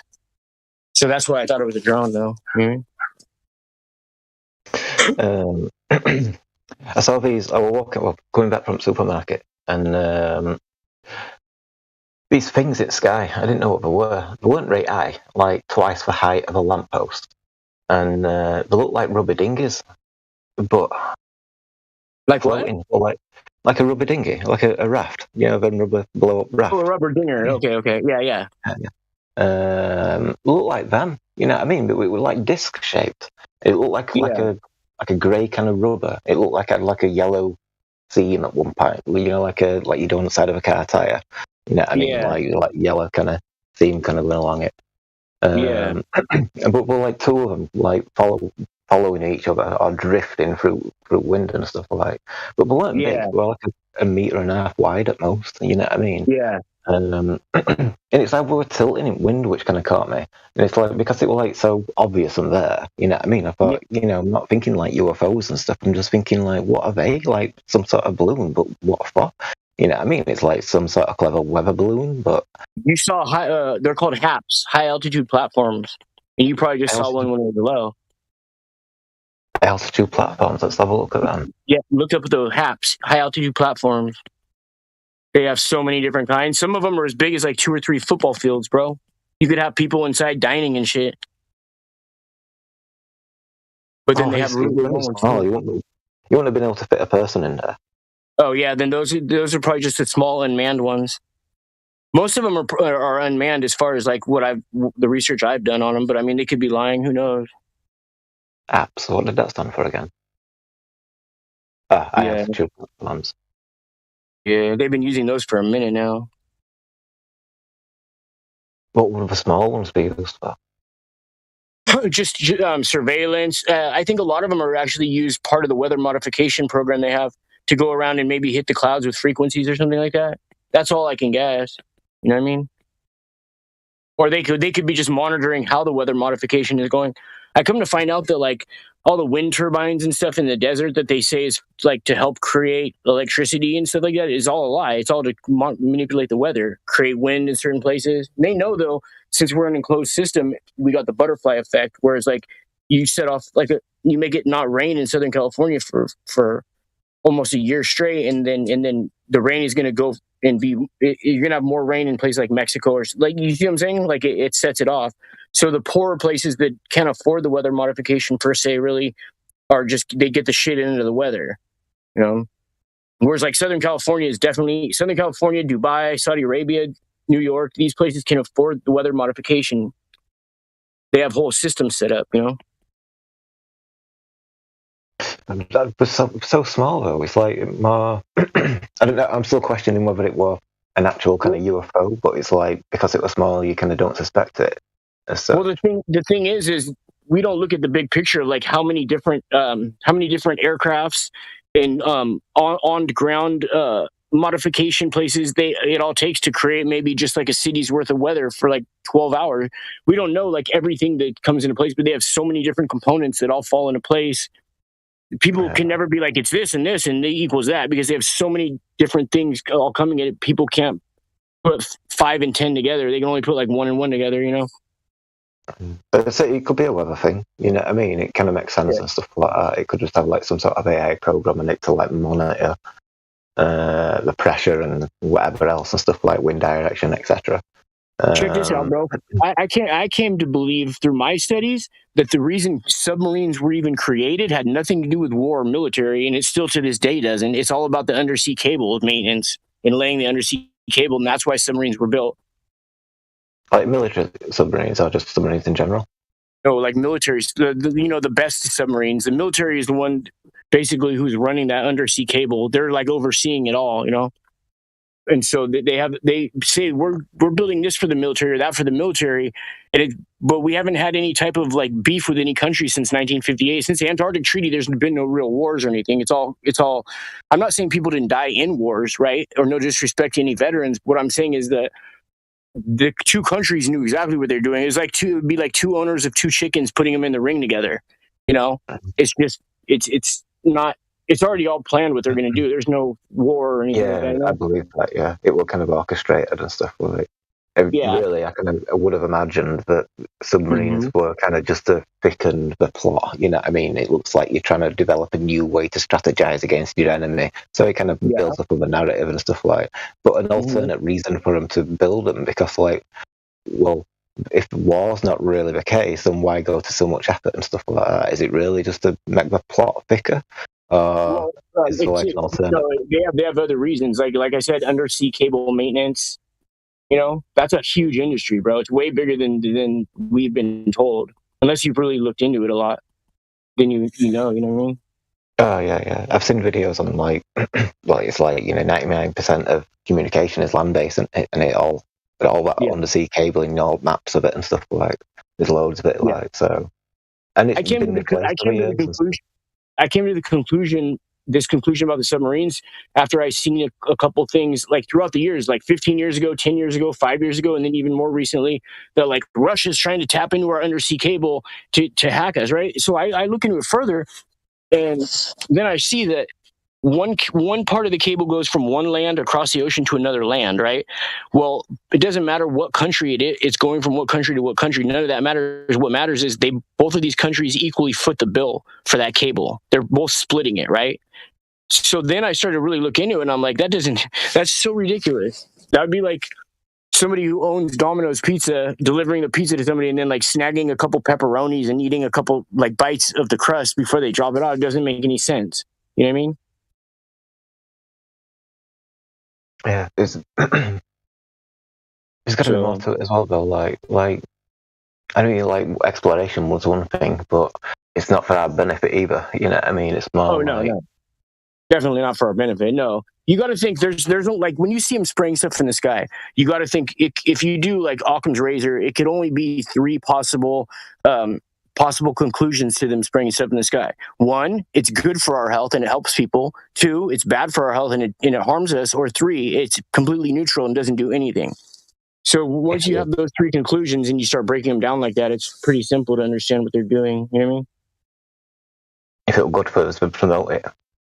It wouldn't have been hidden for years. If it were good for us, we'd promote it. It wouldn't have been hidden for years, and there'd probably be attacks on it as well, like chemical attacks because it's good for you. And exactly, bro. I'm surprised we've not actually published it like that anyway. Yeah, exactly, bro. I always watch for those stories where like they say that they had this certain type of technology, but it just didn't work out, and then you don't hear about it ever again. Like there's a giant underground facility they built. George Bush owned the company, and they built. That's the first thing he did when he became president is start working this underground facility. And then I don't know how many years later, after it was built and everything, they said, "Oh, it didn't work out." They shut it down. It's like, yeah, right. You know what I mean?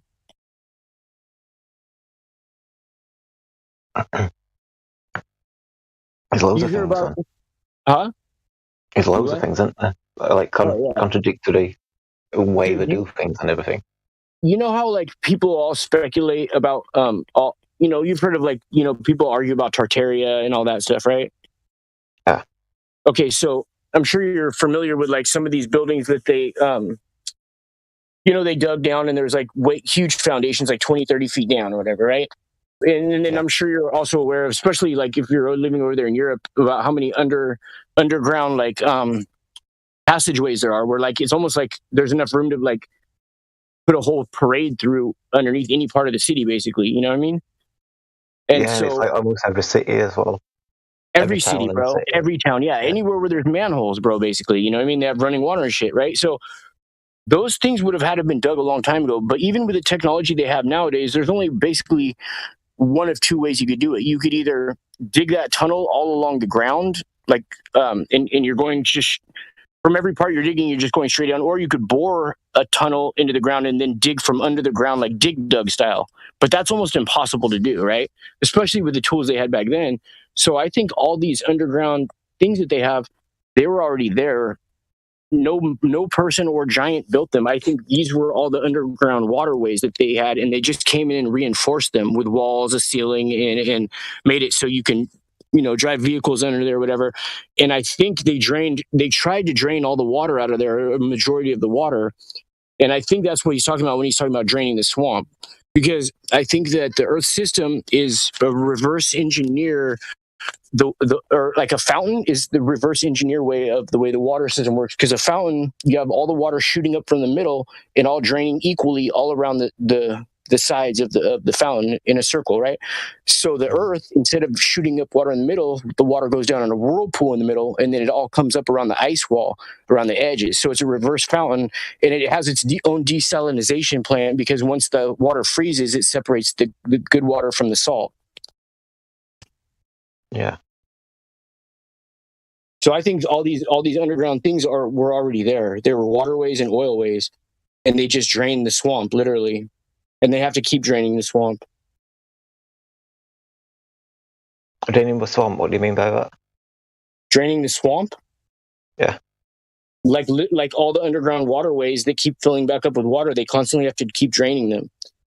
All right, yeah. You know what I mean? And I think they're running the 5G infrastructure they're putting in the ground. I think they're running it through that underground like waterway system.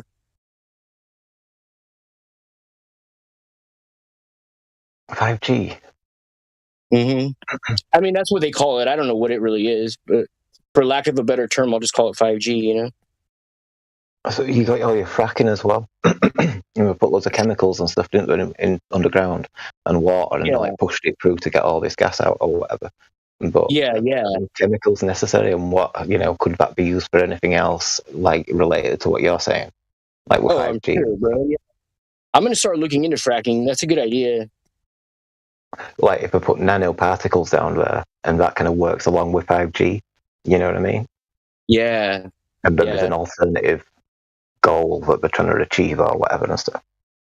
Yeah. Because where I live like 15 minutes away from the Black Swan, right? In the ocean, those oil rigs. You've heard of that, the Black Swan, right? Yeah. Okay, so I live like 15 minutes away from there, and those things have been in the water for like my whole life. And I'm 43 years old. As far back as I can remember, those things have been there, never moved, right? They're supposedly getting oil out of the ground in these same exact spot. It doesn't make any sense. The only reason I think those things are there really is for undersea cable. There's some type of hub or something like that. Did you film them?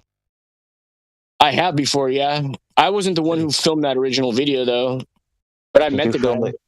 Did you film it before the Black Swan event? I have. No, yeah, before the Black Swan even came out. I've been going to that beach since I was a little kid. It's actually funny. Before I became a flat earther, I went down to that beach and I had my girlfriend wait in the car and I spray painted in red spray paint, "Will you marry me?" like on the wall right there. And then I told her to come down. And then, so like, that's where I proposed to her at. And then like later on, once I became a flat earther, like maybe like a year and a half or 2 years later, I found out that Black Swan was there. I was like, whoa, that's a trip. I said, because I'd seen them to, what do you call them? Oil rigs kind of thing, like. I see it on a video. It was somebody going down some steps and went to the beach and filmed it, and then they went back up, kind of thing, like. Oh, I think that was mine then. Yeah, I think that was mine. Yeah, okay. Yeah. And I did one of the videos with the flat Earth dude who was just on here right now. He went down there. He met me over there, but it was really foggy that day, so we didn't get the oil scares like on camera. You know what I mean?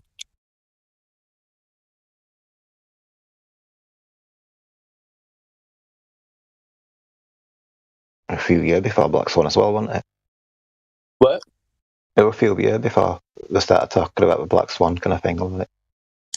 A few what? I'm sorry. A few years before, like your video was. Oh yeah, the Black Swan's been out. It's been out for a while, yeah. I think 2017. I think, if I'm not mistaken. Could have been 2018 though, but I'm pretty sure it's 2017.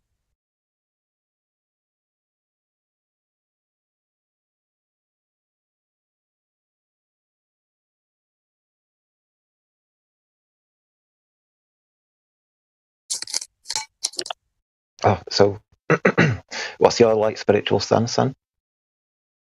Spiritual? Yeah. Well, I don't really like to label it, but if I were to have to label my spiritual belief, I would just call myself a born again flat earther. And I believe in the super creator from the Bible, but I believe the Bible has been stripped down pretty bad.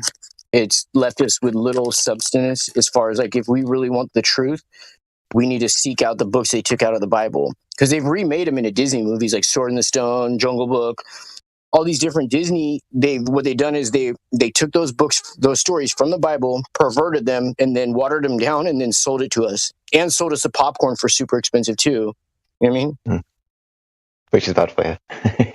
Yeah, right. Yeah, so all that stuff's, Disney's like, if you were a billionaire and God forbid you had a hankering, or like you had a sweet tooth for children, you'd probably go on to buy or to start up companies like Disney and Boy Scouts and all these different, big brothers, whatever, you know what I mean? All these companies that supposedly all want to work with kids and everything. But in all the stuff they show lies to kids, like dinosaurs, astronauts, fantasies about fairy tales and shit like that. It's full on propaganda, and it's like, it's not even just one thing, you know what I mean? Like we're being like a creepy industry or something like that. It's like it's fully fledged propaganda in terms of like they want to change your belief on the globe and spirituality, you know what I mean? So like, like fairies and Disney and all that kind of stuff, like so like fairies and at the term, you know what I mean? Like, it doesn't sound right nowadays, does it? Because it's how it's changed and stuff like. But in olden days, I kind of think it was just like the term for like spirituality. You know, if you saw a ghost, then that's like seeing a fairy. You know what I mean? Rather than how they painted it up and stuff like. Yeah. I believe that as far as like spirits or like ghosts or angels or demons or whatever you want to call it, I call it like electricity. I think it's all the same thing. It's something that's in the metaphysical, and we're in the physical. And the only way you can transfer, well, you could cheat and you could try to transfer one to the other by using the 4 elements. And I don't think Earth is an element. I think it's actually electricity that's the element that comes from the Earth. Because you have air, water, and fire all on this what we call Earth, right? And electricity. So the electricity is the element that comes from the Earth. So you have like electrical, fire, water, and air. And by like Satanists, in order to summon demons, they will burn stuff, or they'll have like what you call forever incantation of like outside their building. They'll have like a permanent waterfall, or they'll like put vegetation growing on their building, or have like a flame that's always burning. You've seen that before, right? Mm-hmm. It's an opening into the spirit world. Now, whether it works or not, I don't know. You know, I'm not into that kind of stuff. I understand the way that they try to cross over, you know, or try to have something cross over. Does that make sense? Yeah, well, it's like in an ungodly way with the satanic version of it and stuff like that. Anyway. Mm-hmm. I believe that you can like ascend yourself, you know what I mean? And I think we are supposed to ascend in spiritual terms and stuff like. And it's like, you know, but they obviously don't want us to, with all the propaganda, fluoride and everything else, 5G. I think that affects like your senses and stuff like.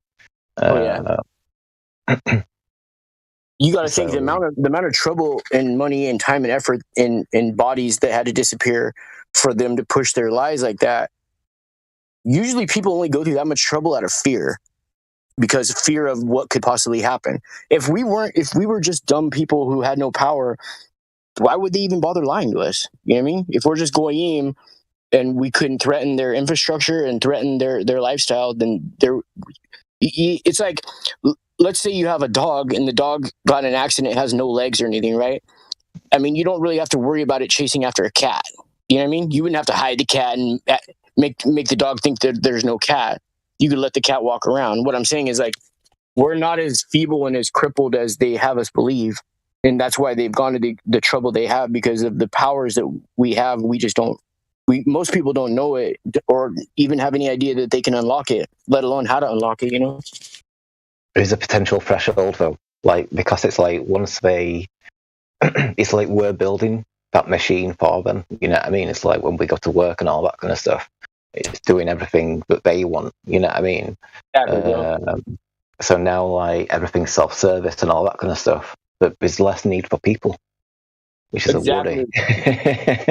Bro, one day we refused a smart meter right here at this house, right? We will not let anybody on our property, but there's water meters outside on the sidewalk. And one day I seen them messing with our thing, and they're putting in wireless water meters. And I go, bro, the job you're doing right now, I hope you're proud of what you're doing, because you're going to be the last human being doing that, and you're actually helping for the AI. And he's like, I don't care. I'll be getting my check. I don't have kids. I'm like, yeah, that's how most people think. You know, completely blind. You know what I mean? Mm-hmm. And I don't have a clue what he's doing really. You know what I mean? Right. Dude, it's like the Hispanic people that they have, or whoever, you know, at super dirt cheap prices, digging the tunnels underneath from from TJ to San Diego, these tunnels, right? And when they're done, they don't like have a shirt that says like, I dig these tunnels and all I got was this stupid shirt. Those people disappear. They're not gonna get to spend the money or whatever they're gone. They're expendable, dude. Just like all these road construction workers, they're expendables. You know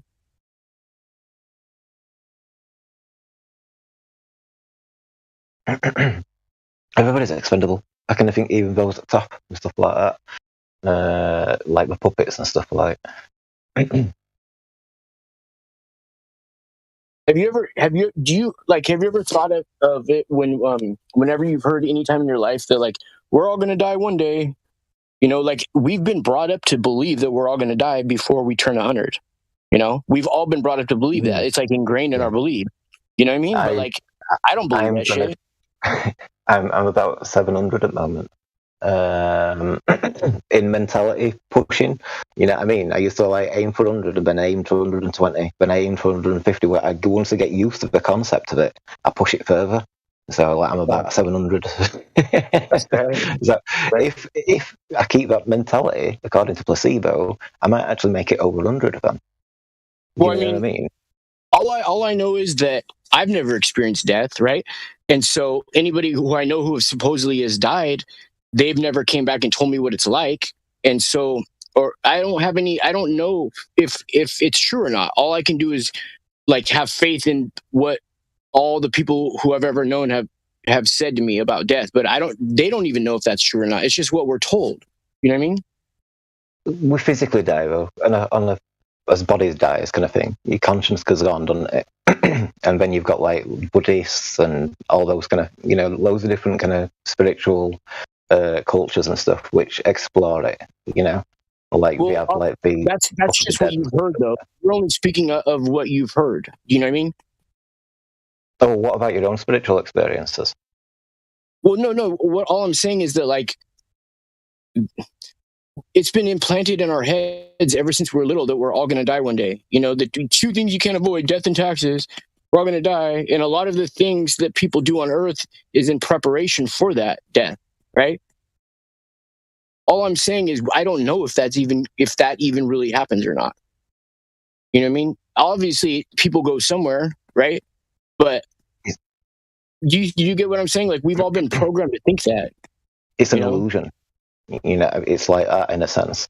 I kind of see it as like people have described it as like going into the next room. So if somebody dies, they're not far away.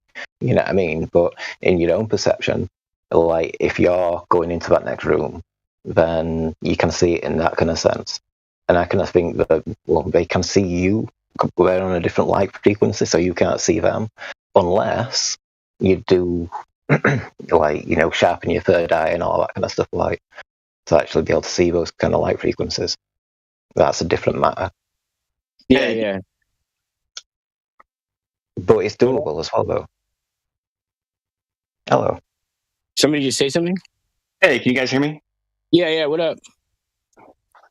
So you just mentioned like, how do we know if we die? Like I've had similar thoughts before too, or I just straight up wonder if like. Is death real? Because this could just be some sort of just long, prolonged hallucination. Right? Seems like I'm aging, but I'm not. It gets weird if I think about it too much. But I feel you on that. Yeah, like we've only been told that. We don't know that, but all of it, the majority of people just believe it. Exactly. Nobody wants to die, and everybody tries to do everything they can to put it off. But they still believe they're going to die, Right. And this doesn't cause any disrespect for anyone who has passed or knows, people that have died or whatever, or quote unquote died. And yeah, until I experience it, I don't know. I have no idea.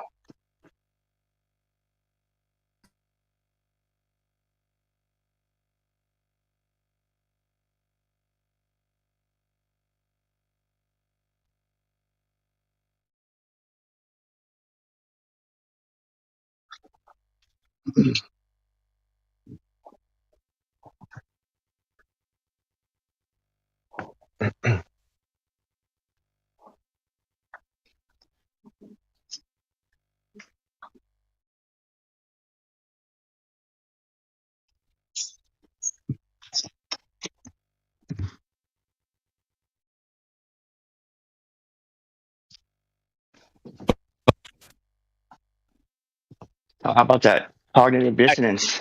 I cut out for a second. I cut out my Wi-Fi cut out for a second. Welcome back. My bad.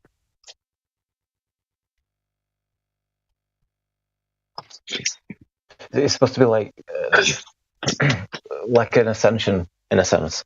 Like looking at death in that kind of way. I don't know. Like, I don't know what it could be. There's so many different beliefs on Earth, and they all have like a similar type of thing about death and everything. But again, like we've never experienced it ourselves. You know, some people say they've had like near-death experiences, but they're still here, and so they didn't die. Obviously, you know. I don't know.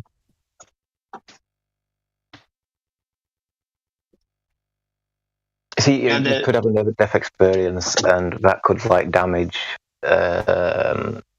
Like your pineal gland is responsible for your third eye, your thymus for your heart chakra, etc. So if you damage one of them, then your ability to sense the other realm, kind of thing, in that kind of way, or your psychic senses, is not going to function as well. So a near-death experience where somebody might have a story to tell, others are not likely to as well. Yeah, that makes sense. That does make sense, actually. Yeah. I mean, because a lot of near-death experiences sound similar to what it seems like when people like faint or pass out, you know what I mean? Or do like nitrous oxide or something. Yeah. Some people see like a dark tunnel. Some people see like a white light. I don't know. Your body's supposed to be a fuse between heaven and earth. So in that kind of sense, that the more healthy you are, the more psychic potential you've got. Okay, that makes sense. Dude, the other day, I have a bunch of little dogs, right? And I cook them. Basically, I cook them like I'll buy a big thing of chicken. Sometimes it's boneless, but when they don't have the boneless chicken, I'll get them like chicken legs or something, and I'll boil them. And then when I'm taking them out, sometimes I pour cold water on them because they're so hot, so I can chop them up quicker. And I realize like I'm breaking them apart, and the chicken's all cold already, but the bones are still burning my hands. And I think our bones, like our skeleton, is like the conduit for the electrical, you know. All right, yeah. Does that make sense? Especially our spinal column, because our spinal column coincidentally has 33 different parts to it. And your nerves travel along there as well. You know what I mean? It like connects to your brain, doesn't it, and stuff like. So if you touch anything electrical and you get a shock, I think it follows your nerve pathways, doesn't it? And remember how I was talking about the when I got shocked in my when I got hit, it felt like I got hit in the funny bone, and I felt like an electrical shock. So our bone, the funny bone, I think it's like we set off some type of piezoelectrical interference that actually is painful when we hit our funny bone. You know what I mean? Yeah. like our funny bone can never be hit or hurt if we have our arms extended out straight, right? Yeah. You can only hurt your funny bone when your elbow is bent, like a spike or a pyramid shape. You know what I mean? I imagined like a muscle reflex. You know what I mean? Once you bang it, and it kind of like it pulls in a way. Yeah, almost like when you get cramp or something like that, and it all tightens, and it's like just for a pulse rather than cramping. Yeah. So that can only happen though if it's bent. Same with our knees. Like they could hit our nerves to check our nerves and our reflexes in our knee, but you have to have your knee bent to do it. You know? Yeah. So basically what I'm saying is that for the electrical to flow through that, it needs to have like a point, you know? Think about whenever you got on a static electric shock by touching somebody, you never get shocked like on your stomach, you know what I mean? Or like on your thigh. It's always like from a point where like your finger, your elbow, you see what I'm saying? It's easy to hit somebody that way though. I've never bumped into somebody's chest kind of thing as such. Well, no, what I'm saying is because any part of our body that's the closest shaped to an antenna is going to get the electrical as opposed to like our torso or something like that. Do you know what I mean? Yeah. Yeah, fact, I agree. Yeah. Hey, Bear Sass, your mic is a little bit, bass boosted a little bit. Fuck you. No, okay. Okay. I thought this was like a place for a debate, and yeah. Someone get this guy out of here. Get Gray X out of here. For real, get Gray X out of here. I literally did nothing. Did you metaphorically do nothing though, or just literally? Nah, I literally did nothing.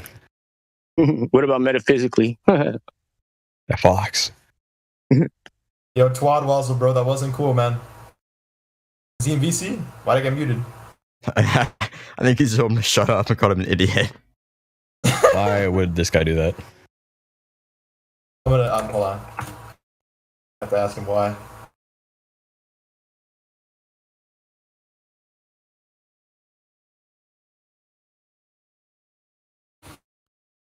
Fingers being antennas makes sense, though. Yeah, the antenna. I mean, yeah, because like we qigong and all that kind of stuff when we do our exercises, and we've got the feet in the ground, and then we put our arms into the air in the positions and all that kind of stuff. Don't we? We do that stretch kind of thing in a way. It's pulling the energy up. There's a lot of different other spiritual practices that use similar things to balance you into the frequency or whatever and stuff like. Yeah. So it's the same in that kind of thing. Yeah. I think one of the greatest tricks they've ever pulled off is getting the Christians to think that astrology is satanic, and getting people who are into astrology to hate the Bible and hate that whole path right there. And the two do not get along. It's like oil and water, but really both of them are intrinsically tied to each other, and they could both find out a lot more about what they're into if they put the two and two together, A lot of them are kind of like still acceptance of Jesus. You know what I mean? So it's like any of the ascended masters were kind of like pro for that kind of thing, like. But you do get a lot of them which are more skeptical of the Bible. If the Bible's a tool to be used as control, like an early form of government, then that's something to worry about. You know what I mean? In a sense, so it's like there could be a lot of things missing or disinformation that's in there and stuff like. I don't know, because it's like I've not studied it. I know they've taken a lot of stuff out of the Bible, bro.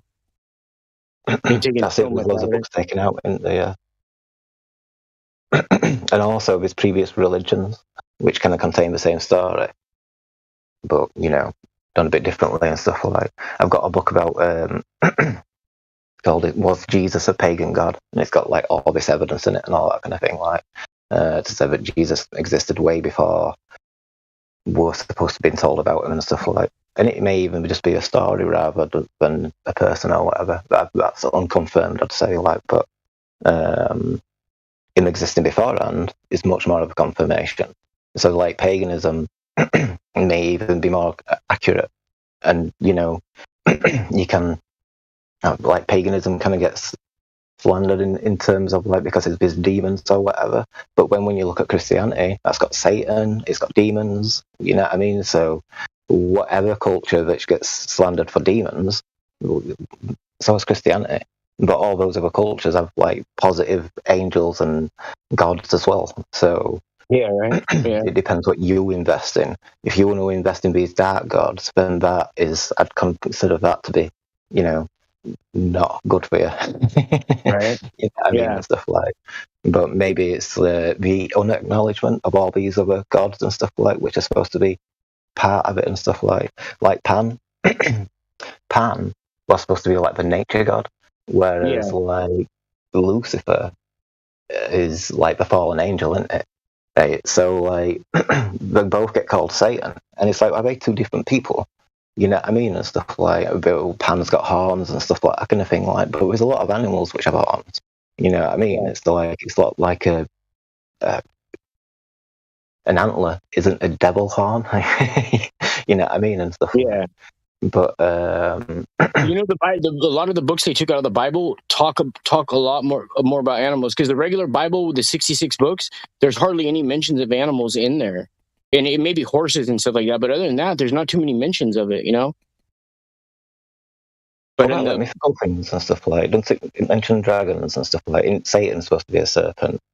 It only mentions dragons in the Bible that they give us in the Book of Revelation. Like Revelations from COD Zombies. Huh? Yeah, I think he's talking about that. Yeah. Where did you hear that one referenced? You talking about the map Revelations from Call of Duty Zombies?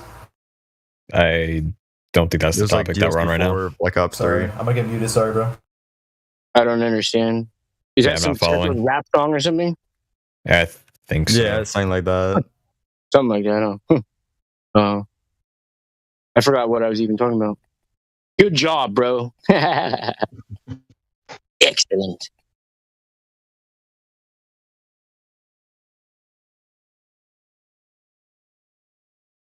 Yeah, I totally forgot what I was talking about.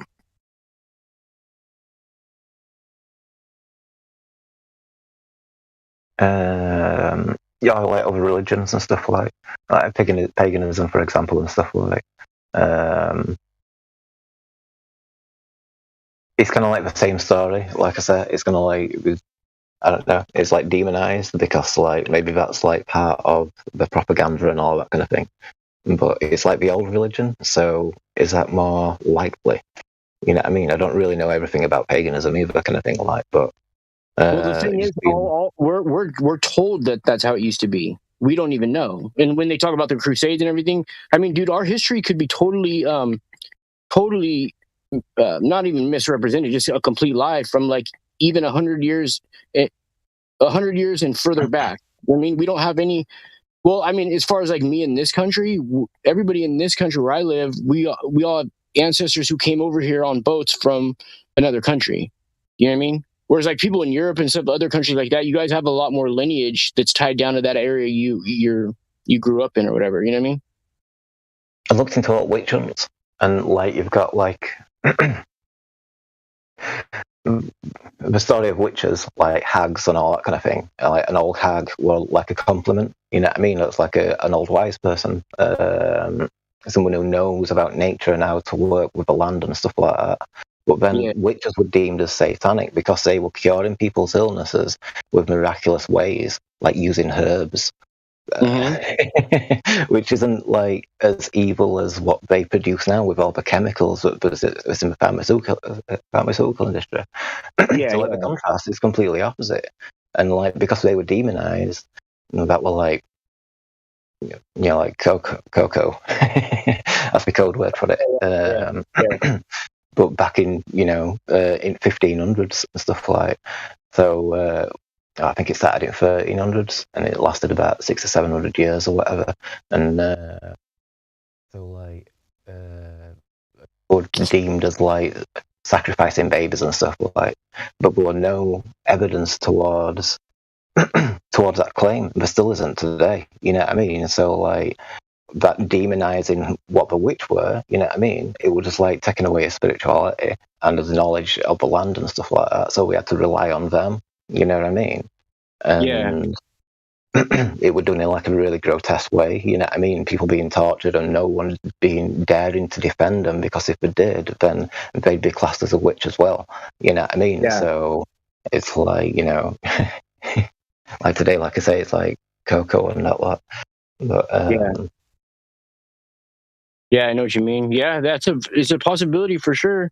You know, I think that they've duped a lot of people to call themselves what they call Christians. I don't really like that word just because like if like somebody like let's say for example Jesus, somebody that a lot of people look up to and try to be more Christ-like, right? Well, that means you like the person, you care about the person, or you have love for them. Why would you call yourself a Christian? Like if one of my good friends got shot with a gun, I wouldn't call myself a gun sin or a bullet sin. You know what I mean? So if he died on the cross, why would you name yourself after the instrument in which he died from? Does that make sense? Yeah, I don't like the cross so much. It's like, in your mind, he was killed. Maybe that's not true, but the story makes it true.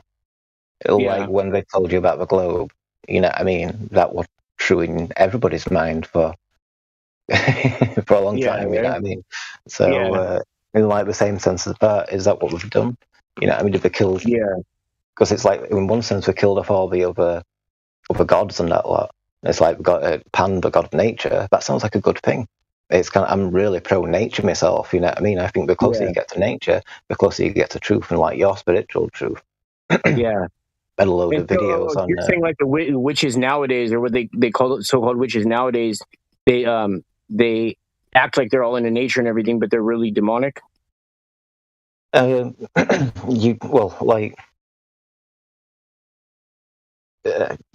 If you get people which are kind of like demonically orientated and they're like giving themselves to higher powers and these ways or whatever and stuff like that kind of thing, and that's something to be really concerned about. You know what I mean?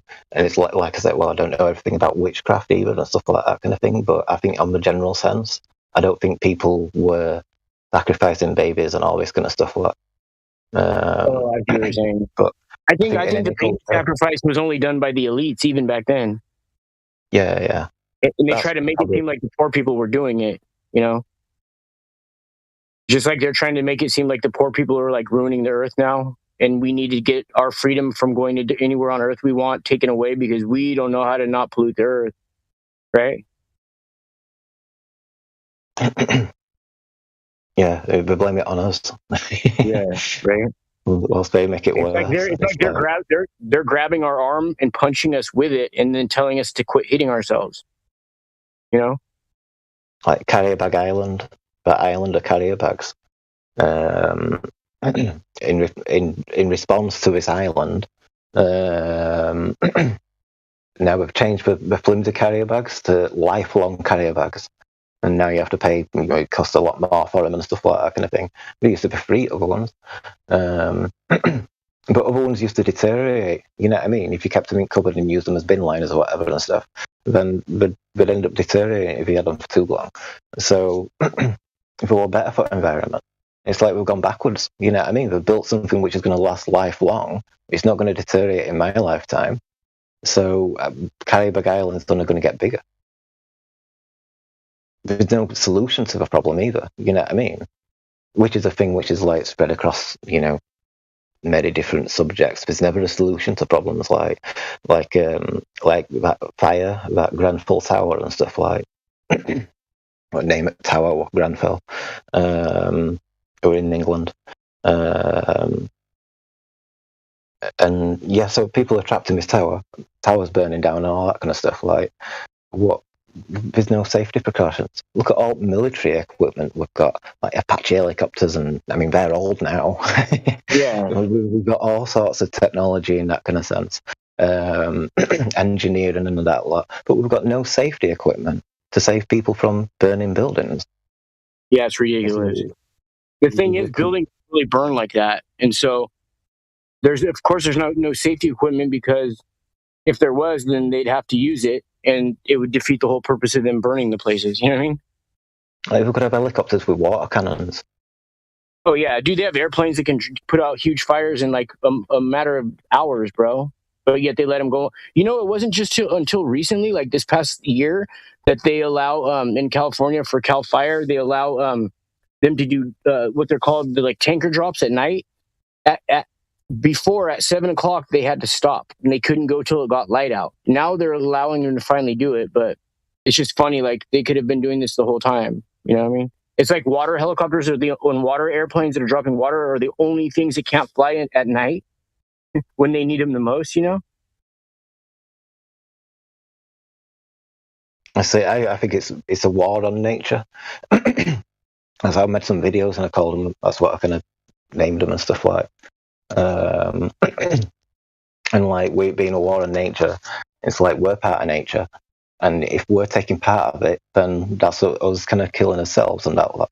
And also, it kind of implies that those people who are doing it to us, they're probably not even human. You know what I mean? Yeah, probably unless not. they're just a puppet and stuff like. Yeah. But it's a complete war on nature. It's like they don't want to just kill us; they want to like destroy anything that's living, basically. If I read that thing out from that book kind of thing, if you heard that about being mechanized and all that kind of stuff, and it's in line with that kind of mentality and stuff like. So it's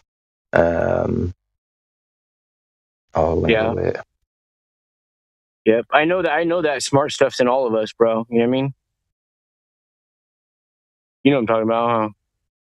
So like the nanofibers and shit. Yeah. That shit's in all of us, bro. Even people that eat healthy, there's just more of it in people that don't eat healthy, and you know what I mean? But it's in all of us. It's inevitable. Yeah, I don't think you can escape it now. No. But I think you can neutralize it, though. I think there's ways to neutralize it with really simple solutions, Oh, what's that way? I think there is. Like, I mean, I think the number one thing to is like me, I go barefoot all the time, so I'm always grounded, and I think that makes a big difference. The grounding. Yeah, it's like your energy pathways and stuff like that, isn't it? Yeah. And I think these things live like they flourish inside bodies that are like polluted, you know, and they need that extra electrical flow, that dirty discharge that's just bouncing around in somebody's body when they're like getting, you know, frequency from the appliances in their house or whatever, and then there's nowhere for that dirty electricity to go. It's just bouncing around inside somebody.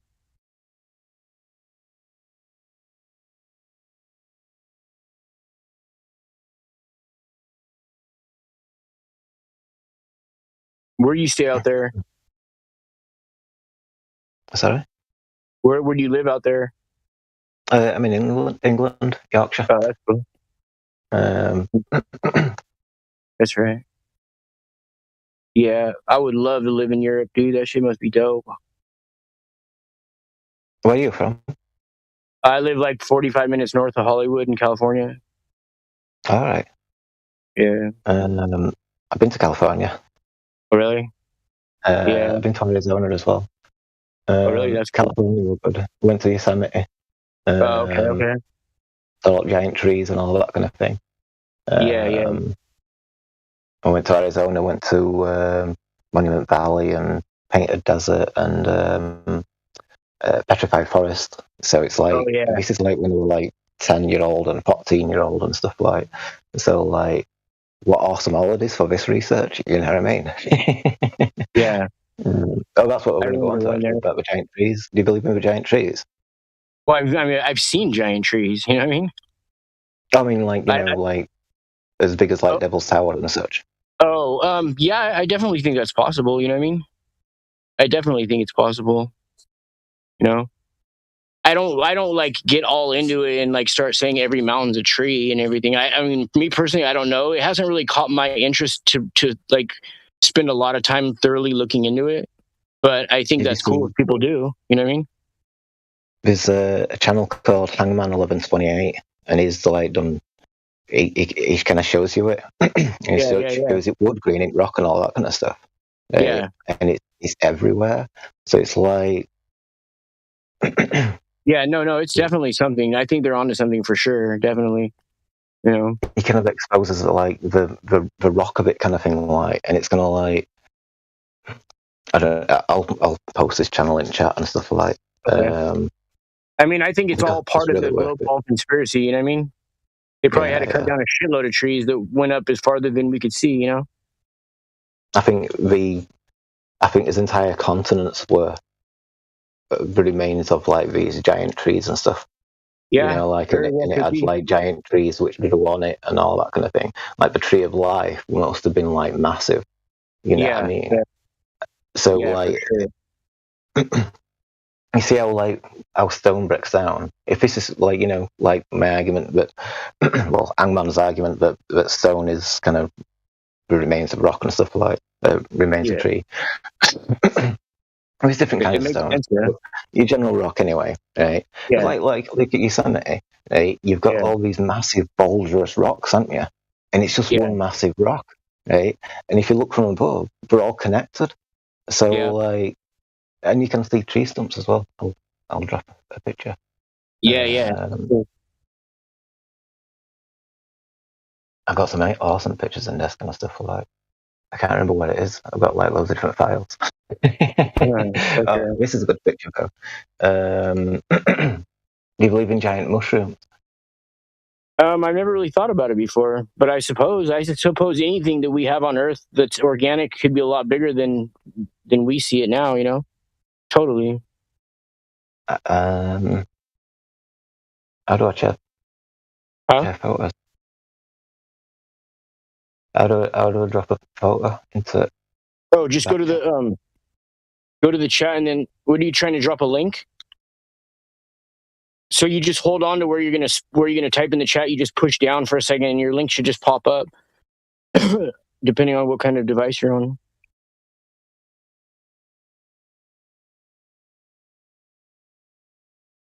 He might not be able to post the picture directly because he's not image verified. Oh, okay, yeah, that's true. Yeah, I can't help you with that, bro.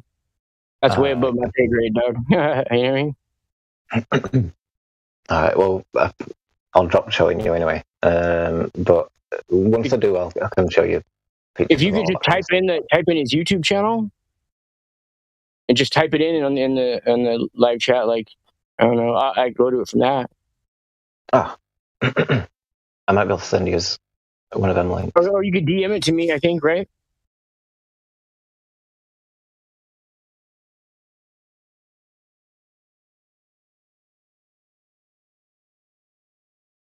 A computer got away from computer.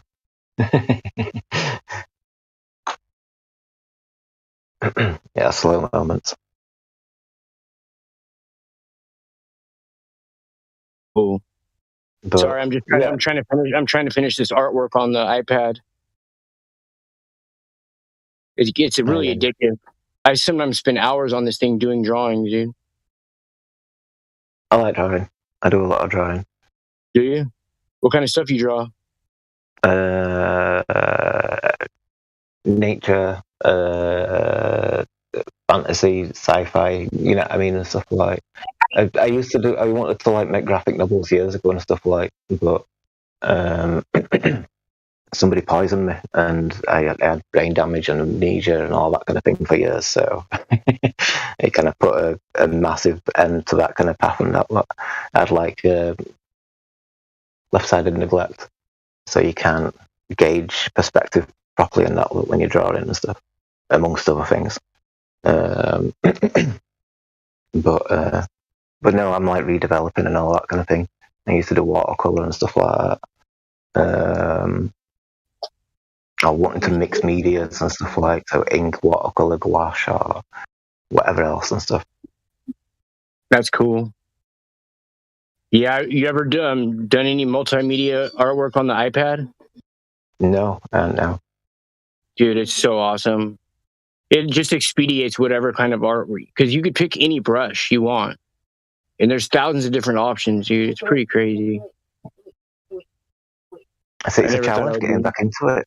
I don't know, it used to be easy when we used to do it before. I used to be really good at it as well, kind of thing. Like, but it's difficult to get it back. You know what I mean, and stuff like. And I don't ever remember how to do it, the method, and all them kind of things and stuff. But so a lot of my drawings were like based on what I wanted to write about as well, kind of thing, which were like a spiritual fantasy.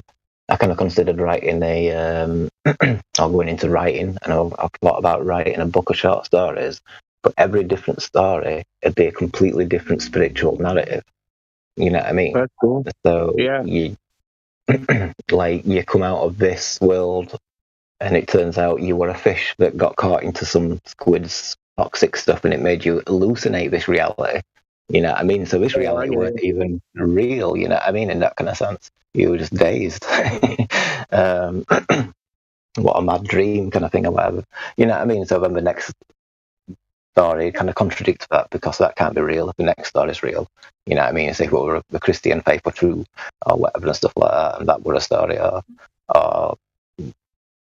the AI, you're an AI. And when you die, you come to the realization I wanted the story for you to be really difficult for you to grasp that you're actually an AI once you die, and when you wake up, like Neo wakes up at a Matrix, but it's a machine. You know what I mean? It's like, whoa. You won't want that kind of thing, like, but it'd be what you are. You know what I mean? So originally, you stepped into that machine you know what I mean? You were a machine kind of thing, but you stepped into that hallucination program or whatever to experience what life was like as a human. You know what I mean? It's one concept of, like, you know, if this were a simulation, then AI would be your god in that kind of sense. And then you be an AI and you're living in this simulation to experience life of what it'd be like for a human when humans still existed. You know what I mean? But thankfully, we're not. I do not believe that we are part of a machine god. I think a machine god wants to take over this reality, which is kind of worrying, because a lot of people like the simulation theory, and I don't like it at all, kind of thing. I think that is like basically going towards that machine god or area kind of thing. And if you accept that reality, like we're talking about belief, like that killed Jesus or whatever else and stuff, that kind of thing, does that make it no longer real or whatever? And if you believe in the machine god reality, then that'd make it real for you. And as such, could that be causing like Mandela effect for people or whatever and stuff like that? Because it's an alternate reality, not a change of timelines, but an alternate reality in that kind of sense. You know what I mean? Mm-hmm. I find it interesting that big theory, though.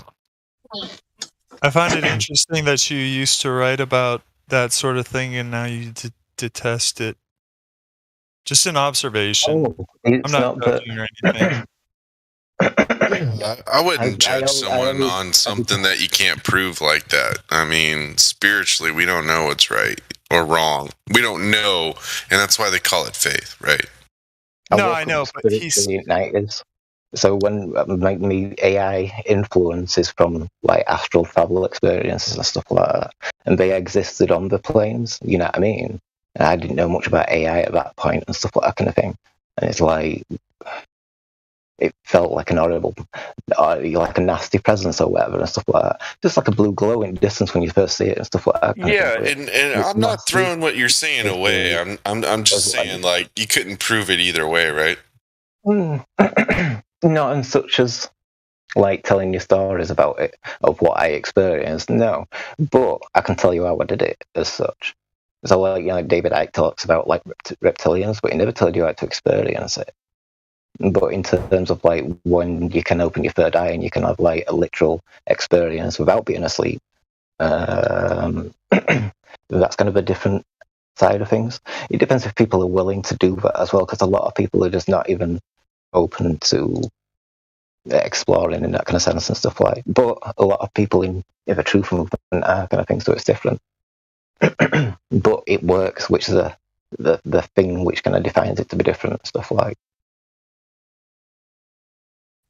You know what I think about that whole like what's it called, like we live in an AI simulation or anything. I think that me personally, like if I cut myself or burn myself with something, I feel that pain, and so I know I'm not in a simulation. No. That short story, it was supposed to be a horror. You know what I mean? So I'll never favour the kind of AI kind of reality and stuff like. But no, we're not in a simulation now. I believe it's got holographic properties. You know what I mean? So you can have different light frequencies and all that kind of thing. But we're not in a simulation. I think it's real. It matters. Your consciousness knows it matters. So, and also it's like we're in this spiritual war thing, which is like the government's trying to hide that. At the same time, they're playing the biggest role in it. And so if you play a role for the government, you know what I mean? Like all these people that work on roadsides and stuff like that kind of thing, and railroads and all that, and we've got all these orange overalls on and all that kind of thing. Those people are completely blind, that kind of thing, for the most part. Yeah. You know, I mean, maybe we've got truthers that work in jobs or something like that, but I don't know. Maybe none of them are. But I think that the scariest story you could write would be that, you know, you find out the Earth is flat and everything, and you've been a flat earther for years, and one day you get in like a car accident or something, and you wake up, and the ball Earth is real. You live on a globe, you know, and it's measurable. The curvature is measurable, so is the spin. That'd be a nightmare. Measurable, right? And it's really dangerous. That'd be a nightmare. Like Coriolis globe effects. is real. Yeah, I've thought about doing it as like, you know, as a flat Earth video. Actually, it's like, you know, to like show globers what it'd actually be like if you lived in a globe. You've got to imagine the tail of the atmosphere going behind the Earth like a comet. The front of the Earth, for 12 hours that you're on that side of a globe, you won't be able to breathe. Right. You know what I mean? It's going to be airplanes or anything. Nothing would be taking off now. There's so much G-force and stuff like that kind of thing. It's like people would all have to be magnetized to the ground. You know what I mean? That's it. You would have to be, you know what I mean? We'd have to be like technology to help you cope with it. We would never have evolved in that kind of sense. So, you know, if you to use the word evolution, but right.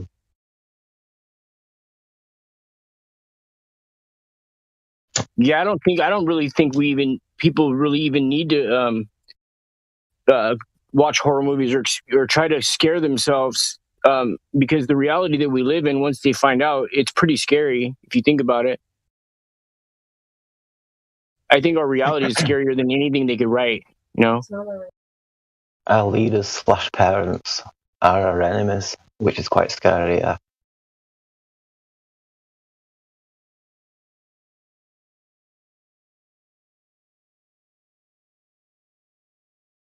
Yeah, I don't like it. It's only that which is bad. The rest of the world ain't bad. You know what I mean?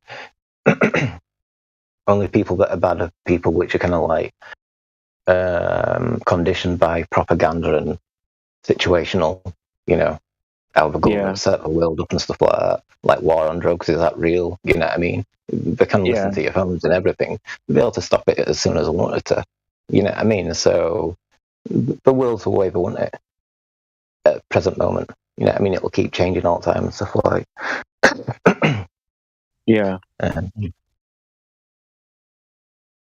Yeah, I know they had the Cold War on drugs or whatever you call it. You know what I mean? I know. All the drugs are being brought in by the same people that are creating the laws to lock people up for them. And same with ghost guns, too. They put them out there. They put the 3D printers out there, and then they just crack people with them. It's such profit.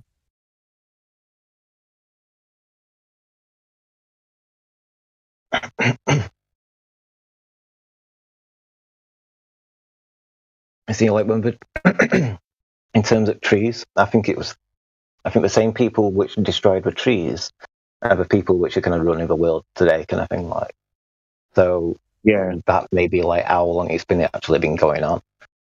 So what they want to do, they can't stand things like life, nature, and all that kind of stuff. They want to destroy it all. It's like they could have done so in a way. It's like maybe they nearly did it, and they thought they did it, but because it's a spiritual war, they didn't destroy our souls. They only destroyed us physically. So now they want to change your DNA. You know what I mean? Yeah. And that's why they want to gear it this kind of direction and stuff like. Yeah. For sure. What, babe? No. They go and they kill thousands of animals to manage the forest. Oh yeah. Oh yeah, like when they track animals who are endangered species, they put like GPSs on them, and that's what ends up killing the animal and making it go extinct. Well, you know what I mean. They say they go extinct. They probably don't. How could they know? Like, I know they couldn't. It's just a reason to track the animals. Especially insects. How could they tell if an insect is extinct? How do they not know it's somewhere else? Like, you know what I mean? Yeah.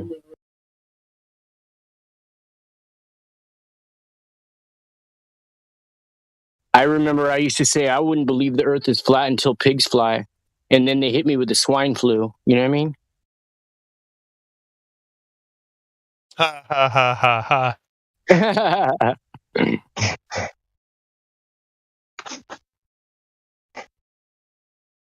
Yeah, that's good.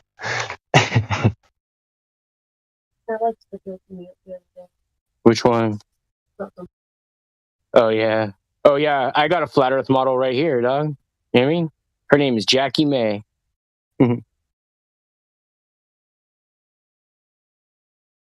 If any of you flat earthers out there don't have a model, I suggest you be patient and just keep looking. Eventually, you'll find your model, your flat Earth model. You're full of them all of a sudden. So this broad the other day, she asked me what I do for a living. You know, I say I breathe air and drink water, and sometimes I eat food. How do you survive? You know what I mean? I thought it was funny. Oh, you think it wasn't funny because there was a girl involved in the joke, right? Oh, she got jealous. Yeah, a little bit. Jealous. Okay. All right. She doesn't get jealous, she said. That's all right. I'm just teasing. I know. There's no thing to get jealous of. I know, babe. I know. Ooh, she's going after the ego. Dude, she's the one that told me about flat Earth, dude. It's crazy. That's cool, though. I know. That's cool that you listen too. You know. Well, I didn't at first. I wouldn't listen to her at first, but I was meant to find out. You know. Well, I think probably I don't know how you got into this, but you probably heard it and you're like, whatever. And then, but finally you were like, fuck, I'm gonna like look into this.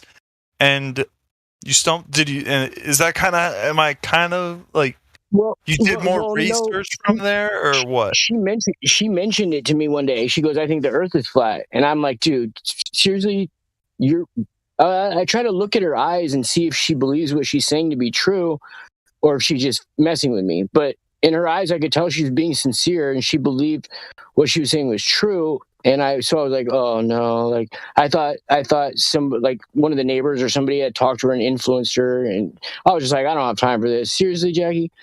But she had been watching those flat earth videos. So one day, like a week or two later, I was leaving the pad and I was watching a video, and then it just, back in like 2017, how YouTube just used to pop up like video. Yeah, it popped up because she had watched it, and I couldn't find the remote, and it was the 200 reasons the Earth is not a spinning ball. And after like 10 minutes into it, he said something about the surveyors don't take the curvature into consideration. So I started thinking about that, dude, and like by that night, I was like telling everybody the Earth was flat. He called me and said, "Hey, guess what? The Earth is flat." And I was like, "I know, I told you that weeks ago." Yeah. That's awesome. Yeah. I had always felt like I had been duped though my whole life. I was I didn't trust any official narrative of anything. I just didn't know what to believe, And I tried looking into, like, I lived with a Christian of a church for like a whole year. We used to get up every morning, pray for an hour, read the Bible for an hour, do Bible studies, go do work for the church. Like, so I know that I learned the Bible really well, but there's so much he couldn't tell me about it. I always used to question like dinosaurs and their answers for these things that we. Are you talking about seminary? A what? You talking about seminary? Oh, what I was in? No, I lived in a program. It's for like for people that are like struggling or having problems or whatever. I was like looking at some jail time. So I met this dude from Victory Outreach who always used to talk about Jesus, and they said they had a men's home and they like I could do that probably instead of a jail sentence. So I ended up going in there and living there. And anyways, long story short, I probably wouldn't have gone there unless I had to. But I learned a lot about the Bible and the way that people, the Bible is taught through like a Christian way of teaching. And it's crazy because they even have a globe for their logo for Victory Outreach. It's so crazy, dude. Oh, the reason why I asked was your name's Latter-day Saints, and I was wondering if you were LDS. Oh, yeah. I always forget that. Like, I don't realize that people are talking about that. Yeah, no, not at all. I just thought it was a catchy name, you know what I mean? Yeah, no, it is. Good play on words. Yeah, for sure. Yeah, I have all kinds of names. Flatney Dangerfield. Latter-day is a more unconventional separation sect, if you will. Oh yeah, for sure. Yeah. Oh, you're saying in Christianity? Yes. Yeah, like they're like the Mormons. You know what I'm saying? Like that's a more herd that's kind of out there. You know what I'm saying? Yeah. No, I don't think so. I'd have to disagree. I wouldn't put them on that level though. I would put them on that level, but yeah, they're very outlandish in their beliefs, and their interpretation is just much more different. Yeah. True. I try to. I would say I would agree. I would agree in your statement of saying that they're more outlandish in their beliefs simply because it's more outside the norm. It's more restrictive. Does that make sense? I mean, we're talking about the norm. Yeah, they're not the norm. Like when you compare anything to the norm, your standard and a Latter-day Saints that is completely different in a lot of different aspects. For one, they kick people out of the church versus a non-denominational person. They'll think of the church as a hospital for the sick. Does that make sense? Yeah. Oh yeah. Okay, so now we're on the same page. Yeah. Oh, I was just making a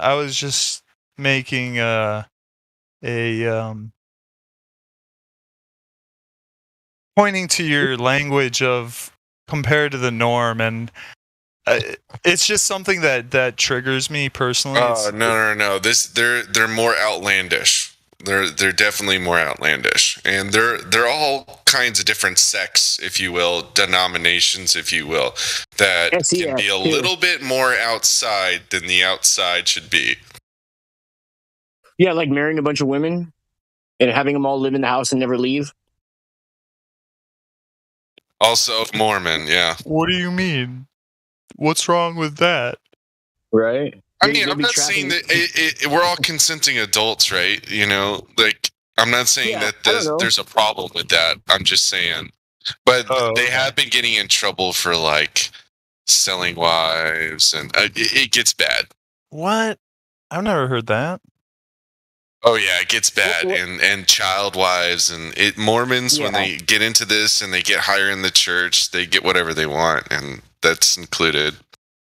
So that answers your question about why people get kicked out of their churches a lot quicker than a non-denominational is because probably because they're whistleblowing. You know what I'm saying? Well, they're vetting people, dog, and they don't want just any old chump up in there. They want somebody who can run the show with a bunch of women in the saddle on the side who don't mind never leaving the pad or whatever. You know what I mean? You can't just have any old geek off the street take that role, bro. No. So that's in like the actual structure of like the Mormon church. It's not polygamist. What he's talking about is more like I forget the word. It's using his language. It's more like a offshoot of the sect that is more outlandish, as he again using his language. Yeah, for sure. Yeah, I mean, and social norms are like really like if you really think about how complex culture is, Jesus fuck. But I mean, we're all consenting adults, so in that environment, everything's I guess. Wouldn't consenting mean that you're tricking somebody about the smell of something if you're consenting them?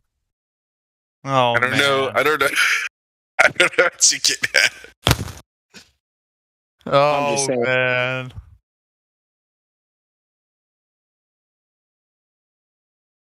I love it sometimes when I say shit, babe, I hear crickets for days.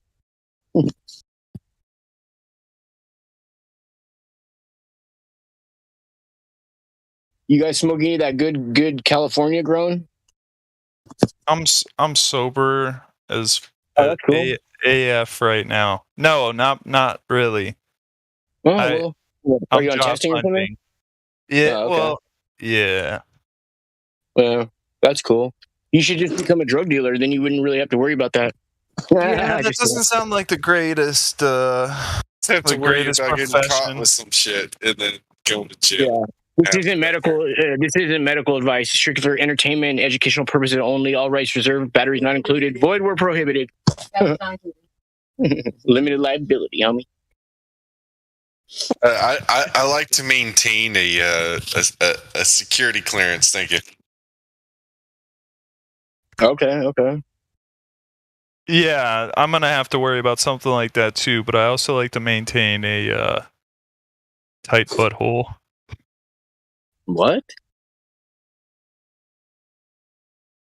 He doesn't want to go to jail. You remember Fred? Fred, who took care of you? Flatter Day. You remember Fred? No. Yeah. You held his pocket in prison. Remember that guy? I held his pocket in prison? Pocket. Can anyone hear me? Pocket? Are you talking about that fool named Pocket? No. Oh. You haven't been to prison? Oh, I have, yeah. I just didn't understand what you're saying. You ever seen one of those girly guys holding someone's pocket? No, they don't have people like that on Mainline, bro. Oh man, that's only you didn't go to a real prison. I gotcha. I probably did. You're right. I probably didn't though. It was probably like a Jim Carrey prison. You know what I mean? No, I was just playing with you. I know. I was just joking too. Yeah, but I never. You don't see stuff like that in like real life in prison unless you're like protective custody. No, I was pulling that off of Hollywood, honestly. So that shit probably doesn't even fucking happen for real life. But no, there's probably hundreds of yards across the United States and the world where that shit is pretty flagrant. But like, you didn't see anyone be anyone else's female dog? Nah, because like there's prison. They separate it between like the people that have sexual crimes, snitches, dropouts, like just people that can't walk on a mainline prison. That's where you see that kind of stuff. But like in a mainline where they check your paperwork to make sure you're not a sex offender or anything like that, and you have to show your paperwork, there's nothing like that going on, you know? That makes sense to you? Look, my point is, I don't want to take my chances. You know what I'm saying? Yeah. Well, you dog dealing is not for me. You might end up at a yard like that. You know what I mean? Free lunch and free housing. Right. All you can eat. All you can eat. It's just that in Oregon they don't really actually people aren't grabbing it, but that's definitely what people say. What? True. The grabbing thing is a prison term. I've just never seen it, but I've heard people say it like jokingly, like, "Oh, he's gonna grab his pocket" or blah blah blah, shit like that. I've only heard the term "out of pocket." Like that dude right there is out of pocket. You know? Yeah. That just means you're not right. You know what I mean? Everyone's heard that one. Yeah. Out of pocket. Right now, I'm wearing some sweatpants, so I seem to be fresh out of pockets at the moment. Maybe next time, though.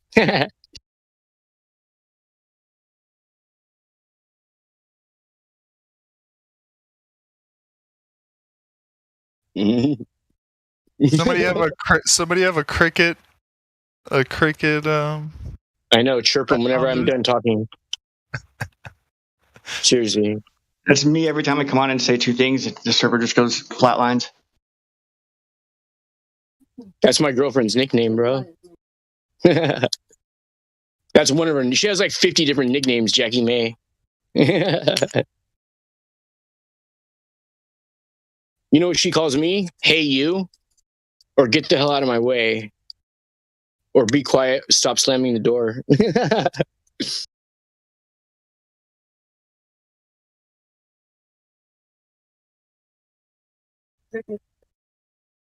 Chickadee chirp. What do you like better, Lemony Snickets or Jiminy Crickets? Man. Jiminy Cricket didn't have a series of unfortunate events. Right? That was Lemony Cricket and Jiminy Snicket. Oh. All right. Now. I'm dyslexicon, you know what I mean? You just fucked my whole world up. Yeah, I've been known to do that a time or two. You should see what I do to Globers, bro. Oh my God, I made some girl cry. Oh my, full-grown woman. She started crying. She said her mom worked at NASA. Her mom worked at NASA, and like, don't go there. Okay, no. Why did she cry then, babe? Why did she cry? Her grandpa worked at NASA? Yeah, her grandpa, somebody really close to her who she really looked up to and strived to maybe possibly be that type of occupation one day. Always felt she could never live up to it. Highly respected adult in their life that I just shattered in like 5 minutes. You know what I mean? Just knocked it out the park, bro. That's awesome. Can't force feed the red pills. True. I learned that the hard way. You know what I mean? Yeah. I learned that the hard way. I'm still probably learning. I'll probably still do it again, you know? Yeah.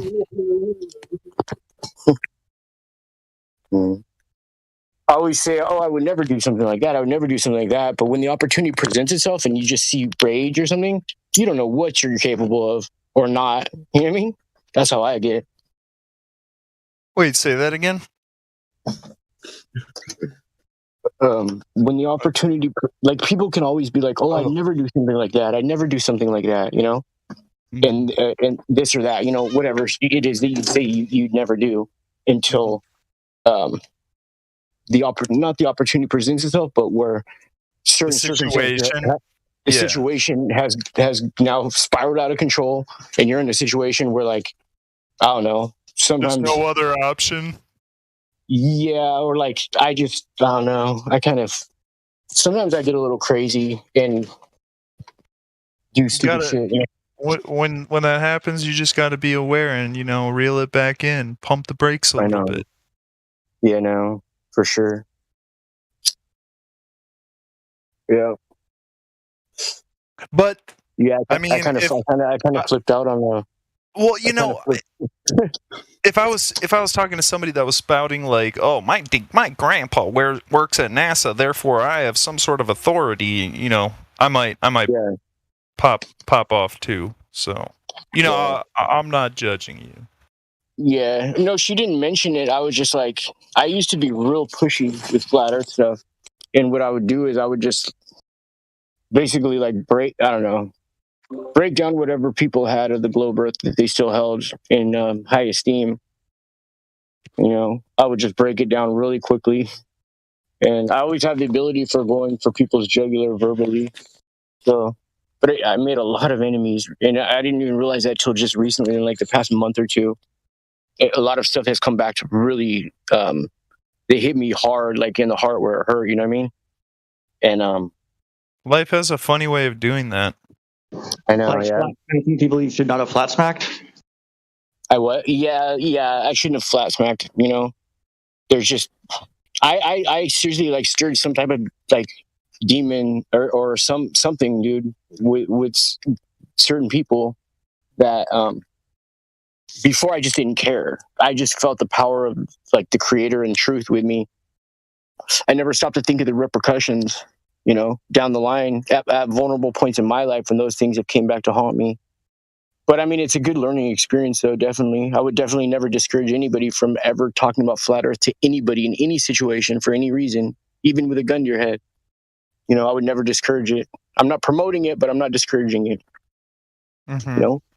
I think part of the reason I got laid off from my last job was I think my boss was getting freaked out because I've been truth dropping him for the last year, and I finally just opened up his mind to flat Earth, and he just kind of like went kind of petrified when I told him about it. Didn't really move, kind of barely made eye contact with me. I was like, oh no, it's not good. Yeah, he's been programmed since the beginning of elementary school. The only time when they ever slander anybody else's belief and belittle it in school is flat Earth. There's no other belief system they go, well, we don't do it like that anymore because it doesn't work that way. They don't slander or belittle anything. What they do is they hold all these old beliefs in high regard, except for the flat Earth belief, and they slander it, and they teach you just at that right perfect age when you're coming off that Santa Claus high. And they're telling you at the same time, it's bad to lie, don't tell lies, but we just lied to you about Santa Claus. They hit you with the globe. And then they belittle flat Earth. It's programmed. Kids laugh about it. I laughed about it in school.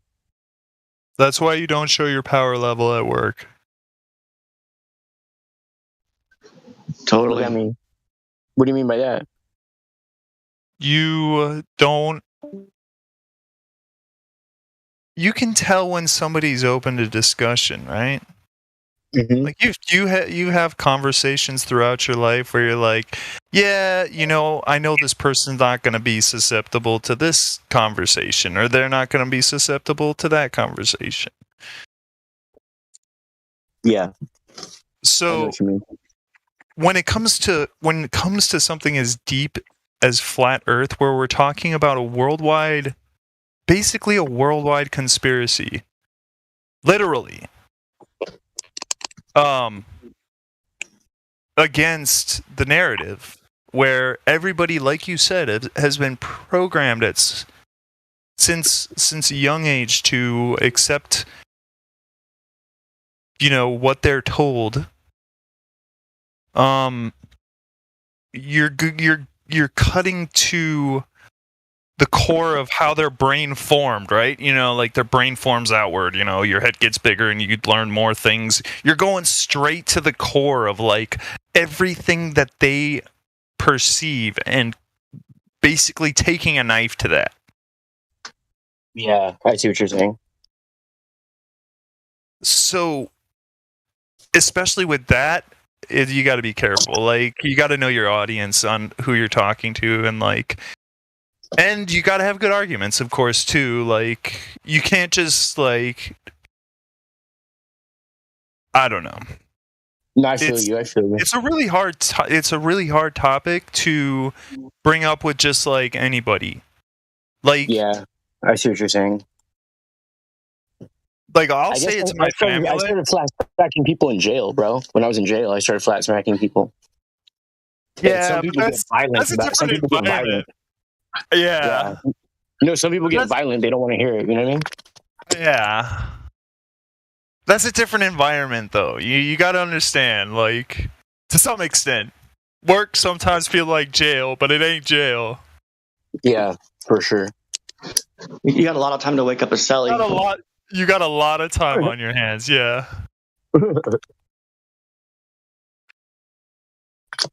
You know, and the Bible, I would imagine, is or religion, right? In prison is kind of a little bit more prevalent. It's kind of like kind of paradoxical, but oh yeah, how you always see like preachers and stuff going in there and praying with people. Yeah, or like people praying with their rosaries or whatever, Yeah. For sure. So you can appeal to the religious aspects of Flat Earth in that regard and reach them, in that sense. I could see like a avenue that you could take argumentatively, or a position you could hold argumentatively to provide like another optic for which they could maybe interpret the Bible for themselves. Yeah. I think the best argument is just water, though, because you could say, okay, the Earth could be a sphere, right? And it could only be one of two things: either the Earth is a sphere and it's floating in water, and they've lied to us about where Australia and these other continents are. They're all on the top part of the ball, and the water's all around the ball because the ball's floating in the water, right? You could have that scenario, or you could have that the Earth is flat, and that's why the water's flat. But either way, whether it's a ball, whether it's a sphere or a flat disc, either way, water still doesn't lie. So we don't know what's underneath all the water, and we don't know what shape it is for sure. But it could only be one of two things. You know what I mean? It's either flat with flat water or a ball that's floating in the water. But that's observably not what it is. So either way, water doesn't lie, though. I think that's the best argument. Yeah. I mean, I think that's it's hard to argue against. It's sticking up like a giant island in water.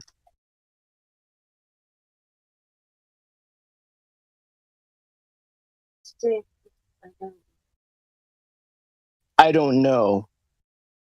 Is that good, babe? Want me to say it again? Once was good? All right, babe.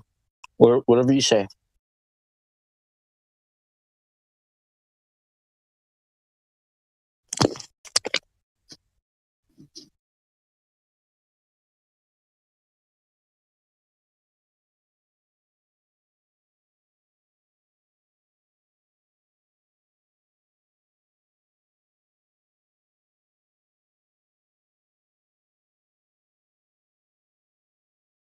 Jackie, there's a Flat Earth meetup in Southern California on the 24th.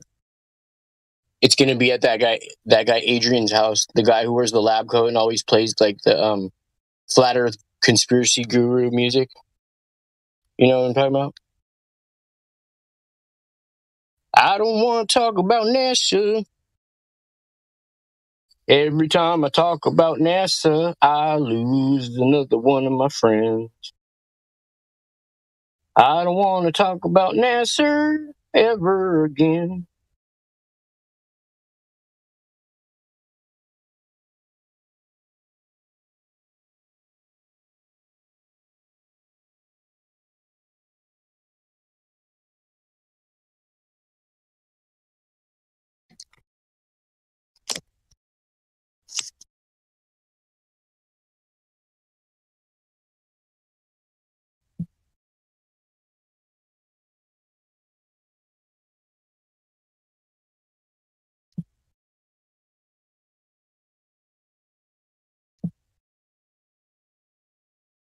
No.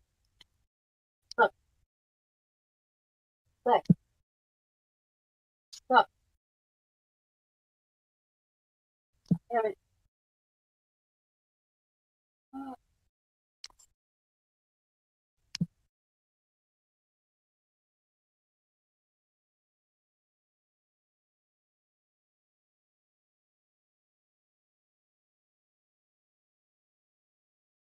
Hey, Lunatic, are you still there?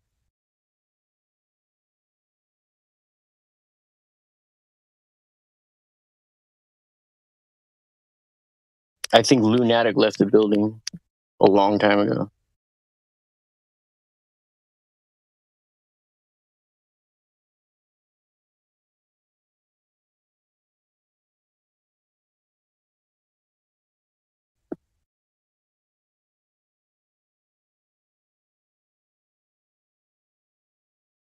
Lunatic had a brew habit.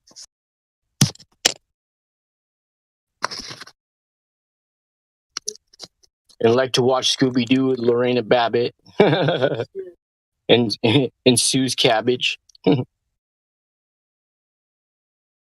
could probably make a rhyme out of every single person's name in the live stream. You know.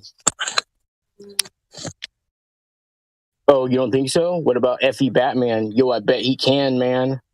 Flat Earth dude. He's a backwards nude. Julius J. You better just do what he say. Lev, it rhymes with Bev. Try thinking. Lunatic, I'm about to spew backwards till I barbecue cactus. Melancholy, the sun, why can't we see? P-Mac, I'm high off my G-crack. How do you say that? Red-Eye Jedi 818. Red-Eye Jedi, I need to get some shed-eye before I start going into the shed. I might chop up a couple bodies instead, right? Shalarambo. We're about to have an ensemble with Kevin Combo and Kevin Bacon because the stakes are high. So I'm eating whatever I'm taking. I'm with Toby Dog. I just had an emoji frog that told me off and will be flat.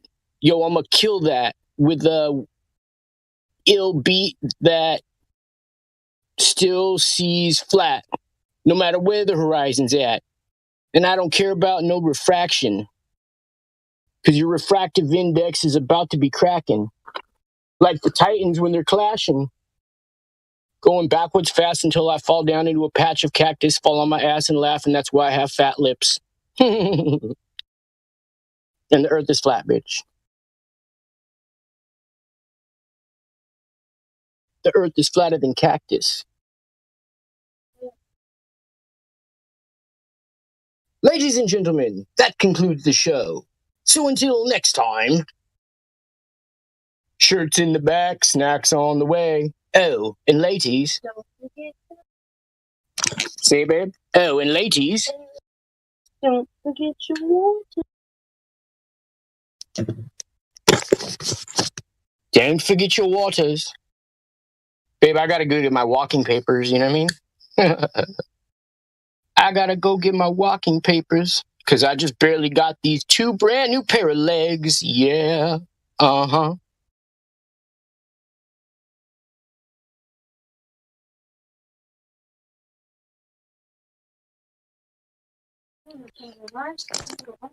Say it, babe, say it. The Friday Saint Show is filmed in front of a live studio audience. Void where prohibited. Batteries not included. Each sold separately. Nabisco. Bing. Geek. Everybody wants to watch the cartoon, but nobody wants to admit what they say before and after the cartoon. It goes, geek.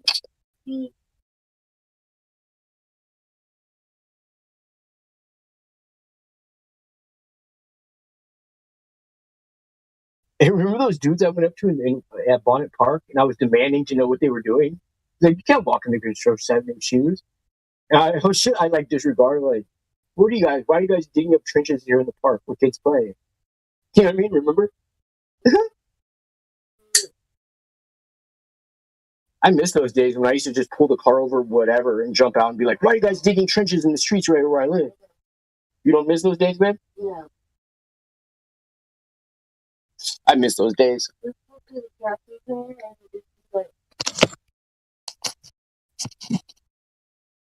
Oh, I'd pull up to the drive-thru and I'd thoroughly want an explanation of everything from the person on the other end. And more. And then some. And then I would flat smack them. That's how you do it. You piss somebody off, and then they just think you're a jerk or an arrogant bastard, and then you flat smack them.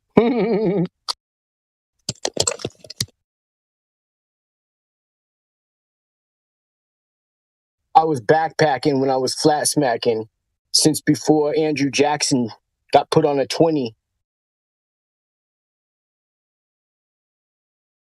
And Michael Jackson was repping any little kid he could find, and he said things like, gimme.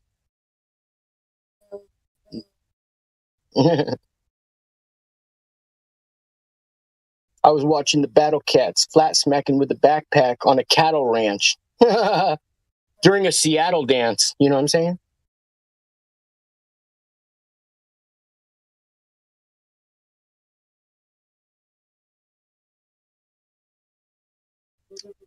I just ran over on the side of the road some Road versus Wade, like a toad that got spayed,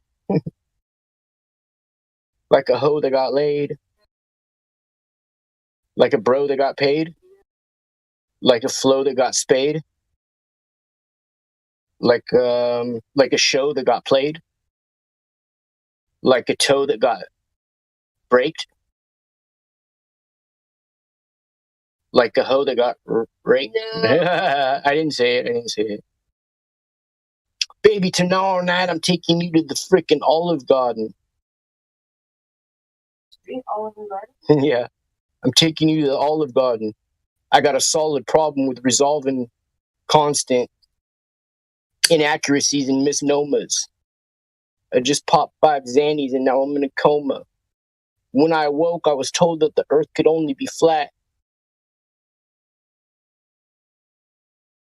They call me Jack Flat, Nasty Kerouac, latrina, eating flapjack down in the shack in Rena. David Hogg done made the blog in China. Man, I just had a heart attack.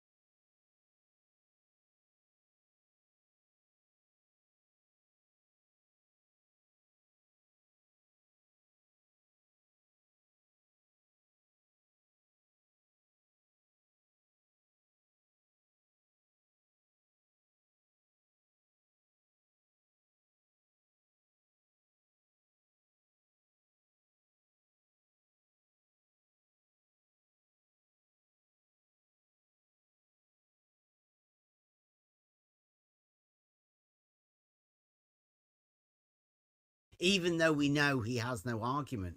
I think Rumpus uses tactics that other people only go to at the end before they get really annoyed. Ev, on your Earth, do points of constant elevation form a perfect plane? What? By listening and understand, you moron. Do the points of constant elevation form a plane on the Earth? Yes. So there you are. You're a flat Earth. A horizontal plane. No, because that's what's meant by a flat earther. That's what a flat earther believes. Points of constant elevation form a perfect horizontal plane. Yes. That makes you a flat earther. Sorted. Well done, Brenda. No, because you can do that also on the globe. No, you can't. It doesn't form a flat. No, on the globe. Points of constant elevation form a sphere. You utter moron. You utter moron. Elevation. Points of constant elevation on the sphere, on the globe, form another spherical surface. You utter idiot. There is Jesus Christ, how stupid can you be? No, there is You have not. got to be the thickest person in this panel. Rufus, how rude can you be? If you're going to come in here and talk, Emma, do you understand? Okay, Emma. There is no such thing Emma, if I as form curved, another... Emma, if I form a surface Hang on. a certain distance from a sphere on a football, let's say, and I increase, create a new surface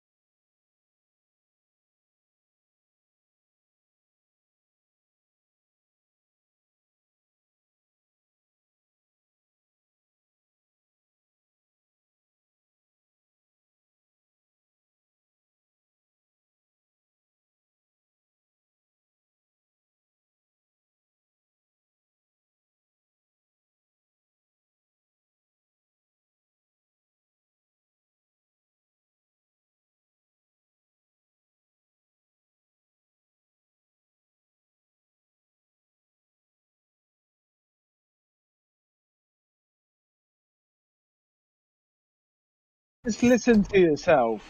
Listen to yourself. Seriously. Stop interrupting me, asshole. We use non-Euclidean geometry in reality, Bev. We changed the fifth postulate, not the first four. Stop talking nonsense. Bev, a straight line is not defined in Euclid.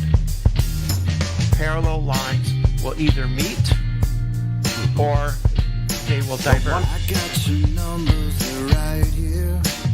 I like trickles.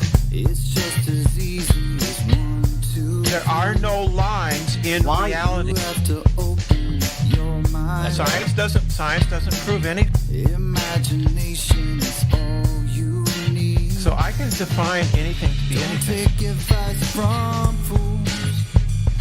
Everything that they say. In a non-Euclidean space, parallel lines will meet or diverge.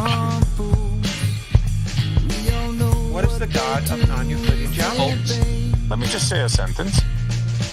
You think you can take 3D Euclidean reality, just rename it, call it non-Euclidean reality, and you think you can make a straight line non-straight? Yeah. Are you kidding us? Are you serious? No, that's exactly what people did. They took Euclid's geometry, they created a new geometry by replacing the fifth axiom with a different one. With a different one. Just like those straight lines are curving. By replacing the fifth axiom. Drive down the road, don't you ever swerve. This isn't diletheism. I don't know. The straight line in this reality is non-Euclidean. All of this goes. This isn't diletheism. Never take advice from fools. In non-Euclidean space, a geodesic doesn't curve, it's straight. Never take advice from fools. Everything that they do is in vain. There are non-Euclidean geometries, and in those geometries, right, straight lines and pi and things are a little bit different. In non-Euclidean space, a geodesic doesn't curve, it's straight. Yeah, non-Euclidean geometry only changes the fifth axiom, not the first four. Only in your mind. I know the game that you're playing. This isn't diletheism. And I know exactly what's on your mind. Straight lines and pi and your playbook, it's alright. Things are a little bit different. Your model dictates what you will find. In a non-Euclidean space, parallel lines will meet. Parallel lines will meet. Where all of this goes. Parallel lines will meet. Things are a little bit different. Diletheism. Everything that they say. This isn't diletheism. Things are a little bit different. Never take advice from fools. Yeah, we don't change the first four postulates. We change the fifth one. Things are a little bit different. In non-Euclidean space, that's a geodesic. And it's the shortest distance. In the imaginary geometry? It depends on whether the curvature in the non-Euclidean space is positively or negatively curved, whether pi will be less or more than the flat than it is in the flat space. So you can't really argue about a radius and a diameter, can you? In reality, because then you'd have to be fucking about with pi. And as you said, nobody does that. They'd be considered crazy, wouldn't they? So a crazy religious nut that wanted to change pi just to win an argument about a straight fucking line. No, that would be a serious religion that's making you do that. It's not a religion. It's not a religion. It's mathematics. It's mathematics that making you bend straight lines, conceptually at least. In non-Euclidean geometry, they're not bent. And I disagree with Bev. He says reality is Euclidean. Well, that's just a claim. He hasn't proven that. And in fact, Einstein showed that reality is in fact curved. It's non-Euclidean. To deny a straight line? Yeah, that's gone a bit far. In non-Euclidean geometry, a geodesic is a straight line.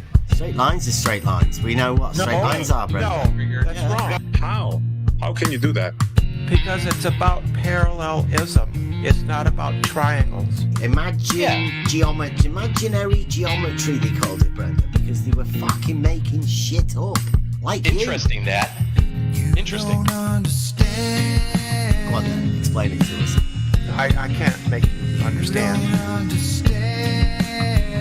No, it's 300 years ago they did this. 300 years ago. I can't make you understand. In a non-Euclidean geometry, the ratio of the circumference to the diameter can be more or less than pi. I don't know where you'd find this non-Euclidean. In reality. No, reality is Euclidean, obviously. That's your claim. Can you prove it? A circle, yeah. With pi. Yeah, absolutely. That doesn't prove. How does that prove that reality is Euclidean? Yes. In Euclidean space, that would form a triangle. I mean, if you define a straight line as the shortest distance to 2 points, between 2 points, they're not. In non-Euclidean geometry, a geodesic is therefore a straight line. That's right. Of course. Science doesn't prove anything. They're not bent. It's not my problem if you don't want to learn. You just don't. I can't make you understand. Are you sure?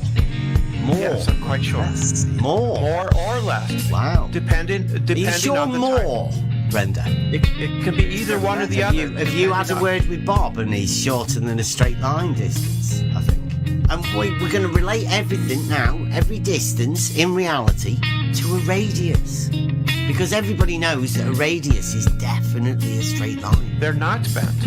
Everybody understands a radius. Even those people that can't fucking understand what a straight line is.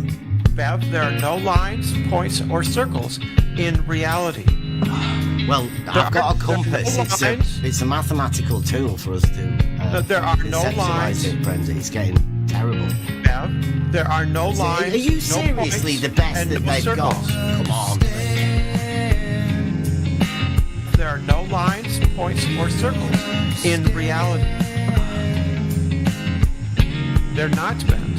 It's not my problem if you don't want to learn. You just don't know. I can't make you understand.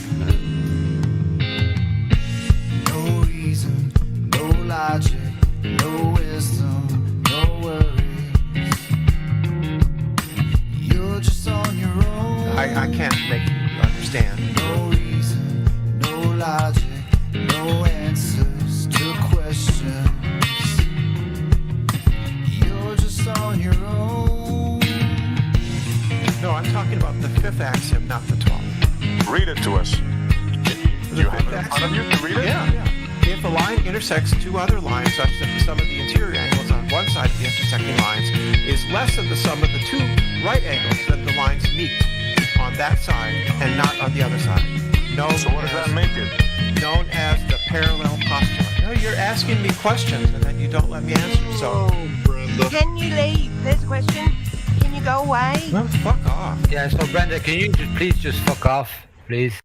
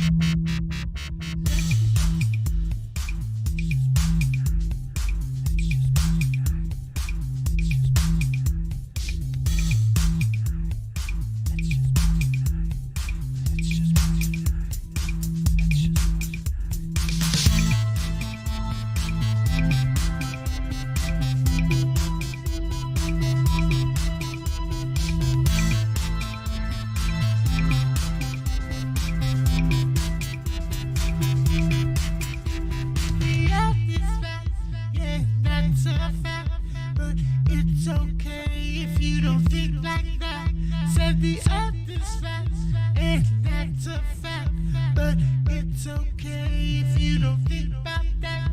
'Cause let's just party tonight. We don't have to fight. Let's just party tonight. It's gonna be alright. Let's just party tonight. We don't have to fight. Let's just party tonight. It's gonna be alright. That's a fact, but it's okay if you don't think like that. Said before this time. That's a fact, but it's okay if you don't think like that. Let's just party tonight. Let's just party tonight. Let's just party tonight. Yeah. Let's just party tonight. Let's just party tonight. Let's just party tonight. Oh yeah. That's a fact, but it's okay if you don't think like that. Then the earth is flat. Oh, and that's a fact. If it's okay if you don't think about it. Let's just party tonight. We don't have to fight. Let's just party tonight. Let's just party tonight. We don't have to fight. Let's just party tonight. It's gonna be alright.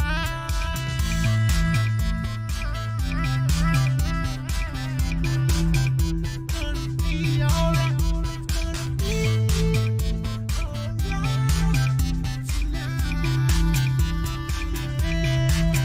Gonna be alright tonight, yeah.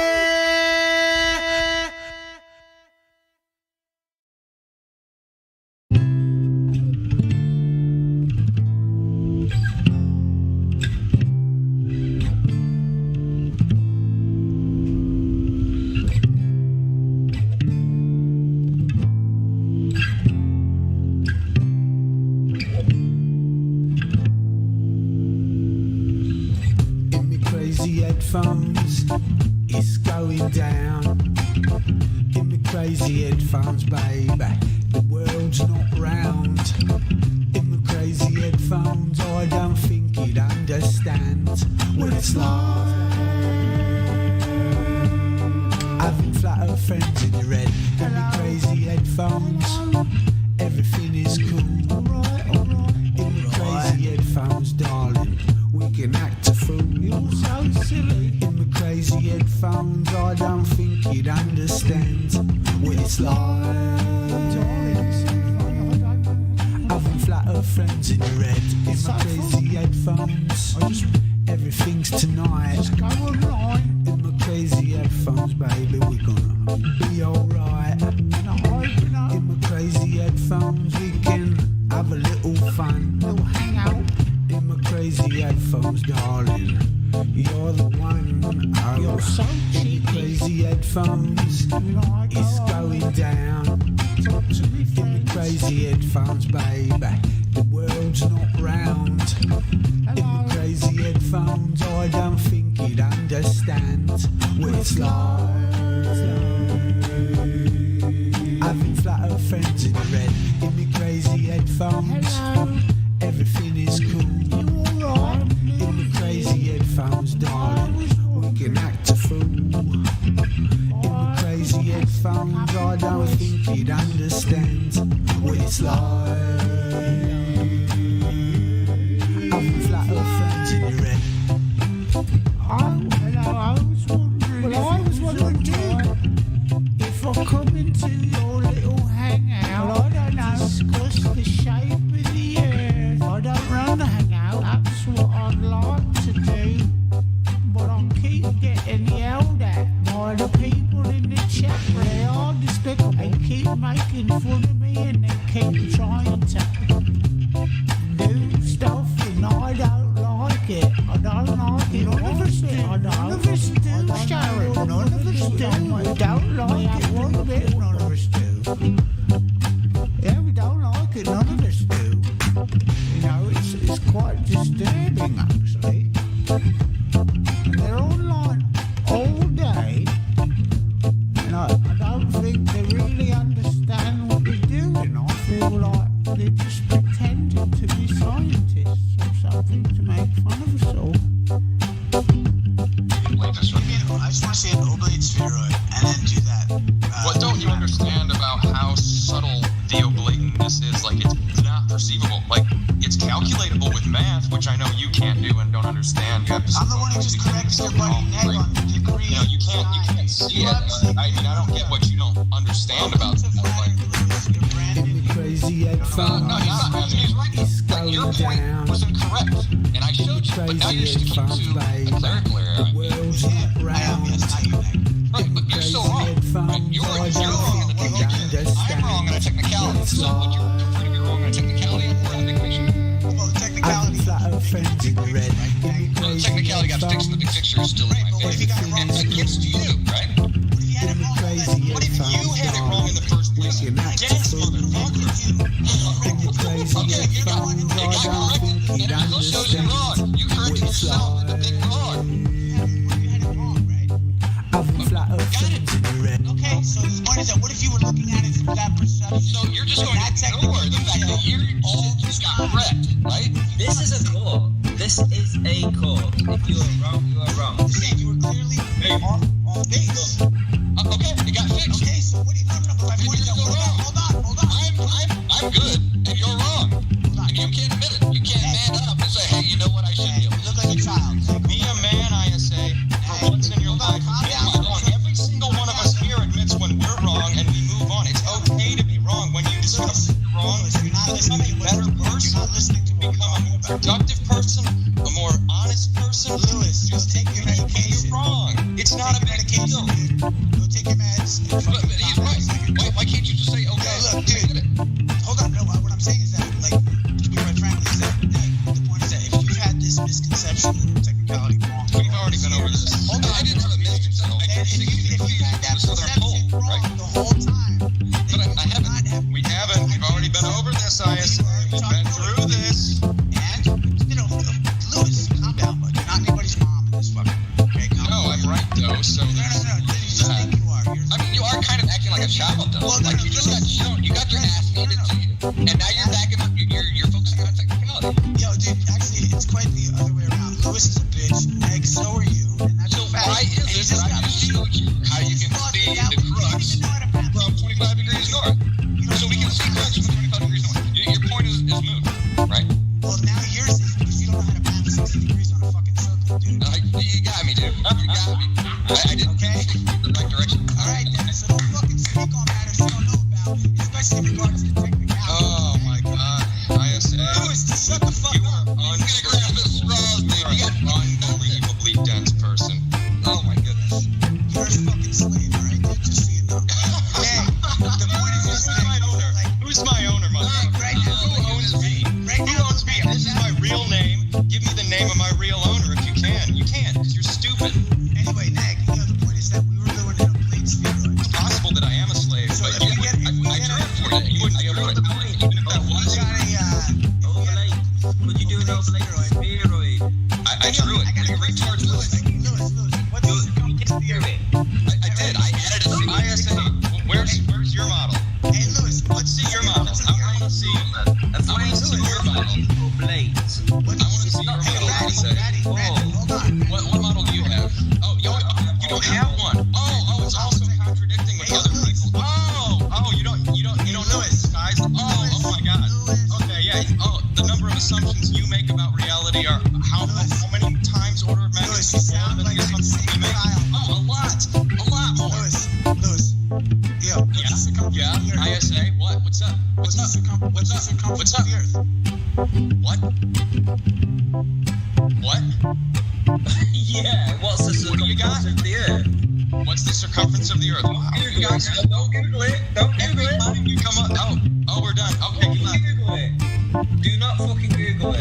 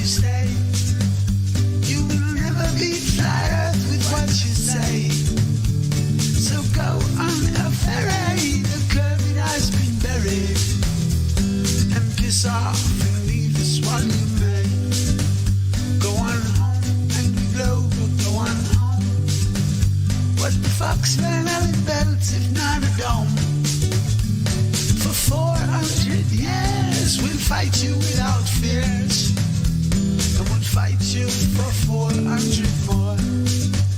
And if you rage, angry Glover, if you rage, don't you know that most of us have been on planes? So if you think it's funny that Einstein was a dummy, I'll show you the moon landing was staged. Go on home, angry Glover, go on home. Ain't you got no fucking home of your own? For 400 years we'll fight you without fears, and we'll fight you for 400 more.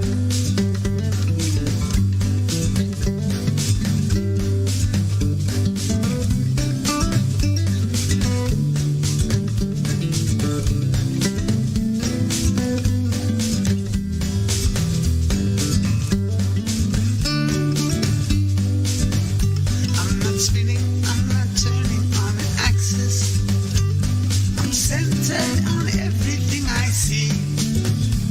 So fuck your Google Maps, we wanna flood Earth back and live in reality.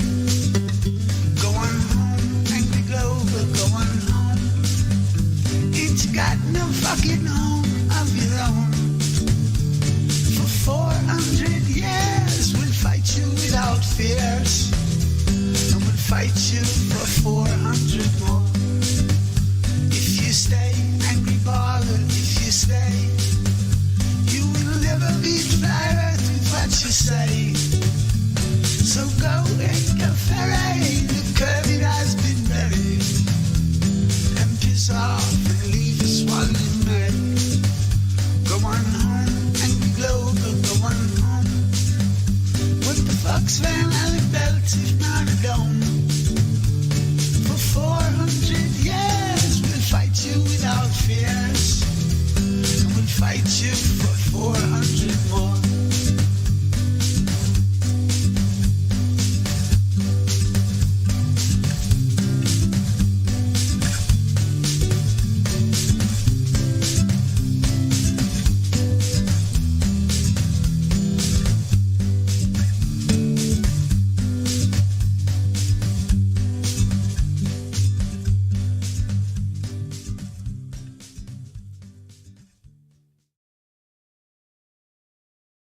Yeah. This one goes out to Ranty. Yeah, Ranty, Flat Earth. Flat Earth debate. Good people. The stone that the builder refused shall be the head cornerstone. Silla. Ranty, what would we do without you? Shark boats in the Isle of Man, or as it never look the same again. Ranty, what would we do without you? Shark boats in the Isle of Man, or as it never look the same again. Ranty, what would we do without you? Ranty, what would they say if you took the ball away?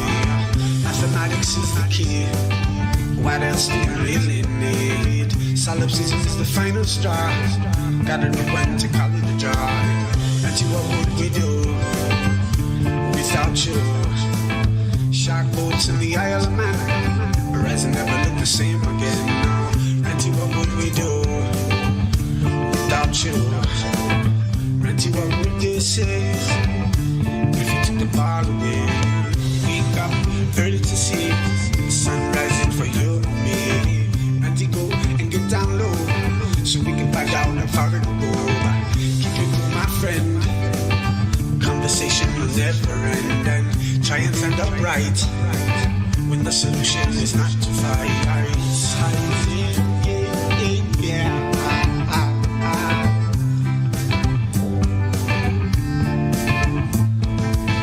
Ranty, what would we do without you? Shark boats in the Isle of Man. Ranty, what would we do without you? Cindy, what would they say if you took the ball away? Ranty, what would we do without you? Shark boats boats in the Isle of Man, rising never look the same again now. Mathematics is the key, what else do you really need? Solipsism is the final straw, gotta know when to call it a joy.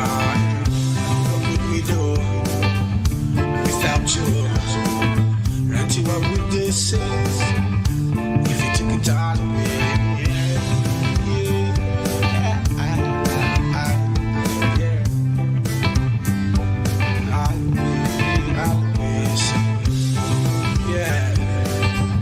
Darkness to the light,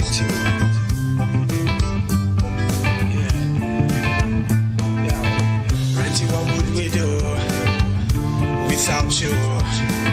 Shark boats in the Isle of Man, horizon never look the same again. Ranty, what would we do without you? Shark boats in the Isle of Man, out. Ranty, what would we do without you? Shark boats in the Isle of Man, horizon never look the same again. No, yeah.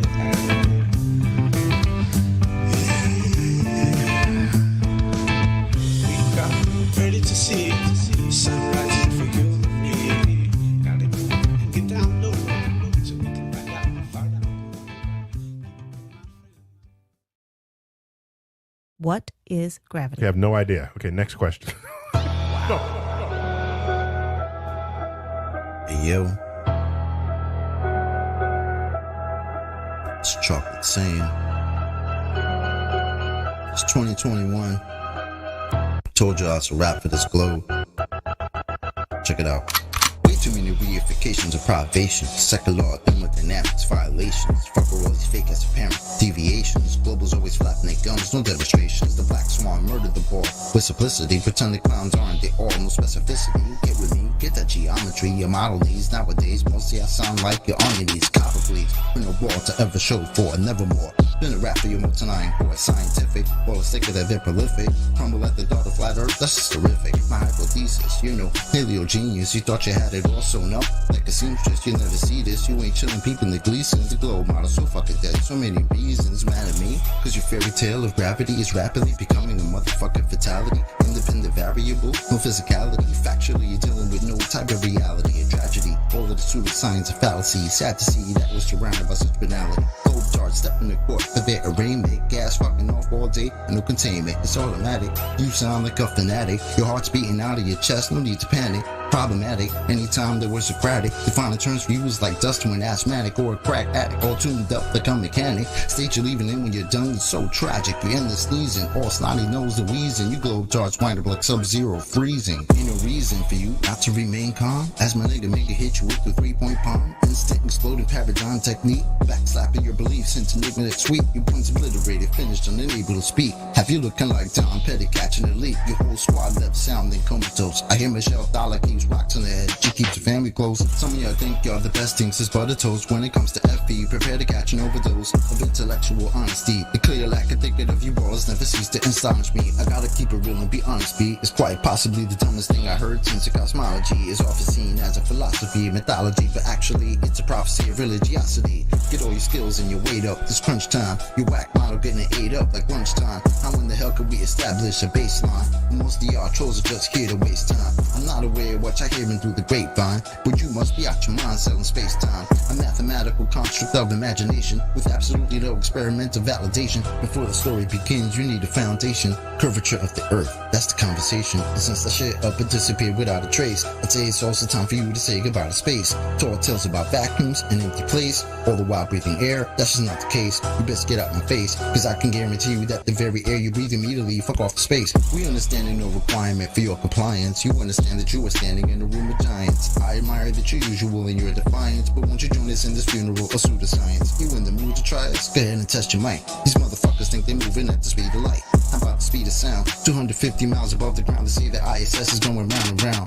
Please don't even try, son. It's been a rap since you gave up open your geometric horizon. In the trenches hoping and praying we don't get wise and realize he's smoking more off the grass than Neil Tyson.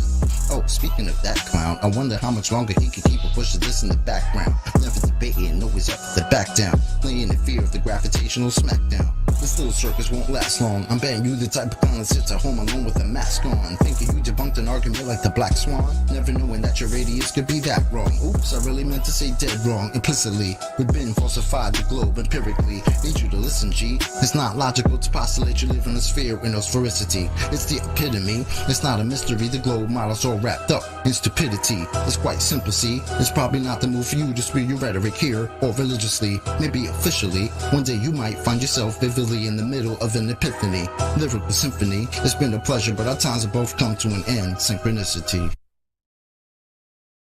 Have you ever looked away from Earth into the black void? Yeah, because you can see the stars. Oh yeah. You know, and we were never able to see stars from the lunar surface or on the daylight side of the moon. It's not a black void. I mean, it's black, but there's all kinds of little polka dots. Space is fake AF. Space is fake AF. There's more than stars. You can see planets. You can see moons. you see the gas.